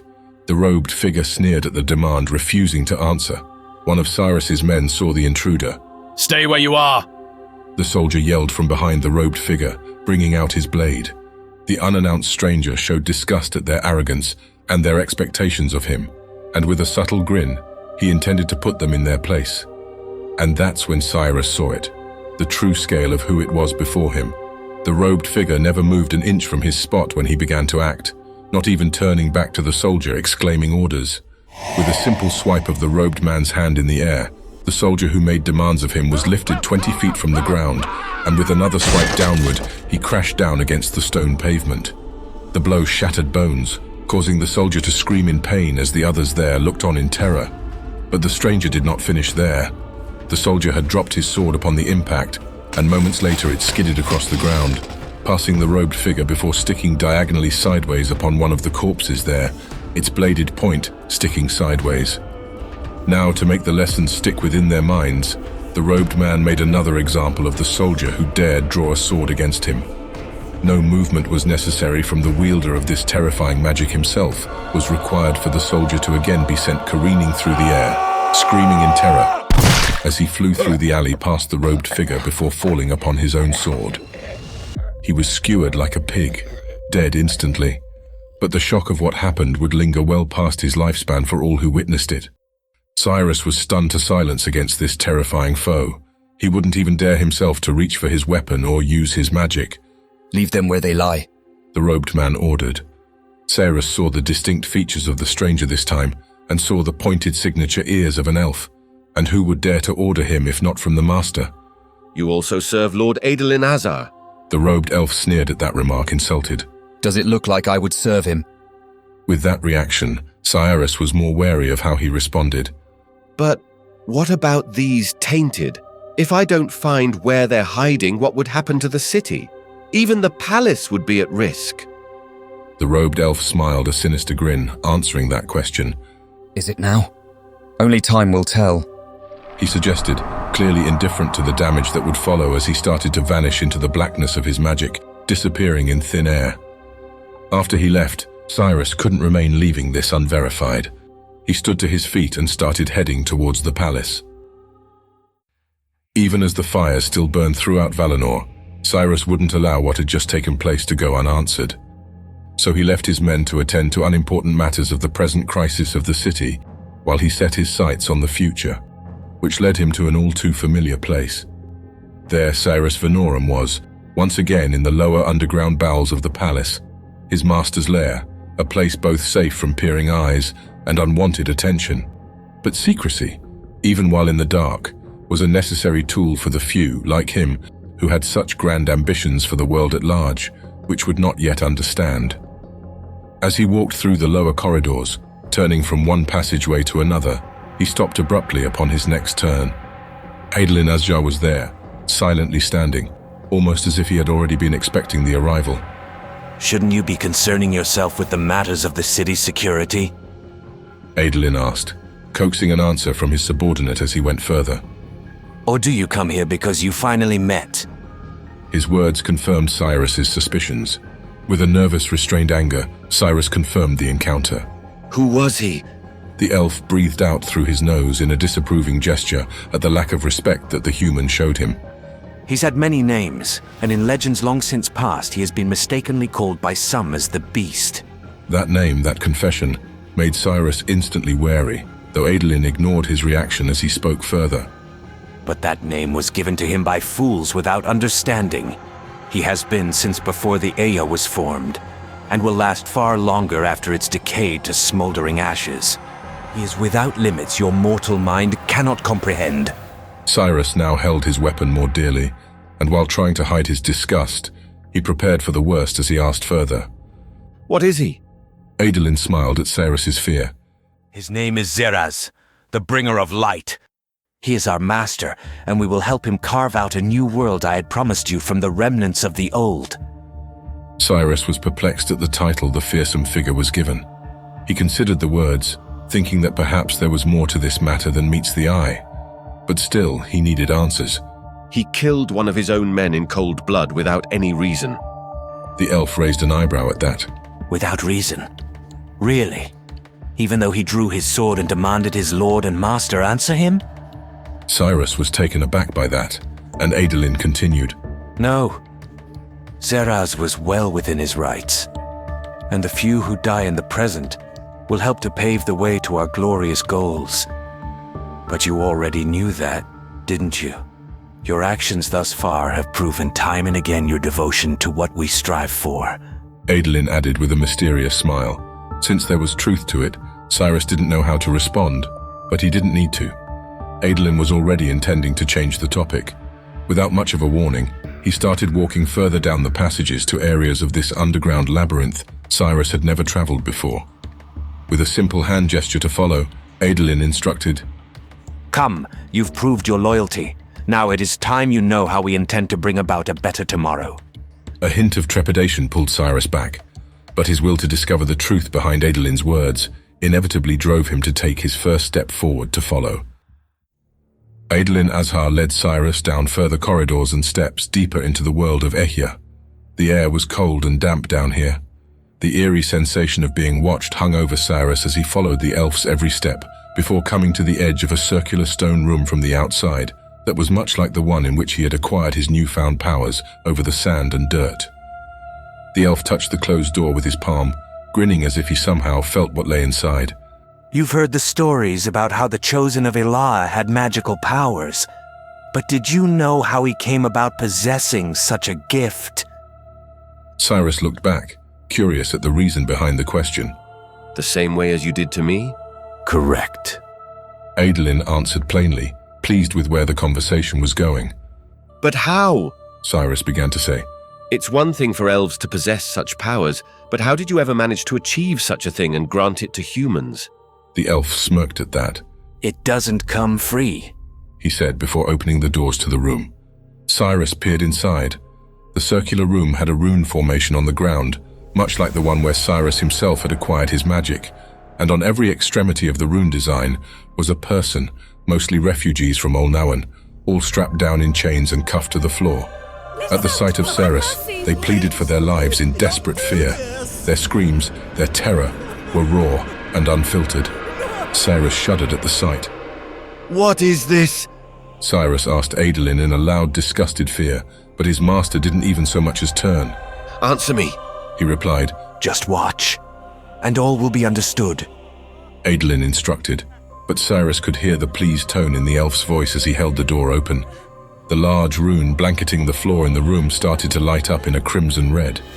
Then the walls were encompassed by the very same glow that slowly ascended to the ceiling, where another similar rune of pure, twisted light started to carve its way out of the bare rock overhead. The prisoners inside panicked, screaming frantically. It was all too clear by now that something terrible was about to happen, and Ceres had seen all he could stomach. Enough! He demanded, bringing out his halberd. Adolin turned to him with a fierce expression, raising only a single hand towards him. Immediately, the air seemed to be sucked out of Cyrus's lungs, and with it came a powerful force. This newfound pressure on Cyrus's chest and throat felt like he had just fallen from a building face forward. Defiant as he was, Cyrus prevented himself from outright collapsing to the ground, but given a few seconds, the elf's magic brought him to his knees. Watch, Adolin reminded, his outstretched hand still held up to Cyrus, but his eyes now back on the room. Bear witness and embrace what sacrifices must be made in order for us to achieve what we so desperately long for. His life slowly slipping away, Cyrus had no choice but to do just that. And watch. He saw it all. The terrifying screams from the people as the power within the room came to a peak. The very life force of the prisoners were being drawn upward into the air, like a violent torrent of a volcano's magma ascending skyward before leaving the host empty behind. The process continued and continued, slowly draining whatever was left of the humans until not even bones or ashes remained. And in one eerie, silent realization, after Adolin had released his magical grip, it was like they were never there. Their lives were not wasted. Adolin began to say as he looked back to Cyrus. Though you were the first, just above, more within our ranks are being given the gift to fight back our enemies. Cyrus was aghast at what had happened, and Adolin certainly caught that when he continued. This is what it takes to fulfill our goals. How can one measure the lives of a few compared to the whole world for the future we have in mind? A stark terror overcame Cyrus, the blatant disregard for life and the casual callousness in which it was spoken. Those lofty goals and ambitions came at a far steeper price than he could have ever imagined. So much so. Cyrus swallowed his fear and asked a question of his master. And what exactly might that future be? He asked with defiance in his tone. Is there really no other way that you'd have to resort to something like this? Ha! Adolin scoffed arrogantly at the question. You've lost your nerve, Vanarem. Clearly you have no idea how much this undertaking of ours entailed. How much will is still yet required of us to bring about the world I promised? He reminded before speaking with a lofty, hope-filled voice. An Ehya, free from tyranny, from crime, hate, and the oppressions of the light. So, knowing all this, do you still intend to join me? The elf asked, his arm extended in friendship to Cyrus. There was a pause, one filled with a torrent of emotions of self-doubt and reflection. Adolin's question meant one thing, but his actions said another. Take the hand or die. Submit or be destroyed. Join me and be a part of the paradise I offer. Or reject it and become trampled underfoot as well, with any hope of Cyrus's bloodline reclaiming its past glory will be forever lost. The choice was now obvious. With a nervous sweat on his brow, Cyrus reached back and accepted Adolin's hand. You chose well, Adolin said with a grin, his piercing eyes shimmering in a display of the power he withheld.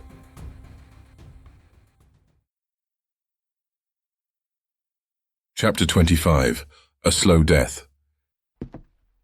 As the sun was starting to rise, Aziel had finally returned to the E.C.E.N. There was hardly any commotion at this undesirable time between night and day, and there were no distractions impeding Aziel's return to his room, besides the mysterious words Al-Mahil had left him. There is still much to be done. Aziel remembered her saying, But you are human, and as such, you must rest. Trust that I will come for you when the time is right. It only led to more questions, but Aziel was too exhausted to care. What in the world have I gotten myself into? He bemoaned as he started entering his room. With a quick dip in the icy-cold bath water to rid himself of the lingering smell of several days' worth of hard work, Aziel staggered forward and slumped atop his bed. With one tug of the sheets to cover himself enough to be satisfied, he got his well-earned rest. Aziel dreamed of his past again, and he was fully aware of that fact. He thought it odd with all the troubles of the present that his mind continually retreated to his past, his failures, his regrets. That thought made him squirm in his bed. Even with the world ending, what happened those years ago still weighed over him day and night. Whenever he made a misstep, those chains of the past still seemed to pull at him just as fiercely as they did at that time. Every shortcoming reminded him of his failures, and those mistakes more reliably clung to his mind than that of his own shadow that trailed his steps. At least in the dark, he couldn't see his shadow, but even in the respite of his dreams, those memories lingered, which made this particular memory an odd one he hadn't revisited for quite some time. Aziel was 15 years old at the time of the memory, and Tal was 21. It was midday when they were in their father's blacksmith. It had been several months since Levi became sick, coughing incessantly, occasionally spitting up blood, and for whatever reason he wasn't getting better. Not even the doctors Zev managed to hire with his parents' money behind their backs knew why. And with every passing day, it was clear that his sickness was only getting worse. At least in Aziel's younger eyes, Tal, for his part, had now been acting like the son he should have been, as he was now helping maintain the blacksmith, while Levi was unable to. A newfound helpful and appreciated approach to life given their father's situation, Aziel had once thought. Tal was removing the impurities of the iron within the forge, while Aziel was striking the iron of the client's armor to bang it back into shape, when Levi suddenly spoke up. Very good. Their father said as he was entering the blacksmith. You two have learned so much, he said before holding his mouth, restraining a cough. That should be obvious, Tal said as he continued removing the imperfections within the hot forge. After all, we've been at it for so long, and besides, someone has to look after this place. Aziel saw his father's half-hearted smile. I suppose, Levi began to say before he found a spot to sit. I'm sorry you two had to be here. I know you wanted to leave this town, make new lives for yourselves. I never meant for you to be looking after your mother and me. For some reason, that seemed to strike a nerve with Tal. He threw aside the hot tools into the cooling water before responding. That's enough! You don't have to worry about it, Tal began to say before looking at their father and smiling. Look, if it bothers you that much, you can always make it up to me later. At the time, Aziel didn't think much of it. He smiled at his big brother. With how much he's had to deal with from you and me, I think we've earned a little extra work. Tal scoffed at that. As if.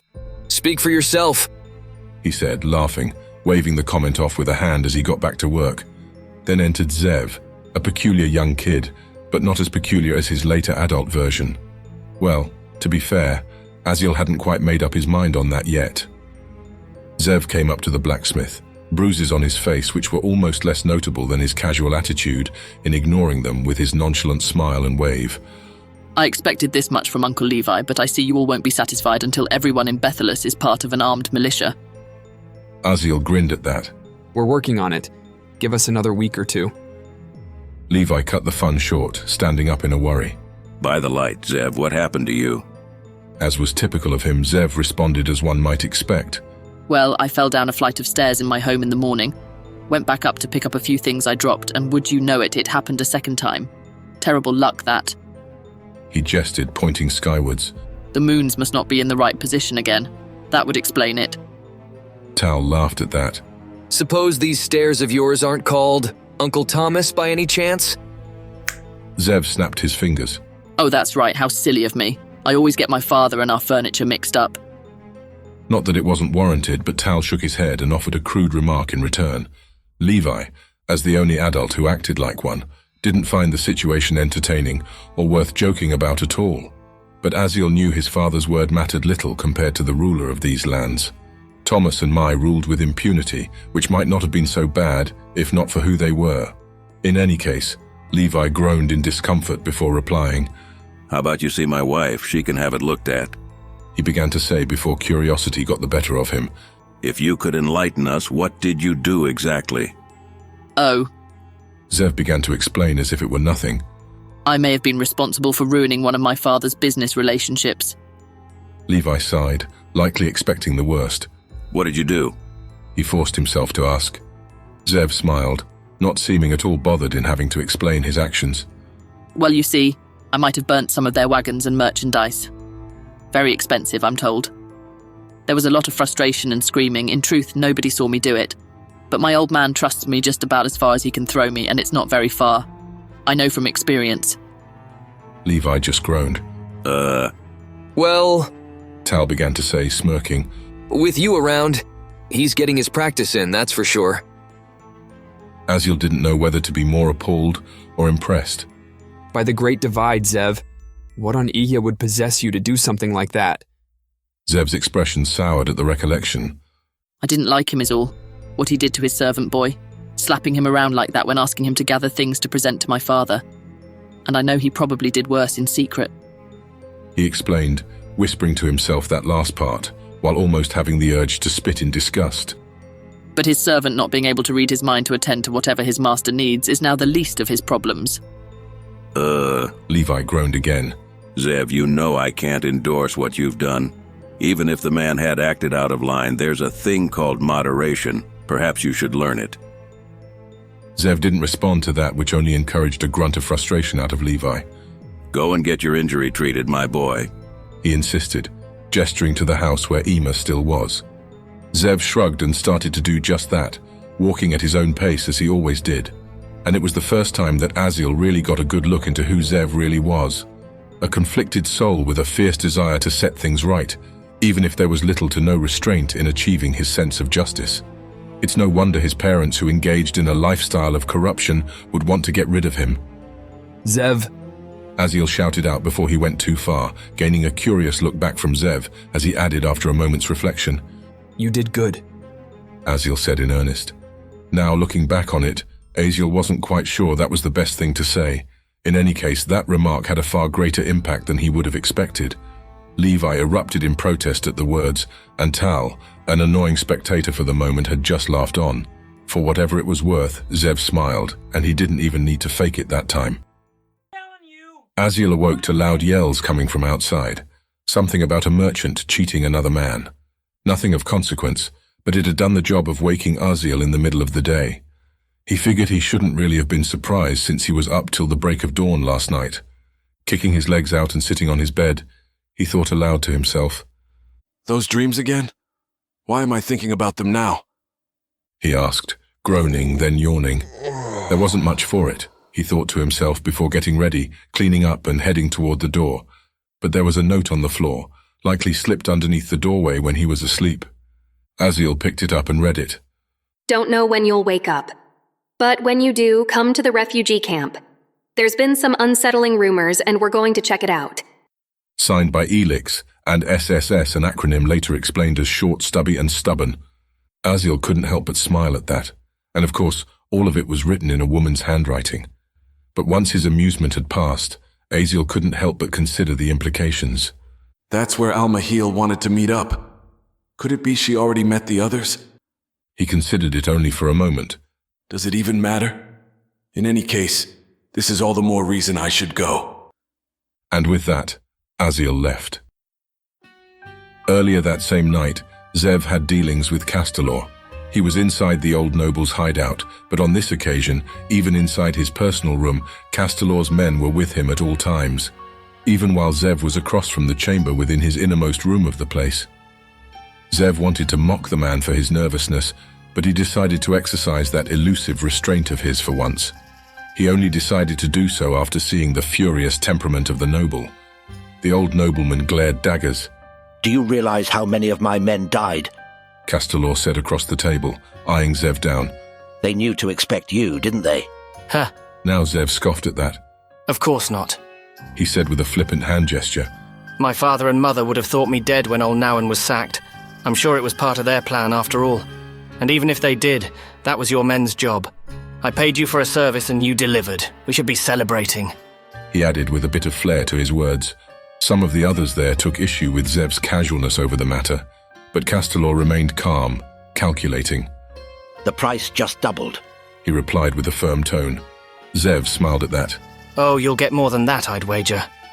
Castalor grinned at that smugness. You don't have the money, and those who don't pay, well, unfortunate things happen to them.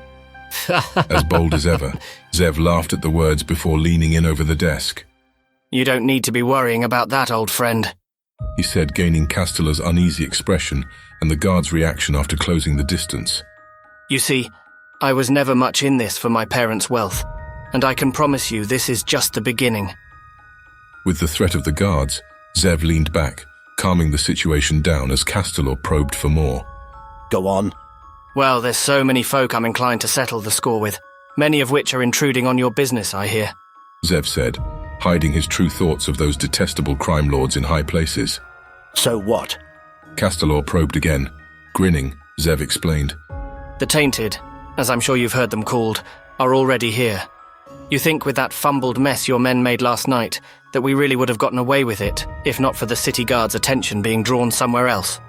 The words had merit enough for Castelor to continue entertaining the idea as Zev spoke further. Well, we can use them again. When I claim my position as the lord of my father's estate, I will be able to go to places where I couldn't before. And you can be certain, the Tainted are just waiting for an opportunity to strike at those in power. Seeing the confusion in their expressions, Zev revealed his thoughts. Well, let's just say at the King's Ball, things will become far more exciting this year. Zev shared his plans, which were met with their fair share of doubt and reservations, but the promises of uncontrolled wealth and rule for the corrupt noble were too tempting to resist. Though Zev already knew that was the case, he'd seen their type before many a time over. From his parents to their distasteful business associates, they were all remarkably the same. Saint-like, perfect, and never in the wrong no matter what atrocities they had committed to their own ends, their selfish goals, all of their actions self-justifying any means they used to get to where they are now. The wanton destruction and rampant loss of life were just an inconvenient side effect. And for his share, Zev was fully aware of how he now trod that same ill-begotten path. How much destruction now lay in his wake. But he would tell himself he was different. No, he would tell the whole world that he, the monster his parents had raised, was an altogether different kind of enemy to humanity. His end goals were just noble. After all, he sought to kill those who would perpetrate such evils against others. The loss of life was just an inconvenient side effect. So, with a rage-filled heart, Zev set the next stage of his plan into motion. His parents' deaths were just the beginning. Chapter 26. Hidden in Plain Sight. After receiving the letter from Elix, Aziel walked through the streets of Valinor to reunite with her and Drazden to uncover the supposed unsettling rumors regarding the refugee encampment.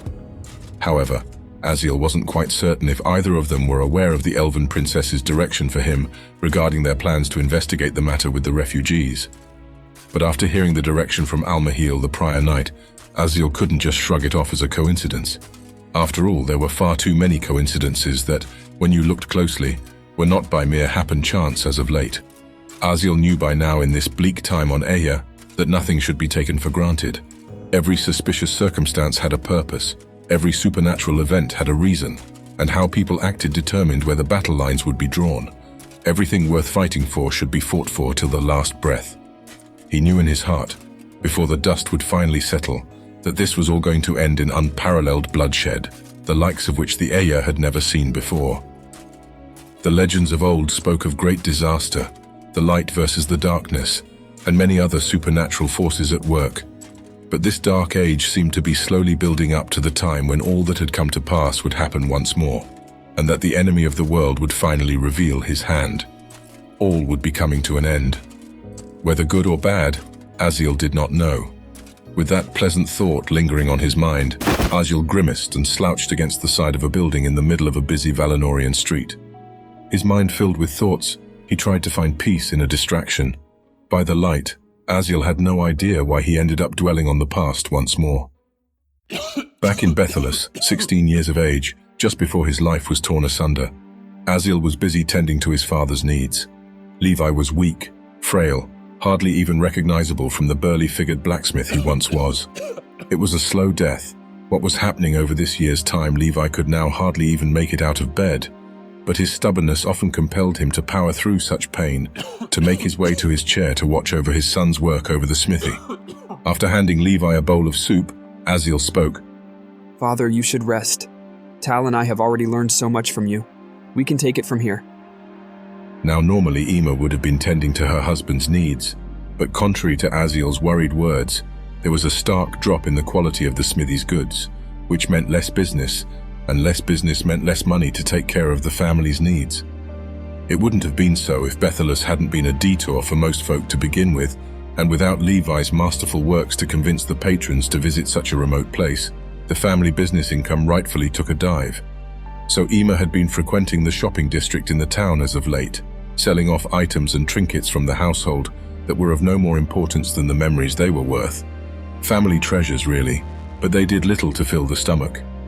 In any case, after pondering Aziel's words, Levi looked over to Tal. I don't know, Levi said in uncertainty, taking a sip of his soup. Then the old man took another sip, and another, before abruptly erupting into a coughing fit that lasted for nearly half a minute as Aziel raced to his side.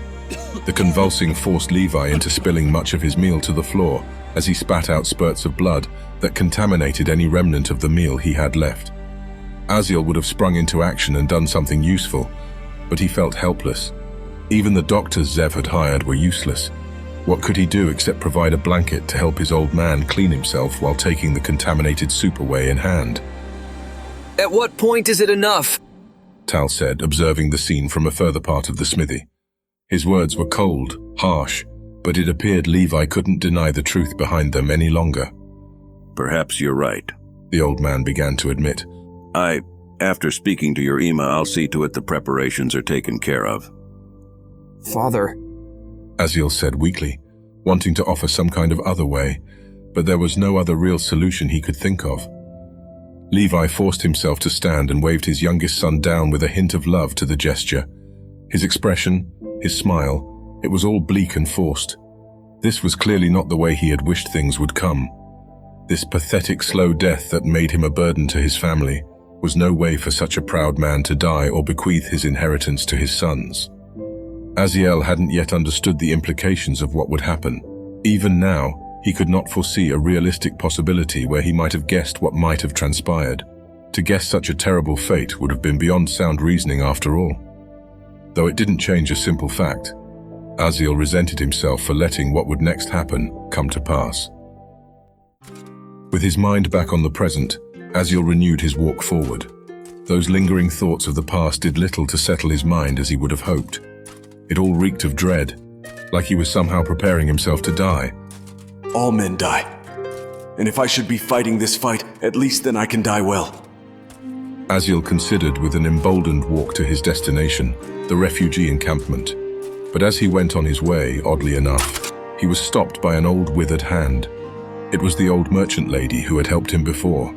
She smiled wholeheartedly, but there was concern in her voice. You were helping those poor folk from O'Nowan, weren't you? Just who is this woman? She almost didn't feel real, finding such a strange and kind-hearted soul, here in Valinor of all places. Aziel didn't know what to make of it. Yes, I am, he finally admitted, remembering her kindness from before. She held up a finger warningly. Tread carefully, my child. There is something very wrong happening where they're being held prisoner. Prisoner? Aziel repeated, almost yelling in surprise. With an understanding look, she waved him down. Shush, she warned. These matters shouldn't be spoken about so loudly in public. Aziel looked around, saw the masses, most of whom were simply ignoring them, but that was typical of Valinorians. In any case, he understood the old woman's concern and allowed her to lead him to a more secluded spot. When safe from prying eyes, she spoke. They've been accused of spreading the fires, she explained. Aziel interrupted. That's ridiculous. They had nothing to do with it. She didn't seem to think much of his confidence in that statement as she waved him to calm down. I know, that's just the official excuse they're using this time. It's common here. They could say anything, really. But I thought you should know in case you went to go see them, she said before adding her true worries. If they find you're involved with them somehow, you may just find yourself being held with them. A torrent of thoughts rushed into Aziel's mind. Why would they do this? What are they planning? They let them into the city just for this? They have to have known while they were in the encampment. They would have had no opportunity to set that fire. And to not hear anything of those tainted I killed yesterday. What's going on? Aziel looked at her with a solemn determination. Thank you, but I can't ignore them. She nodded understandingly. I see. I had suspected you would say something like that, she said with an understanding smile. I can tell you mean well. May the light guide your footsteps. Aziel appreciated that, but she offered a few words more. But I must ask, what happened to that young woman you went looking for? Amila, a sweet girl damned to becoming nothing more than a puppet to a deranged necromancer's will. To Aziel, it was just another one of his failures. Aziel bit his tongue before responding. I'm sorry, but she's dead. The old woman didn't know what to say, but he added to his thoughts in a bit of frustration. Everything in this city is falling apart. It's not safe here. The old lady, to her credit, ignored the sour words and spoke kindly back. Even for the worst kind of people, no matter what they've done, there's always hope for tomorrow. It's why I stay, because there's so many still out there who can be helped. No matter how great the darkness, as long as there's a single light, no matter how small, there's a chance people can once again find their way. She said with a soft smile, laughing softly at her next thought. Even in Valinor, there's no one beyond redemption. Is that really true? He wondered to himself, her words prodding at his heart. Maybe she's right. Such an idea would mean even he wasn't beyond redemption. Aziel's lips quivered at the thought of such a day, but he refused to show it, and there was still so much left to be done. Standing there, he struggled to even dwell on it. The idea that this apparently one-kind soul in all of Valinor was wrong. Certainly her ideas weren't popular. One could just look around to see that much. She was clearly different from the others. So maybe, just maybe, he dared to think that she could be right. Trading no more words, he nodded in gratitude to the old woman and went his way. With the old merchant woman's warnings on his mind, Aziel arrived at the refugee camp. It was as she had said. The place was surrounded by Valinorian soldiers. The people from Olnoan had been trapped within the open area. There were protests, yells, screams, but the Valinorian soldiers held the line, and none yet dared to press their luck at aggravating them further than complaints. Hi, looky what we have here, Drasdan said aloud beside Elix after noticing Aziel from a fair distance away. The two of them were outside of a barrier of spears and swords from a small army of Valinorian soldiers surrounding the refugee encampment. But Aziel was at least grateful for their presence when he lifted his visor and came closer. The dwarf grinned widely. A part of me didn't expect ye were going to show up, man and a half, Drasdan said, proud of yet another one of his unique nicknames for Aziel. Don't you have a city to save or something? Or maybe you should be rescuing some kind of pet stuck up in a tree somewhere. Or maybe ye forgot to attend some kind of human therapy session instead. Drasdan continued. Clearly he couldn't help himself. Aziel smiled back. I'm working on it. It's all on the schedule. Drasdan scoffed at that. Well, your work's cut out for you because things just keep on getting more complicated, he warned. Looks like we're back to serious topics again. The comment definitely had Aziel curious, so Elix decided to cut right to the point. They've got the place under heavy guard, and the Valinorians said that one of the refugees set fire to the city last night, she said, the fury in her tone and gaze tempered, but not enough to escape Aziel's, or rather anyone's notice. It's a ploy, Elix, Aziel claimed. Is it? She challenged. Yes. He affirmed again with more confidence. Look, you must have known there's been something wrong here the second we stepped foot into this city. Open walls, blatantly ignoring the threat of the tainted. Or how about them ignoring those rumors of what happens at night that's been going on long before we arrived? It's like whoever's in charge here is deliberately inviting chaos to reign. Elix almost snickered at that. And why would they do that? Aziel had thought long and hard about the answer to her question before she had ever spoken it, but his thoughts were too challenging to the status quo to be said so openly in front of the guards. So he leaned in and whispered to the two. Because they're trying to destabilize the city. Maybe even the world. He began to say, noticing the curious gazes of the others as he added. Whoever set that necromancer loose on Elah and Olnoan did it for a reason. I think they may be intending to get rid of anyone or anything that can oppose them. Elix considered the context of what Aziel was referring to. You don't think... She began to say, but Aziel just spoke his thoughts plainly. The Vaikanai. An eerie silence fell upon their small group for a few unsettling moments. They looked at each other and considered the implications, but Elix and Drasdan appeared to know more about the matter. Aziel didn't have to wait for long. Oddly enough for his response, The dwarf started to recite words that appeared to have come from the words of truth. For the races of the world who have been left behind, they will face the consequences of their decisions, for they have rejected me, and I will give them up to their desires, and it will be the ruin of the many. Wars, plagues, and disasters will run rampant upon the face of the Aya. Chaos will fill the land. Husbands, wives, children, and all other races will be left to fend for themselves. And in their longing despair, most will deny me again and turn to a savior of their own liking, a being beyond their understanding, the great deceiver. Aziel didn't know whether to be more impressed that a dwarf would remember such a verse from the top of his head to begin with, or that such text would give a clue to their present circumstances. But if Drazden was right, and the words of truth could really be trusted, then there was but one lingering question residing in Aziel's mind that he had to ask. Is there any hope? Drazden grimaced at that question. For some, all depending on a choice, if the words of truth are to be trusted. But if it's true, then it's only going to get worse.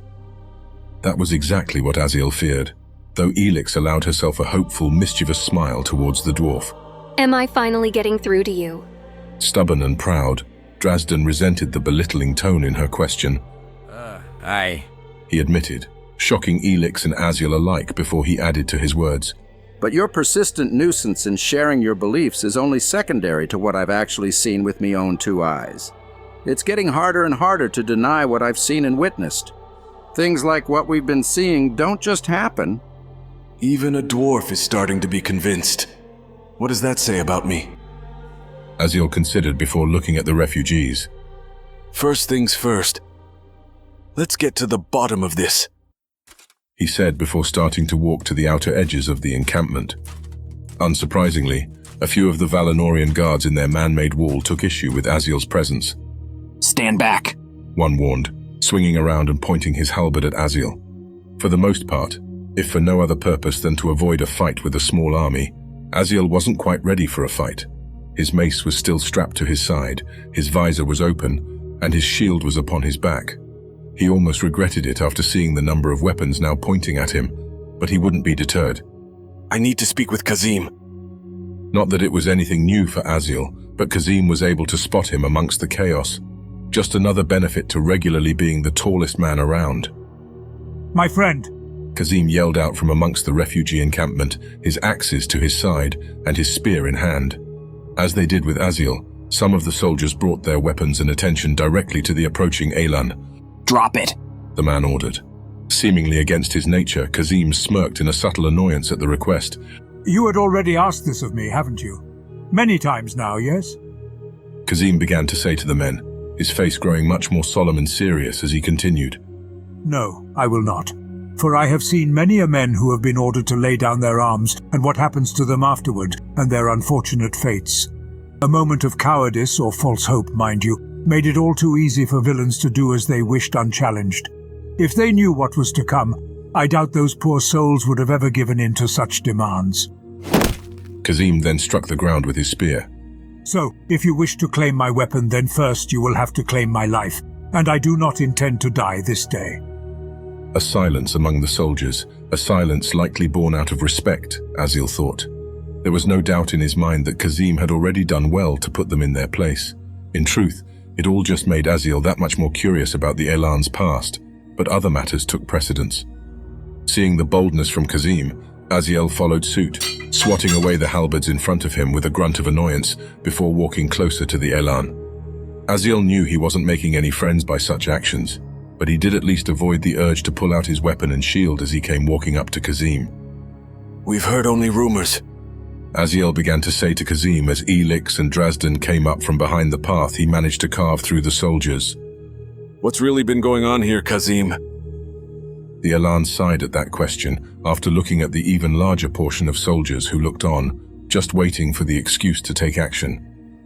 My friend, they're keeping us prisoners here. They came bearing these weapons like Aijin bearing their fangs and claimed we were the ones who set fire to the city. But this is impossible, is it not? Here we are. We've been watched by their kind since the moment we entered the city looking for aid for these poor folk who lost everything. And this is how Valinor greets us? I should have expected as much. I was mistaken to have come here. Perhaps I am not worthy to have led them this far. But to dwell on regrets beyond the lesson we ought to learn from them, it is only a shackle we place on our hearts in the present. Aziel didn't know how to respond. His uncomfortableness with the subject was likely showing. Kazim looked about. As I am trapped with the others here, I have yet to investigate another matter of concern. What is it? Aziel eagerly asked, glad to be done with the previous topic. There was a family of 5 here just yesterday. They've gone missing. And surrounded on all sides by these soldiers as we are, I would tell you it is doubtful it happened without their knowledge, Kazim said, eyeing the soldiers suspiciously. I do not know for what reason they were taken, but I will not suffer it to happen again. What are you saying? A soldier challenged. Nothing so difficult it bears repeating, Kazim replied, his eyes narrowing, his grip tightening around his spear to ensure the seriousness of his threat. Kazim turned to Aziel again, placing his hand on his shoulder.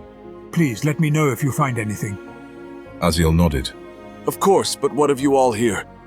No soldier particularly liked that question or where it could be leading, but Aziel was ready to fight them if need be. He would die trying, that much would be certain, but at least he would give the people here a chance to escape. Calm yourself, Aziel. A voice belonging to the elven princess said in Aziel's mind, appearing undetected by the others. I promise, you will have your chance. Ironic though it may be, the forces of evil will grant you such a moment. Almahil said, her words providing only a partial piece of the guidance that he sorely needed. He spun his head around to his back, and with his height, saw above the crowds a robed woman from a distance, her eyes glimmering beneath the shadow of her hood. With their gazes at each other, Almahil smiled and gestured for Aziel to come before she turned and went into an alley. Always so mysterious. Aziel was pulled from his thoughts by Kazim's gentle shake on his shoulder. Another opportunity will present itself, Kazim said hopefully, his words showing uncannily good predictions on his part, or perhaps there was something more to it. I understand, Aziel replied, calming down the others at least enough for Kazim to get his last request in. Thank you, Kazim said, withdrawing his hand. And the girl, did you ever find what happened to her? The question came as no surprise to Aziel, though he wished he didn't need to answer it, nor dwell on Amila's fate. She's dead, Aziel said simply, refusing to give details. I'm sorry. I wish I could have done more. Kazim sighed deeply. I had suspected as much, and I will not pry for more than what you said. I know you tried. Aziel gritted his teeth at that before Kazim added his last words. Do not let this shackle you, my friend. I can see already. Your burden is greater than you can bear alone. But it need not be so. If you turn back, the light will preserve you. Ha! Drazden scoffed at that. Then why are ye here? The Aelan smiled at the rude comment, almost welcoming it. I am where I am needed the most, Sir Dwarf. For the time being, that is here and now, and I would have it no other way, he said with a smile and a wave as he started to depart. Aziel just couldn't understand that man. I am impressed, Elix began to say. Nothing ever dampens his spirits. You gotta give him that. Aziel's eyes were still on Kazim in wonder as he replied. Come on, let's go, he said before turning back, heading towards the alley where the secretive elven princess had walked. Once they had left the soldiers behind, the conversation renewed. The dwarf hummed. And it's a good thing, too. Here I was, thinking you were about to get us into something with those soldiers that we'd all regret. Particularly this stick. She's no good in a fight, Drazden added, gesturing towards Elix. Elix just sighed, not bothering to give the dwarf the attention he clearly wanted. Where are we going anyway? Elix asked as they headed closer towards the market, an unlikely spot to find any lost refugees to be sure. Aziel glanced back, partly to them, and partly to see if they were being followed. Safe in the knowledge they weren't being tailed, he spoke. There's someone you both have to meet. Hopefully she can shed a little light on the situation we're in. Upon those words, Aziel turned and went into the alley. Similar to the west ward, it branched off into the backsides of many buildings, a relatively silent place compared to the bustling streets just a stone's throw away. You're being followed, Almahil said in his mind once more, her actual location eluding Aziel's knowledge. He almost turned back to the entrance. Don't look away, Almahil warned, convincing Aziel to stay on the path. Keep calm and follow the sound of my voice. You must trust me. As if I really have any other choice. He thought with an unsettled expression, following the elf's guidance in taking multiple turns throughout the alleys. Where are we going? Elix rightfully questioned, but Aziel didn't reply. Why won't you answer me? He continued walking until eventually reaching a dead end on the last turn Almahil had instructed. Stop. The elf had said in his mind. This is far enough. With nowhere else to look, Aziel turned back. He was greeted with the perplexed looks of Drazdan and Elix. Humans are terrible at directions, Drazdan griped. If you want to get somewhere, you have to take as few turns as possible, not left, right, left, left, left. Stop at a dead end. Feeling the same bit of frustration, Aziel sighed at that remark. But all was explained as soon as they heard a man's grunt further back where they once traveled. All three of them were now focused on their backs. Drazdan grabbed one of his bombs, preparing to light it should he need it. Hold on, Aziel said to his eager companion. This is the woman I wanted you to meet. Almahil, but she was not alone. A small escort of others in robes walked behind her toward the alley's entrance. The elf princess smiled at Aziel. Your actions are starting to get noticed, she said before lifting her hood and revealing her race to the others. This will make things markedly more difficult for you all in the days to come. I advise caution. Your ears! Elix began to say in wonder. Are you elves? Almahil nodded, but another male elf spoke up. Everyone always seems so surprised about that nowadays. A warrior elf had said with a friendly smile. Like Almahil herself, the elf was clearly distinct from the others in the armor and space he was given. Drazdan got a good look at them and grunted. Well, would you look at that? Elves popping out of the ground like everything else these days. Soon there'll be nothing left for us archaeologists to dig up. Almahil's eyes shined the brilliant white magic light she'd shone before, her eyes fixed on Drazdan as she leaned in to whisper. You might be more right than you know, Stonekin. Those words perturbed the dwarf, almost as if the elf had revealed something she shouldn't have that Drazdan was not inclined to share. There are many grave dangers in the days to come, none more prevalent than the first. The darkness, born from the evil that plagues mankind. This wretched generation is fertile ground for its ascendance once more. I fear its return is all but nigh. All knew what Almahil spoke of, even if its existence was most prominently referred to in the words of truth and those who believed it. Still, the name and fear of its existence lived on through the ages. The darkness, a terrifying beast of legend, a creature of pure malice and evil that had been said to almost have annihilated the world once before. If not for the light's interference, it is also said that it would have brought ruin to the E.C.E.N twice over. And now, Aziel considered in amazement, Almahil claimed it would come again. You know this? How? Aziel asked. She answered. The first of the Vaikanai was the one who had brought it into the E.C.E.N to begin with. The beast I spoke to you of. But to bring back the darkness, it would be their most powerful weapon, and they will most certainly use it again if given the chance. Of this I am certain. The gifts of my magic to discern this fact are by no means required to foresee this. But it was destroyed, wasn't it? Elix asked, amazed to even hear the possibility. It came back and was destroyed. There were records in the Great War of it happening at the last standing temple grounds of the Order of the Light. So why are you saying it will come back? The elven princess's words were more chastising in tone than anything when she replied to Elix. Because, child, this creature is born from the evil of the world, and of this time and age, the E.C.E.N is ripe with it. It will never truly die until the very last of mankind ascends to the White Plains or faces the dark fire. But you already knew this. You've heard it many times before from your father, yet you still doubt. Elix seemed struck with shock and wonder at the elf's words, walking back in amazement. Clearly, Aziel surmised, Almahil was revealing truths into Elix's personal life beyond what seemed possible again. He could understand his companion's reactions, but a present problem required his immediate attention. Why did you stop me earlier? Aziel asked. Almahil looked back understandingly. If you would have fought then, you would be dead now, and all hope for those you sought to have saved would have perished with you. Is that what you wished? Of course not, he replied, his temper showing. But why do you want me to wait? Can you at least answer me that? The princess sighed. Our enemies will be making their move soon, and Valinor will be shaken to its core. There will be chaos and mayhem in the streets, and your companion will be at the heart of it. Zev? Aziel asked in amazement. Are you pinning this chaos all on him? Al-Mahil showed disdain at that accusation. Control your emotions, son of man. I did not come down from the White Plains to waste my time in petty arguments. We came to help, all of us. She reminded, her guards saluting as one. And we intend to fight back this evil with all that's within us. And ignoring the facts will aid us nothing. Whether he knows it or not, your friend's anger will help to propel things forward.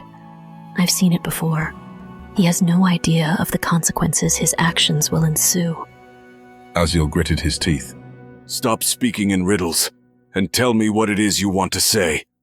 We're here to help, human. The male elf beside her spoke up once more. What have we possibly done to have earned such distrust? Sighing, Al-Mahil looked to her subordinate. Why Ran fail? He's lived a complicated life. Be patient with this one.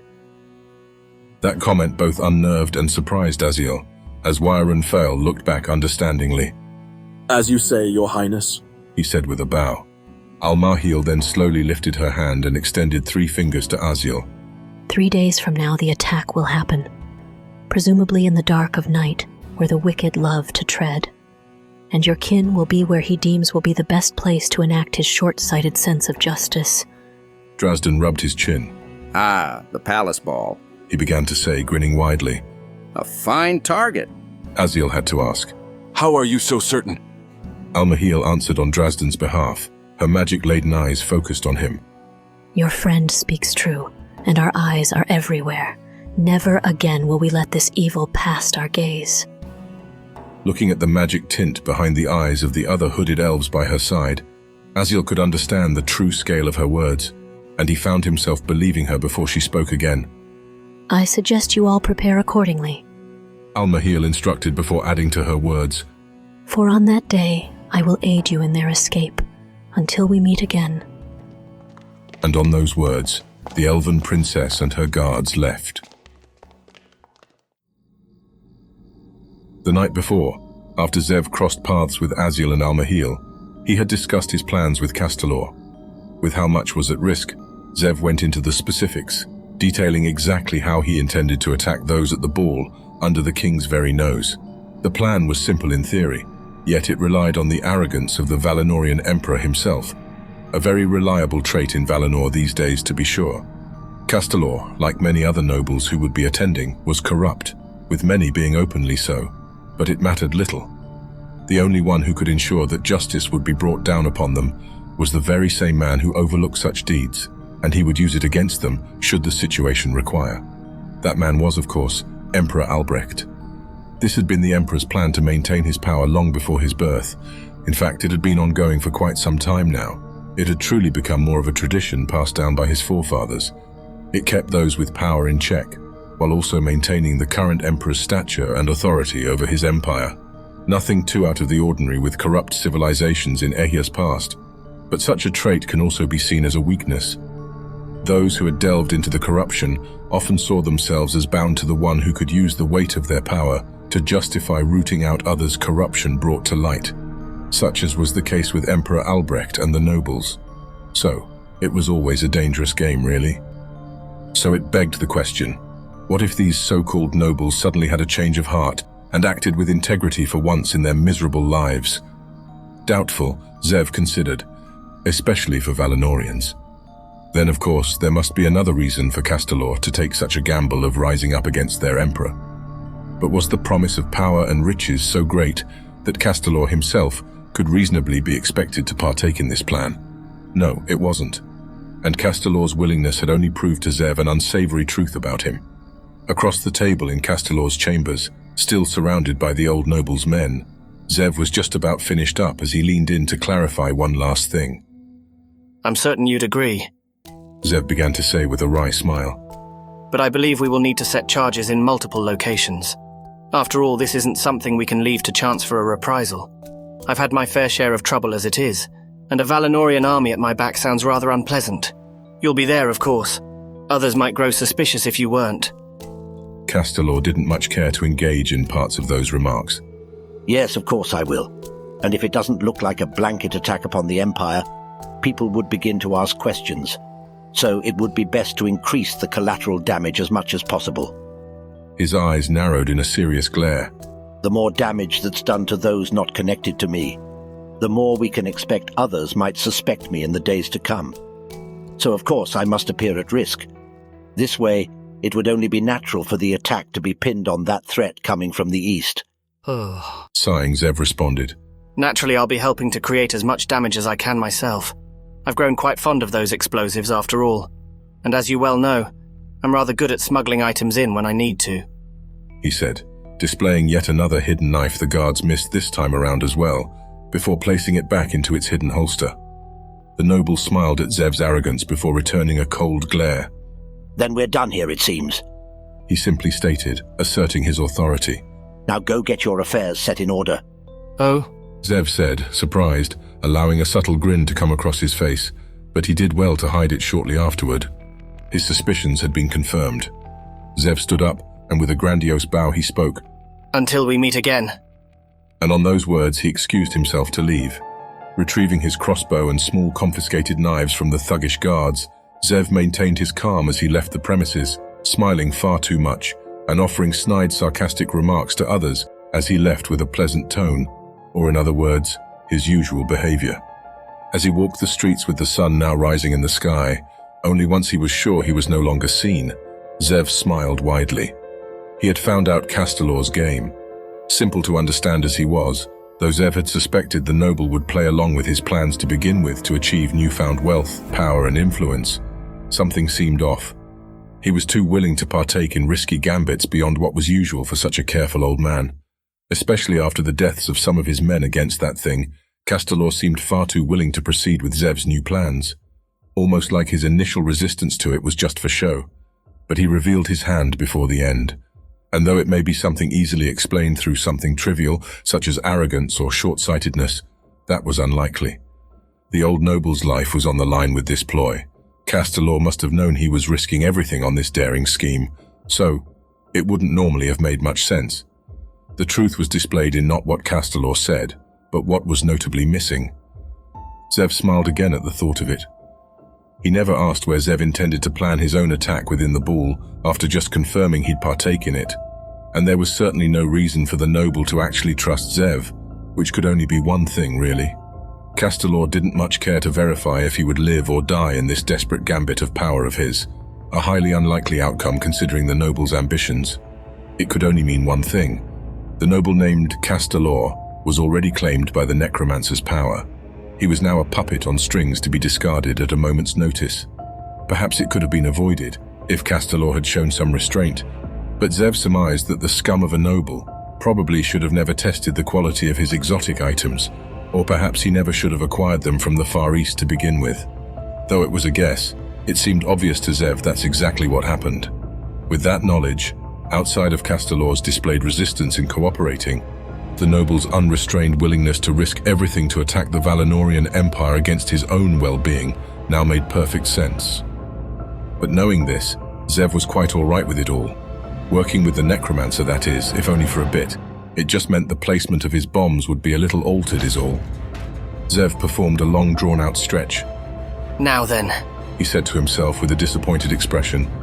After a good rest, I suppose I should be getting my house in order. He knew it would take days to acquire his parents' estates and belongings, let alone liquidate it all to move forward with his plans. But such was the way of the world, even in Valinor, and he had quite a few plans with those newly acquired funds he would be obtaining soon. Valinor will never forget it. Chapter 27. Before the Plunge. Days passed by, and the time of reckoning was upon them. Aziel could almost feel it in the air. A blanket of clouds was slowly hovering over Valinor's ocean shore and heading east. Eventually it would be casting a shadow over the entire city later that day. With all the days of sunshine before this day, it seemed practically poetic. Since his last encounter with Zev outside of Castelor's estate, Aziel hadn't seen his cousin since. And with that knowledge he knew it was real. The elvish princess's visions and prophecies. It was all coming to a head. On the side of the busy merchant street, Aziel looked up to the sky. All those troubles upon him remained unanswered. His family now lay dead, and if not for the continual grief they brought him, the burden of his crimes had still gone unanswered. No matter what he did, Aziel was sure that a man like him would never be given a second chance. Eh? Drazden began to say at Aziel's side, the big man not even noticing him until he spoke up. You all right there, Gigantor? You got something right? The dwarf didn't bother to say it, opting to gesture to his cheeks as a hint instead. Taking the hint, Aziel felt his face. There were tears he hadn't noticed until then. Aziel sorely wished he hadn't shown such weakness. He smiled back at Drazden before rubbing his eyes in embarrassment. Must have gotten something in my eyes. Elix intervened. Did something happen? Aziel pondered how to best respond to that for a bit, chuckling to himself before he answered. It's just that I seriously hope that you two aren't as crazy as I first thought you were. He said with a smile before turning and beginning his walk to the refugee encampment. Drazden snorted from behind him. Humans. He scoffed. I'll never understand your kind. Aziel just smiled at that. That's fair. It was a magnificent ballroom, almost surrounded entirely by large windows that allowed those within to look down upon the citizens of the city below from the palace, and Zev was just granted permission to enter. His position as the new lord of his father's estate made it easy. Thomas was well known after all, and naturally the one who now held claim to his family's wealth earned with it some respect and fear. But of course, Zev's family was not alone in this hierarchy of Valinorian society nobles. All Zev had to do was look around to see that. Well now. Zev, dressed in regal noble attire, began to say, Isn't this place just stifling? He said to no one in particularly, but was loud enough to garner some attention. A few nobles looked at him in aghast. In all fairness, Zev continued as he traded eye contact with them. It's quite suitable given the pompous crowd we have here. I can't think of a better place, really. He insulted casually to a few men and women who could make life a living hell for the regular citizen. Most of them acted above it all, of course, treating Zev with the same disdain they would a simple peasant. But that reaction just made him all the more excited. Their arrogance and almighty attitude just made his plan all the sweeter. Sure, if he kept this up, then his life might become considerably more complicated in the meantime, but he would, of course. Zev wouldn't allow himself such a grand opportunity to have fun to just slip him by. And besides, if things work out according to plan, not a single one of them would be around to seek some sort of petty vengeance on him later. Still, Zev knew he had made enough of a scene to be a distraction for the others. Waiters, busboys, servants, and a few lesser nobles themselves each had a part to play. Those bombs wouldn't plant themselves after all, and Zev had to make the most of this opportunity he'd been given. Too much was in the works already to turn back. Bribes, hired mercenaries, smuggled explosives, and a methodically plotted escape route were all in order. But the biggest surprise was for his final act, one that would make him go down in legend. A smuggled dwarven bomb was hidden between the stitching of his tunic, and there was only one target in particular that garnered such a surprise: Emperor Albrecht himself. Zev saw a man here, another there, a young upstart of a mistress trying to reclaim her family's title, and a few more beginning to move about and chat. Some were on edge, clear marks that they were novices to such things, but Zev knew it mattered little. The Valinorian court and nobles were chock full of the elite and proud, so confident they had the masses gripped in a stranglehold of fear. They would never consider even for a moment that one of their own, or that their own servants would possibly turn on them one day. So, as the evening went on, more and more bombs were put into their positions. Behind pots and furniture, sometimes they were as simply hidden as being placed in a woman's knapsack, mistakenly left behind, while some others showed even the depravity of those Zev had aligned himself with. 3 servants, one in the far corner, one near the entrance, and another that was simply too close for Zev's liking, were probably unwilling human bombs. The instructions of nobles to their servants to hold their belongings before making their way to the opposing side of the room certainly didn't escape Zev's notice. Zev sighed. I fear I may be short a few hundred or so. Bombs, he wanted to say, but a few nobles were too close to chance it. Women, he said finally, grinning at a pompous fat man who had several in his company. The fat noble looked at him incredulously, to which Zev felt compelled to continue. You see, I just hate being outdone. Zev explained. The fat noble laughed arrogantly. "Why don't you ask me nicely, and I might just lend you one?" he said with a condescending eye behind his mask of a smile. Zev flippantly waved him off. No, I should think not. They're not worth much having after likely rolling around with a pig. Now that sparked a few colourful sentences from the noble that Zev largely ignored or outright laughed at. Quite a spectacle to be sure, one that garnered the attention of a few guards and many of the eyes of those attending the ball. The kind of distraction he needed to ensure everyone else had adequate time to finish setting up. 3 guards came in to inspect the scene. "What happened here?" one of them asked. Zev was quick to nonchalantly answer. I'm afraid this poor man here can't take a joke. The guards grimaced at that before looking at the fat noble. The insulted noble made sure to elaborate on what happened. "This uncultured dolt has insulted my honor." Ha! Zev scoffed. My good man, I did no such thing. I may have implied you were a short, fat pig of a man, but I wouldn't dream of insulting your honor. I do have my standards. The onlookers were aghast, and the guards had all the reason they needed to act at this point.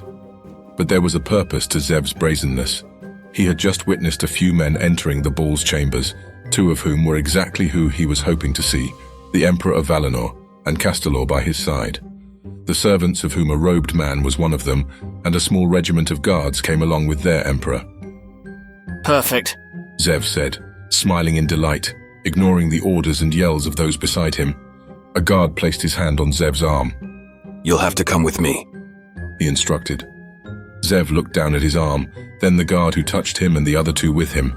The arrogance of Valinor was even on full display here. Not a single weapon was drawn, typical.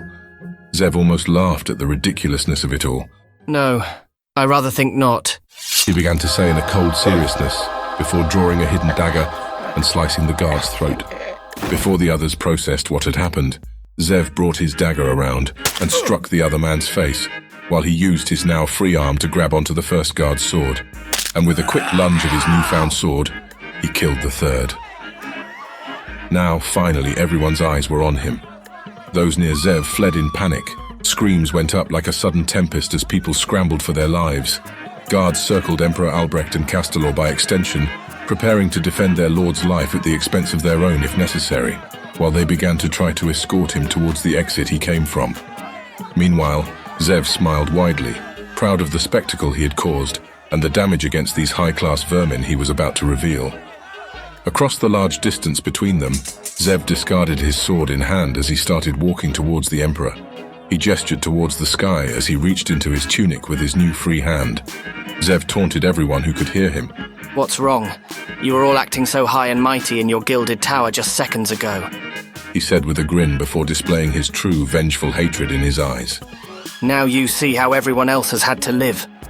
Armed soldiers yelling orders started charging towards Zev. The room was evacuating far too quickly for Zev to continue prolonging his fun. As Emperor Albrecht was being escorted away, Zev spoke aloud with a cold hatred. It's about time you too knew fear. On those words, Zev withdrew his small dwarven contraption.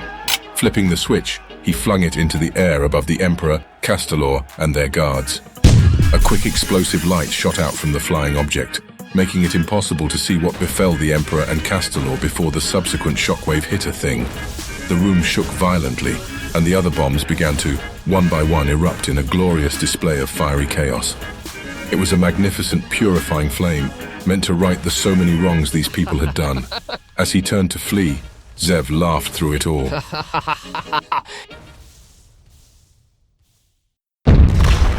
Aziel was below in the marketplace when he saw the explosion happen. He hadn't even made it to the refugee encampment yet when he witnessed it. Was he late, he wondered? Aziel was still surrounded by the busy crowds of the Valinorian streets when it took place, but now all eyes and attention were on the palace ballroom. With the evening having only barely started, it was sooner than he had anticipated. There was hardly any darkness to aid in an escape. Zev must have been eager, he thought to himself, grimacing. What on Aya have you done, Zev? Behind him, Drazden gave his loud, unasked-for opinion. I'll make it easy for you, big fella. That cousin of yours has completely lost his mind. It's too soon, Elix said in a frenzy. Almahil didn't tell us anything about this. How are we going to help the others escape from the middle of the city when the sun's still out? She was speaking with such passion. Aziel was almost worried about anyone who would overhear them. But with things as they were, that mattered little now. This changes nothing. Almahil said, coming up from behind them, surprising the three with her presence. So it's all out in the open now. With her soldiers beside her, clad in elven armor, the elves had openly revealed themselves to the world. There was no intention to hide what they were. Their cloaks were gone, their pointed ears were showing, and their unique clothing and armor only added to who they were. And if there was any doubt, Almahil shined with a bright intensity of magic. Come. Almahil instructed Aziel and the others as she began to walk through the crowd of onlookers gawking at her presence. We've waited long enough. Now is the time we fight back. The elves were in lockstep behind her, and the crowds cleared in an almost reverence and amazement at the long-lost race's return. They seem so sure of themselves. Aziel thought with a grin as he lowered his helmet's visor. Well, there's no time like the present, Aziel said with a nod to Drazden and Elix. Let's go save the others. Their unspoken reactions didn't exactly boost Aziel's confidence, but his inspiration didn't dwindle. Not now, anyway. Too much was at stake for second-guessing himself now. Without another word, Aziel ran ahead past the elves towards their destination. His actions prompted the others to pick up the pace.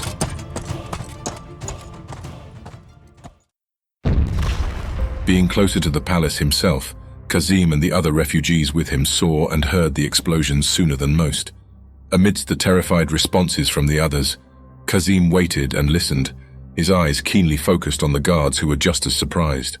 Shocked as they were, the soldiers looked to the palace in astonishment, talking to one another to get a sense of direction in their next actions. Though Kazim couldn't hear them, their leader began to act. While voicing orders, their leader started pointing to Kazim and then several of his subordinates, before selecting a group of his men to charge alongside him in the direction of the palace.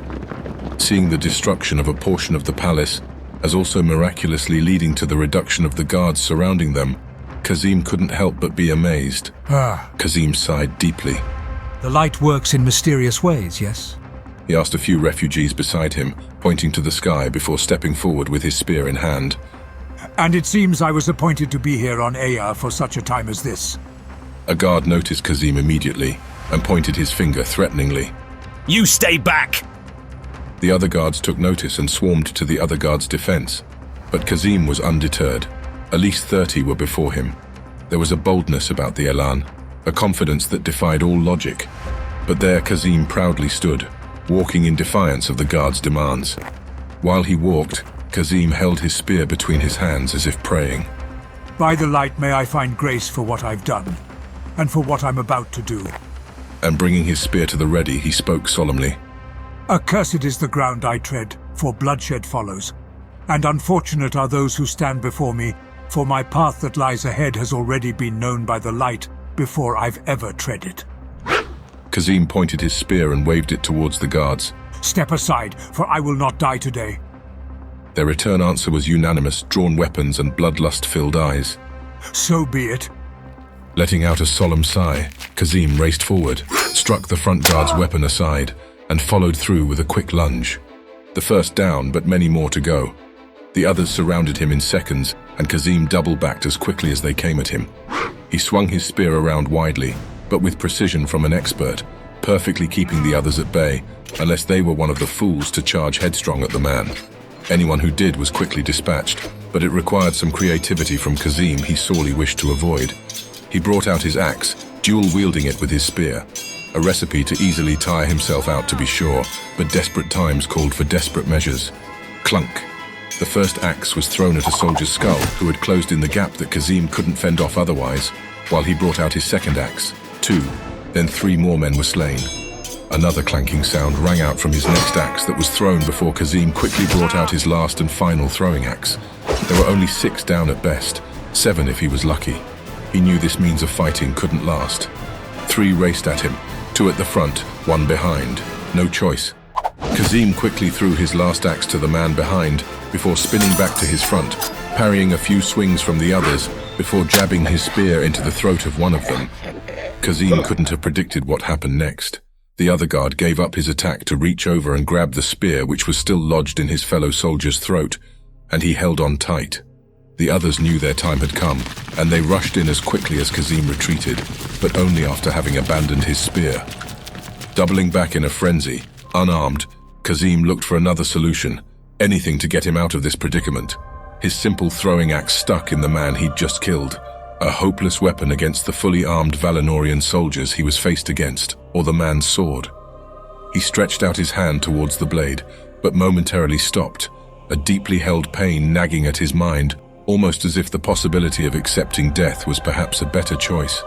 But the others wouldn't give him time to ponder such a thing. Kazim gritted his teeth and grabbed the sword, as if the simple action defiled any goodness left within him, before rolling out of range of a killing strike from one of his many enemies. Rising to his feet, Kazim double-backed, parried, and killed a few of those who came at him in an instant. Finding a moment to position himself, Kazim held his blade like a true master of the weapon. The gentleness in his eyes was gone, only filled with pain. The Valinorians stopped their assault in fear of the hidden monster they had awoken. But their actions did little to stop the Elan. Kazim kicked up another sword from the ground, catching it with his other hand. Dual-wielding, he now brazenly charged them. Chapter 28. All on the Line. Aziel continued his run to the refugee camp, taking several turns in the streets of Valinor. The band of elves, the dwarf, and Elix were not too far behind him. However, as Aziel ran, he was unsettled by the screams he heard from every direction throughout the city. It was clear whatever was happening was not an isolated event. The Tainted. They're attacking the city now of all times? So this is what Almahil had meant. Aziel surmised to himself, but he kept up his run towards his destination. They were everywhere. All across the city, wherever Aziel turned, there was an ensuing chaos. It looked as if there was no place left safe in all of Valinor.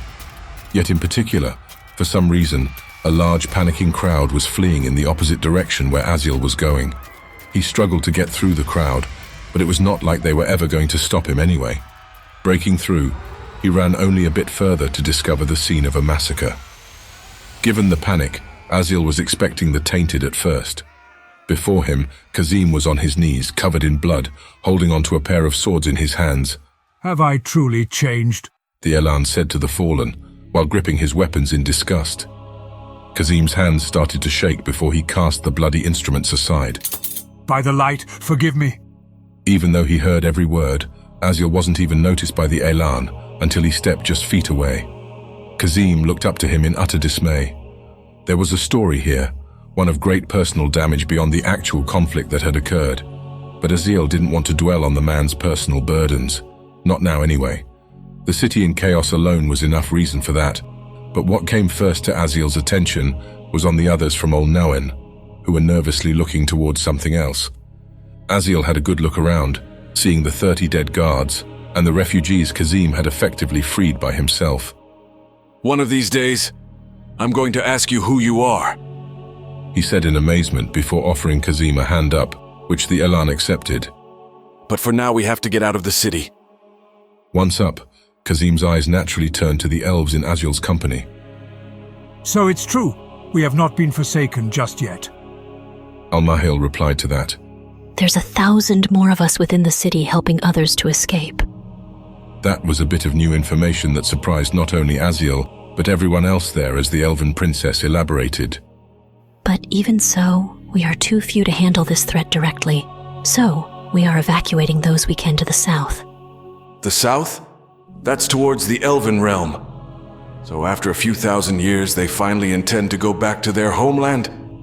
The politics of it, how the newfound residents of the lands would take it, and whether or not it was worth considering a feasible plan, didn't much matter to Aziel right now. To him, their present circumstances were clear. They had to help the innocent escape the city. Hey! Drazden started to say aloud with a pointed finger towards the elven princess. Ye knew this was going to happen, didn't you? Yes. Almahil simply admitted, quickly getting to her next point. But I couldn't have altered these events if I tried. And it does not change the predicament we're in now, Sir Rockweaver. So, I implore you all to choose now. Follow me, and we'll escape this city together safely. Or stay and fend for yourselves. She declared, her eyes towards the Old Noen refugees, as one might have expected. They quickly began to join Al-Mahil's side as Kazim started retrieving his spear and axes. These people are my charge, Kazim began to say. And I will not rest until they are safe. Lead the way, he said to Al-Mahil once he was prepared. Amidst it all, Aziel heard renewed yells erupting from the palace. Stop him! A voice cried out from above, pulling Aziel's attention towards the palace. Then Aziel saw him. Zev was fleeing the scene of the crime. Destruction and flames in his wake on the still visible ballroom, with shattered glass and debris strewn across the palace lawn and adjacent buildings. Zev was running as fast as his feet could carry him down the palace's ramparts. With nearly 40 guards on his trail, Zev was forced to jump down several uncomfortable heights and make escapes through several narrow corridors as he raced north. Seeing it from a distance, Zev's exit plan was obviously well conceived, but after an attack on the nobles, which likely included the Emperor, Aziel expected the worst. Aziel's eyes and attention were only pulled away from the palace at the sound of roars coming from his side. It was the Tainted, 5 in total, of which 2 of them were once Valinorian soldiers, and the others with them held makeshift weapons in hand as they raced towards the refugees. Screams of terror erupted from an Olnawan couple who were closest to the threat, and Aziel was barely able to turn in time before the elves intervened. After seeing it, magic was the only explanation. 5 elves cleared 30 feet in a blistering amount of speed. A few parries and clashes between the 2 groups, and the threat of those few Tainted had already been dealt with. But still, the sound of blood-curdling screams in the distance all around made it apparent this was far from over. The city was a war zone. What are you waiting for? Elix yelled aloud to Aziel, pulling his attention once more. Escorted by the elves with Wire and Fail at their front, many of the others were already making their escape. Everything was happening so fast that Aziel's head started spinning. But I can't, Aziel said, gesturing to the palace where he once saw Zev. Leave him, Drazdan shouted. He's made his choice. You can't help him now. Al-Mahil offered her first and final warnings on the matter. We must not delay. I will leave you if I must. Come, my friend, Kazim urged, gesturing for Aziel to follow. There's nothing left for you here. Aziel was torn, family or duty, but weren't his responsibilities more so to his family, he considered. Thinking on it, wasn't that his entire purpose of starting this mission of his to begin with? One way or another, Aziel would be abandoning something he saw as irredeemable to leave. What happened next took place in only a matter of seconds. Aziel grunted aloud in frustration, ignoring the others' remarks as he walked to the side of a building to think. He felt that same piercing emptiness from his time on Olnawan. Everything he fought for, everything he cared about was lost. Zev seemed to be no exception to this. Like sailing in a ship at the mercy of the currents of the open sea, Aziel felt aimless. And if not for one merchant, he didn't care for the people of Valinor. Dwelling on it, there didn't seem much reason to care what happened here, but for a few acquaintances and friends he made along the way. Why am I even fighting? What am I even hoping to achieve here? Do we even have a chance against these monsters? Aziel slunk against the wall, consumed in his thoughts. Does it even matter? What hope do any of us have anyway? After what I've done, what chance do I have? It's already far too late for that. He agonized, believing that redemption was for the sake of others, not people like him. He had committed too grave a sin to ever get a second chance, though Aziel knew he didn't deserve it, not after what he'd done. So he might as well face his fate and make the most of what little life he had left on this world. Then he felt it, a hand on his back, somehow going through both the solid wall and through his armor. But Aziel felt it. He knew it was there. A brilliant beam shined down as if 1,000 lights were at Aziel's back. But he was struck in awe and wonder at the presence he felt, rapidly piecing together in his mind what was happening, all of which led to one conclusion. Yet Aziel couldn't find it in himself to turn back. A voice like thunder spoke through his confusion a few words, but it was all that was required to pierce Aziel's heart and soul. Who are you to limit me? Aziel's lips quivered in awe-inspiring reverence and fear. So, there's hope? The voice gave a simple answer. Only through me. And upon those words the light at Aziel's back had vanished. Aziel stood upright, spinning around to see nothing but a plain wall beside the merchant street. There was nothing at all. But he knew it wasn't some sort of misguided vision or dream inspired by a longing hope. It was real. That encounter happened. The light had personally spoken to someone like him. He's real. Everything my father and Ima said about him was real. Aziel realized in wonder, struggling to rein in his emotions before turning back to the bustling street. Not another soul had noticed the amazing feat of what just happened. They were all oblivious to the real, tangible hope Aziel now felt within his very soul, and with it came a truth. His efforts here were not in vain. There were still so many people who, just like him, were lost, and they were worth fighting for. He had found his greater purpose, the second chance he had so desired. Yet the opportunity at redemption came with a cost he hadn't suspected. Another rekindling of the realization of the man he once was. A quick remembrance of what he had done, who he had been. Aziel's eyes turned towards the palace where Zev just was, and thought it strange. However, this time, he would find his chance to prevent the mistakes of his past from happening again. He had already lost enough family, and now Aziel had a real chance to undo some of the damage done.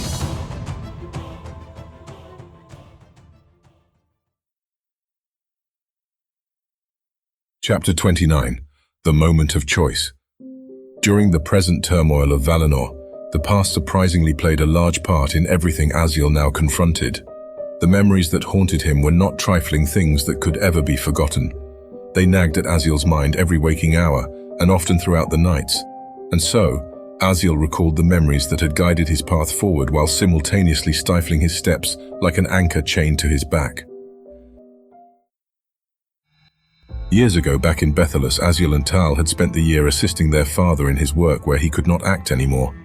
Aziel was 16 at the time, his brother 22, and their father's sickness ran deep. By now it was all too clear no doctor alive could aid him, and with the amount of blood he spat out every day, it was only a matter of time before the end. Everyone aware of Levi's present state knew that, but Aziel could never force himself to say it aloud. But another could. Don't you think it's about time you accepted reality? Tal asked Levi, who was once again overseeing their work in the blacksmith. Naturally, as had happened many times before, Levi needed assistance simply to sit in that chair, while Tal continued with his accusations. It won't be long now before those filthy relatives of ours take over our home and blacksmith by law, and you know they will. Without a deed to this place, Aunt Mai and Uncle Thomas will claim everything, and won't even spare us the scraps. And you already know Ima doesn't have the legal rights to it. He said with a sour taste in his mouth before yelling, I won't live like a beggar! Levi groaned at that, but Tal didn't even give him enough time to respond as he continued. Just how long do you intend to hold me back? It's been years now that I've held off so many of my own plans just to help. But enough is enough. Tal exclaimed. Tal was making quite a racket at this point, setting aside his hammer and forsaking his work to let his father know a piece of his mind. Enough so into making the customer Aziel was helping nervous. So, with no hidden shame and embarrassment of the spectacle his brother placed on him, Aziel quickly helped finish attending to the order and sent their customer on his way. Now he could properly focus on the affront that just happened. Turning back to his father, Aziel saw Levi was sulking as if he were finally coming to terms with their situation. How hard it seemed to hit him from his unabashed eldest son. Aziel could hardly stomach it. Aziel stomped over to Tal and withheld himself with all his internal fortitude from punching him. What's wrong with you? He demanded.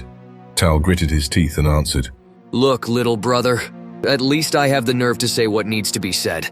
How long do you intend to live like this in our father's shadow as a blacksmith's apprentice? He asked, uncaring that Levi could hear every word. Unrepentant, disrespectful, disgrace of a son. Aziel thought while clenching his fists. Have you no shame? That's enough, Aziel. Aziel was amazed to see his father come to Tal's defense after all that, but surprisingly he did just that before finding the strength to stand. And as fate would have it, the mere act of standing seemed to reignite Levi's sickness. Levi started coughing as he spoke, but was determined to reach into his pocket. Tal, it's true you have helped take over things for some time. For a while now, your mother and I agreed I should have given this to you months ago. Levi said through a coughing fit, handing over an envelope. Appearing indifferent to his father's condition, Tal accepted it without delay before looking over the contents. His curious expression turned to an ever-widening grin. Aziel took a peek to notice it was in fact that so coveted deed Tal so desperately wanted. After Tal had received his prize, Aziel looked to their father. You had it on you? Levi simply nodded through his coughing, which encouraged Aziel to speak further. I've never seen it before. What does it list? Levi didn't need to answer, because his eldest son did, grinning while he said it. Everything. The land, the blacksmith, the house, and all its possessions. Tal said, gripping the deed in his hand and shaking it in front of Aziel. This is everything. Aziel was taken aback. He didn't know how to quite process what was happening. It was natural in these lands for the firstborn male to be given such claim to his father's possessions, with the hopes they'd look after the family. And in truth, after seeing it for himself, Aziel didn't know why he would have ever expected his parents to go against such a tradition in the first place, even if it seemed unwise. Through his coughs, Levi had trouble getting his next words out as he pointed to his eldest. Tal, I need you to look after the others, after your mother. Keep, he said, coughing up blood. Keep it in one piece. Tal didn't respond immediately as he looked back to their father. He drew the deed closer to his chest and answered his father's wishes. No. And just in case there was any doubt, Tal said it again. No! What? Aziel exclaimed. Levi was so distraught, so upset, that his coughing fit turned violent, but Tal, in all his callousness, didn't even care to acknowledge it. Holding the deed tightly to his chest, grasping it as a prized possession that others might take from him, Tal explained himself. 22 years. 22 years I've been waiting at your beck and call, serving the needs of two old fools who haven't even left this light-forsaken village. Well, I'm not like you. I won't sweat in my old age just to settle for some rocks and dirt. I want something real, something tangible, women, wealth, pleasures outside of this pathetic excuse of a life that I can hardly call living. Aziel reached for Tal's shirt and held him firmly. What's wrong with you? Have you gone mad? This is our mother and father we're talking about here. Tal swatted the hand away before stuffing the deed into his pocket. Aren't you sick and tired of living like this, little brother? Finally, after all these years, we have a real chance at escaping this pathetic life. And I, for one, am not letting this opportunity pass me up. On those words, he left. Tal just left like that. Aziel could hardly believe it, even as he saw Tal walking away. Aziel turned to his father, who was hacking up blood in the most violent coughing fit he'd seen yet. Levi's face was turning red, and blood was seeping through his hands that covered his face. But even with this happening, Aziel couldn't allow this affront to go unanswered. I'll be right back. Aziel assured Levi loudly enough his old man could hear him through the coughing before turning to their home. Ima, come quick. Father needs you. Aziel cried out before turning to leave. Aziel only heard his father's words, but didn't turn to him as he began leaving. Aziel, wait! Levi pleaded. Wait. He couldn't be bothered to do that. Such a simple request that never materialized into action. But those simple words were remembered every single day since then, nonetheless. Aziel chased after Tal, who by now had gained around at least 60 feet from the blacksmith. Aziel could still hear Levi's coughing, even as he caught up to his brother. Wait! Aziel requested, gaining his brother's attention, who spun around with a cold expression. No, little brother. I've waited long enough. Aziel grimaced at that, and Tal's face grew softer as he continued. Look, you can come with me. We can start over in the city. In Old Nowan, there are opportunities like you'd never dream of here. You know, I'm right. You can't be serious. Aziel said, shocked at the suggestion. Tal clicked his tongue. Have it your way, then. Before Tal could turn to leave, Aziel placed a hand on his shoulder. Hold on, just hear me out for a moment. Tal looked back, seeming only partially willing to hear Aziel out as he continued. Look, you know how it is. Word travels fast. So, let's not do this in the street. We should at least step aside so no one can hear us, okay? Aziel asked, gesturing to the small thicket beside their blacksmith. At the time, the wooded area was dense. Tal let out an exhausted sigh before nearly grunting out a response. Fine, Tal said, leading the way as he had in their childhood. Step, step, step, step, step. The thick grass brushed against Aziel's legs, giving an unpleasant, irritating sensation that was far from his present mind, but strangely lingered with the memories. The loose, dead branches, discarded by the tree during the harsher winters, crunched underfoot. An unnatural hot breeze gusted past Aziel's face in the coolness of the season. the last foreboding warning he chose to ignore. His eyes narrowed, his grip tightened. Aziel didn't even hear the words Tal was speaking. They had become all but mute to him, of no value, and simply meant nothing. It was 32 steps in total before Aziel thought it was deep enough. For all Tal's faults, there was one thing Aziel had chosen to remember at this moment. While Tal was finished walking, Aziel quickly crouched to the ground and found the largest rock he could. The suddenness of it all alerted Tal to start turning, but it was too late. Crack! The first strike hit the backside of Tal's head. Tal yelled in pain as he fell to the ground. With the memory from before with the six-clawed Jagan, Aziel was surprised to see the dark task of his hadn't yet been finished in one blow. But with a cold bloodlust in his eyes, he leapt towards Tal again. Crack, thud, thud, thud, thud. Even now, Aziel wasn't sure how many times he smashed the rock down upon Tal's face, but when he was done, it was enough that his brother was unrecognizable, and more than enough for Aziel to have blood splattered all over his face and clothes. Finally, after who knows how long after his fury subsided, Aziel reclaimed a sense of his situation. Aziel recoiled back in shock at what he had done, almost sobbing before tossing the rock aside. He had murdered his brother. The concept still hadn't fully taken hold yet. In a frenzied panic, Aziel began wiping the blood away from his clothes and face. But no amount of effort would rid his clothes of those stains, not without water anyway. Aziel knew he needed to get rid of the evidence, and quick. He started walking out of the thicket to find a replacement shirt, and nearly jumped back in terror when he stumbled across a witness. It was Zev. Aziel knew he had been found out. His cousin knew he was a murderer, and soon perhaps all of Bethelus. But Aziel's momentary fears didn't align with what was happening. Zev was just standing there, examining Aziel from head to toe, not saying anything one way or the other for a few seconds. Get yourself cleaned up, Zev said quite coldly after having analyzed the situation. I'll take care of the body. Aziel almost stuttered in his response. You mean that? Zev was quick to take action, disturbingly so, Aziel thought. He began walking past Aziel to take care of his task when he replied, Hurry. Your mother's going to get curious if you're too slow. Right. Aziel managed to say, almost speechless by all that was happening. Leaving things to Zev and trusting him to keep his word, Aziel did as he suggested. Zev was so much calmer right now that it only seemed natural to listen to him. Aziel could hardly keep his composure as he began walking back to his home, trying to remain silent as he did. That same silence is what allowed him to hear Ema in a distraught panic in the blacksmith. Under any other time, under any other circumstance, Aziel would have gone to her. But on this one occasion, he smiled to himself at the thought she seemed distracted, a simple gesture that still haunts him to this day. Going to the back of his home, Aziel cleaned himself up using the standing water in their bath.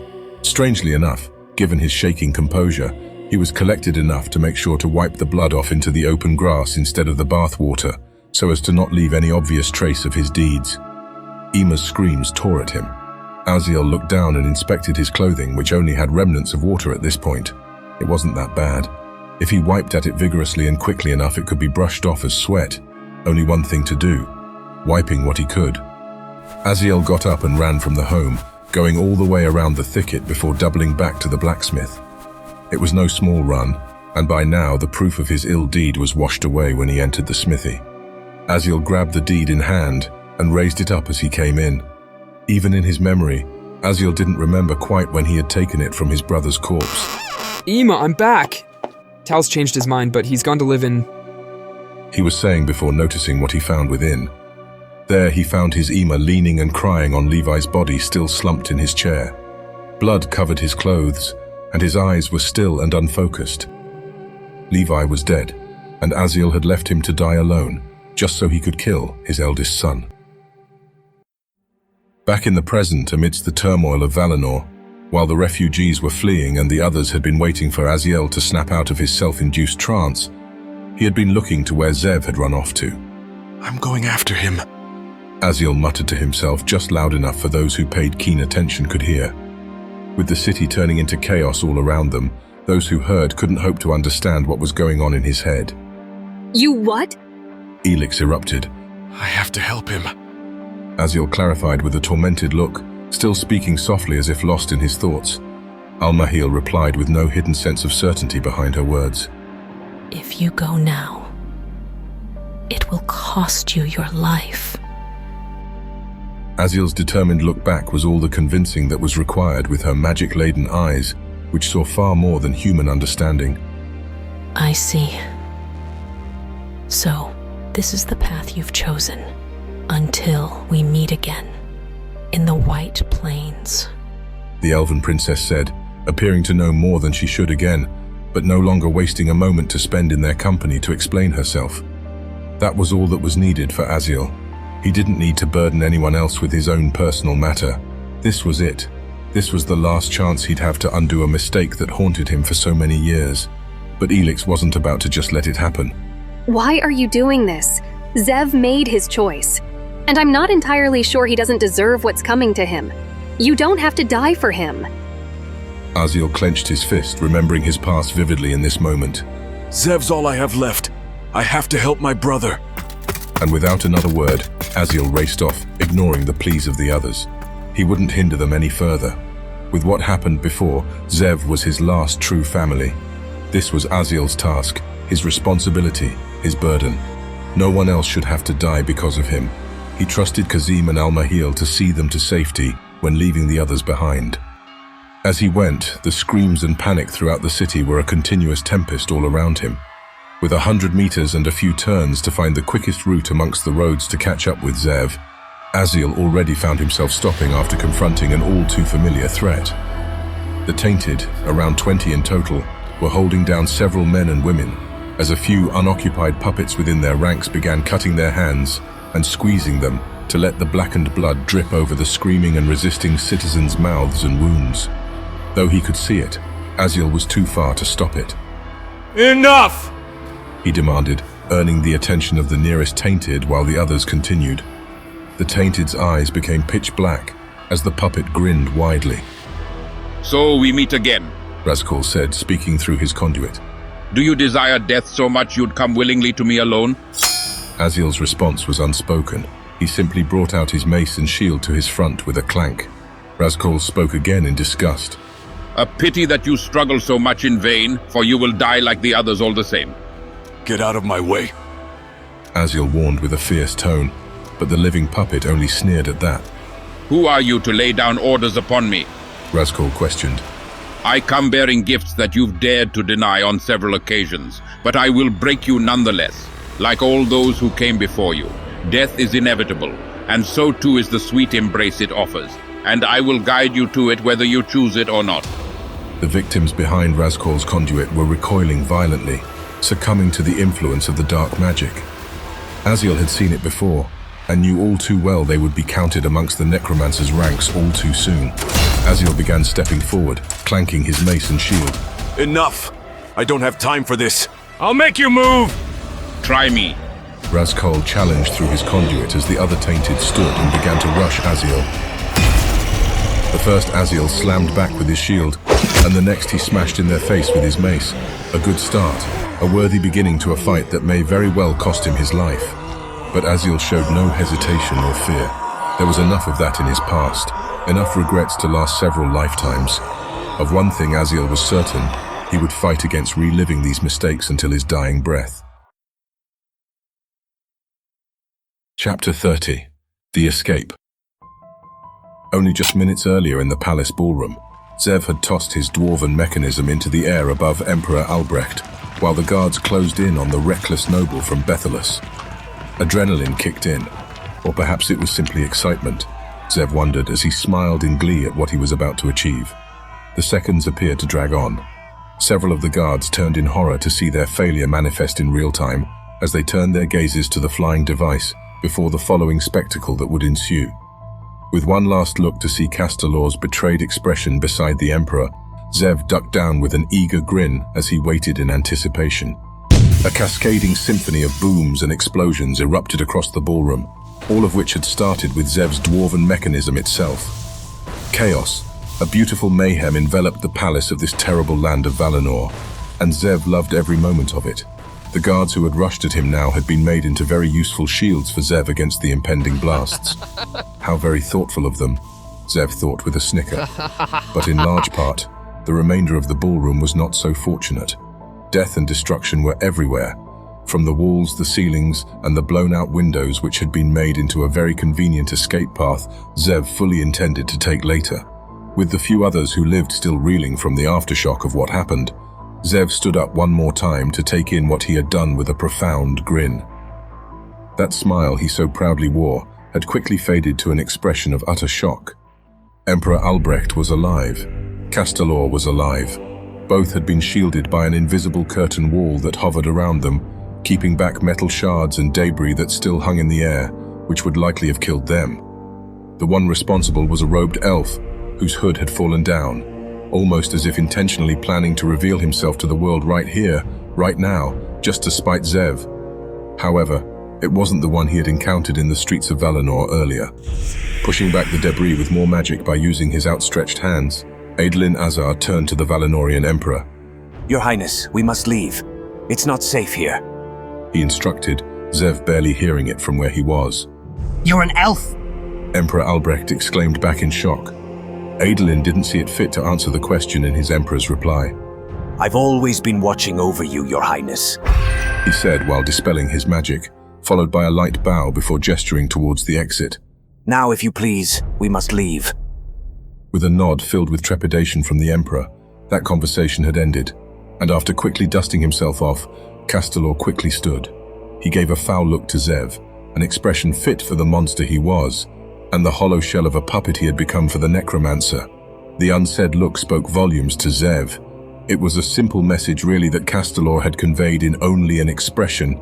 You have failed, he taunted with his condescending grin. But Zev had little time to dwell on it. Guards from outside the ballroom began to act, racing down the corridors in a stampede of footsteps. There were at least hundreds. Zev clenched his fist in frustration as he looked back towards the three who got away.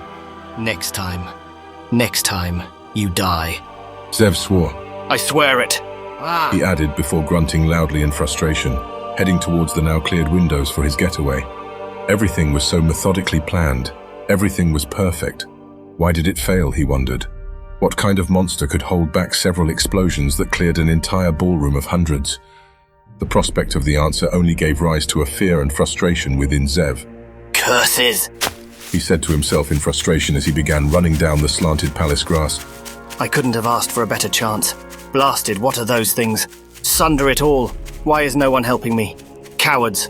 I'm left to handle all the Ehir's problems by myself. Guards spotted him from the distance from a multitude of directions, but the path Zev chose was clear. He had earlier bribed and killed many to make it so. There wasn't anyone impeding his escape, at least not within the palace. And he was sure that within time, he would find his horse waiting for him. The path to the north would be as clear as it could be, with the ensuing chaos erupting around the city Zev had just now only noticed.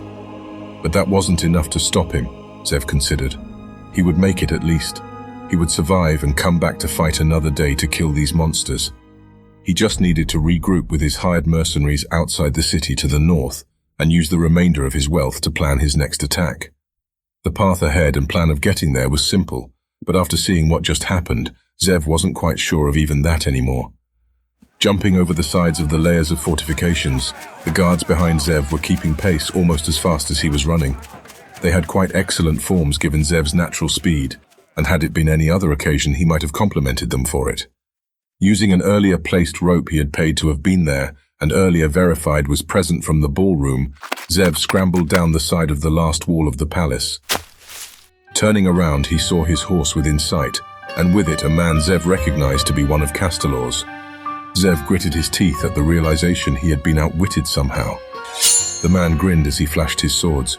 My lord sends his regards, the brute said, likely completely unaware Castelor had become nothing more than a mere puppet, Zev considered.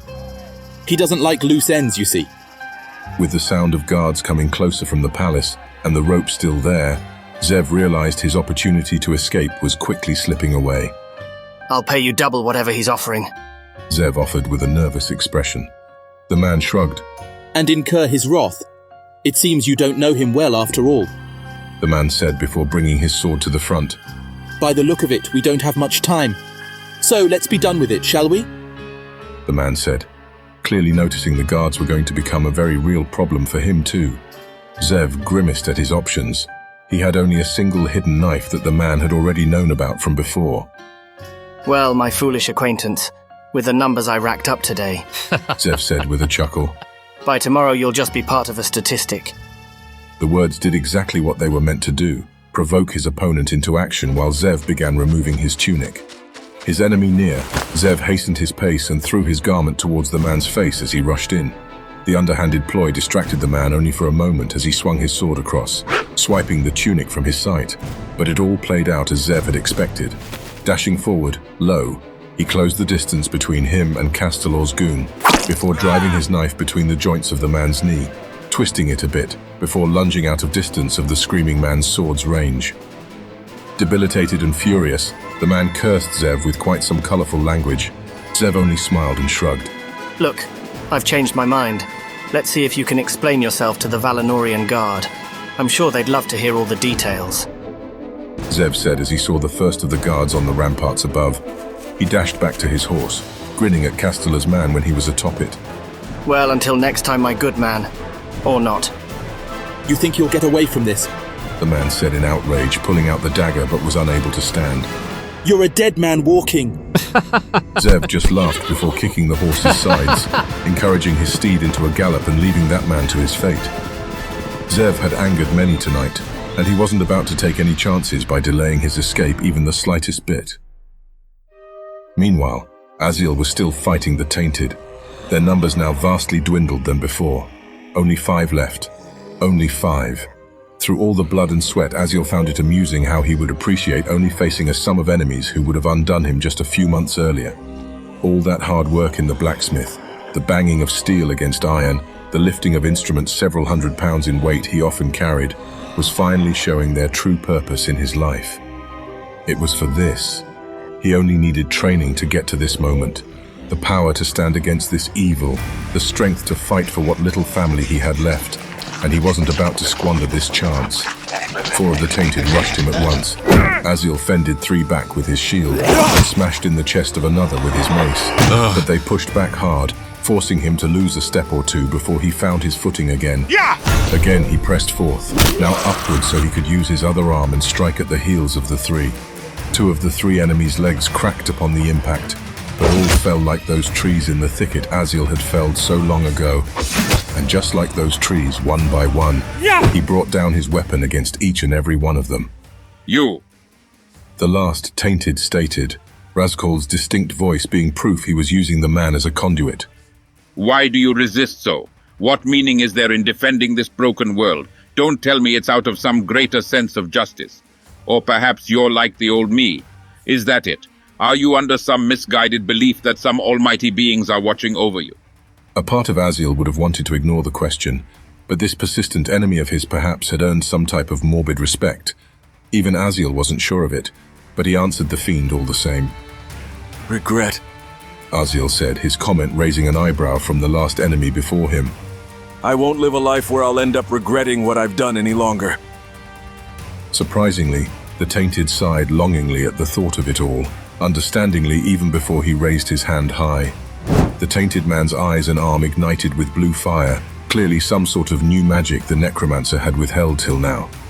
Regret, Razkul began to say through his conduit. It haunts us all, but it too will pass like all things in death. Blue fire shot out of their hand. The fire illuminated the scene as the darkness of the later part of dusk enveloped the sky. Aziel stayed firm, holding his shield to the front. If he could hold back several men, Aziel was confident he could withstand this too. The flame was fierce, powerful, and prolonged, bursting out of the sides of Aziel's massive shield.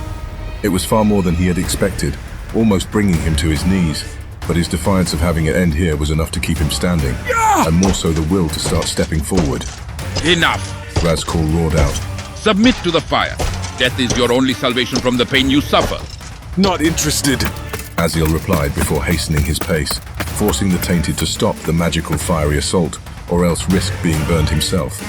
And like so many others before him, Aziel slammed the last man with his mace on his side. The Tainted reeled to the ground, his side crushed. On the ground, with what little life was left that this puppet offered, Razkul cackled and spoke through his conduit. So much useless struggling only to slay a handful of my pawns when there are still millions left at my disposal. I will come for you and end. The words were cut off by Aziel slamming his mace across the side of the Tainted's face, ending him. I'll take care of that later. Aziel said with a sigh of relief before looking around. An inn with a stable caught his eye. Tired, Aziel only jogged over to the building. The chaos of the city still surrounded him, but finally something went right. 4 horses were in the stable, their owners unaccounted for. Hope nobody's going to be needing them. Aziel considered as he walked towards the nearest horse and started loosening the straps. A real chance to catch up to Zev finally was within reach, but Aziel was too tired and consumed with his thoughts to even smile at the fortunate encounter. Aziel turned back to his memories one last time. He believed that was the least he could do for the family he failed. Back in Bethelus when Aziel was 27, the last stinging memory of the place was about to occur. He was working the blacksmith, finishing up and putting supplies away as he'd done, as usual this time of day before his daily habit, his ritual as it were. Closing up shop, he left the blacksmith only to go back to work, grabbing his father's axe to take care of the last 2 trees in the thicket near his home. Aziel hadn't a clue where Tal's body really was, but it certainly wasn't there as he might have suspected. By the light, only Zev was the last person on Ehir who would have any sense of the whereabouts of his brother's missing body. But Aziel tried not to think of such things. After all, he was here to bury it, burn it, and finally be rid of this horrible place and the memory it brought with it. So, he did what he sought to do, chopping down the very last 2 trees and clearing out the brush before cutting what was left into nice pieces of firewood to add to his enormous collection beside his and Ima's home. Though at this point his excuse of using them as firewood was looking less and less likely to be the truth with every passing day. The size of the pile was enormous, beyond obsession even. In any case, having worked late into the night after stacking the last log atop the pile that was taller than his home at the back, Aziel was finally done. He smiled at his work, clearing out the thicket where he had committed his crime. But even now it felt hollow, as if he were pretending. Like that grin on his face was more forced than Aziel would want to admit to himself. With his deed done, he turned in for the day. Walking into his home, he saw a cold stew waiting for him. He grabbed it and immediately heard his Ima's voice from another room. "You're late again," Ima said. Aziel smiled and shook his head before entering the room to see her. Ima was sitting, thinking in deep contemplation as she often did these days. Aziel had always wondered what was on her mind, but Ima would never share it. She would always deflect with some silly story that hardly made the previous longing expression in her eyes make sense. So, Aziel decided to stop prying. Enjoying yourself? He asked, smiling, trying to change the subject from his tardiness. Ima wouldn't have it. "You're late. You're always late. Is chopping down that thicket really so important to you?" Aziel chuckled nervously. You don't have to worry about that.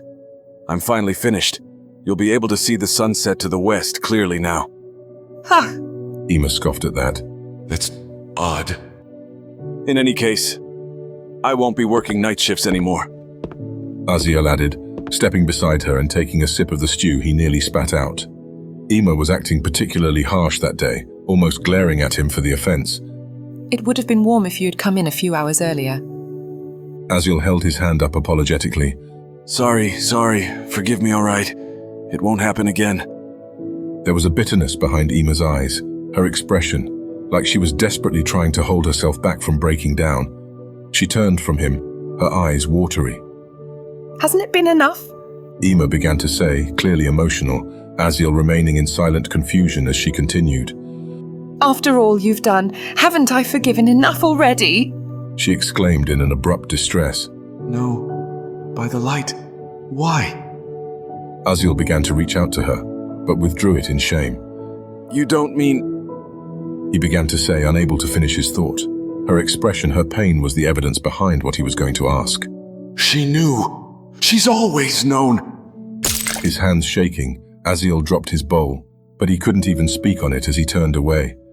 I need some air, he said, before leaving her again to head outside. Back in the present, Aziel was atop his horse, pressing it to go as fast as it could manage. The pain of the past was once again driving his actions forward. He killed his brother while leaving his father to die, and his mother had known this terrible secret for over 10 years.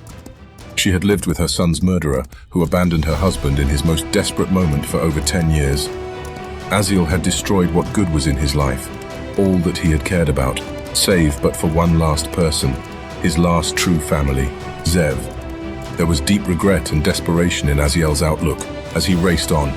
A fear of what would come to pass would somehow mirror his memories. He wouldn't allow himself to give in and fail his family again, not now, not ever. So Aziel rode on, heading north to where Zev was, to save his brother, and also, he hoped, his soul.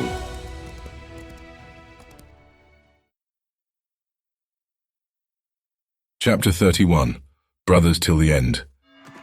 Swerving, zigzagging and changing course in whichever way possible, Zev avoided the fighting between the Tainted and the Valinorian city-scrambling defense. He had some narrow escapes in his plan to flee the city, but he saw on several occasions those who were not so fortunate. The Tainted were relentless. There was no mercy shown to any and all who were in their path, and there was no remorse in their relenting acts of barbarism to those who could not be turned. But even still, the Tainted who revealed themselves were still outnumbered by the Valinorian soldiers, who in contrast were also much more properly geared and battle-ready.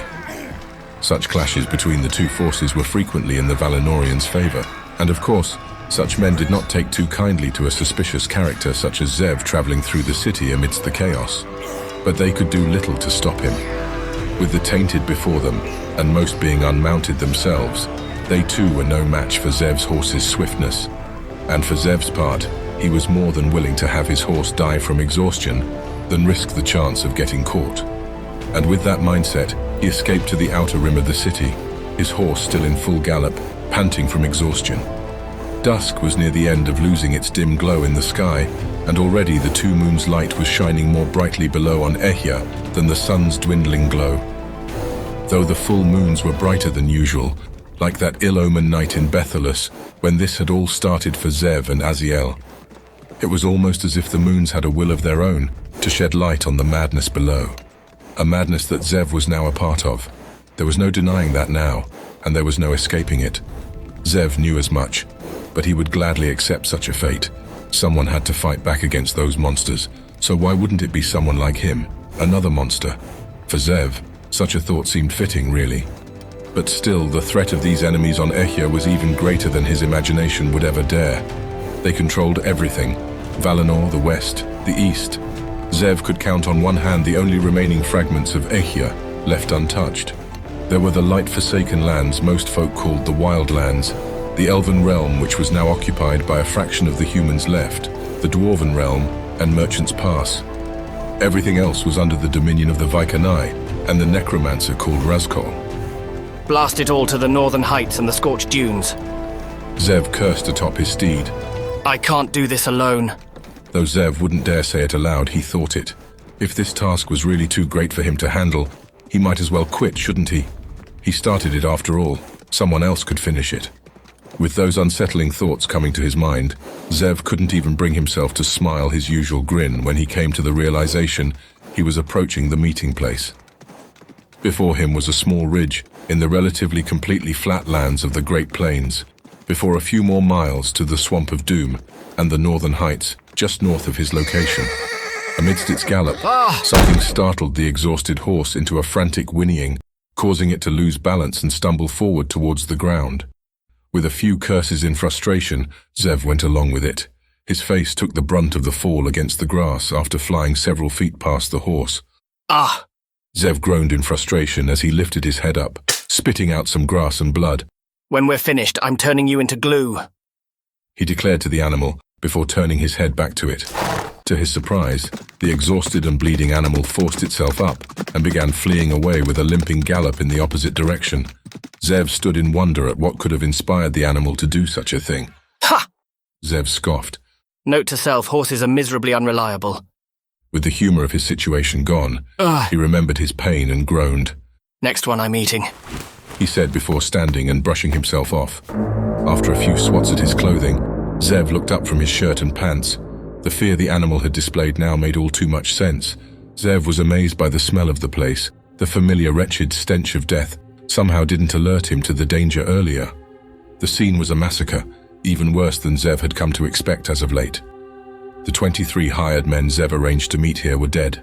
their bodies scattered across the ground in the lower level of grassland before him. Stains of blood swept across the ground like an enlarged paintbrush, leading to the decapitated bodies of their hosts, which were more often than not severed in two or more.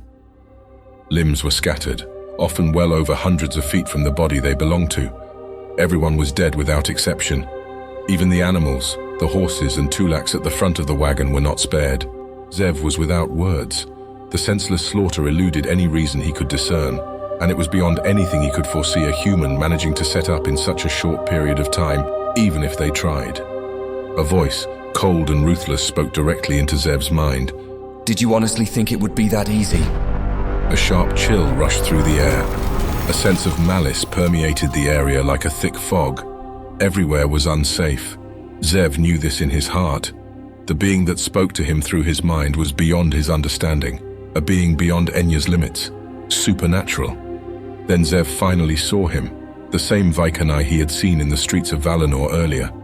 The ringleader of all the chaos that had come to pass, Ehya's greatest threat, a being enveloped by dark magic that was both cunning and malicious, and Zev didn't even know his name.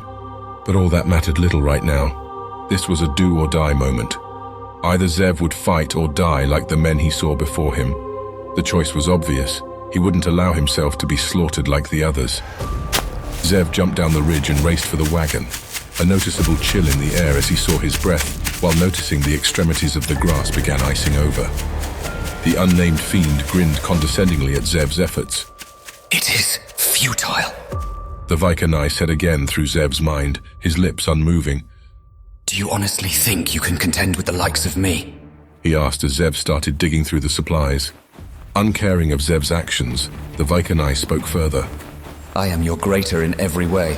An insignificant being such as the likes of you is not even fit to grovel at my feet. Zev was beyond frustrated at this point when he pulled out his crossbow and bolts from the wagon. Keep talking, Zev said, grinning as he loaded up his crossbow. Just keep talking and standing still like that, and we'll see if I can't wipe that ugly smirk off your face. The Vaikanai grinned all the wider and spoke with his actual lips. Do your worst, he taunted, displaying his arms to his side to make the shot as easy as possible. Zev wouldn't let this chance to put this arrogant monster down pass him by. Remembering last time, there was reason for the Vaikanai's arrogance, but just how much was it justified, he wondered. Certainly there must be limits to his abilities, and if there ever was a time to put it to the test, it was now.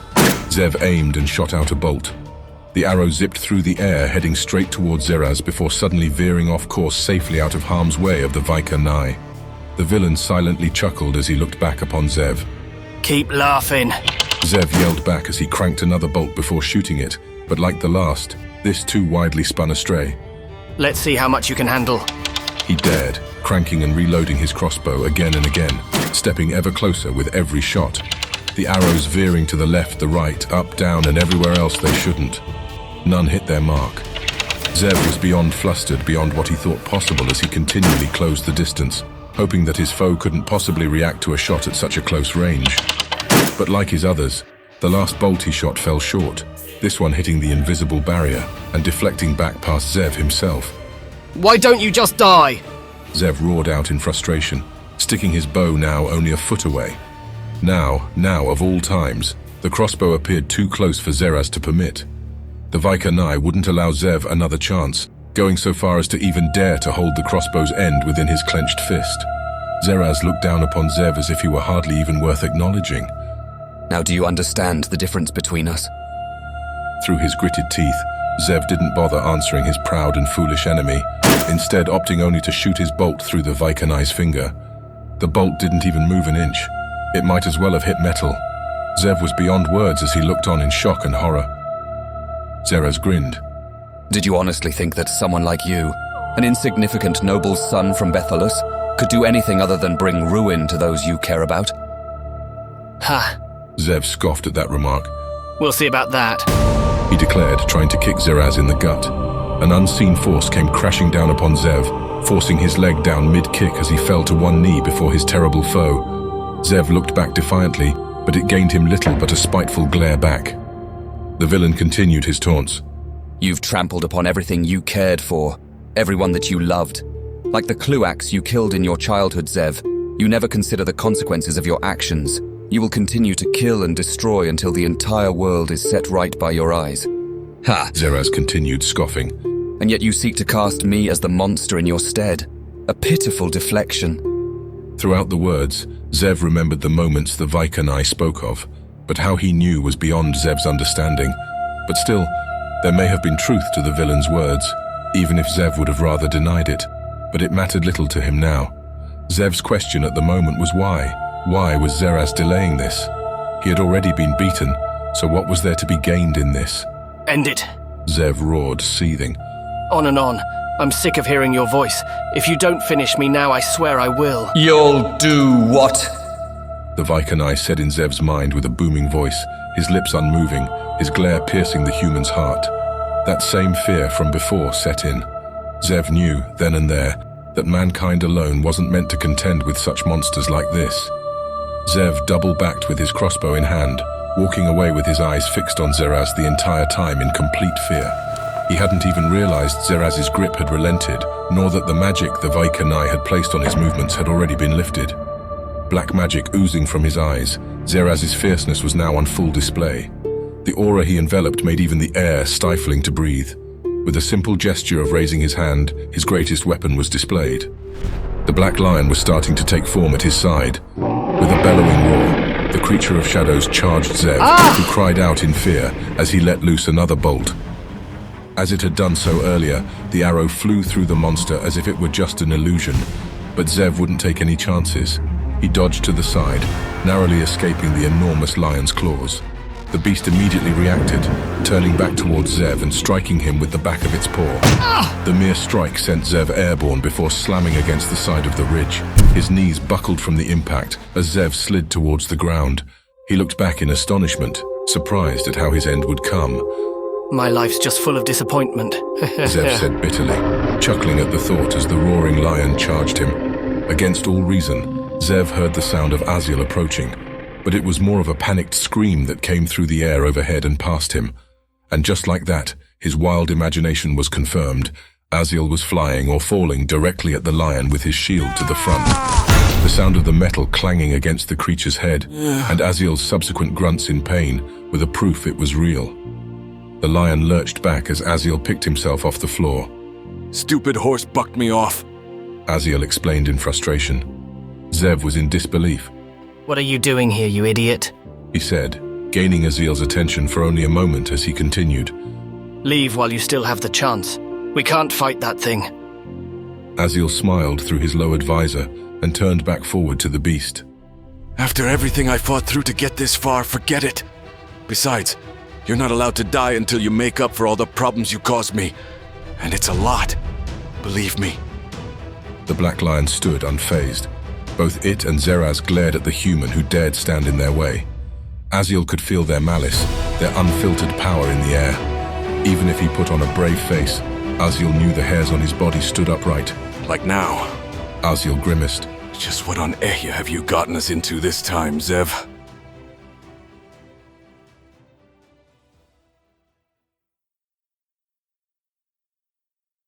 Chapter 32. Zeraz's Plan. Never in his entire life did Aziel ever expect to come into a situation like this, but that thought begged a question: who would? Facing down an evil that had been hidden from the world of man since the dawn of Ehya, let alone the power Zeraz wielded so effortlessly at his fingertips.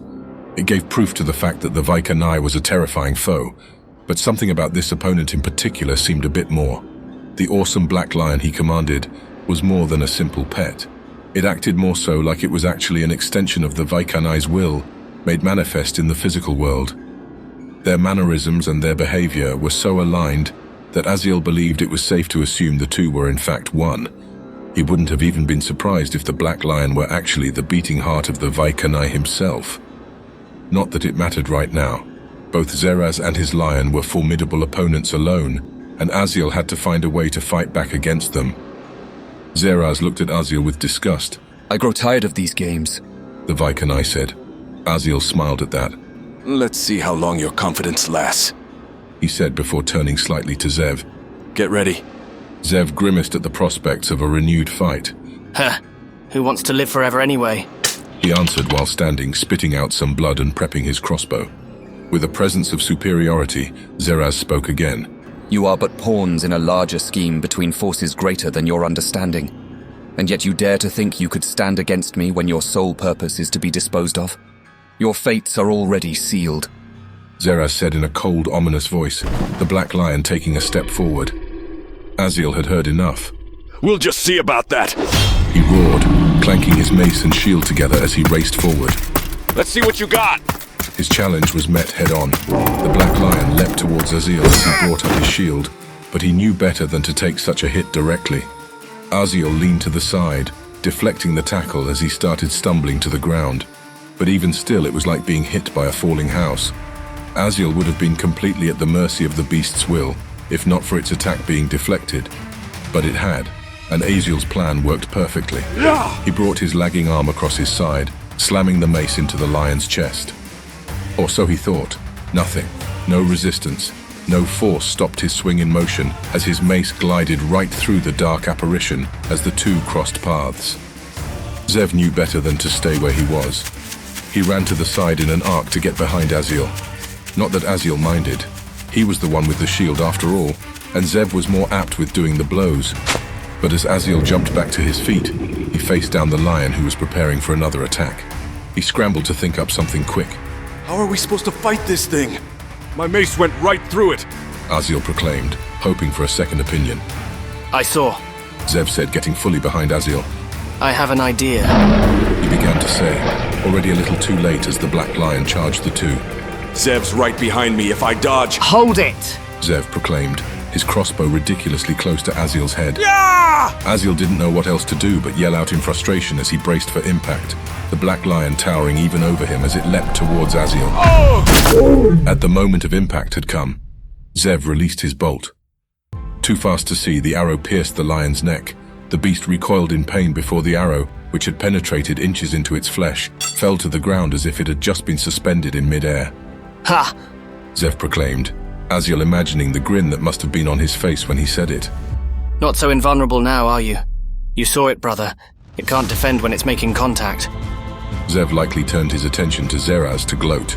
And as for you, what happened to that grin of yours, Knife Ears? Here I was thinking you were going to have that smug face up until the moment I buried you, but now it just looks like you're all talk. Zev! Aziel began to say as he looked at the lion which was already preparing for the next attack. Focus. What good is a shield? Zeraz began saying, earning Aziel's attention momentarily as the villain raised his hand. Without a weapon. Wait. Aziel had to see it to believe it. Without warning, the Vikanai's unseen magic was shown in full force. Zev flew back, hurled across the air, screaming as he slammed into the wagon with such force that it cracked the wood frame. Zev dropped his crossbow and bolts on the impact before later hitting the ground. Zev! Aziel cried out. Aziel managed to hear his cousin's uttered reply. Well, that's just unfair. Zev bemoaned, grunting in pain. The lion charged again, and Aziel, remembering the last time, kept track of the timing. With a slam, the beast hit the shield as Aziel brought down his mace upon his terrible foe. It connected, but the lion was only stunned. Pressing his advantage, Aziel swung again but hit nothing as his mace faded through the beast. It was a mistake he couldn't afford to make. The lion rematerialized and leaned in over Aziel. The roar shook the ground as its massive jaws bit down upon Aziel's helmet, enveloping his entire head as he screamed in a frantic panic. The metal confines were bending and breaking under the enormous might of this supernatural beast. Within all the fear and desperation, Aziel fought on, swinging his mace again and again as fast as he could against the lion's skull until... Aziel screamed as the lion ripped off his helmet, claiming some skin and blood along with it, as it finally relented from its attacks from such a frantic defense. Aziel could hardly see through all the blood seeping over his eyes as he desperately honed his red-tinted vision on the beast. To his amazement, it was wounded. The black lion's face and mane were drenched in a spirit-like black blood of their own, of which every drop disappeared before ever hitting the ground. But it was still wounded. This creature that defied all logic and rules of this world of Ehya had actually recoiled in pain. The simple gesture gave Aziel a renewed hope in his bleak situation. It can bleed. That means it can be killed. Now's your chance. Zev yelled out as he struggled to stand, leaning up against the wagon. Some of the broken planks of wood beside the wagon appeared to take on a will of their own, lifting off the ground and flying into Zev, pelting him incessantly as some cut deep into his flesh. Zeraz's handiwork, no less. Aziel could do nothing but look on in dismay. Zev cried in agony but continued his words. I'm not worth it. He pleaded to Aziel. Get out of here while you still can. Leave me. No! Aziel yelled back, his face defiant to Zev and the others. You're the only family I have left, brother. Zev chuckled at that. Ah, so sentimental. He said, smiling as he prepared his crossbow. Family, was it? Zeraz remarked, laughing at the ridiculous nature of the words as he looked at Aziel. Then perhaps I should just stand here and let you kill your so-called brother all by yourself. It wouldn't be the first time.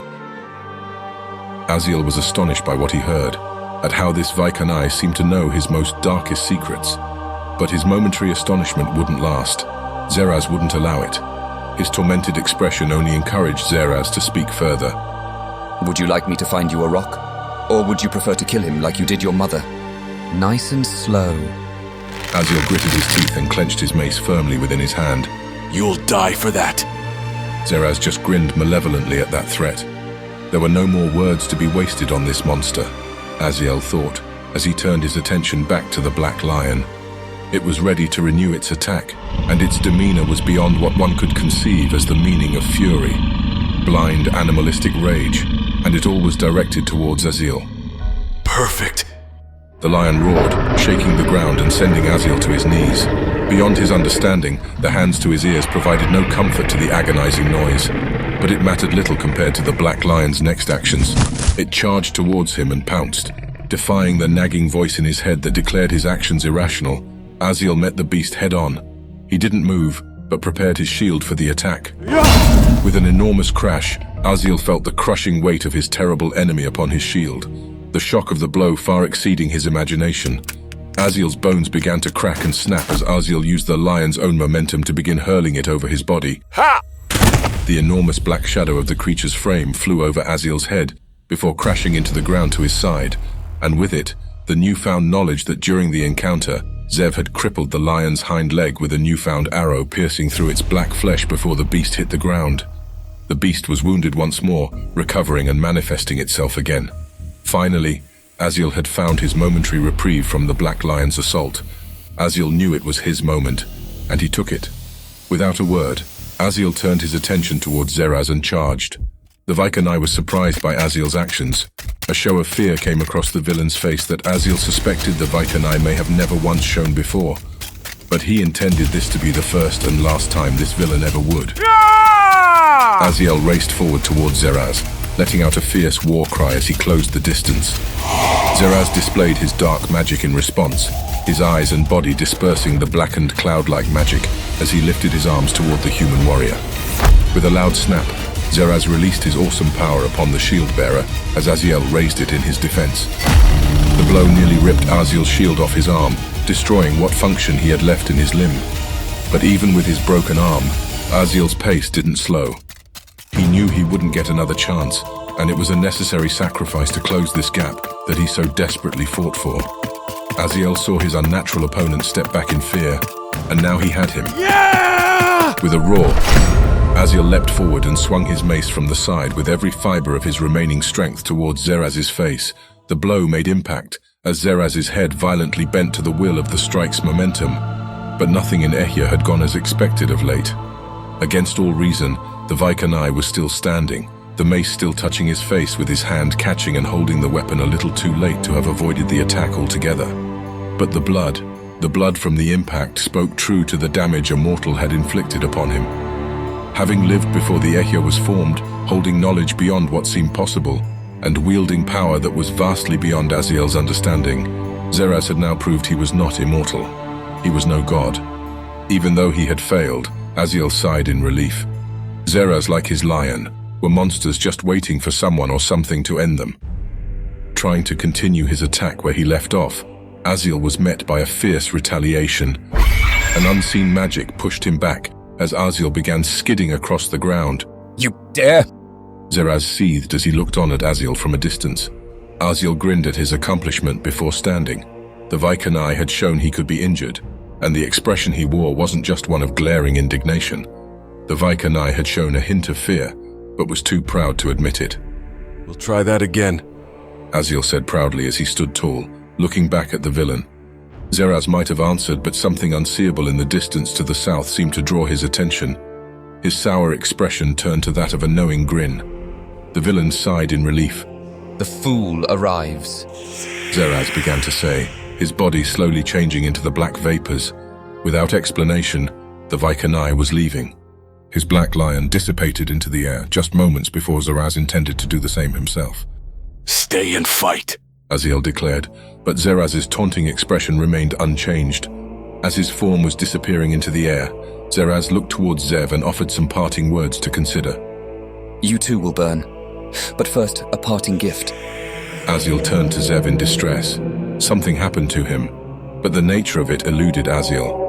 He could see it on Zev's face that Zeraz had done something unnatural and powerful, but it was hard to see outside of his cousin's shaken expression, although Zev did well to hide it from others. He was injured as expected, perhaps the injury to his leg even permanently so, but otherwise Zev's spirit seemed bright, but Aziel saw through it. Surprisingly optimistic of him, I'd say. Zev began to explain to Aziel. Thinking I'd only settle for something as pleasant as fire when I get back at him. Aziel could only smile at that. Zev doesn't have any idea what he meant. His lack of understanding made sense, Aziel considered. Zev's parents would have never cared to have explained it, even if they did know. The prophecies of things yet to come, as it were, it was the supposed end for those who turned away from the light's grace. As of today, Aziel now found himself in the few who had turned back. Taking a better look at Zev as he started closing the distance between them, Aziel finally replied. Looking like that, it's hard to take you seriously. Zev laughed and offered a few choice perverse words best suited for sworn enemies, or for only the closest of friends. And before Aziel could respond, he heard a voice closing in from beyond the ridge. Still out of sight, he also heard the stomping of unfamiliar animal hooves accompanying them. What's that smell? Elix said aloud in disgust. It's awful. Hi. Drazden noted, confirming his presence with Elix there. Smells like trouble, which means the little giant and his psychotic little cousin can't be too far now. I resent that, Zev replied aloud. I'm just misunderstood. He added with a flippant hand gesture, grimacing at the pain that came with it. No, you're not, Aziel remarked as Drazden and Elix came to the top of the ridge before them. They were riding on unusual animals Aziel had never seen before. Deer-like in structure with magnificent horns slightly larger than horses. There were 3 of them in total, 2 of which Elix and Drazden rode, and that last was pulled by a rope Drazden held onto. Both Elix and Drazden looked down at the scene in amazement, the corpses and the carnage of the place. Made new friends, I see, Drazden said with a sly, uncomfortable grin. Neither Aziel nor Zev responded in time for Elix to remark on the situation. What on Ahia happened here? She asked before remembering herself and speaking rapidly on a more pressing concern. Wait, never mind. The Valinorians are hot on our trail. We have to get out of here, she said before guiding her mount around the ridge, Drazden following shortly after. Drazden then offered his thoughts on their mounts. These are Janya. We'll never outrun horsemen. Elix grimaced at her companion's words, finding herself in agreement. As she came closer to Zev, her expression turned into a glare. Leave the stupid one. Zev shook his head and smiled at that feistiness. Finding such a fine opportunity, Drazden couldn't help himself. Which one's the stupid one? The dwarf asked. That's enough.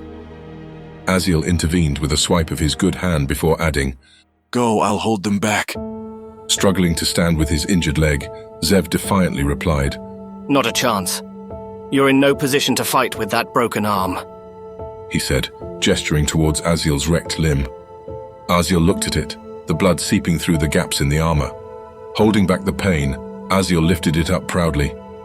You mean this?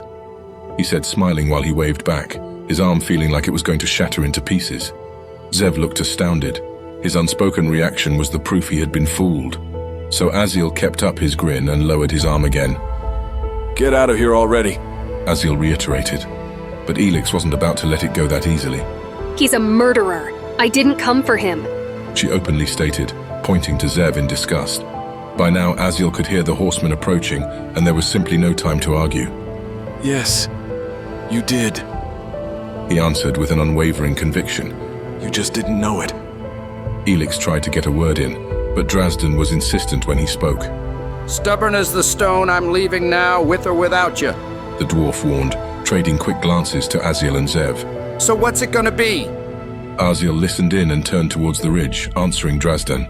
Your choice has already been made, Aziel said as he prepared his mace and started walking towards the ridge, but turning to Zev with a solemn expression to add a few last words. I'm sorry, brother. Amidst the patting hooves of the incoming horsemen, Zev looked back one last time, his expression full of torment. I'm staying. Don't. Aziel simply replied, his reasons too many to voice with the limited time they had. But Zev knew them well, most from their past.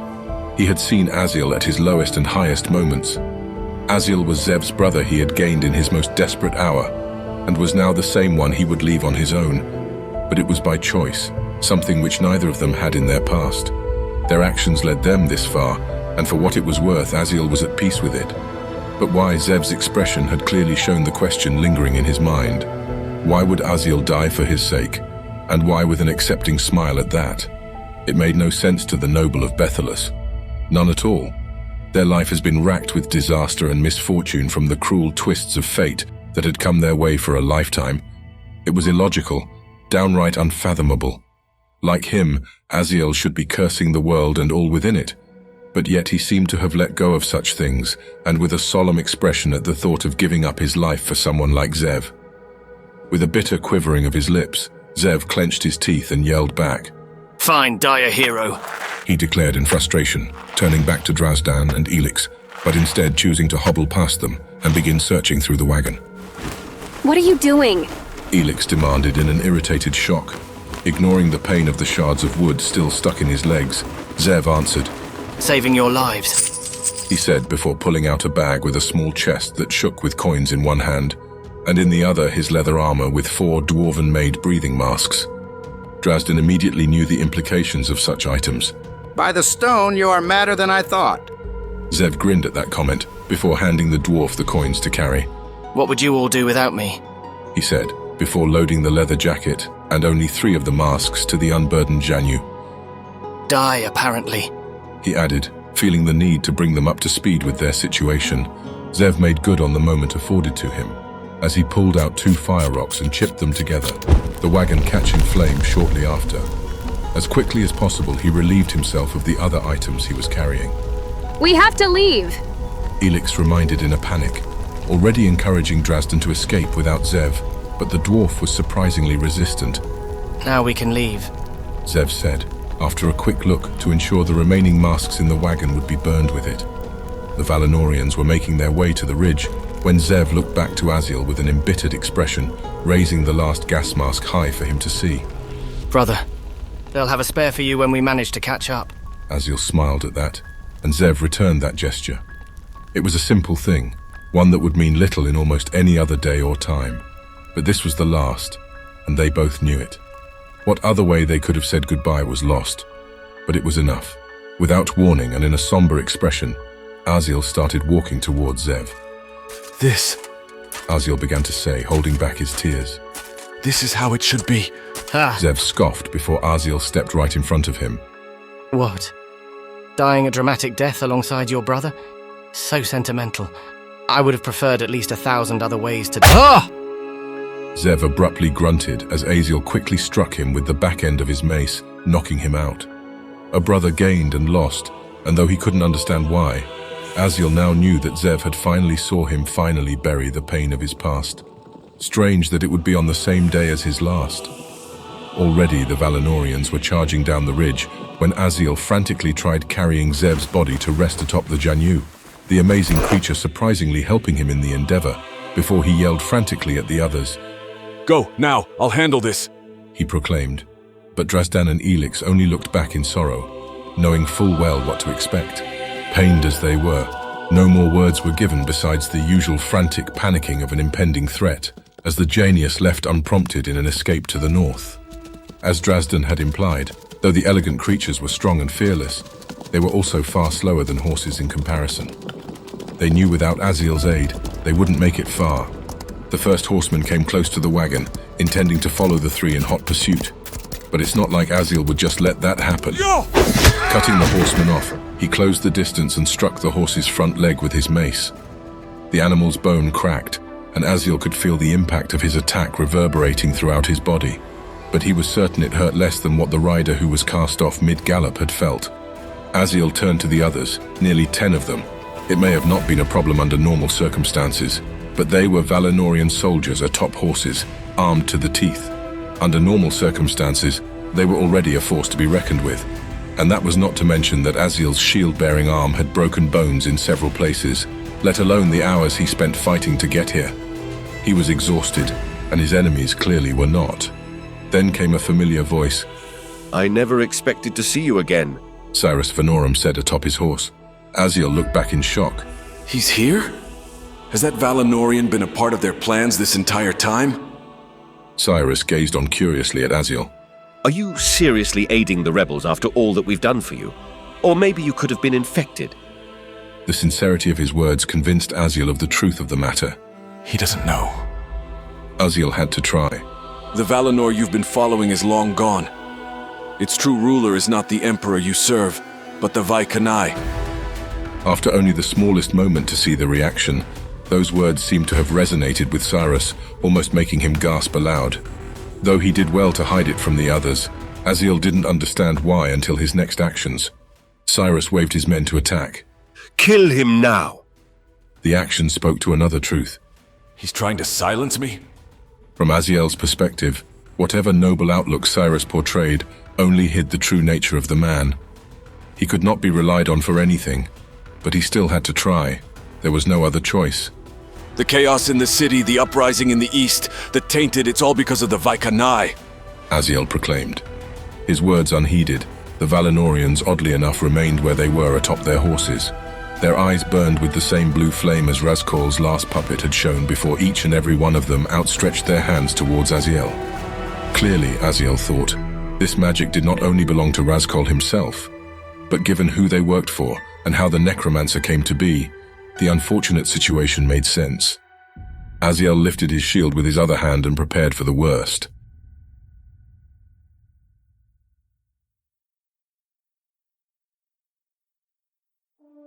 Chapter 33, Till the End. Riding north atop their genius in their escape, Zev drowsily awoke from the constant movements from his fleeing mount, instantly in a panic when he collected himself to look about. That idiot. Why would he? Blast him. That fool. Zev muttered in utter distraught as he looked back. Why didn't you leave me? I told you to, didn't I? He hissed through his mouth in frustration. He glared at the others who remained silent. Fine then! Zev declared as he forced himself to turn his attention elsewhere.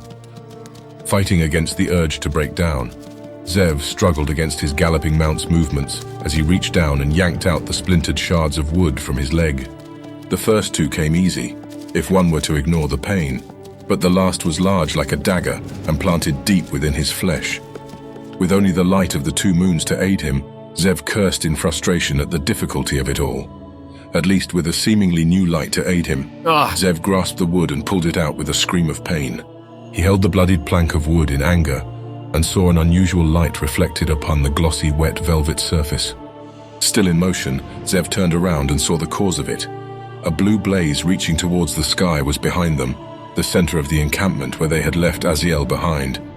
Brother, Zev declared in a helpless panic, stopping his steed as fast as it would allow. E.C.E.N and Drazdan came to a halt shortly afterward, both with their own mixed expressions of shock, dismay, and disbelief. "By all things on Eya," Drazdan began to speak. "The big fella, not even an ogre can come out of that unscathed." Zev turned to the dwarf with a frenzied look. We have to go back. That fool of a brother of mine would do the same for us. "I don't think you understand," Drazdan began to say, his expression solemn. "He's gone. Nothing you can do will change that." He would go back for you. Zev roared back, indignant, frustrated beyond what he had ever been before in his life. There was a moment of silence between the group as E.C.E.N brought her Janyu closer to Zev, her expression solemn and sympathetic. He already did. She began to explain. Aziel came back for you and look what it cost him. E.C.E.N asserted, gesturing to the blue tower of flame which was only now subsiding. Zev looked back towards the fire and knew the truth in her words before she spoke further. Are you going to just throw away the chance he gave you? She began to ask softly. Don't let his sacrifice be in vain. Zev gazed at the flame as it dwindled, every moment feeling like an eternity. Blast it all. He began to curse. Sunder it all and back again. It won't end here. He turned his mount northward again, his face full of determination and resentment. I'll find out who's responsible, and I'll make them wish they'd never been born. I swear it. I swear it on my life. On those words, he kicked his Janyo into a gallop, racing northward. Drazdan and E.C.E.N nodded to one another in silent melancholy, before following shortly after his lead. The ground seared, smouldered, cracked, and hissed with the remnants of burning vapor evaporating into the sky above. What was left of the wagon was a raging fire, and whatever lay upon the ground, whether grass or garments upon the dead, burned a hot red. Amidst it all was Aziel, his shield doing nearly nothing for him against such awesome power. His armor was charred black, and the skin on his face blackened bloody red. He dropped his shield and collapsed to one knee. There was no reason to pretend anymore, no reason to try fighting in his situation. Aziel knew that by now. His last remaining strength to fight was gone. Cyrus looked on in wonder. There really is something special about you, Cyrus began to say in sincere amazement towards Aziel. To have lived so much is commendable. It is a shame you find yourself on the wrong side. Ha! Aziel laughed at the ridiculous claim, the pain stopping him momentarily before he spoke. And you? Aziel began to reply. Are you really so confident you're not fighting for the wrong side? Those words brought a silent anger to Cyrus, who lifted his arms and brought with it floating dirt that fashioned itself into a spear-like formation, pointing straight at Aziel. People are so preoccupied by the present, Cyrus began to explain. I fight for goals far beyond our circumstances here. A world where all are treated equally, where all is fair. A place where the pain and exploitation of the past is behind us. So noble, Aziel mocked. It's no wonder why you turn a blind eye to all the innocent who have to die for you to get there. Cyrus's answer surprised him. No change has ever happened without a little growing pain. Aziel was astonished by the words, but he figured he should have known better. Listen to yourself. Is that how you intend to explain away all the deaths that have happened? The words clearly affected Cyrus. So against the pain, Aziel pressed further. Do you know who it is you follow? What they are? He didn't need to say a thing. Cyrus gave a telling sign that he knew of what Aziel spoke. The Vaikanai are using you. This is all just one sick, twisted game to them. Enough! Cyrus yelled out. You have to believe me. Aziel replied. I said enough! The Valinorian declared again, his anger fierce as he used his magic once more. It seemed just one spear wasn't enough to set the example he intended to make out of Aziel. He brought about a dozen more into the air that slowly turned into levitating weapons like the first. Each of them, if Cyrus so chose it, could come at Aziel from a different direction. Even if he wasn't injured, Aziel believed there would be no escape from this. Do you think I'm blind to what they are? Cyrus began to say in frustration, amazing Aziel. To what they've been doing! They're monsters to their core, but their promise of the future is too great to ignore. The other soldiers were becoming restless at the blatant disrespect Cyrus showed to their leaders, but he didn't seem to care as he was about to deal down his judgment. You're making a mistake, Aziel warned. Cyrus turned his head and asked the others almost tauntingly. Am I? Without warning, the earthen spears flung through the air, heading towards the opposite direction Aziel would have expected. In one magnificent betrayal, Cyrus murdered his own men, the blades piercing the weak joints in their armor. Aziel looked on in disgust. Cyrus Vanorim likely would have never managed it if they didn't trust him wholeheartedly. I am sorry, the Valinorian said before turning to Aziel with a solemn regret. As he stood there, Aziel saw the coldness behind his false expression as he spoke again. Like you, they knew more than I could allow. Cyrus explained with a cold tone in his voice as his spears of rock and dirt ascended into the air again, before focusing their direction toward Aziel. Take solace in this before you die. I will not allow those monsters to live. Aziel smiled at that, thinking deeper than into the words of the man who would kill his own subordinate. You're no different. Cyrus didn't answer with words but with action. His magic spears ascended before rushing towards Aziel with all his might. The blades of earth stuck into Aziel's metal armor and through flesh, one by one, until he could smile no more, and all that was left was blackness. So, this is what death feels like? And then he saw a great white expanse.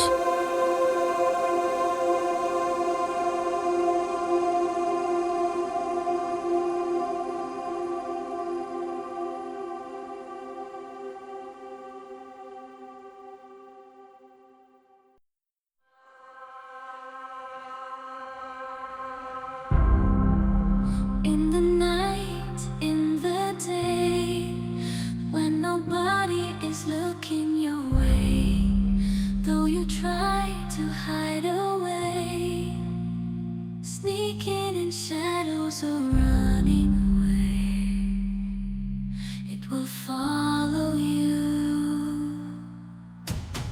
Nowhere to hide, no place to flee, no escape, no escape.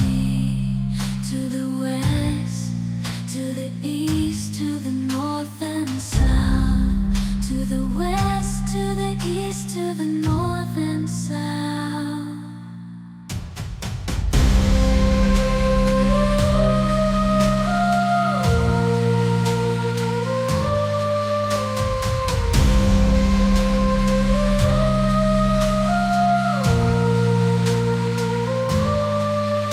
To the west, to the east, the north, the south, and in between, judgment will come for you.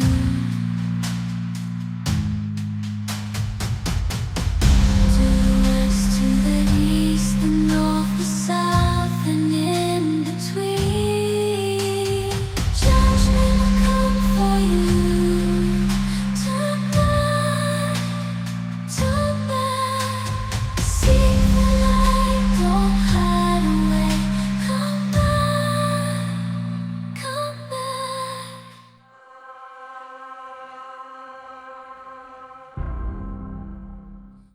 You finished The Flames of War. If you like what you heard, feel free to continue the Coming Dawn series on my channel. But before you go, I would appreciate if you could leave a like, comment, or subscribe to help the algorithm, so I can share my stories with more folk. I truly hope you all enjoyed yourselves. Farewell for now.